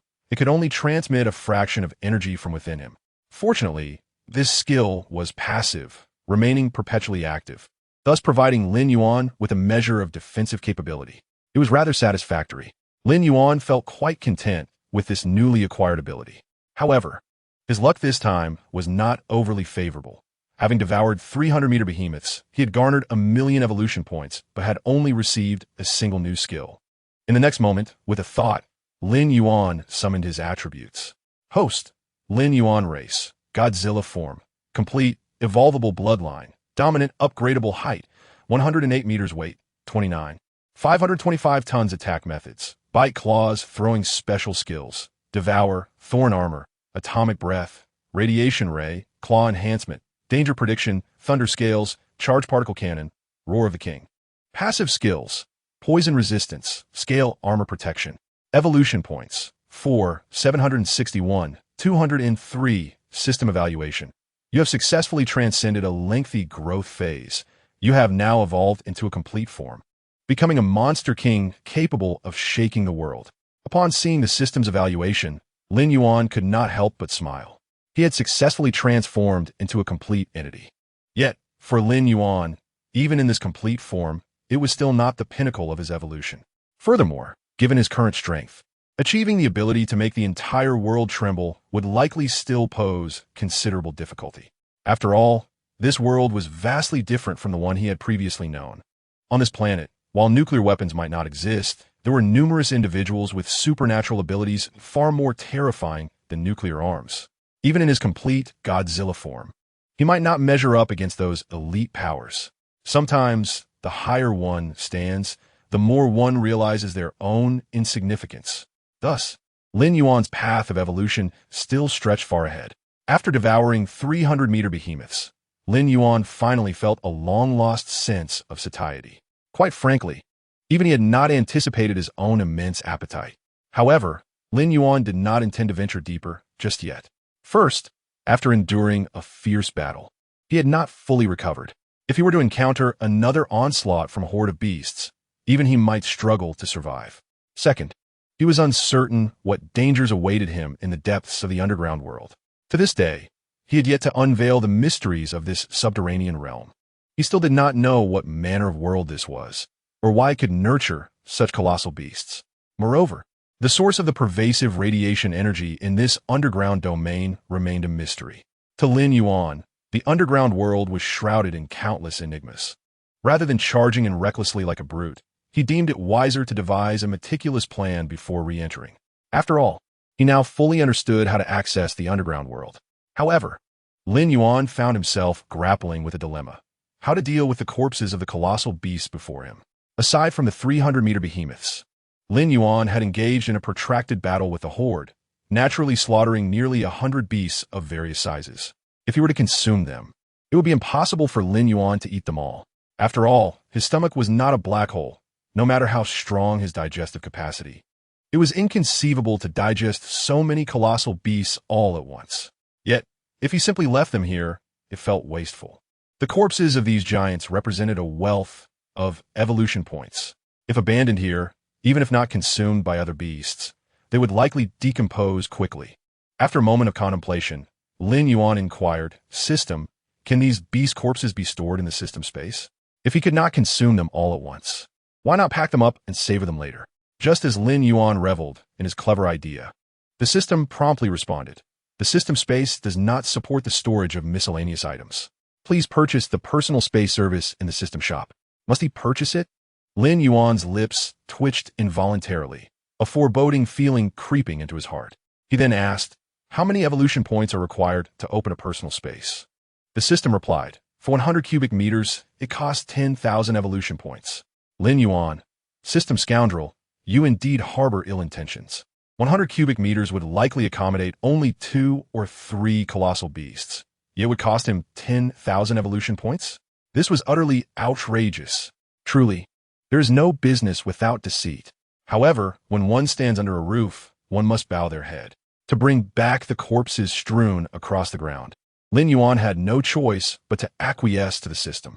With a resigned wave of his hand, Lin Yuan stated, "All right, give me 20,000 cubic meters then." In an instant, 200,000 evolution points evaporated. Lin Yuan's savings diminished by more than half. Truly, earning money is like capturing ghosts, while spending it is like flowing water. Fortunately, after securing personal space, he would find it immensely convenient to carry whatever he desired. With this thought in mind, Lin Yuan felt somewhat reassured. He then packed all the corpses of the colossal beasts from the battlefield into the personal space. Thus, his meals for the coming days were secured. After accomplishing this, Lin Yuan set off towards the direction of the underground cave. Although colossal beasts still watched him from a distance, having witnessed Lin Yuan's formidable presence, none dared approach him. Before long, Lin Yuan successfully entered the underground cave and arrived at the violet light curtain. He took a deep breath and stepped through it. In the next moment, upon crossing the light curtain, the scene before him transformed, and Lin Yuan successfully returned to the cave located beneath Skull Island. Chapter 72. Only those who reach the pinnacle deserve to enjoy comfort roar. Upon Lin Yuan's return, before he could even process the moment, King Kong pounced directly upon him, enveloping him in a bear hug. "Boss, you have finally returned." The formidable arms of the giant resembled iron bands, tightly constricting his body. Lin Yuan pushed the giant aside with a hint of irritation, stating, "Have I been gone for such a brief time that this is necessary?" The giant, with a foolish grin, replied, "I knew with your strength, boss, you would be just fine." After confirming Lin Yuan's safety, the giant inquired, "By the way, boss, what lies behind that purple light?" Lin Yuan took a deep breath and responded gravely, "It is a completely new subterranean world." In the Pacific Ocean, a fishing vessel sailed steadily across the surface. Suddenly, a crew member exclaimed, "We've caught something big. Hurry and pull in the net." After his words, the remaining crew members hastily came together, eager to haul the fishing net aboard. With a cacophony, the net burst from the water, dragged up forcefully onto the boat. A massive shadow emerged before them. "What on earth is that?" A white crew member stepped forward, frowning at the unpleasant odor wafting from the net, reminiscent of a decaying corpse. Another crew member nearby grimaced and covered his nose, exclaiming, "That seems to be the carcass of an animal." The white crew member scowled. "What bad luck. I thought it was a big fish." He commanded, "Enough dawdling.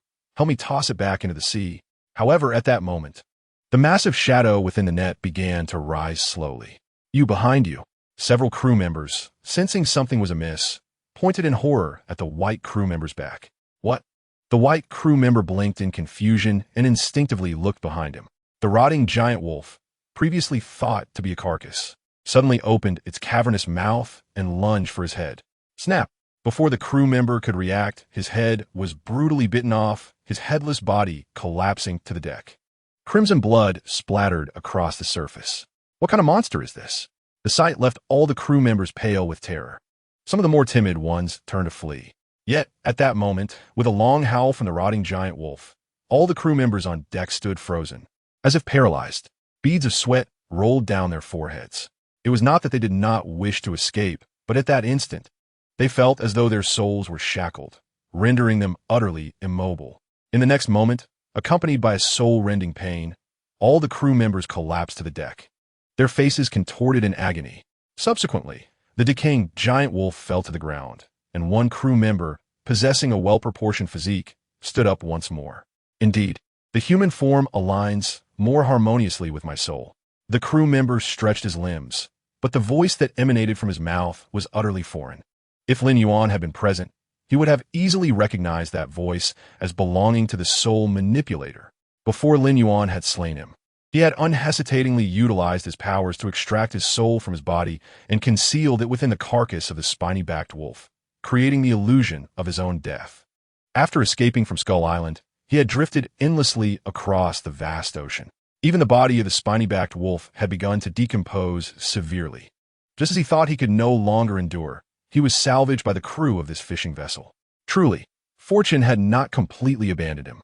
Now, merely recalling the events that transpired on that island sent chills down his spine. The strength of that behemoth was utterly terrifying. Even a level lightning manipulator like Reynolds was akin to a child before that monster. The island undoubtedly harbored secrets. He turned his gaze towards the direction of Skull Island, murmuring softly, with his current strength, it was wholly insufficient to explore that island. Moreover, the frequent body changes had significantly weakened his power. It appeared necessary to share this intelligence with other organizations. He muttered to himself, if there truly exists a hidden realm upon that island, any share I could gain would completely compensate for my losses. However, to confront that behemoth, at least one level manipulator, no, at least two would be required for safety. Just the thought of Lin Yuan's terrifying strength made him feel that even a single level manipulator might not be enough to ensure a secure victory. Across North America, forces possessing more than two level manipulators were scarce, indeed a rarity. Furthermore, the value of this intelligence was immense. If he wished to collaborate, he had to choose trustworthy forces carefully. Contemplating this, a swift resolution formed in his mind. The Temple of Sin. He took a deep breath and softly uttered the name of a faction. Once, he had been a member of the Temple of Sin. However, since severing ties with that faction, he had lost contact with them for an indeterminate time. All the members of that faction were utterly mad. Yet, they were also a group of incredibly powerful lunatics. Night fell upon Skull Island. Outside the cave, Lin Yuan retrieved the massive beasts he had slain from the subterranean world, stacking them into a small mountain. Gazing at this scene, the giant's eyes widened in astonishment as he swallowed hard. Boss, you brought all these back from the subterranean world? Lin Yuan chuckled and retorted, what else could it be? The giant scratched his head, for many of the beasts before him were unfamiliar, clearly not native to Skull Island. However, what concerned the giant most was the taste of these creatures. Always curious about untried food, he rubbed his hands together with eager anticipation, grinning, boss. How about we have a barbecue tonight? Lin Yuan rolled his eyes in exasperation, replying, eat, eat, eat. That's all you think about. The giant, unfazed, scratched his head and grinned. Food is paramount. A man is iron, rice is steel. One meal missed makes one feel uneasy. Goodness, he learned the cultural lessons quickly. Lin Yuan looked at the giant with surprise. You can use idioms already? He had discovered that whenever it came to food, the giant not only understood intuitively, but could also apply it creatively. This fellow was simply a glutton. Upon reflecting on this, Lin Yuan couldn't help but smile and said, all right, since we have the ingredients readily available, I shall prepare a barbecue for you shortly. The towering figure, King Kong, immediately raised his arms in celebration, exclaiming, long live the boss. However, Lin Yuan quickly added, but after we feast, you must attend to your duties diligently. Surprised, King Kong displayed a bewildered expression, clearly not anticipating that Lin Yuan was waiting for him. With a cheerful demeanor, Lin Yuan continued, in a few days, you and I shall venture into the underground world together. He had come to realize that exploring the entire subterranean realm alone would be quite a daunting task. Thus, having a formidable ally like King Kong was invaluable. King Kong naturally would not decline Lin Yuan's request, nodding enthusiastically, no problem. I will accompany you, boss. Seeing King Kong's resolute response, Lin Yuan couldn't help but smile. Despite King Kong appearing somewhat foolish, he possessed a rare quality that many humans lacked. The world of monsters, while harsh, was also pure, free from deceit. Before long, Lin Yuan kindled a fire outside the cave, while King Kong skillfully skewered the meat, nearly drooling in anticipation. Lin Yuan placed the skewers over the flames, and before long, they sizzled and began to glisten with oil. Once seasoned, an enticing aroma soon wafted through the air. Boss, is it time to eat? King Kong eagerly rubbed his hands, eyeing the skewers. With a bemused smile, Lin Yuan replied, Go ahead, dig in. If I hold you back any longer, I fear your eyes might pop out.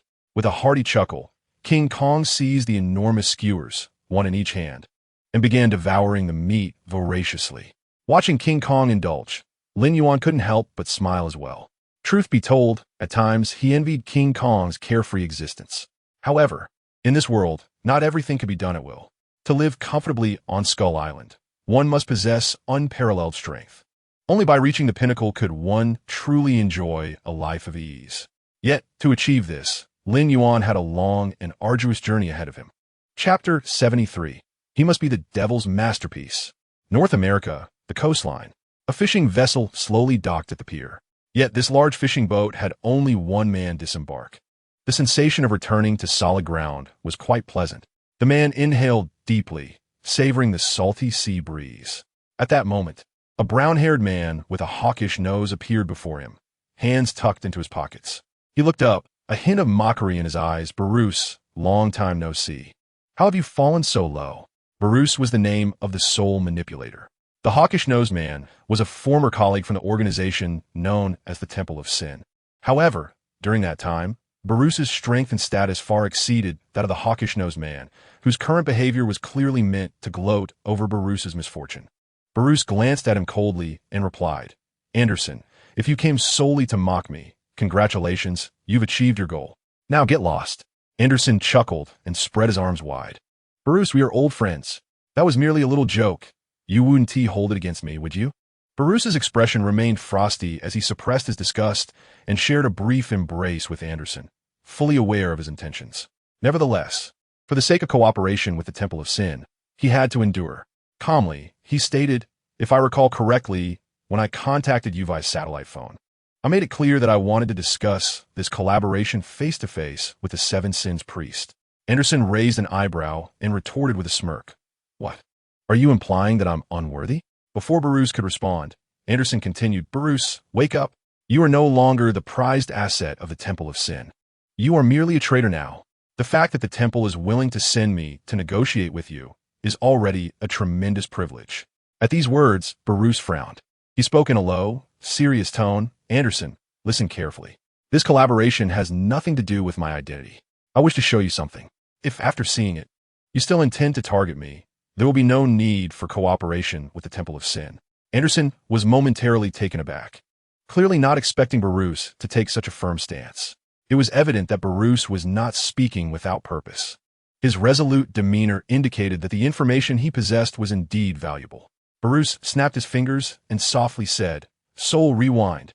This was one of his abilities, allowing him to rewind memories within the soul, enabling others to witness the same scenes. Soon, a fragment of memory emitting a ghostly blue light materialized at his fingertips. With a gentle touch, the memory fragment merged into Anderson's forehead. Before Anderson could comprehend what was happening, a series of images unfolded before him. On an island, a group of supernatural beings, led by Regans, was battling a horde of colossal beasts. Whether it was the ferocious blade-back Hyena King, the formidable Saint Tiger King, or the gigantic King Kong, Anderson couldn't help but widen his eyes in astonishment. What on earth was this island? How could such massive creatures exist? Anderson swallowed hard, murmuring to himself, could this be a secret realm? Upon realizing this, a flicker of fervor ignited in his gaze. As a powerful being, he understood the significance of a secret realm. No wonder Bruce was so bold in wanting to negotiate with the Seven Sins priest. He had discovered a brand new secret realm. However, he found it puzzling. If this truly were a secret realm, why would Bruce choose to collaborate with them? Wouldn't it be better to keep it all for himself? After all, resources within a secret realm were quite limited. The fewer people who knew of its existence, the greater the benefits one could reap. Yet, the subsequent images swiftly clarified everything for Anderson. A figure radiating terrifying pressure, Lin Yuan, appeared before him.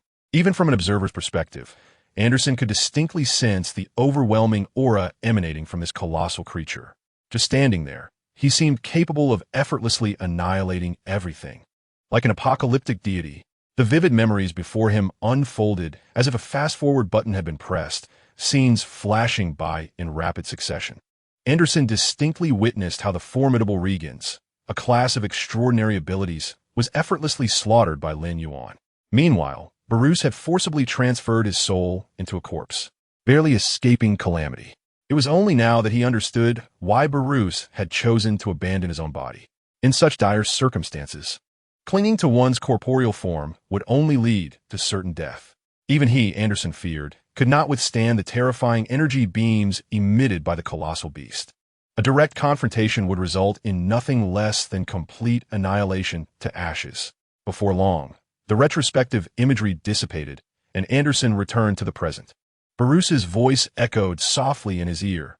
"Now, you must understand why I sought collaboration with the Temple of Sin." Anderson nodded, unable to suppress a gulp. What manner of creature is this beast? Who knows? Barus's eyes flickered with a hint of trepidation. It must surely be the devil's handiwork. I cannot fathom who else could have created such a terrifying monstrosity. He continued, even within the Temple of Sin. Only the Seven Sins priests might stand a chance against this beast. Thus, I must negotiate face-to-face with them regarding this collaboration. The Seven Sins priests are the most powerful 7 extraordinary beings within the Temple of Sin. Among them, there are 5 class experts and 2 class extraordinary beings. Their titles. 2 are derived from the 7 deadly sins: gluttony, greed, sloth, envy, pride, lust, and wrath. Chapter 74. Sign-in Reward. Crimson Lotus Form. Anderson took a deep breath and spoke solemnly. Understood. I will report this matter to the 7 Sins priests. Please be patient for a while. He recognized the significance of the secret realm, and in this context, his personal grievances with Barus paled in comparison. Barus nodded and replied, the sooner, the better. He was acutely aware that if a secret realm truly existed on that island, the 7 Sins priests would undoubtedly choose to meet with him. The Temple of Sin, at its core, is akin to a cult. They proclaim that God is dead and that the demon Satan will return to the mortal realm. When Satan arrives, the world's order will be irrevocably reshuffled. The 7 Sins priests, who established the Temple of Sin, embody Satan's will on earth. Gluttony, greed, sloth, envy, pride, lust, and wrath all represent humanity's original sins. Their duty as the 7 Sins priests is to propagate these sins among humankind. Although Barus was aware of his own shortcomings, he was not mad enough to embrace such extremities. Thus, before he could be completely indoctrinated by the Temple of Sin, he decisively chose to withdraw from this faction. He felt that remaining among these religious zealots would inevitably distort his thoughts. However, despite the Temple of Sin's radical and fanatical ideology, the strength of the 7 Sins priests was undeniably formidable. If they were willing to take action, subduing that island would be a trivial endeavor. Even the powerful and terrifying beast would meet its demise at their hands. With this thought, Barus could not help but clench his fists. The vendetta against that beast, which had forced him to the brink, was one he was determined to avenge. What he had lost, he would ensure that the beast would repay 100-fold. On Skull Island, days passed once more. Are you prepared? Lin Yuan turned to face the nearby Titan. Roar. The Titan let out a low growl, pounding its chest, its eyes brimming with excitement. Today marked the day Lin Yuan would lead it into the subterranean world. The Titan's heart was equally filled with curiosity for this unknown realm. Shortly thereafter, Lin Yuan returned to the Violet Barrier with the Titan. This time, he brought only this colossal creature, for he was still unfamiliar with the underground world. He feared that bringing a throng of beasts might invite unnecessary trouble. Wearing the snake skin, I will smuggle you in. Lin Yuan retrieved the snake skin from his spatial inventory. Now, he no longer needed this method to enter the Violet Barrier, as he had absorbed ample radioactive energy from the underground world. In this situation, the barrier before him posed no further impediment. Let us go. Lin Yuan took a deep breath and stepped into the Violet Barrier. The Titan growled and promptly followed suit, swiftly keeping pace with him. Upon passing through the Violet Barrier, the scene before them transformed instantaneously. When they regained their senses, Lin Yuan and the Titan found themselves in the underground world. The Titan scratched its head, bewildered as it surveyed the surroundings, and queried, "Boss, is this the underground world? It doesn't seem much different from where we came from." Lin Yuan, exasperated, gave it a light tap on the head. "Are you foolish? We are still in an underground cavern. What difference could there be?" "Oh, I see now," the Titan responded, excitement bubbling forth. "Then what are we waiting for? Let us hurry outside." Lin Yuan solemnly cautioned, "Before we proceed, I must remind you, the underground world is exceedingly perilous, with beasts larger than you lurking everywhere. If you wish to survive, do not stir up trouble, and stay close to me." Hearing Lin Yuan's grave tone, the Titan nodded earnestly, understood. Thus, Lin Yuan led the Titan out of the cavern. When the Titan emerged to the surface, it stood wide-eyed, marveling at the scene before it, utterly awestruck. A crimson sky, a scarlet land, and a blinding blood sun. This was the first time it had encountered such a sight since its birth. Here lay the underground world it had never before stepped into. The Titan greedily inhaled the hot air of this place, excitement spilling forth as it exclaimed, "Boss, where are we headed now?" It was now eager to explore the uncharted territory of the underground world. Lin Yuan calmly replied, let us not rush. First, I want to ask if you can sense the changes within your body. The Titan paused for a moment, then began to consciously examine itself. A strange glint flickered in its eyes, and it exclaimed in astonishment, "Boss, it seems my body is absorbing the energy from this place. What is happening?" Indeed, upon receiving the Titan's response, Lin Yuan immediately confirmed the suspicions that had taken root in his mind. Aside from itself, other colossal beasts can equally absorb the unique energy emanating from the subterranean world. This indicates that this place is essentially a natural arena for monster evolution. However, this revelation only deepened Lin Yuan's curiosity regarding the mysteries hidden within this enigmatic underworld. What secrets lie concealed here? Lin Yuan firmly believed that as long as he thoroughly explored this world, he would undoubtedly uncover the answers. Nonetheless, after dispelling the confusion in his heart, he did not immediately take action. Before he could embark on his exploration of the subterranean realm with Kong, he had one more task to attend to: signing in. Lin Yuan was eager to experiment and discover whether there would be any special rewards for signing in within this underground world. To validate his hypothesis, he had intentionally reserved today's sign-in opportunity for this moment.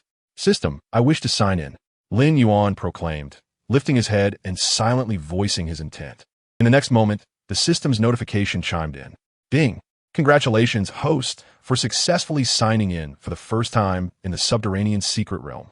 Upon hearing the system's notification, a look of joy immediately illuminated Lin Yuan's face. Indeed, it was possible.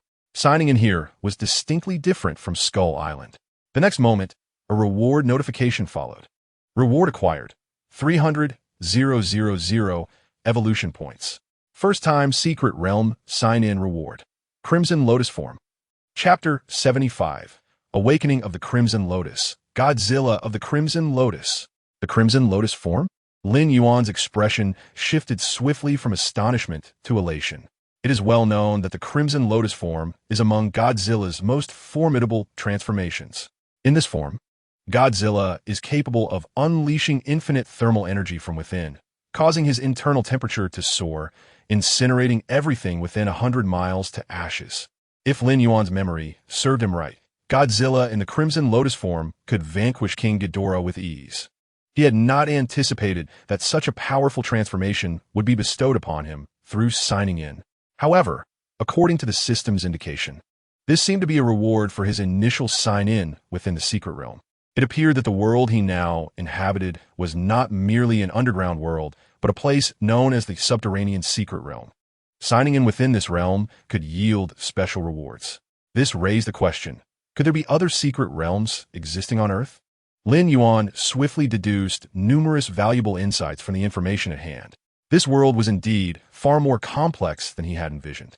After calming his mind, Lin Yuan turned to Kong and stated, "Let's proceed to hunt." If he did not prompt this creature to move soon, it might grow impatient. Roar! Kong let out a low growl, his eyes filled with anticipation. Lin Yuan, accompanied by Kong, cautiously ventured through the subterranean world.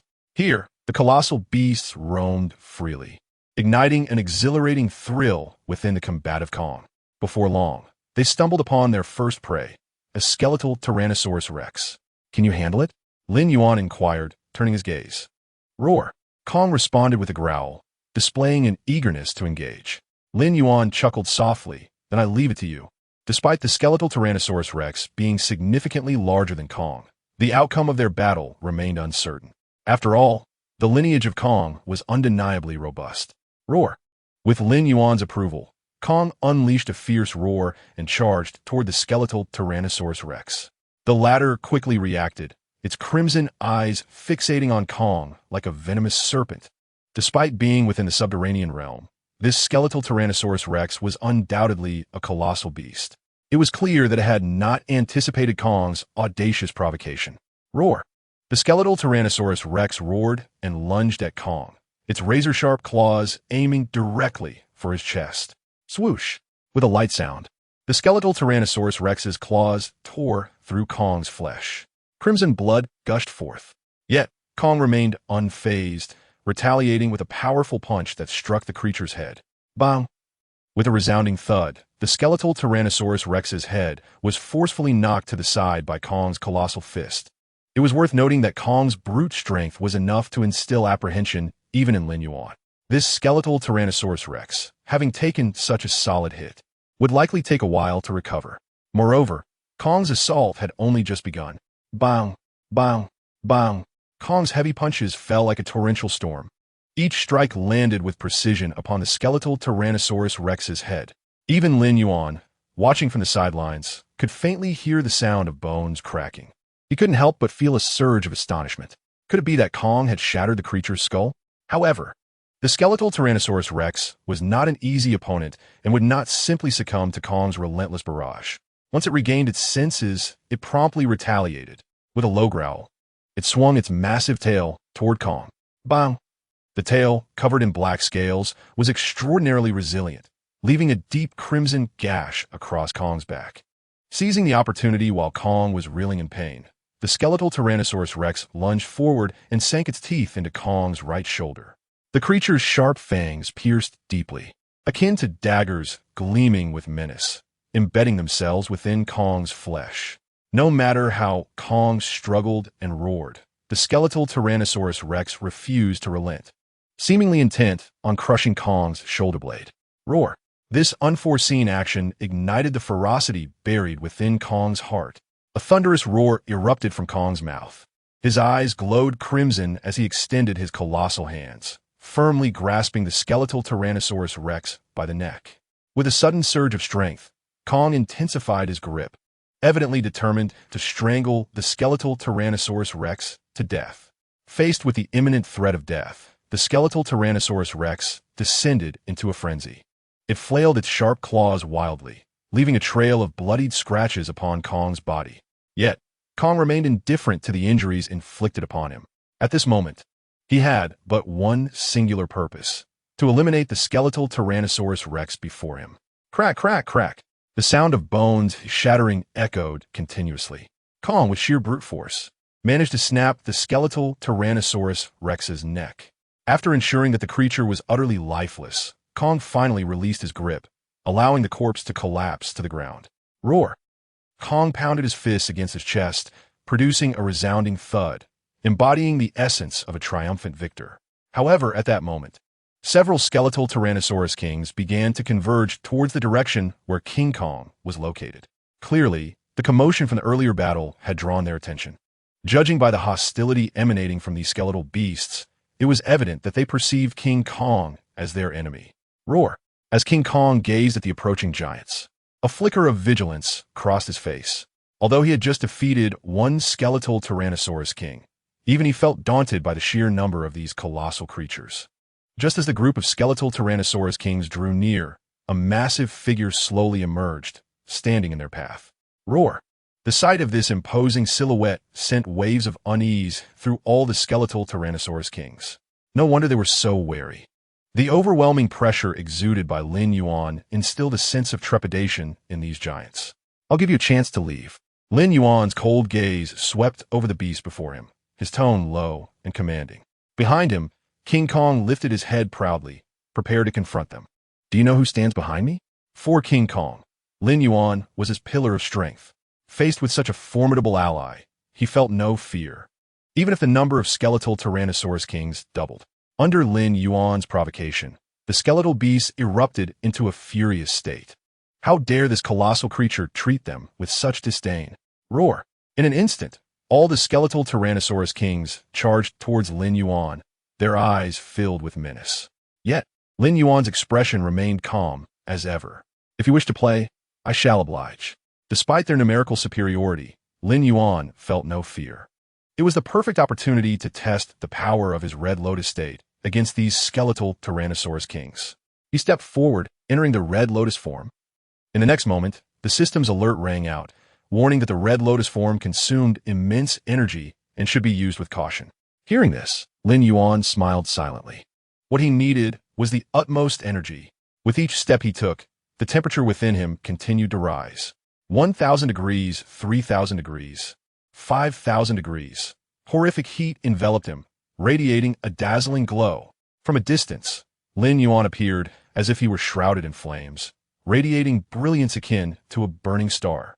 This was the Red Lotus Godzilla in its Red Lotus form. Chapter 76.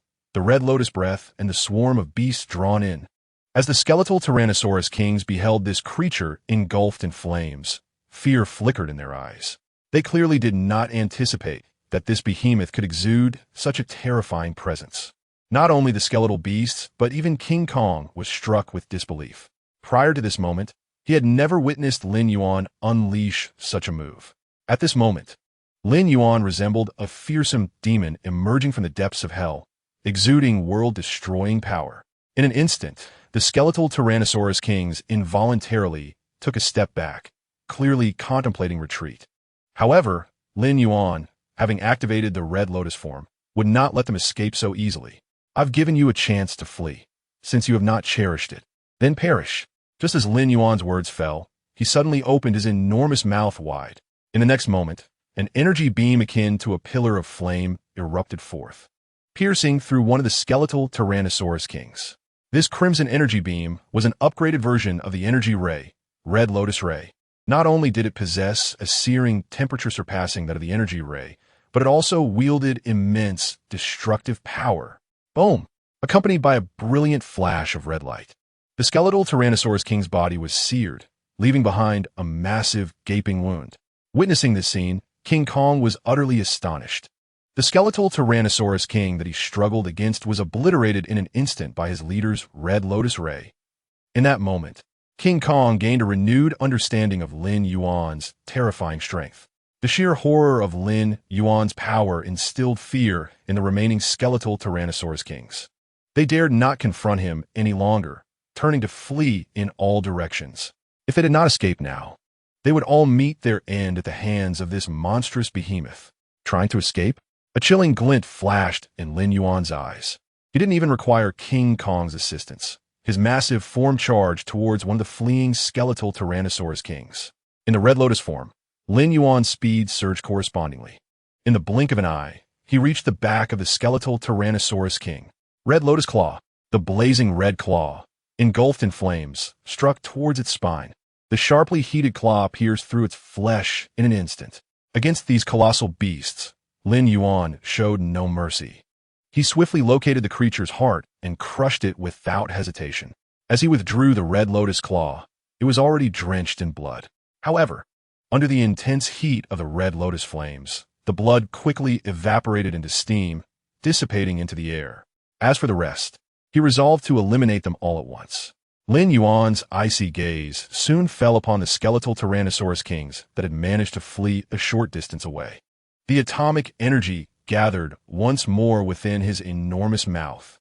However, this time, the dorsal fins glowed with a crimson light. Boom! With a resounding explosion, a crimson energy beam erupted from Lin Yuan's mouth.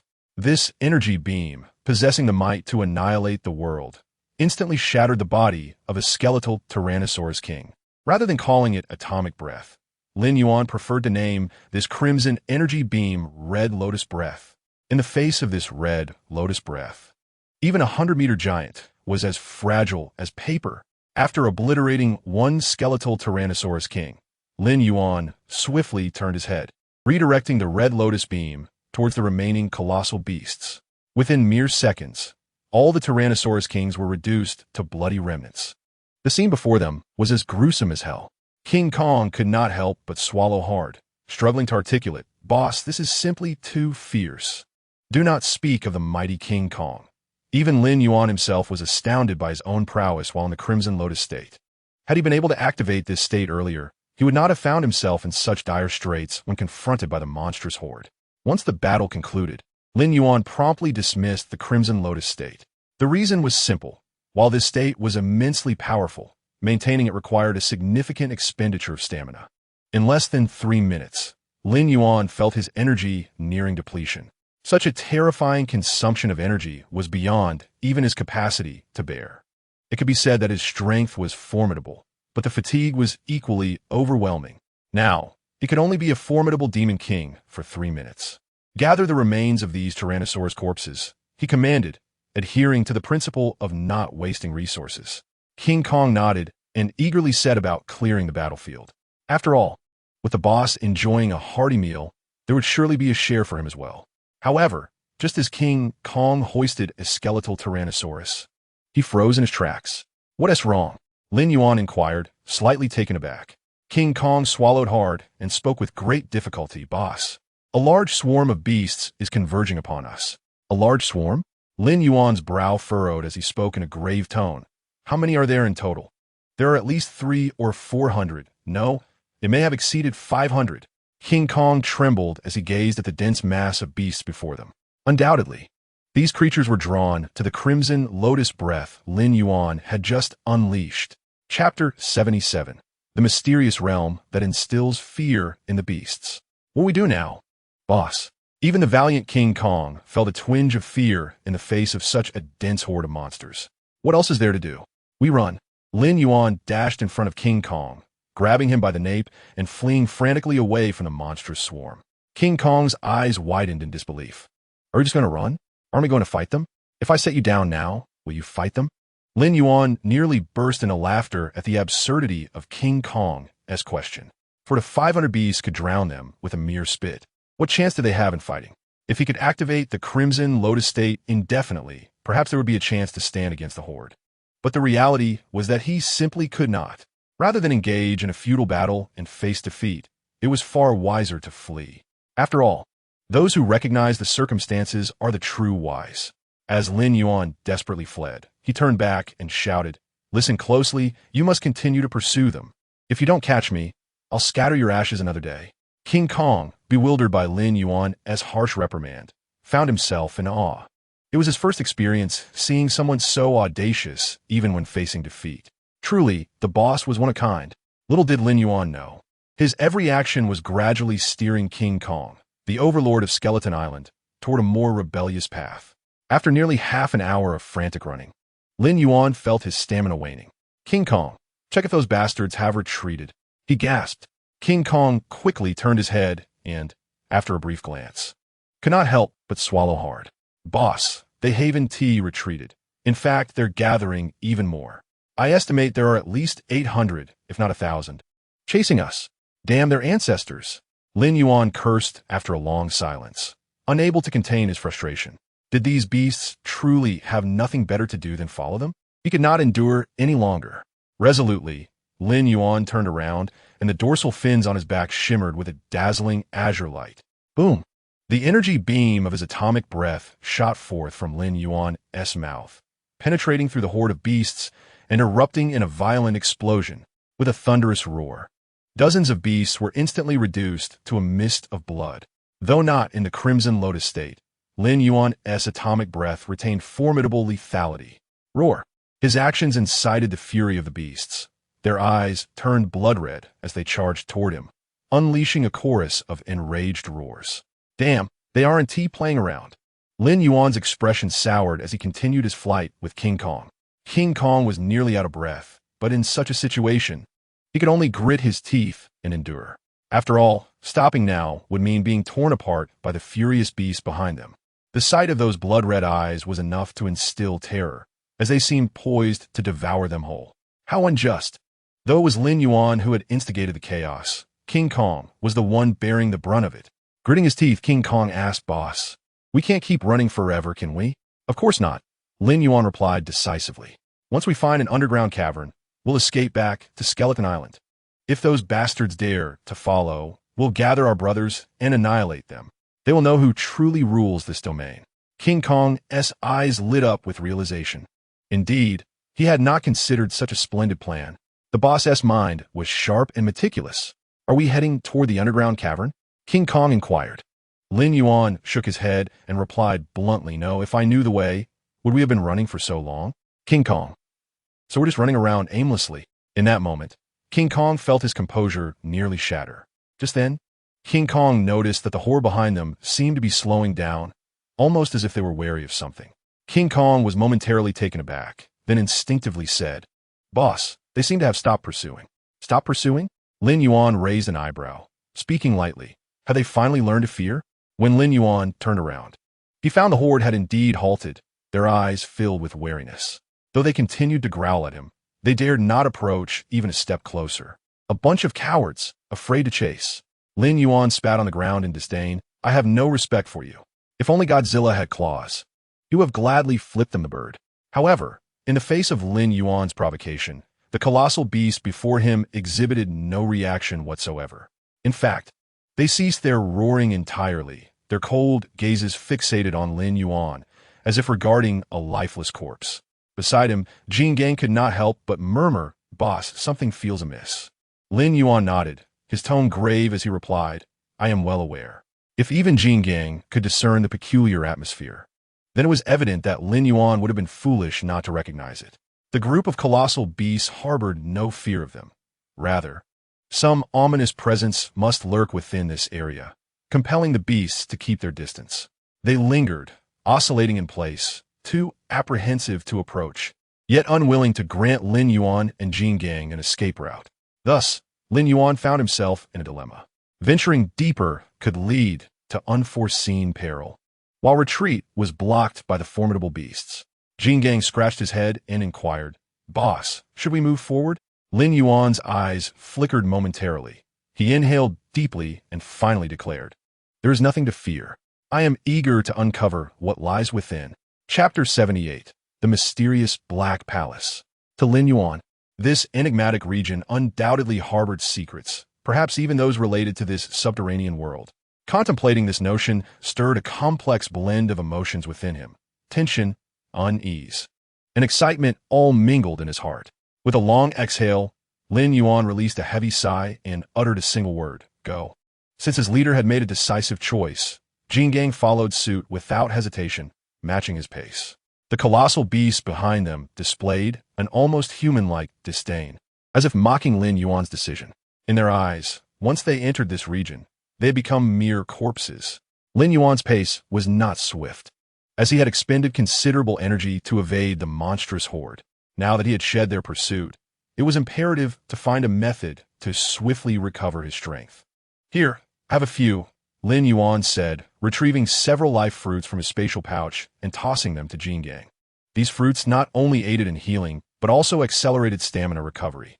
Moreover, life fruits were not particularly rare, often obtained as rewards, so Lin Yuan felt no qualms about sharing them. Upon seeing the food, Jingang's eyes lit up, and he eagerly accepted the fruit, munching away. Watching the scene, Lin Yuan couldn't help but feel exasperated. He consumed the life fruits to restore his health and vigor, while Jin Gang seemed solely intent on indulging his appetite. After ingesting several life fruits, both Lin Yuan and Jin Gang regained their optimal condition, which bolstered their confidence in facing the potential dangers ahead. As they progressed, Lin Yuan remained vigilant, observing their surroundings. They were no longer on the plain, but rather traversing a series of undulating hills. Beyond one hill lay countless others, resembling a vast expanse of mountains and valleys, severely obstructing their view, making it impossible to see far ahead. The environment around them was desolate, with scarcely a trace of the colossal beasts. Yet, the abnormality of the setting only heightened Lin Yuan's apprehension. Strange occurrences often herald danger, he mused, recalling his time on Skull Island, where no beast dared encroach upon his territory. "Be cautious. This area may very well belong to a top-tier predator," he warned. "That is why the other beasts do not dare to venture here." Jin Gang, momentarily taken aback, quickly regained his composure and nodded solemnly. Before long, the two ascended another hill. This particular rise was elevated, and even Lin Yuan, with his imposing stature, found himself winded by the effort required to reach the summit. But he had a purpose in doing so. Upon reaching the peak, he could leverage his height to survey the surrounding area.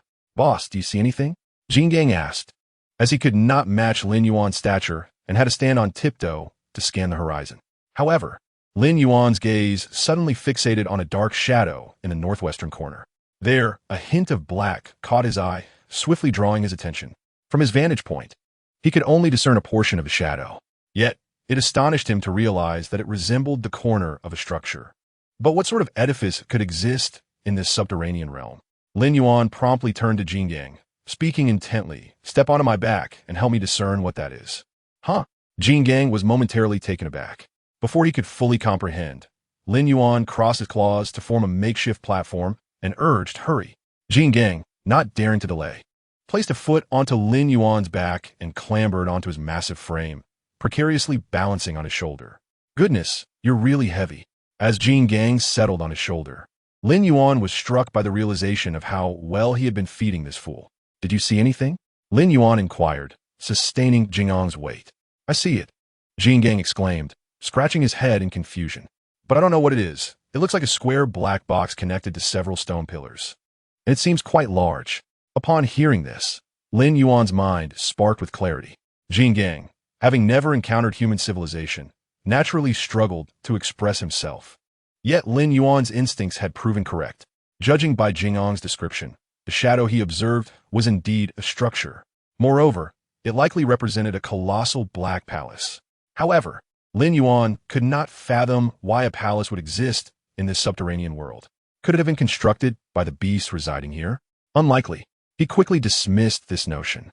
Given the intellect of those colossal beasts, even constructing a simple stone hut would be a formidable task, much less a structure of such grandeur. Nevertheless, he could not entirely rule out the existence of intelligent creatures within this subterranean realm. Yet, such an explanation felt tenuous at best. As Lin Yuan sank into contemplation, the curious King Kong swiftly descended from his shoulders and inquired, "Boss, what exactly is that black box?" "I do not know," Lin Yuan replied, taking a deep breath and speaking with a somber tone. "But once we approach it, we shall discover its secrets. As the saying goes, a mountain can exhaust a horse." Although they stood at a distance, the imposing black palace was already visible. However, reaching it would require traversing numerous mountain peaks. At this moment, Lin Yuan's mind was consumed by a singular thought. He must uncover the nature of the enigmatic black palace that had appeared before his eyes, and understand why it existed in the subterranean world. Chapter 79. The Goat-Headed Demon Baphomet. Lin Yuan and King Kong silently advanced toward the direction of the Black Palace.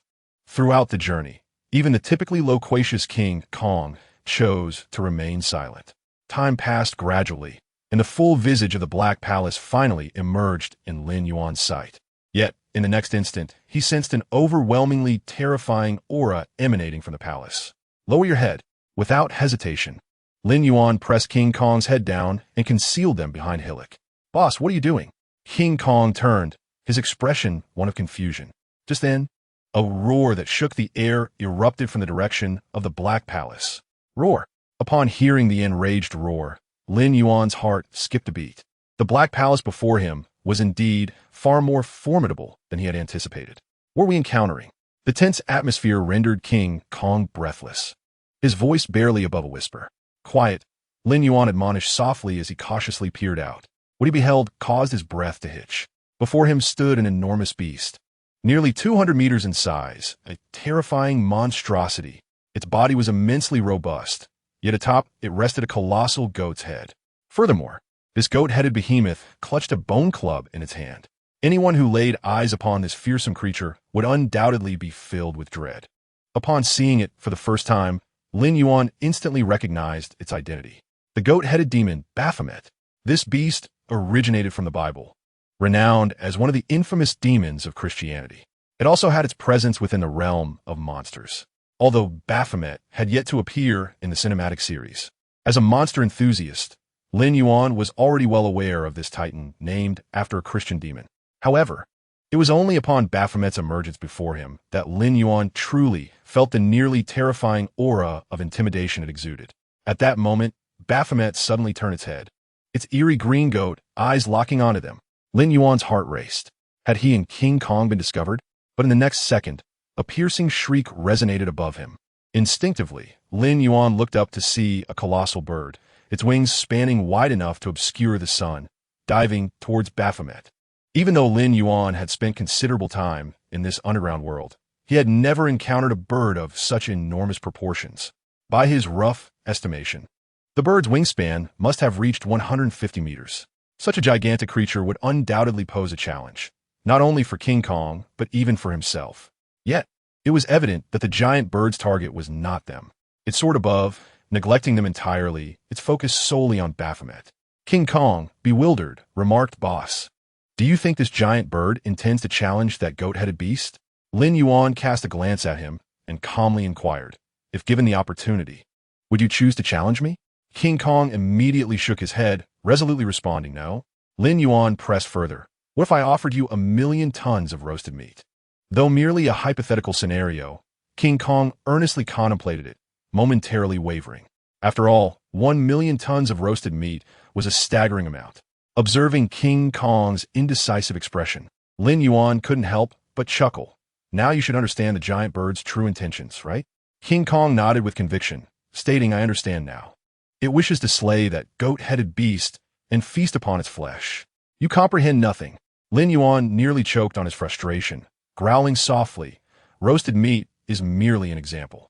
The underlying motive is profit. Do you grasp that? Every perilous endeavor is rooted in some form of gain. When the potential reward is substantial enough, one will choose to disregard the risks. With a deep breath, Lin Yuan continued solemnly. The giant bird is likely drawn to the Black Palace. However, with that goat-headed demon guarding the entrance, one must first overcome it to gain entry. Thus, a conflict is inevitable. Lin Yuan had elucidated the situation so thoroughly that even King Kong, despite his simplicity, should comprehend it now. King Kong nodded, a spark of curiosity lighting his eyes. What treasures lie within that Black Palace? To him, anything capable of inciting a confrontation between two creatures of such magnitude must surely be remarkable. Squawk! Before Lin Yuan could respond, the colossal avian creature launched a fierce assault upon Baphomet. It spread its wings wide and swept toward the demon with ferocity. In an instant, two violent gusts of wind surged toward Baphomet. However, to Lin Yuan's astonishment, the goat-headed demon showed no inclination to evade such a fierce attack. Standing resolutely with its bone club in hand, it remained steadfast against the oncoming storm, impervious to the winds that swirled around it. Its goat-like eyes were filled with disdain, as though it regarded its attacker with utter contempt. Yet, the giant bird evidently had more tricks up its sleeve. From its outstretched wings, countless feathers shot forth, each as sharp as daggers, instantly piercing Baphomet's flesh. The excruciating pain sent the goat-headed demon into a frenzy. Roar! Baphomet erupted in a furious low growl, its bone club transforming into a white blur as it swung toward the giant bird. Bang! Its power was truly immense, and the speed at which the bone club swung was extraordinarily swift. Before the colossal bird could even accelerate, it was struck fiercely by the club, resounding with a dull thud. Chapter 80. The Brutal Befanged, accompanied by a mournful cry from the giant bird. Its massive form was sent crashing to the ground by the gigantic bone club wielded by Befanged, scattering feathers in all directions. Even Lin Yuan, who had been hiding behind the hills, could faintly hear the sound of bones shattering. It is important to note that the skeleton of such a large bird was undoubtedly as strong as tempered steel. The sheer might of Befanged left even Lin Yuan astonished. However, despite being knocked to the ground, the giant bird did not concede defeat. It flapped its wings, swiftly regaining its stance, and lunged ferociously at Befanged. Simultaneously, its sharp beak dove down to strike. Each peck could tear flesh from Befanged's chest. Initially, Lin Yuan had thought the giant bird would choose to flee. He never imagined its temperament would be so ferociously violent, even contemplating to bite off a piece of flesh from Befanged. Regrettably, Befanged was not an easy target. Its ferocity was matched only by that of the giant bird before it, and it possessed even greater terrifying strength. Befanged casually discarded the bone club and seized the giant bird's wings, emitting an ear-piercing roar. Then, with a sudden surge of power, it tore the wings apart with a sickening sound, leaving Lin Yuan to witness helplessly as Befanged's brute strength mercilessly ripped the wings of the giant bird asunder. The agony from having its wings violently torn apart caused the giant bird to wail in pain. However, rather than diminishing its ferocity, this cry only fueled Befanged's madness. It released the giant bird's wings and grasped the bone club from the ground, roaring with excitement as it rained down blows upon the giant bird's body. The sounds of shattering bones and bursting flesh reverberated, reaching the eardrums of Lin Yuan and Jin Gang.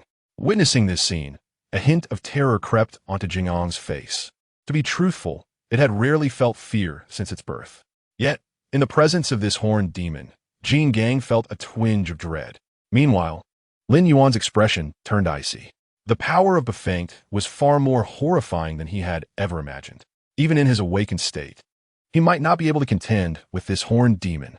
No matter his curiosity about the Black Palace before him, he dared not gamble with his life. After all, the enormous bird, larger than himself, had no means of retaliation against Befengt. Should a confrontation ensue, he would stand no chance. At the very least, he was certain he would not prevail in this moment. After Befengt had thoroughly dispatched the giant bird, it began to relish its spoils. It reached out with its enormous paw, grasping the bird's talons, and with flesh and skin, it tore the leg bones apart, devouring it greedily. Crimson blood streamed from the corners of its mouth, dripping onto the ground. Lin Yuan exchanged a glance with Jin Gang and whispered, "Be cautious, prepare to retreat." Jin Gang nodded, equally cautious to make not a sound. Originally, while Befengt and the giant bird were engaged in battle, it would have been their optimal moment to escape. However, Lin Yuan's desire to witness Befengt's strength led them to miss that opportunity, and now they could only attempt to stealthily withdraw while it feasted. Lin Yuan turned, holding his breath, and cautiously moved backward, careful not to disturb the feasting Befengt. Jin Gang understood the gravity of the situation, closely following Lin Yuan, even refraining from glancing back. If all went as planned, they could leave without Befengt noticing. However, at that moment, a sudden, piercing roar from a distant beast broke the silence. This roar instantly alerted Befengt, which dropped the bird leg and stood up abruptly. Consequently, Lin Yuan and Jin Gang, who were just about to escape, found themselves unwittingly exposed to its gaze. Damn! Lin Yuan's expression darkened in an instant. This was truly dire. The Befengt before him was far more frightening than the monstrous herd that had previously pursued them. After all, in the face of the monstrous herd, he and Jin Gang could rely on their speed to evade them like a game of cat and mouse. Yet once targeted by this horned demon, roar, before Lin Yuan could devise a countermeasure, he felt an overwhelming aura of murderous intent locking onto his being. Escape. Without a moment's hesitation, Lin Yuan prepared to flee with Jin Gang. However, Befengt had no intention of letting them go so easily. Brandishing its bone club, its eyes gleaming with ferocity, it lunged towards their direction. The rugged terrain posed no hindrance to Befengt, which raced across the landscape as if it were level ground. Due to Jingang's slightly slower reaction, Befengt quickly caught up with it. Roar! With a furious roar, Befengt swung the bone club toward Jin Gang. Observing the swiftly approaching club, Jin Gang dared not hesitate. It raised its left arm, attempting to block the oncoming strike. Bang! Crack! Following a thunderous impact, Jingang's left forearm was brutally shattered by the blow. Yet Befengt showed no signs of relenting. Its eyes were filled with a frenzied and bloodthirsty glint. After a low growl, it raised the bone club once again, swinging down with tremendous force towards Jingang's head. Should this strike land, Jingang's skull would likely be shattered. Fortunately, at that moment, Lin Yuan stepped in front of Jin Gang. Due to the inability of physical attacks to transfer through him, even Lin Yuan had to brace himself for the impact. Nevertheless, his scales were remarkably resilient. Even when Befengt's bone club struck him directly, he remained unyielding, his gaze locked onto the horned demon before him. Chapter 81. This is my hunting ground. After Lin Yuan withstood the blow, a flicker of astonishment appeared in Befengt's eyes. It clearly hadn't anticipated that this giant beast possessed such strength and tenacity. However, the magnitude of its power was not so easily borne. Although Lin Yuan's figure did not retreat, cracks resembling spider webs had already appeared on his scaled armor. Roar! Witnessing Lin Yuan's injury in his attempt to protect himself, the eyes of King Kong instantly turned red, and he charged forward, unleashing all his power as he struck toward Befengt's massive body. Bang! Accompanied by a thunderous sound, King Kong felt as if his punch had collided with steel, the recoil threatening to shatter his wrist bones. Befengt turned his head, casting a disdainful glance at King Kong. Before this colossal beast, towering at 200 meters, King Kong appeared as a mere child yet to grow. Befengt did not even wield the bone club in his hand. Instead, he let out a low growl and slammed his elbow toward King Kong. The overwhelming force transmitted from the elbow sent King Kong flying as if he were a tattered sack, crashing heavily onto a hilltop. Boom! With a resounding roar, the hill instantly collapsed, sending countless fragments flying. However, just as Befengt prepared to pursue, Lin Yuan's voice suddenly echoed in his ear. Do you truly not regard me as a threat? I am right beside you, and you dare to be distracted? As this voice rang out, a terrifying aura emanated from beside Befengt. He paused for a moment, then abruptly turned his head. Before him stood a colossal beast, its body resembling molten lava, exuding a pressure akin to that of a demon god. Barfink was utterly taken aback. He clearly had not anticipated that in just a few seconds, this beast would transform into such a form. At that moment, standing before him was Lin Yuan in his Crimson Lotus state. As Barfink struck at King Kong, Lin Yuan had already activated his Crimson Lotus state and completed the energy accumulation for the Crimson Lotus breath. In the next moment, before Barfink could react, a dazzling crimson light erupted from Lin Yuan's mouth. Boom! The Crimson Lotus breath cascaded down like a waterfall, instantly overwhelming Barfink's massive body and forcefully sending him flying. Barfink attempted to stabilize himself, but failed miserably. His enormous body crashed heavily onto another hill, causing it to collapse as well. Boss! King Kong struggled to stand, his eyes filled with admiration. The formidable Barfink, whom he believed was insurmountable, had been sent flying by Lin Yuan with a single blow. However, to his surprise, Lin Yuan seized his arm and said in a deep voice, "Run, run." King Kong blinked in confusion. Were they not currently in a position of advantage? What was there to run from? Yet Lin Yuan had no time to explain, as he pulled King Kong and began to flee. What nonsense! That last Crimson Lotus breath had consumed at least half of his energy. Moreover, despite Barfink being sent flying, given his physique, sustaining only minor injuries was a fortunate outcome. If they did not escape now, they would be waiting to be killed. Gasping for breath, King Kong said, "Boss, what if we encounter a horde of giant beasts while fleeing?" Lin Yuan replied darkly, "Then we shall fight our way through." In his view, no matter how vast the number of beasts, they were not as terrifying as Barfink, the guardian of the Black Palace. That horned demon was far beyond what he could currently contend with. Upon hearing Lin Yuan's words filled with murderous intent, King Kong instinctively recoiled, no longer daring to ask further. Roar! Behind them, Barfink stood once more, brandishing his bone club and unleashing an enraged roar. Lin Yuan's predictions were proven right. Even though the Crimson Lotus breath had cost him nearly half his energy, it had not inflicted substantial damage on Barfink. Barfink fixed his furious gaze on the direction Lin Yuan fled, his eyes blazing with anger as if they were aflame. Yet, despite his fury, Barfink merely roared continuously, showing no intention of pursuing. Lin Yuan had anticipated this as well. In his eyes, the Black Palace was far more significant to Barfink than his own wrath. Thus, even if it meant abandoning the chase, Barfink had to remain near the Black Palace. Seeing that Barfink indeed did not pursue, a hint of confusion surfaced in Lin Yuan's eyes. What secrets were hidden within that Black Palace that warranted such diligent guarding by a beast of Barfink's caliber? However, Lin Yuan was acutely aware that his immediate goal had become clearer once more. He needed to enhance his strength as swiftly as possible, at the very least to a level where he could defeat Barfink. Only then could he successfully uncover the secrets of the Black Palace. With this thought, Lin Yuan's gaze grew resolute once more. Fortunately, when Lin Yuan and King Kong reached the periphery, the surrounding horde of giant beasts had dispersed. Clearly, in the eyes of those beasts, as long as Lin Yuan entered Barfink's territory, his death was imminent. After waiting for a while, the horde of beasts naturally dispersed.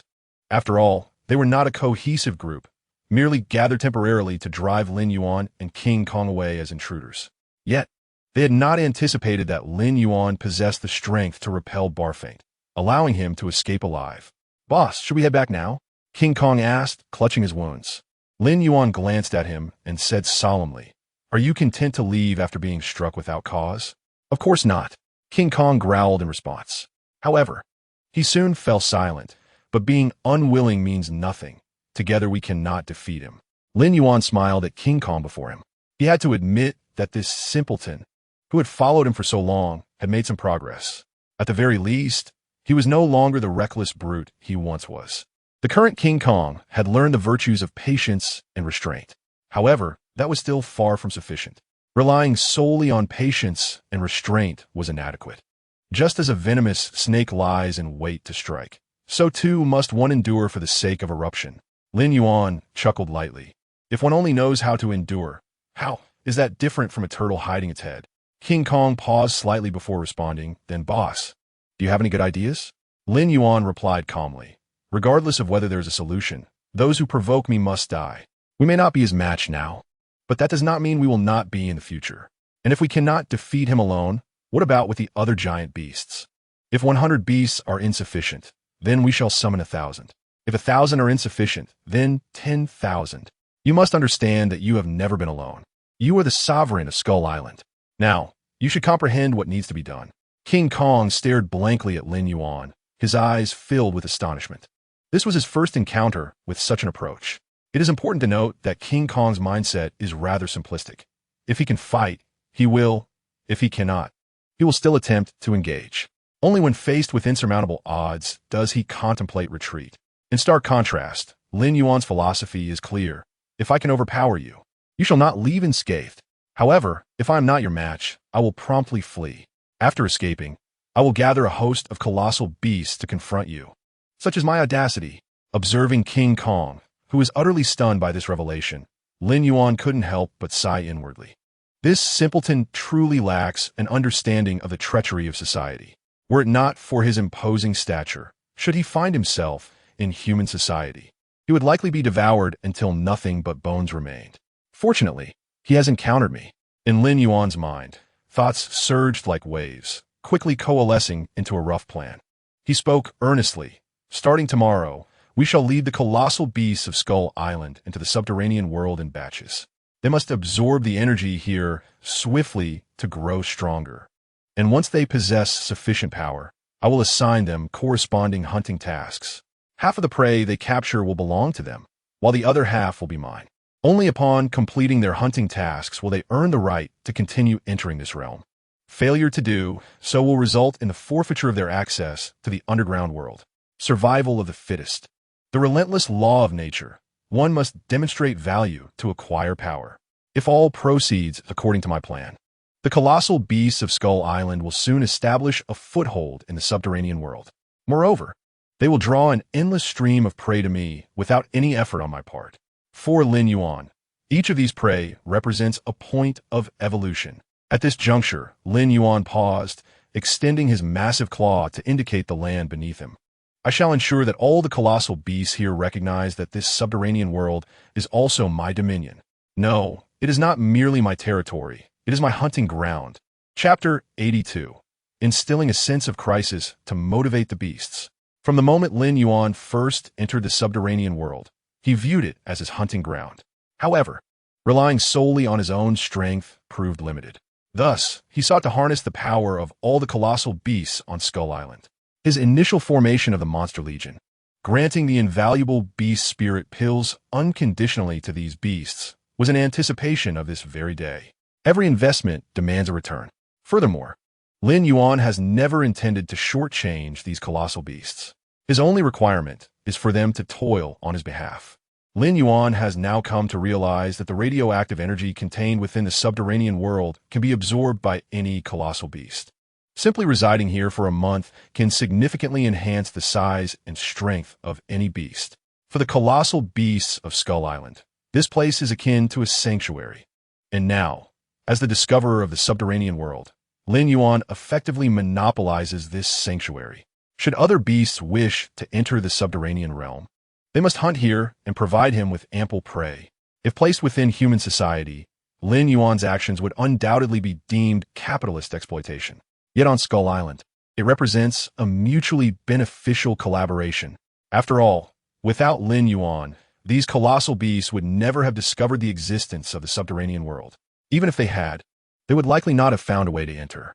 Now, it is Lin Yuan who has bestowed upon them the opportunity to grow stronger within this subterranean realm. Even if a fee is required, it is entirely reasonable. This arrangement will undoubtedly elevate the overall strength of Skull Island. Simultaneously, Lin Yuan's own power will ascend at an astonishing rate. Moreover, among the colossal beasts on Skull Island, Lin Yuan commands absolute respect. Regardless of the plans he devises, none of the beasts would dare to challenge his authority. 5 days later, roar! King Kong let out a low growl. He had gathered the first group of colossal beasts to be introduced to the subterranean world before Lin Yuan. The Sacred Tiger King, Winged King, Blade-backed Hyena King, and the isolated Reef Bull Demon King. All were sovereigns of their respective factions. This was, of course, Lin Yuan's directive. After all, the subterranean world is fraught with peril. Beasts below 50 meters in height are as vulnerable as infants within its depths. Even beasts reaching 100 meters in size are commonplace. For ordinary beasts, entry into this world would be akin to walking into a den of lions. Thus, Lin Yuan could only allow the leaders of each faction to enter first, establishing a foothold before others could follow. This way, the remaining beasts would have a foundation for survival upon entering the subterranean world. Standing before Lin Yuan, even though these beasts were the rulers of their respective tribes, they dared not breathe audibly. After all, Lin Yuan's current size alone, without the need to exert pressure, instilled fear in this assembly of beasts. Lin Yuan surveyed them impassively. It must be said that after being fully energized by the beast spirit pills, the growth rate of these beasts is remarkably swift. In fact, should they charge collectively, even King Kong might not stand a chance against them. At last, Lin Yuan spoke. Without a doubt, you have become the most formidable group of colossal beasts on Skull Island. Roar. Upon hearing Lin Yuan's proclamation, the beasts let out low growls in unison, pledging their loyalty to him. They understood that their newfound strength was entirely a gift from Lin Yuan. In their minds, Lin Yuan was akin to a deity. Not to mention, this creature before them possessed unparalleled power. However, I must convey this to you. While you have indeed grown strong, it is still insufficient. Lin Yuan's words were unyielding. In such a diminutive place as Skull Island, what does it matter if you are the rulers of your tribes? External foes need only a single finger to crush you. Moreover, do not think the threats lie solely beyond. Even beneath Skull Island lurks a host of formidable enemies. They hail from another realm, concealed within the subterranean world. The formidable adversaries we previously encountered, whether the Skull Crawler King or the Black Serpent, all originated from this subterranean domain. And I must inform you, they are merely of average strength within the subterranean world. In that place, the truly formidable giants, even when I and King Kong join forces, can only retreat. Lin Yuan's voice resounded like thunder in the ears of the giants.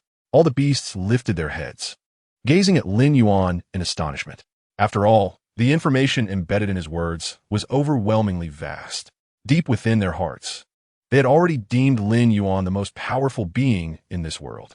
Yet now he claimed that in the subterranean realm, there existed entities even he could not contend with.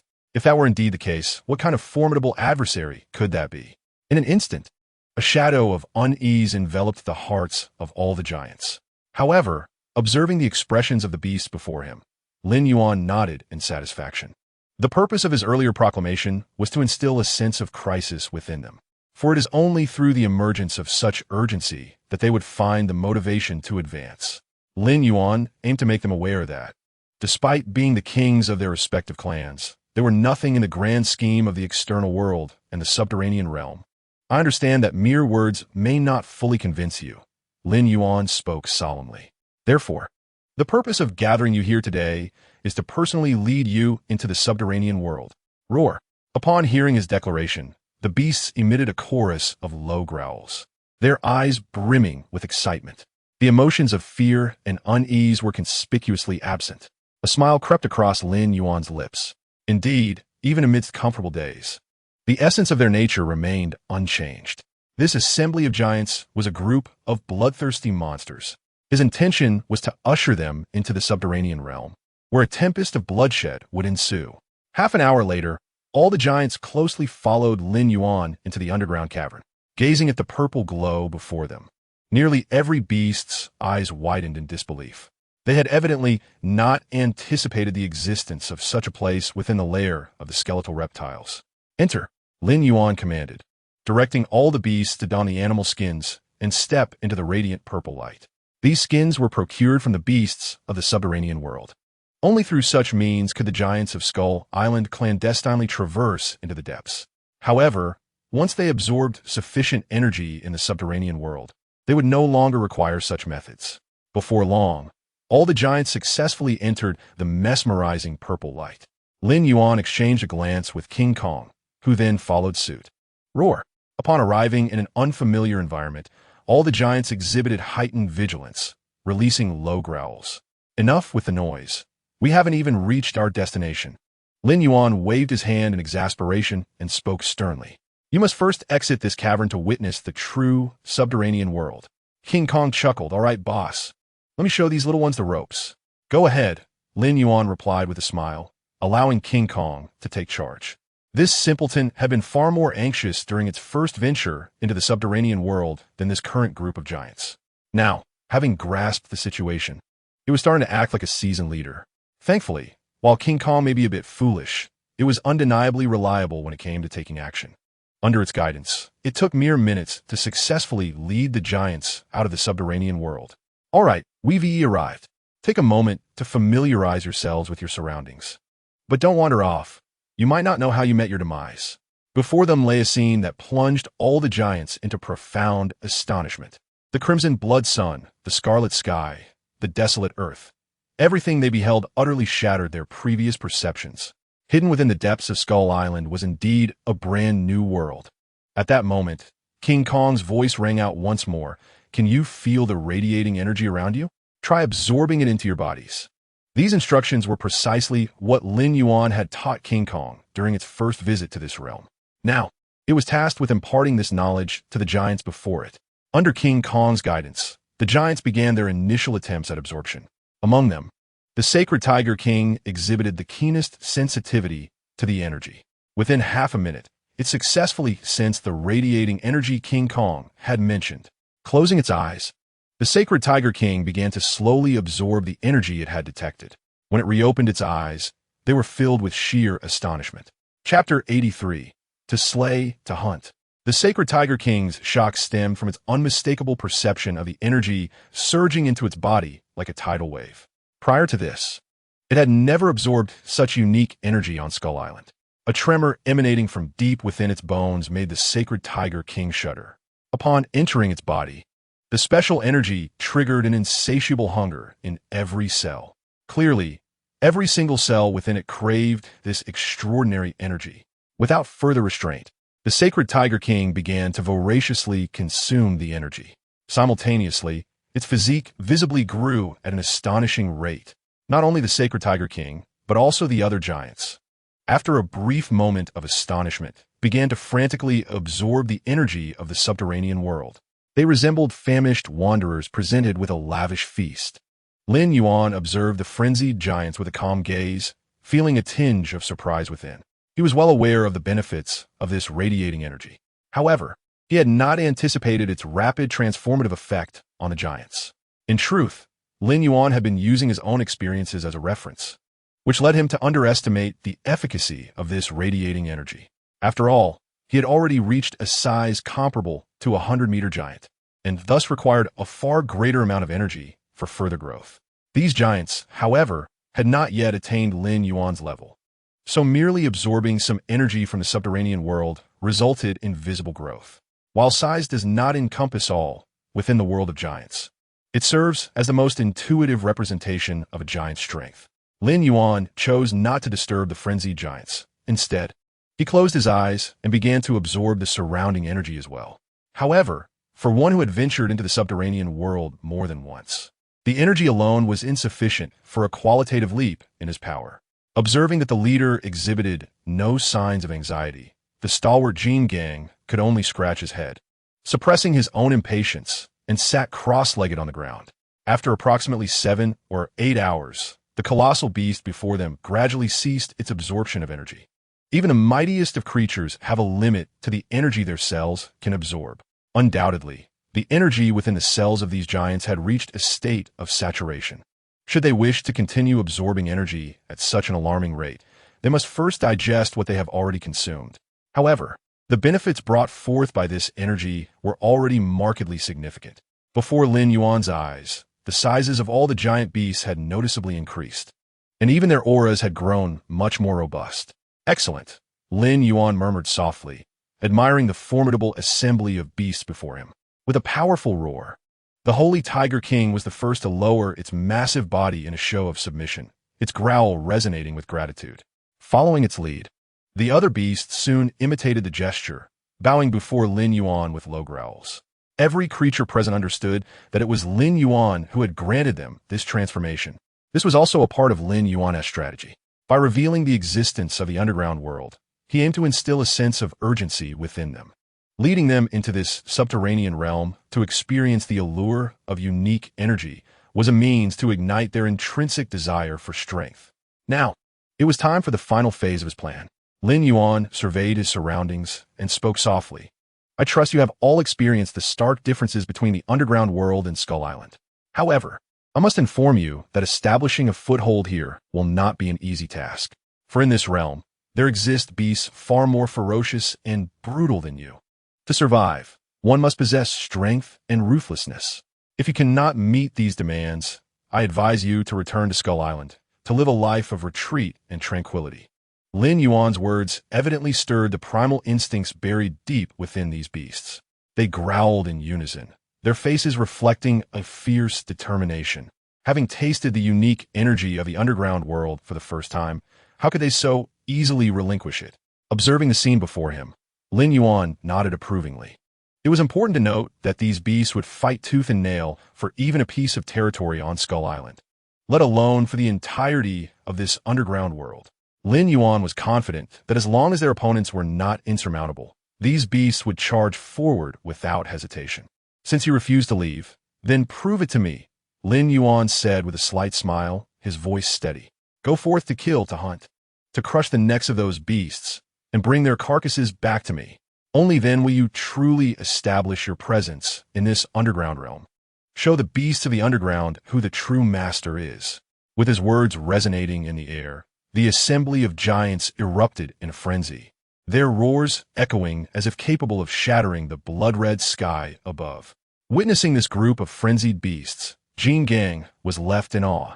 He had not anticipated that Lin Yuan could ignite such fervor in them with merely a few sentences. What Jin Gang did not realize was that it was not Lin Yuan's words that incited this madness, but rather the desires dwelling within the beasts themselves. Lin Yuan had skillfully tapped into their yearning for power, which rendered them so fervent. Subsequently, without the need for further prompting from Lin Yuan, the beasts scattered in various directions, eager to prove their worth before him. It was evident that these newly empowered giants were desperate to demonstrate their capabilities to Lin Yuan. The most effective way to validate their strength was through hunting the creatures of the underground world. Observing the swiftly dispersing giants, Jin Gang stammered, "Boss, what shall we do next?" Lin Yuan glanced at him and replied nonchalantly, "There is nothing we need to do. We simply wait." Jin Gang was momentarily taken aback, instinctively asking, "Wait for what? What else is there to wait for?" Lin Yuan smirked, his gaze crackling with intensity. "We wait for these beasts to return with their prey." Everything Lin Yuan orchestrated was imbued with purpose. True apex predators never require direct involvement in the hunt. They merely need to set the stage for a steady stream of prey to arrive at their feet. What transpired today was merely the first move in Lin Yuan's strategic game. He aimed to enhance his strength to its utmost within the shortest time possible, while simultaneously upheaving the entire underground world. Standing beside him, Jin Gang voiced his unease, "Boss, do you need me to check on them? There are numerous fearsome beasts in this underground realm, some of which may even surpass me in strength. I worry."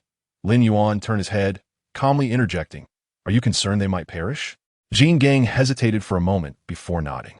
Lin Yuan chuckled, shaking his head as he countered, "Let me ask you, are we their caretakers?" Jin Gang instinctively shook his head in denial. "Then why should I concern myself with their fate?" Lin Yuan's words carried a chilling undertone. "What I require are true beasts of ferocity, not delicate flowers nurtured within a greenhouse. You may protect them for a moment, but can you shield them for a lifetime? If they perish, it merely reflects their own inadequacy. Even if they all fall, I can cultivate another batch of giants using beast spirit pills. Only those who have truly endured hardship and risen from the sea of corpses and rivers of blood deserve to be our companions." From the moment Lin Yuan was reborn, he had entirely cast aside the last vestiges of compassion within him. In the world of monsters, the more merciful one is, the swifter the demise. Furthermore, Lin Yuan had long understood the principle that kindness does not command respect. Therefore, he was not prepared to offer any assurances to these giants.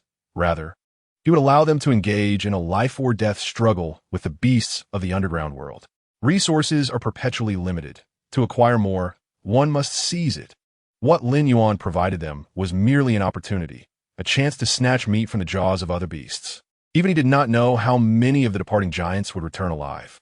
3 hours later, the Blade-Spine Wolf King was the first to return.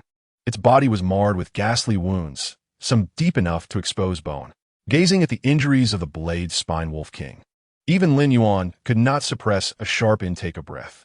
It was clear that it had pushed itself to the brink, struggling to return. However, this formidable blade-spine wolf king was dragging back a subterranean beast nearly 100 meters in size. It is worth noting that even after absorbing a significant amount of energy in the underground realm, the blade-spine wolf king itself was only over 60 meters long. In a remarkable display of ferocity, it managed to confront and slay a colossal beast nearly twice its own size. Upon returning to Lin Yuan, the wolf king of the knife spine could no longer sustain itself. Its forelegs buckled, collapsing to the ground and stirring a cloud of dust. Its gaze now betraying a hint of dazedness. "Well done," Lin Yuan remarked, stepping forward to toss a fruit of the tree of life into the creature's mouth. Under the influence of the life-giving fruit, the injuries of the knife-spine wolf king began to heal at a visibly rapid pace. The creature was astonished by the transformation occurring within itself. Remarkably, it found the strength to rise once more. With a grateful roar, it lifted its head towards Lin Yuan. "There's no need for thanks. This is your due," Lin Yuan replied nonchalantly, using his claws to sever the carcass of the giant beast in two. Although the fruit of life was of considerable value, he never hesitated to reward his beasts. Moreover, the knife-spine wolf king had indeed left a profound impression on Lin Yuan. While its current strength was not formidable, its audacity to risk its life for the fight promised a future of greatness. After slicing the prey, Lin Yuan casually tossed half of it to the knife-spine wolf king, saying, "This portion belongs to you." The wolf king expressed no dissatisfaction, lowering its head to consume the carcass.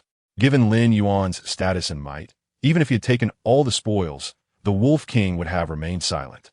Before long, several other colossal beasts returned, each bearing their own catch, forming a veritable mountain of corpses at Lin Yuan's side.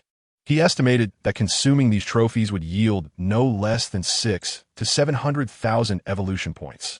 However, an unsettling thought crossed Lin Yuan's mind. The mightiest among them, the Holy Tiger King, had yet to return.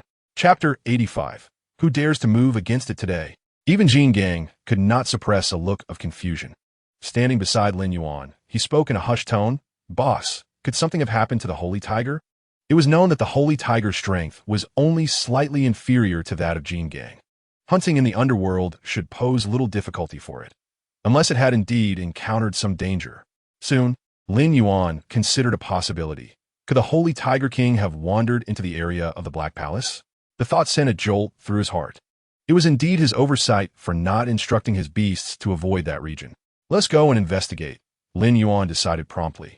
Although his intention was to allow his beasts to gain experience through combat, a beast of Bafeng T's caliber was not something a mere Holy Tiger King could confront. Without hesitation, Lin Yuan led his group of colossal beasts towards the direction of the Black Palace. The sight of such a formidable assembly was awe-inspiring, causing the very ground to tremble beneath them. Jin Gang, cautiously following Lin Yuan, inquired, "Boss, isn't this a bit too ostentatious? What if we attract the attention of the beast packs in the underworld?" Lin Yuan turned to him, his voice cold and resolute. "Then we shall fight. We shall fight until they no longer dare to trouble us. To establish a foothold, one must be merciless. Only by instilling fear in the beasts of the underworld would they refrain from relentless pursuit." Aside from Bafeng Te, Lin Yuan had yet to encounter a beast in the underworld whose strength surpassed that of his own. It must be said that the beasts under Lin Yuan's command had begun to take shape. Their mere presence exuded an aura powerful enough to instill dread in surrounding creatures. Observing the fleeing beasts, Lin Yuan's followers growled, eager to give chase. However, Lin Yuan furrowed his brow and admonished them, "Hold your ground. We must find the Holy Tiger first." His words resonated with authority. As soon as he spoke, all the beasts retreated, retracting their claws and fangs, even tempering their ferocity. This was the essence of Lin Yuan's dominance. In his eyes, no matter how savage or powerful these beasts were, they adhered to a singular principle: unconditional obedience to his command. Only through such unwavering loyalty could these beasts become the sharp weapons he wielded. Before long, Lin Yuan approached the vicinity of the Black Palace. Simultaneously, he felt his breathing grow increasingly labored. He fervently hoped that the Holy Tiger King had not ventured into that cursed area. Just then, a thunderous roar pierced the air. Upon hearing it, Lin Yuan instinctively exchanged glances with Jin Gang, both startled to recognize the voice as that of the Holy Tiger King.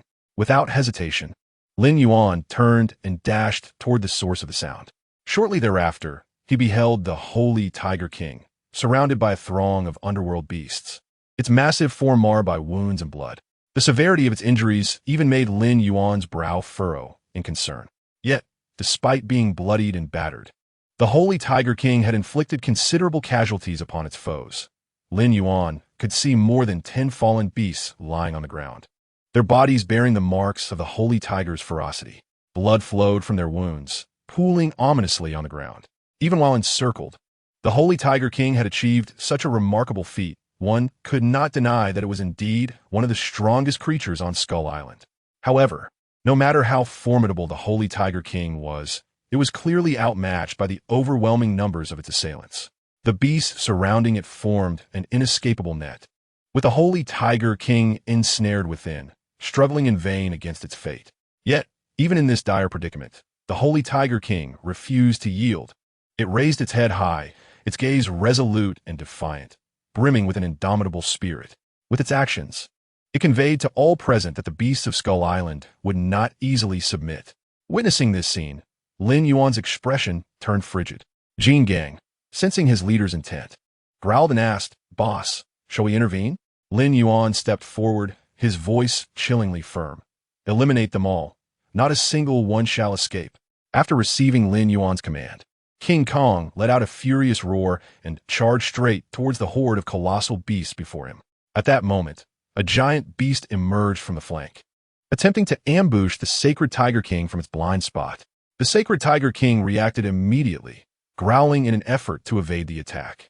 Unfortunately, the earlier battle had drained too much of its strength, and despite its awareness, it could not escape the oncoming assault. With a thunderous roar, King Kong unleashed all its might, propelling itself off the ground with tremendous force, creating a massive crater beneath its feet. Harnessing the recoil, King Kong's immense form soared high into the air. As it descended, its colossal fist, akin to a sledgehammer, struck down upon the subterranean beast, accompanied by a deafening crash.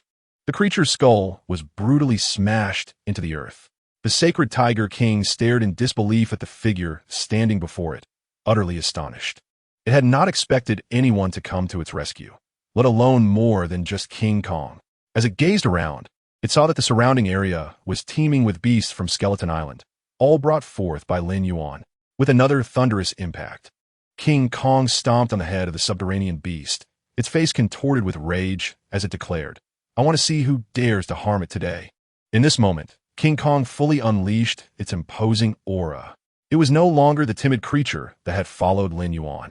It had transformed into a terrifying behemoth capable of shattering mountains and rivers with a mere gesture. As King Kong exuded its overwhelming pressure, the surrounding subterranean beasts involuntarily recoiled. Even those accompanying Lin Yuan were momentarily taken aback. Until now, they had never witnessed such an imposing side of King Kong. Naturally, this was to be expected. King Kong had always been overshadowed by Lin Yuan, but without him, King Kong truly was the sovereign of Skeleton Island. Observing the retreat of the subterranean beasts, King Kong let out a low growl and plunged into their ranks. Its fists, like heavy hammers, struck fiercely at the nearest giant beast. Ordinary-sized subterranean beasts stood no chance against King Kong, as its punch, imbued with the force of 10,000 tons, came crashing down. The skull of the beast caved in immediately. The unfortunate creature barely had time to utter a cry before being rendered unconscious by the sheer force of King Kong's strike. However, the other subterranean beasts could not allow King Kong to rampage unchecked. Their innate ferocity was fully awakened as they bared their teeth and lunged at King Kong. The scene resembled a pack of hyenas attempting to overwhelm a lion. Yet, King Kong showed no sign of fear, standing like a mountain before the Sacred Tiger King. It spoke softly, "Do not worry. As long as I and a boss are here, no beast can harm you." Just then, a beast resembling a pterosaur shrieked and swooped down towards King Kong. Its speed was astonishing, and it extended its claws, aiming to gouge out King Kong's eyes. Despite King Kong's formidable defense, its eyes remained a vulnerable target. Even a beast of lesser strength could inflict severe damage. Boom! However, before King Kong could react, a searing beam of white light pierced through the air from a distance, instantly striking the pterosaur beast and creating a massive, gaping wound. "Thank you, boss." King Kong grinned sheepishly after the danger had been averted, turning to Lin Yuan with a grateful smile. Lin Yuan then bellowed, "What are you all waiting for? Charge in and annihilate them." At Lin Yuan's command, all the beasts behind him surged into the fray. A grand slaughter was about to commence. It is worth noting that all the beasts following Lin Yuan were leaders from various tribes on Skeleton Island. Not only were they colossal in size, but they also possessed rich battle experience and an unparalleled ferocity. As they plunged into the throng of beasts, they resembled wolves among a flock of sheep, stirring up a torrential storm of bloodshed. Gazing at the scene, even Lin Yuan could not suppress a smile. Indeed, having a legion of loyal beasts was of paramount importance. If he were to confront the horde of subterranean beasts alone, it would have required considerable effort. Now, all he needed to do was lead his monstrous army and crush their opposition. With this thought, Lin Yuan no longer hesitated. He roared and charged into the fray himself. It was as if he entered a realm of his own, forcefully breaking through with an overwhelming presence.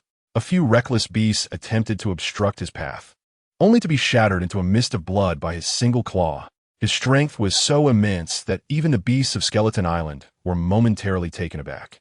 They had not witnessed Lin Yuan's prowess in a long time and now realized just how terrifying his power had become. In Lin Yuan's presence, any beast below 100 meters was nothing but an ant. He didn't even need to employ his radiative heat. A mere swipe of his claw could tear opponents into bloody fragments. Only beasts exceeding 100 meters could pose a challenge to him. However, this was not an absolute truth. They had just witnessed a 100-meter-long triangle dragon charge at Lin Yuan, only to be forcefully halted by his claws and subsequently pierced through by an atomic breath. Chapter 87. The Satisfaction of Others Working for You. Until now, they had never dared to believe that a 100-meter beast could be so easily slaughtered. Yet, Lin Yuan had indeed demonstrated this before their very eyes. From the moment it charged to the moment it was pierced through the skull by atomic breath, the entire ordeal took less than 10 seconds. The 100-meter triangle dragon had stood no chance against Lin Yuan. Roaring triumphantly, Lin Yuan stood atop the slain triangle dragon's corpse, raising his head to release another resounding roar. The surrounding beasts were cowed by his ferocity, retreating in terror. However, the desire of these colossal beasts to retreat did not imply that Lin Yuan would easily let them go. Suddenly, a crimson radiance erupted from his form, enveloping his scales like molten magma. This was Godzilla's crimson lotus form, destruction incarnate. With a deafening roar, Lin Yuan unleashed a torrent of red lotus breath from his mouth. A brilliant column of crimson flame piercing straight ahead. Every titan caught within that line was forcefully penetrated by this breath, showcasing its terrifying might. Yet, Lin Yuan's assault was far from over. He slowly turned his head, redirecting the red lotus breath, which incinerated all subterranean beasts in its path into ash. This crimson breath resembled a fiery blade, ruthlessly cleaving through the heavens and earth. In an instant, all that remained in Lin Yuan's ears was the mournful wailing of the underground titans. The breath lasted nearly half a minute before gradually dimming, depleting the energy within Lin Yuan entirely and causing the crimson state to dissipate. Around him lay a scene of devastation, with corpses strewn about. Those titans struck head-on by the red lotus breath had been annihilated, leaving no intact remains. Yet, as Lin Yuan surveyed the aftermath, his heart surged with exhilarating satisfaction. After all, he was no longer human, but a monster that thrived on destruction. His very existence was defined by annihilation. Only through such means could his true nature be fully unleashed. With a triumphant roar, Lin Yuan raised his head high, and the other Skull Island Titans joined in a resounding chorus of invigorating roars. Clearly, the power Lin Yuan had displayed had elevated their morale to unprecedented heights. This group of beasts wasted no time pursuing the fleeing subterranean Titans. In their eyes, Lin Yuan had already secured victory in this battle. All that remained was to eradicate the underground beasts completely. Within 10 minutes, the battle reached its conclusion. Not a single subterranean titan escaped. They either perished beneath the red lotus breath or fell victim to the relentless pursuit of the Skull Island Titans. Even the sacred Tiger King was astonished that the very creatures that had nearly surrounded him to death were so effortlessly obliterated. He realized that his gratitude was owed solely to Lin Yuan. Had Lin Yuan and the other Skull Island Titans not arrived in time, he would have undoubtedly become prey for the beast before him. With this thought in mind, the sacred Tiger King promptly prostrated himself before Lin Yuan, emitting a low growl of gratitude. Lin Yuan glanced at him calmly and replied, "There is no need for thanks. I merely saved you this once." He then lifted his gaze, surveying all the Skull Island Titans. "However, I hope you understand that I may not always arrive in time when you face peril.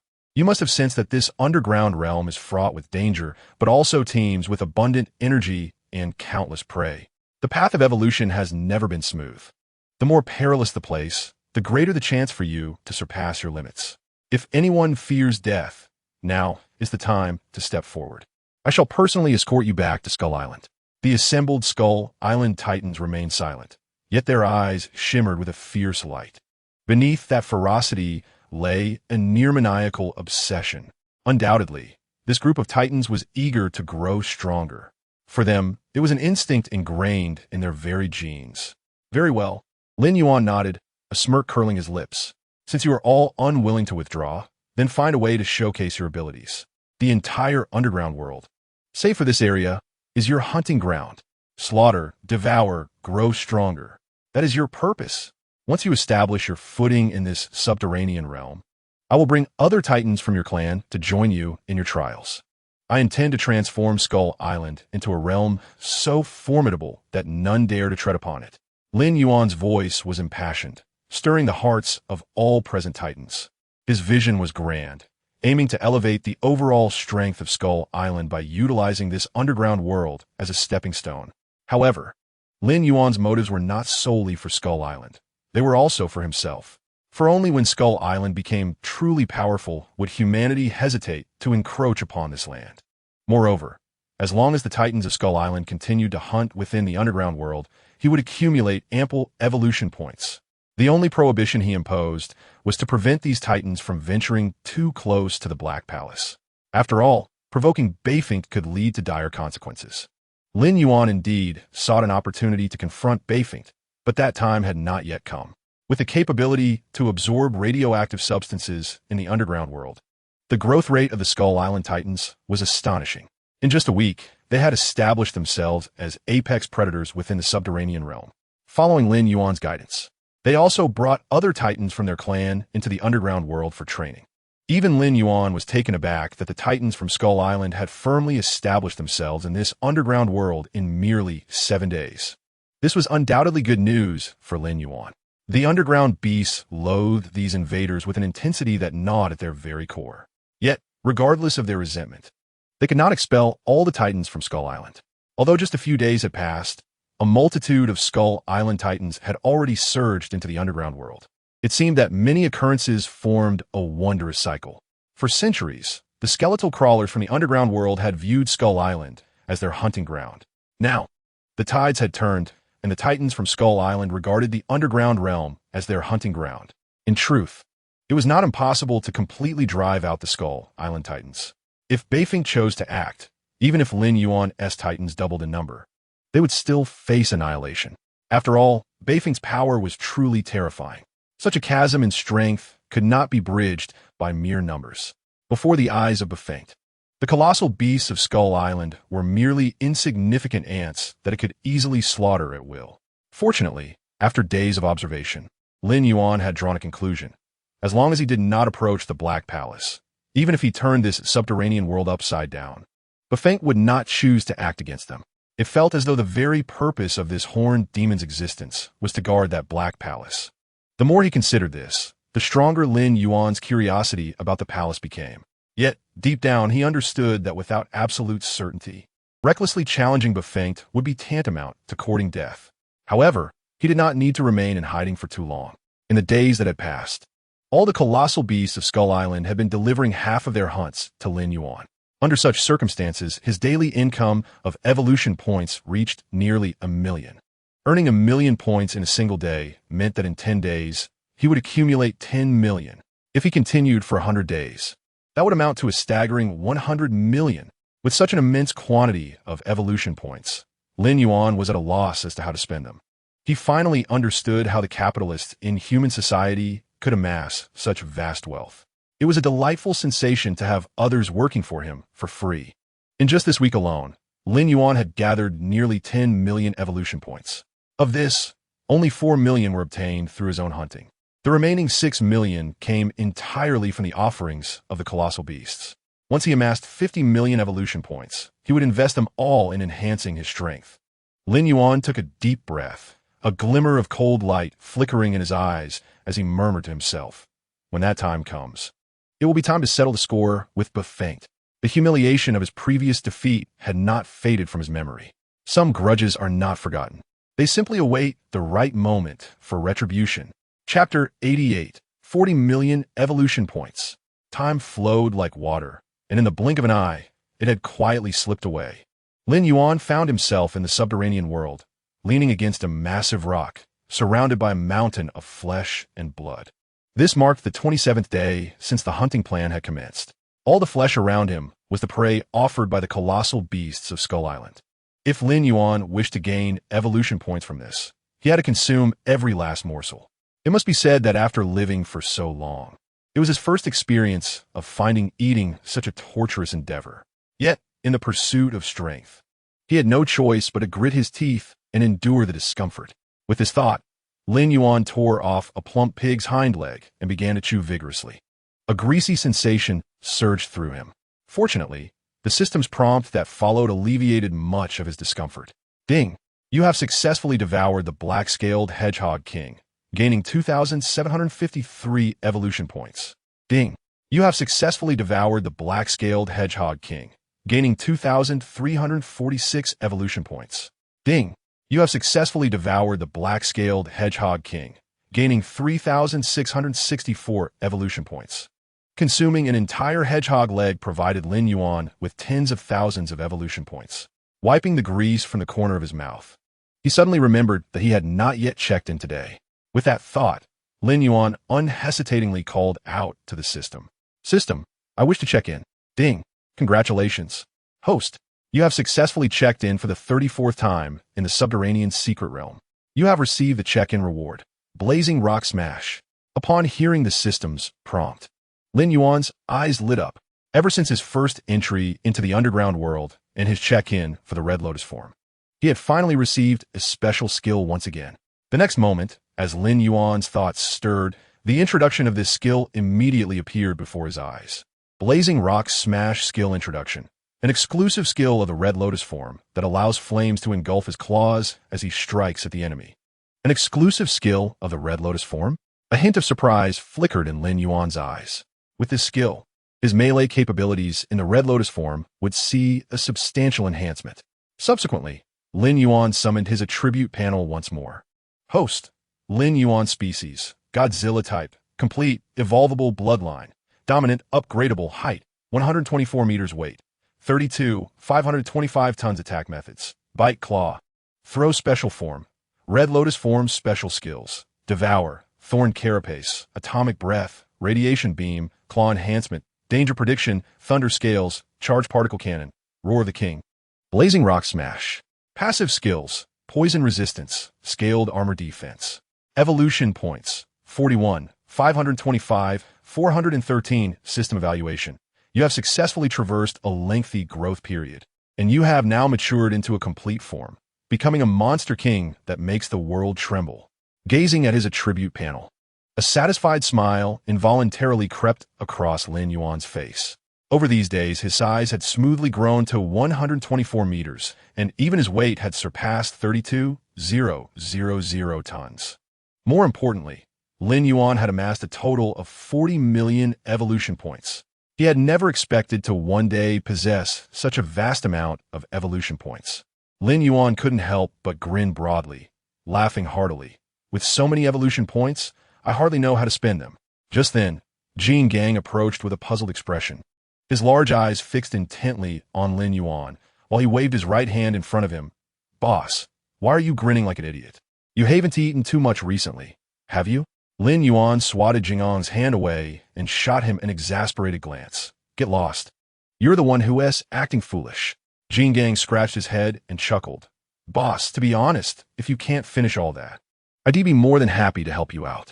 Lin Yuan retorted playfully. Enough, keep your little thoughts to yourself.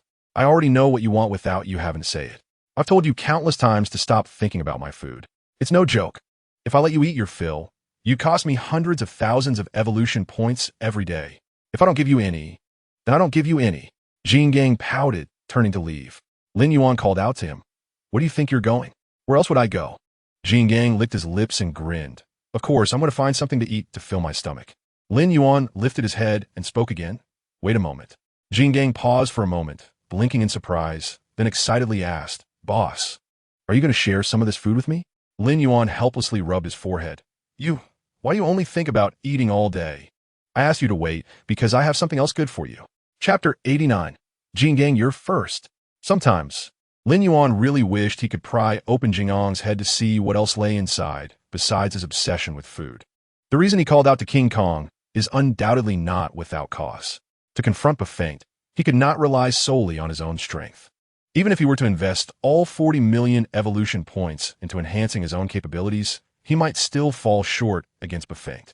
Thus, Lin Yuan conceived a strategy of collaborative combat, uniting forces to confront the enemy. Recognizing the limitations of his solitary power, he resolved to nurture more formidable beasts to assist him in battle. If they coordinated effectively, even Bafanged, no matter how powerful, could be defeated. With this thought, Lin Yuan raised his head and spoke. Go, bring me the Holy Tiger King, the Blade-Back Wolf King, the Long-Legged Spider Monster, and the Winged King. Did you not say there would be benefits for me? What do you need them for? King Kong scratched his head, a look of confusion crossing his face. Lin Yuan chuckled softly in response. Rest assured, the benefits for you will be plentiful. However, these advantages will not be solely yours. In a few days, I plan to launch an assault on Bafanged. If you seek vengeance, follow my instructions. Upon hearing this, a glimmer of excitement flickered in King Kong's eyes. For him, the shame of fleeing after being wounded by Bafanged was unbearable. If an opportunity for revenge truly presented itself, King Kong would not let it slip away. Boss, wait for me. I'll go fetch them right away. With this declaration, King Kong turned and hurried off, leaving behind a trail of massive footprints on the ground. This fellow truly lacks composure. With a resigned shake of his head, Lin Yuan accessed the system shop. He intended to exchange all 40 million evolution points for the items he required before King Kong returned with the beasts. However, he had already selected his desired items beforehand. Opening the system shop now was merely a formality for the exchange process. System, I wish to exchange for the Thunder Fruit. Ding.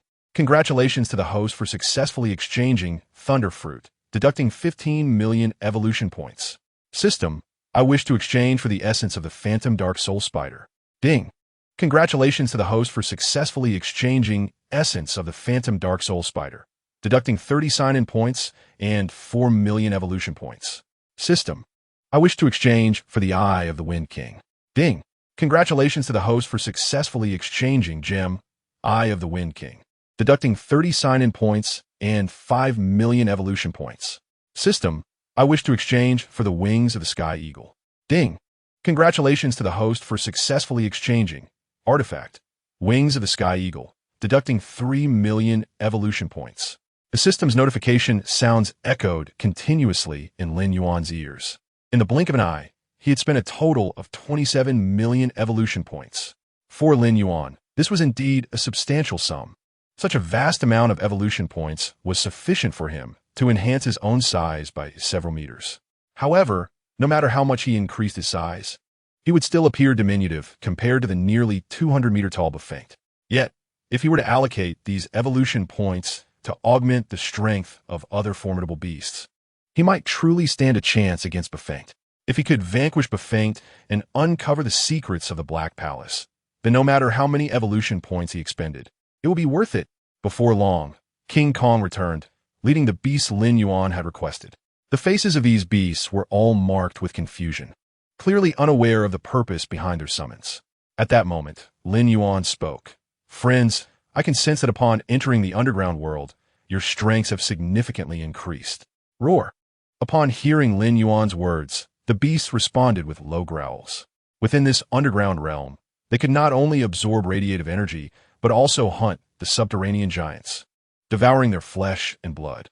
Although they could not convert the consumed flesh into evolution points as Lin Yuan could, it was nonetheless highly beneficial for their growth and evolution. However, even so, we must not let our guard down. Lin Yuan said solemnly, for within this underground world still lurk terrifying giants that pose a threat to us. If that giant were to become enraged, it could easily expel us all. Upon hearing this, all the beasts present were momentarily taken aback. They had nearly begun to regard the underground world as their own backyard. No other place could compare to the rapid enhancement of their abilities here. Yet in recent days, they had not encountered any existence that could threaten their entire clan. Although the underground giants were ferocious and numerous, as long as they did not unite, they were merely prey. But now, Lin Yuan claimed that a terrifying giant capable of easily slaughtering them all existed within this underground world. After instilling a sense of dread in the gathered giants, Lin Yuan calmly continued, "Do you remember that area I never allowed you to tread? Within that area lies a black palace, guarded by a horned demon, a being so formidable that even King Kong and I together cannot match it." At Lin Yuan's words, all the beasts involuntarily gasped in shock. They were well aware of Lin Yuan and King Kong's capabilities. If even they could not contend with the horned demon, how fearsome must it be? Just as the beasts felt a chill in their hearts, Lin Yuan spoke again. Therefore, if we wish to continue surviving in this underground world, we must eradicate this threat completely. Roar. The beasts before him growled in unison, expressing their determination. All the beasts shared the same thought. They must eliminate the giant Lin Yuan spoke of at all costs. They had long regarded the underground world as their domain. Since this giant posed a threat to them, the best course of action was to eliminate it entirely. Having stirred the ferocity within these beasts, Lin Yuan's tone abruptly shifted. However, with your current strength, even united, you may not be a match for that horned demon. The other beasts widened their eyes in shock. Could it be that so many of them combined would still fall short against the foe? Roar. King Kong let out a frustrated growl, angrily smashing the ground. Deep down, he understood that Lin Yuan spoke the truth. He had truly witnessed Bafang's strength. Before Bafang, this group of beasts was but ants that could be easily crushed. With their power, attempting to slay Bafang would be as difficult as reaching the heavens. Observing King Kong's childlike display of frustration, Lin Yuan could not help but chuckle. All right, why take out your anger on the ground? I have summoned you all here today to enhance your strength, enabling you to possess the power necessary to contend with the formidable Barfent. Upon the utterance of Lin Yuan's words, every colossal beast, including King Kong, could not help but widen their eyes in astonishment. Enhance their strength? How could that be possible? If such a statement had come from another's lips, even King Kong would have found it hard to believe. Yet, this proclamation originated from Lin Yuan, who had accomplished numerous miracles during this period, to the extent that these beasts began to trust him unconditionally. At that moment, Lin Yuan turned his gaze upon King Kong and calmly stated, "Come, King Kong, you shall be the first." Chapter 90. The Might of the Thunder Fruit. Roar. King Kong, filled with excitement, began to pound its chest, letting out a low growl as it stepped forward. Although it was uncertain how Lin Yuan intended to bolster its strength, one thing was clear to it: its leader would never deceive it. King Kong harbored absolute trust in Lin Yuan, even more so than any other beast on Skull Island. For their bond was the strongest, forged over the longest period of time. As King Kong stood before him, a smile involuntarily crept across Lin Yuan's lips. He then retrieved the thunder fruit, an exquisite fruit exhibiting a deep azure hue reminiscent of thunder, adorned with intricate and enigmatic patterns, and presented it to King Kong. This was the natural type devil fruit, thunder fruit, which Lin Yuan had exchanged for a staggering 15 million evolution points. Despite the exorbitant cost, Lin Yuan was acutely aware that the power of this thunder fruit was undoubtedly worth the price. "Consume it," Lin Yuan instructed calmly. King Kong nodded, excitement bubbling within as it licked its lips and swallowed the thunder fruit whole, much like one would hastily gulp down food. The next moment, however, it doubled over, clutching its stomach in agony, retching in distress. "Boss, did you just make me eat dung?" This is horrifically vile.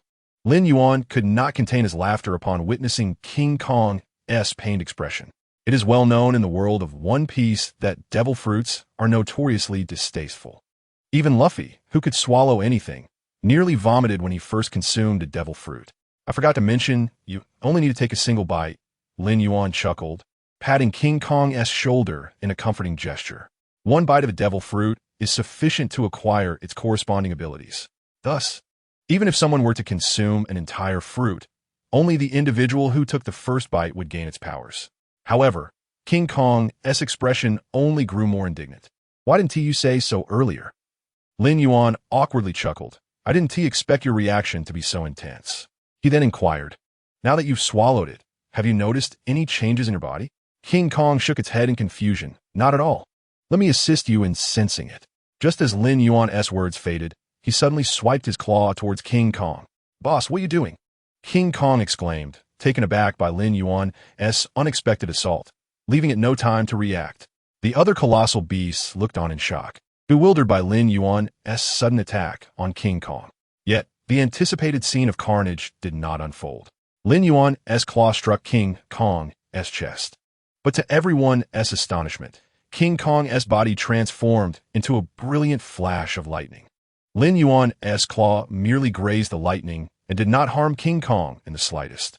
The sight left the colossal beasts utterly dumbfounded. Had they ever witnessed such a bizarre spectacle? The body of a beast transforming into thunder. Now, do you understand? Lin Yuan retracted his claw, smiling as he spoke. This is the power of the thunder fruit. Moreover, the ability to elementalize one's body is merely the most fundamental capacity of the thunder fruit. If you continue to develop it, you will unlock numerous abilities beyond your imagination. The thunder fruit is renowned in the One Piece world as one of the most potent natural-type devil fruits. If I did not truly consider King Kong one of my own, I would never have spent such a hefty sum of 15 million evolution points to obtain this fruit for it. Furthermore, since King Kong is inherently a powerful beast, combining its strength with the ferocious power of thunder makes for an extraordinary match. The only drawback, however, was that upon consuming the thunder fruit, one would become powerless upon contact with seawater, rendering their abilities dormant. It was precisely due to this side effect that Lin Yuan had refrained from consuming a devil fruit himself. After Lin Yuan's explanation, the lightning coalesced back into King Kong's form, leaving it bewildered, still processing the occurrence. Could it now naturally transform into thunder? King Kong extended its right hand, and as it concentrated, its entire hand instantaneously morphed into radiant lightning. Hee, a goofy grin blossomed on King Kong's face, akin to a child discovering a new toy. Enough with the silly grin, Lin Yuan remarked. Now, let us test the power of the thunder fruit. King Kong scratched its head. How should I test it? It's quite simple, Lin Yuan instructed. I'll teach you the most basic method. First, attempt to transform your arm into lightning, letting the power of thunder fill your entire arm. Under Lin Yuan's guidance, King Kong began its initial attempt. Its robust right arm transformed into a dazzling bolt of lightning, yet it retained its original shape, resembling a thunderous fist. Lin Yuan nodded in satisfaction as he observed the scene. Although King Kong was a bit foolish, its comprehension was commendable. Then, King Kong looked up and earnestly queried, Boss, what is next? Should I punch you to test its power? Lin Yuan replied, You truly are a fool. Why would you want to hit me? With a deadpan expression, Lin Yuan added, Can't you just strike the ground instead? Oh, King Kong finally grasped the suggestion, inhaled deeply, and then slammed its fist down onto the ground with tremendous force. Boom! A deafening roar reverberated through the ears of all the colossal beasts.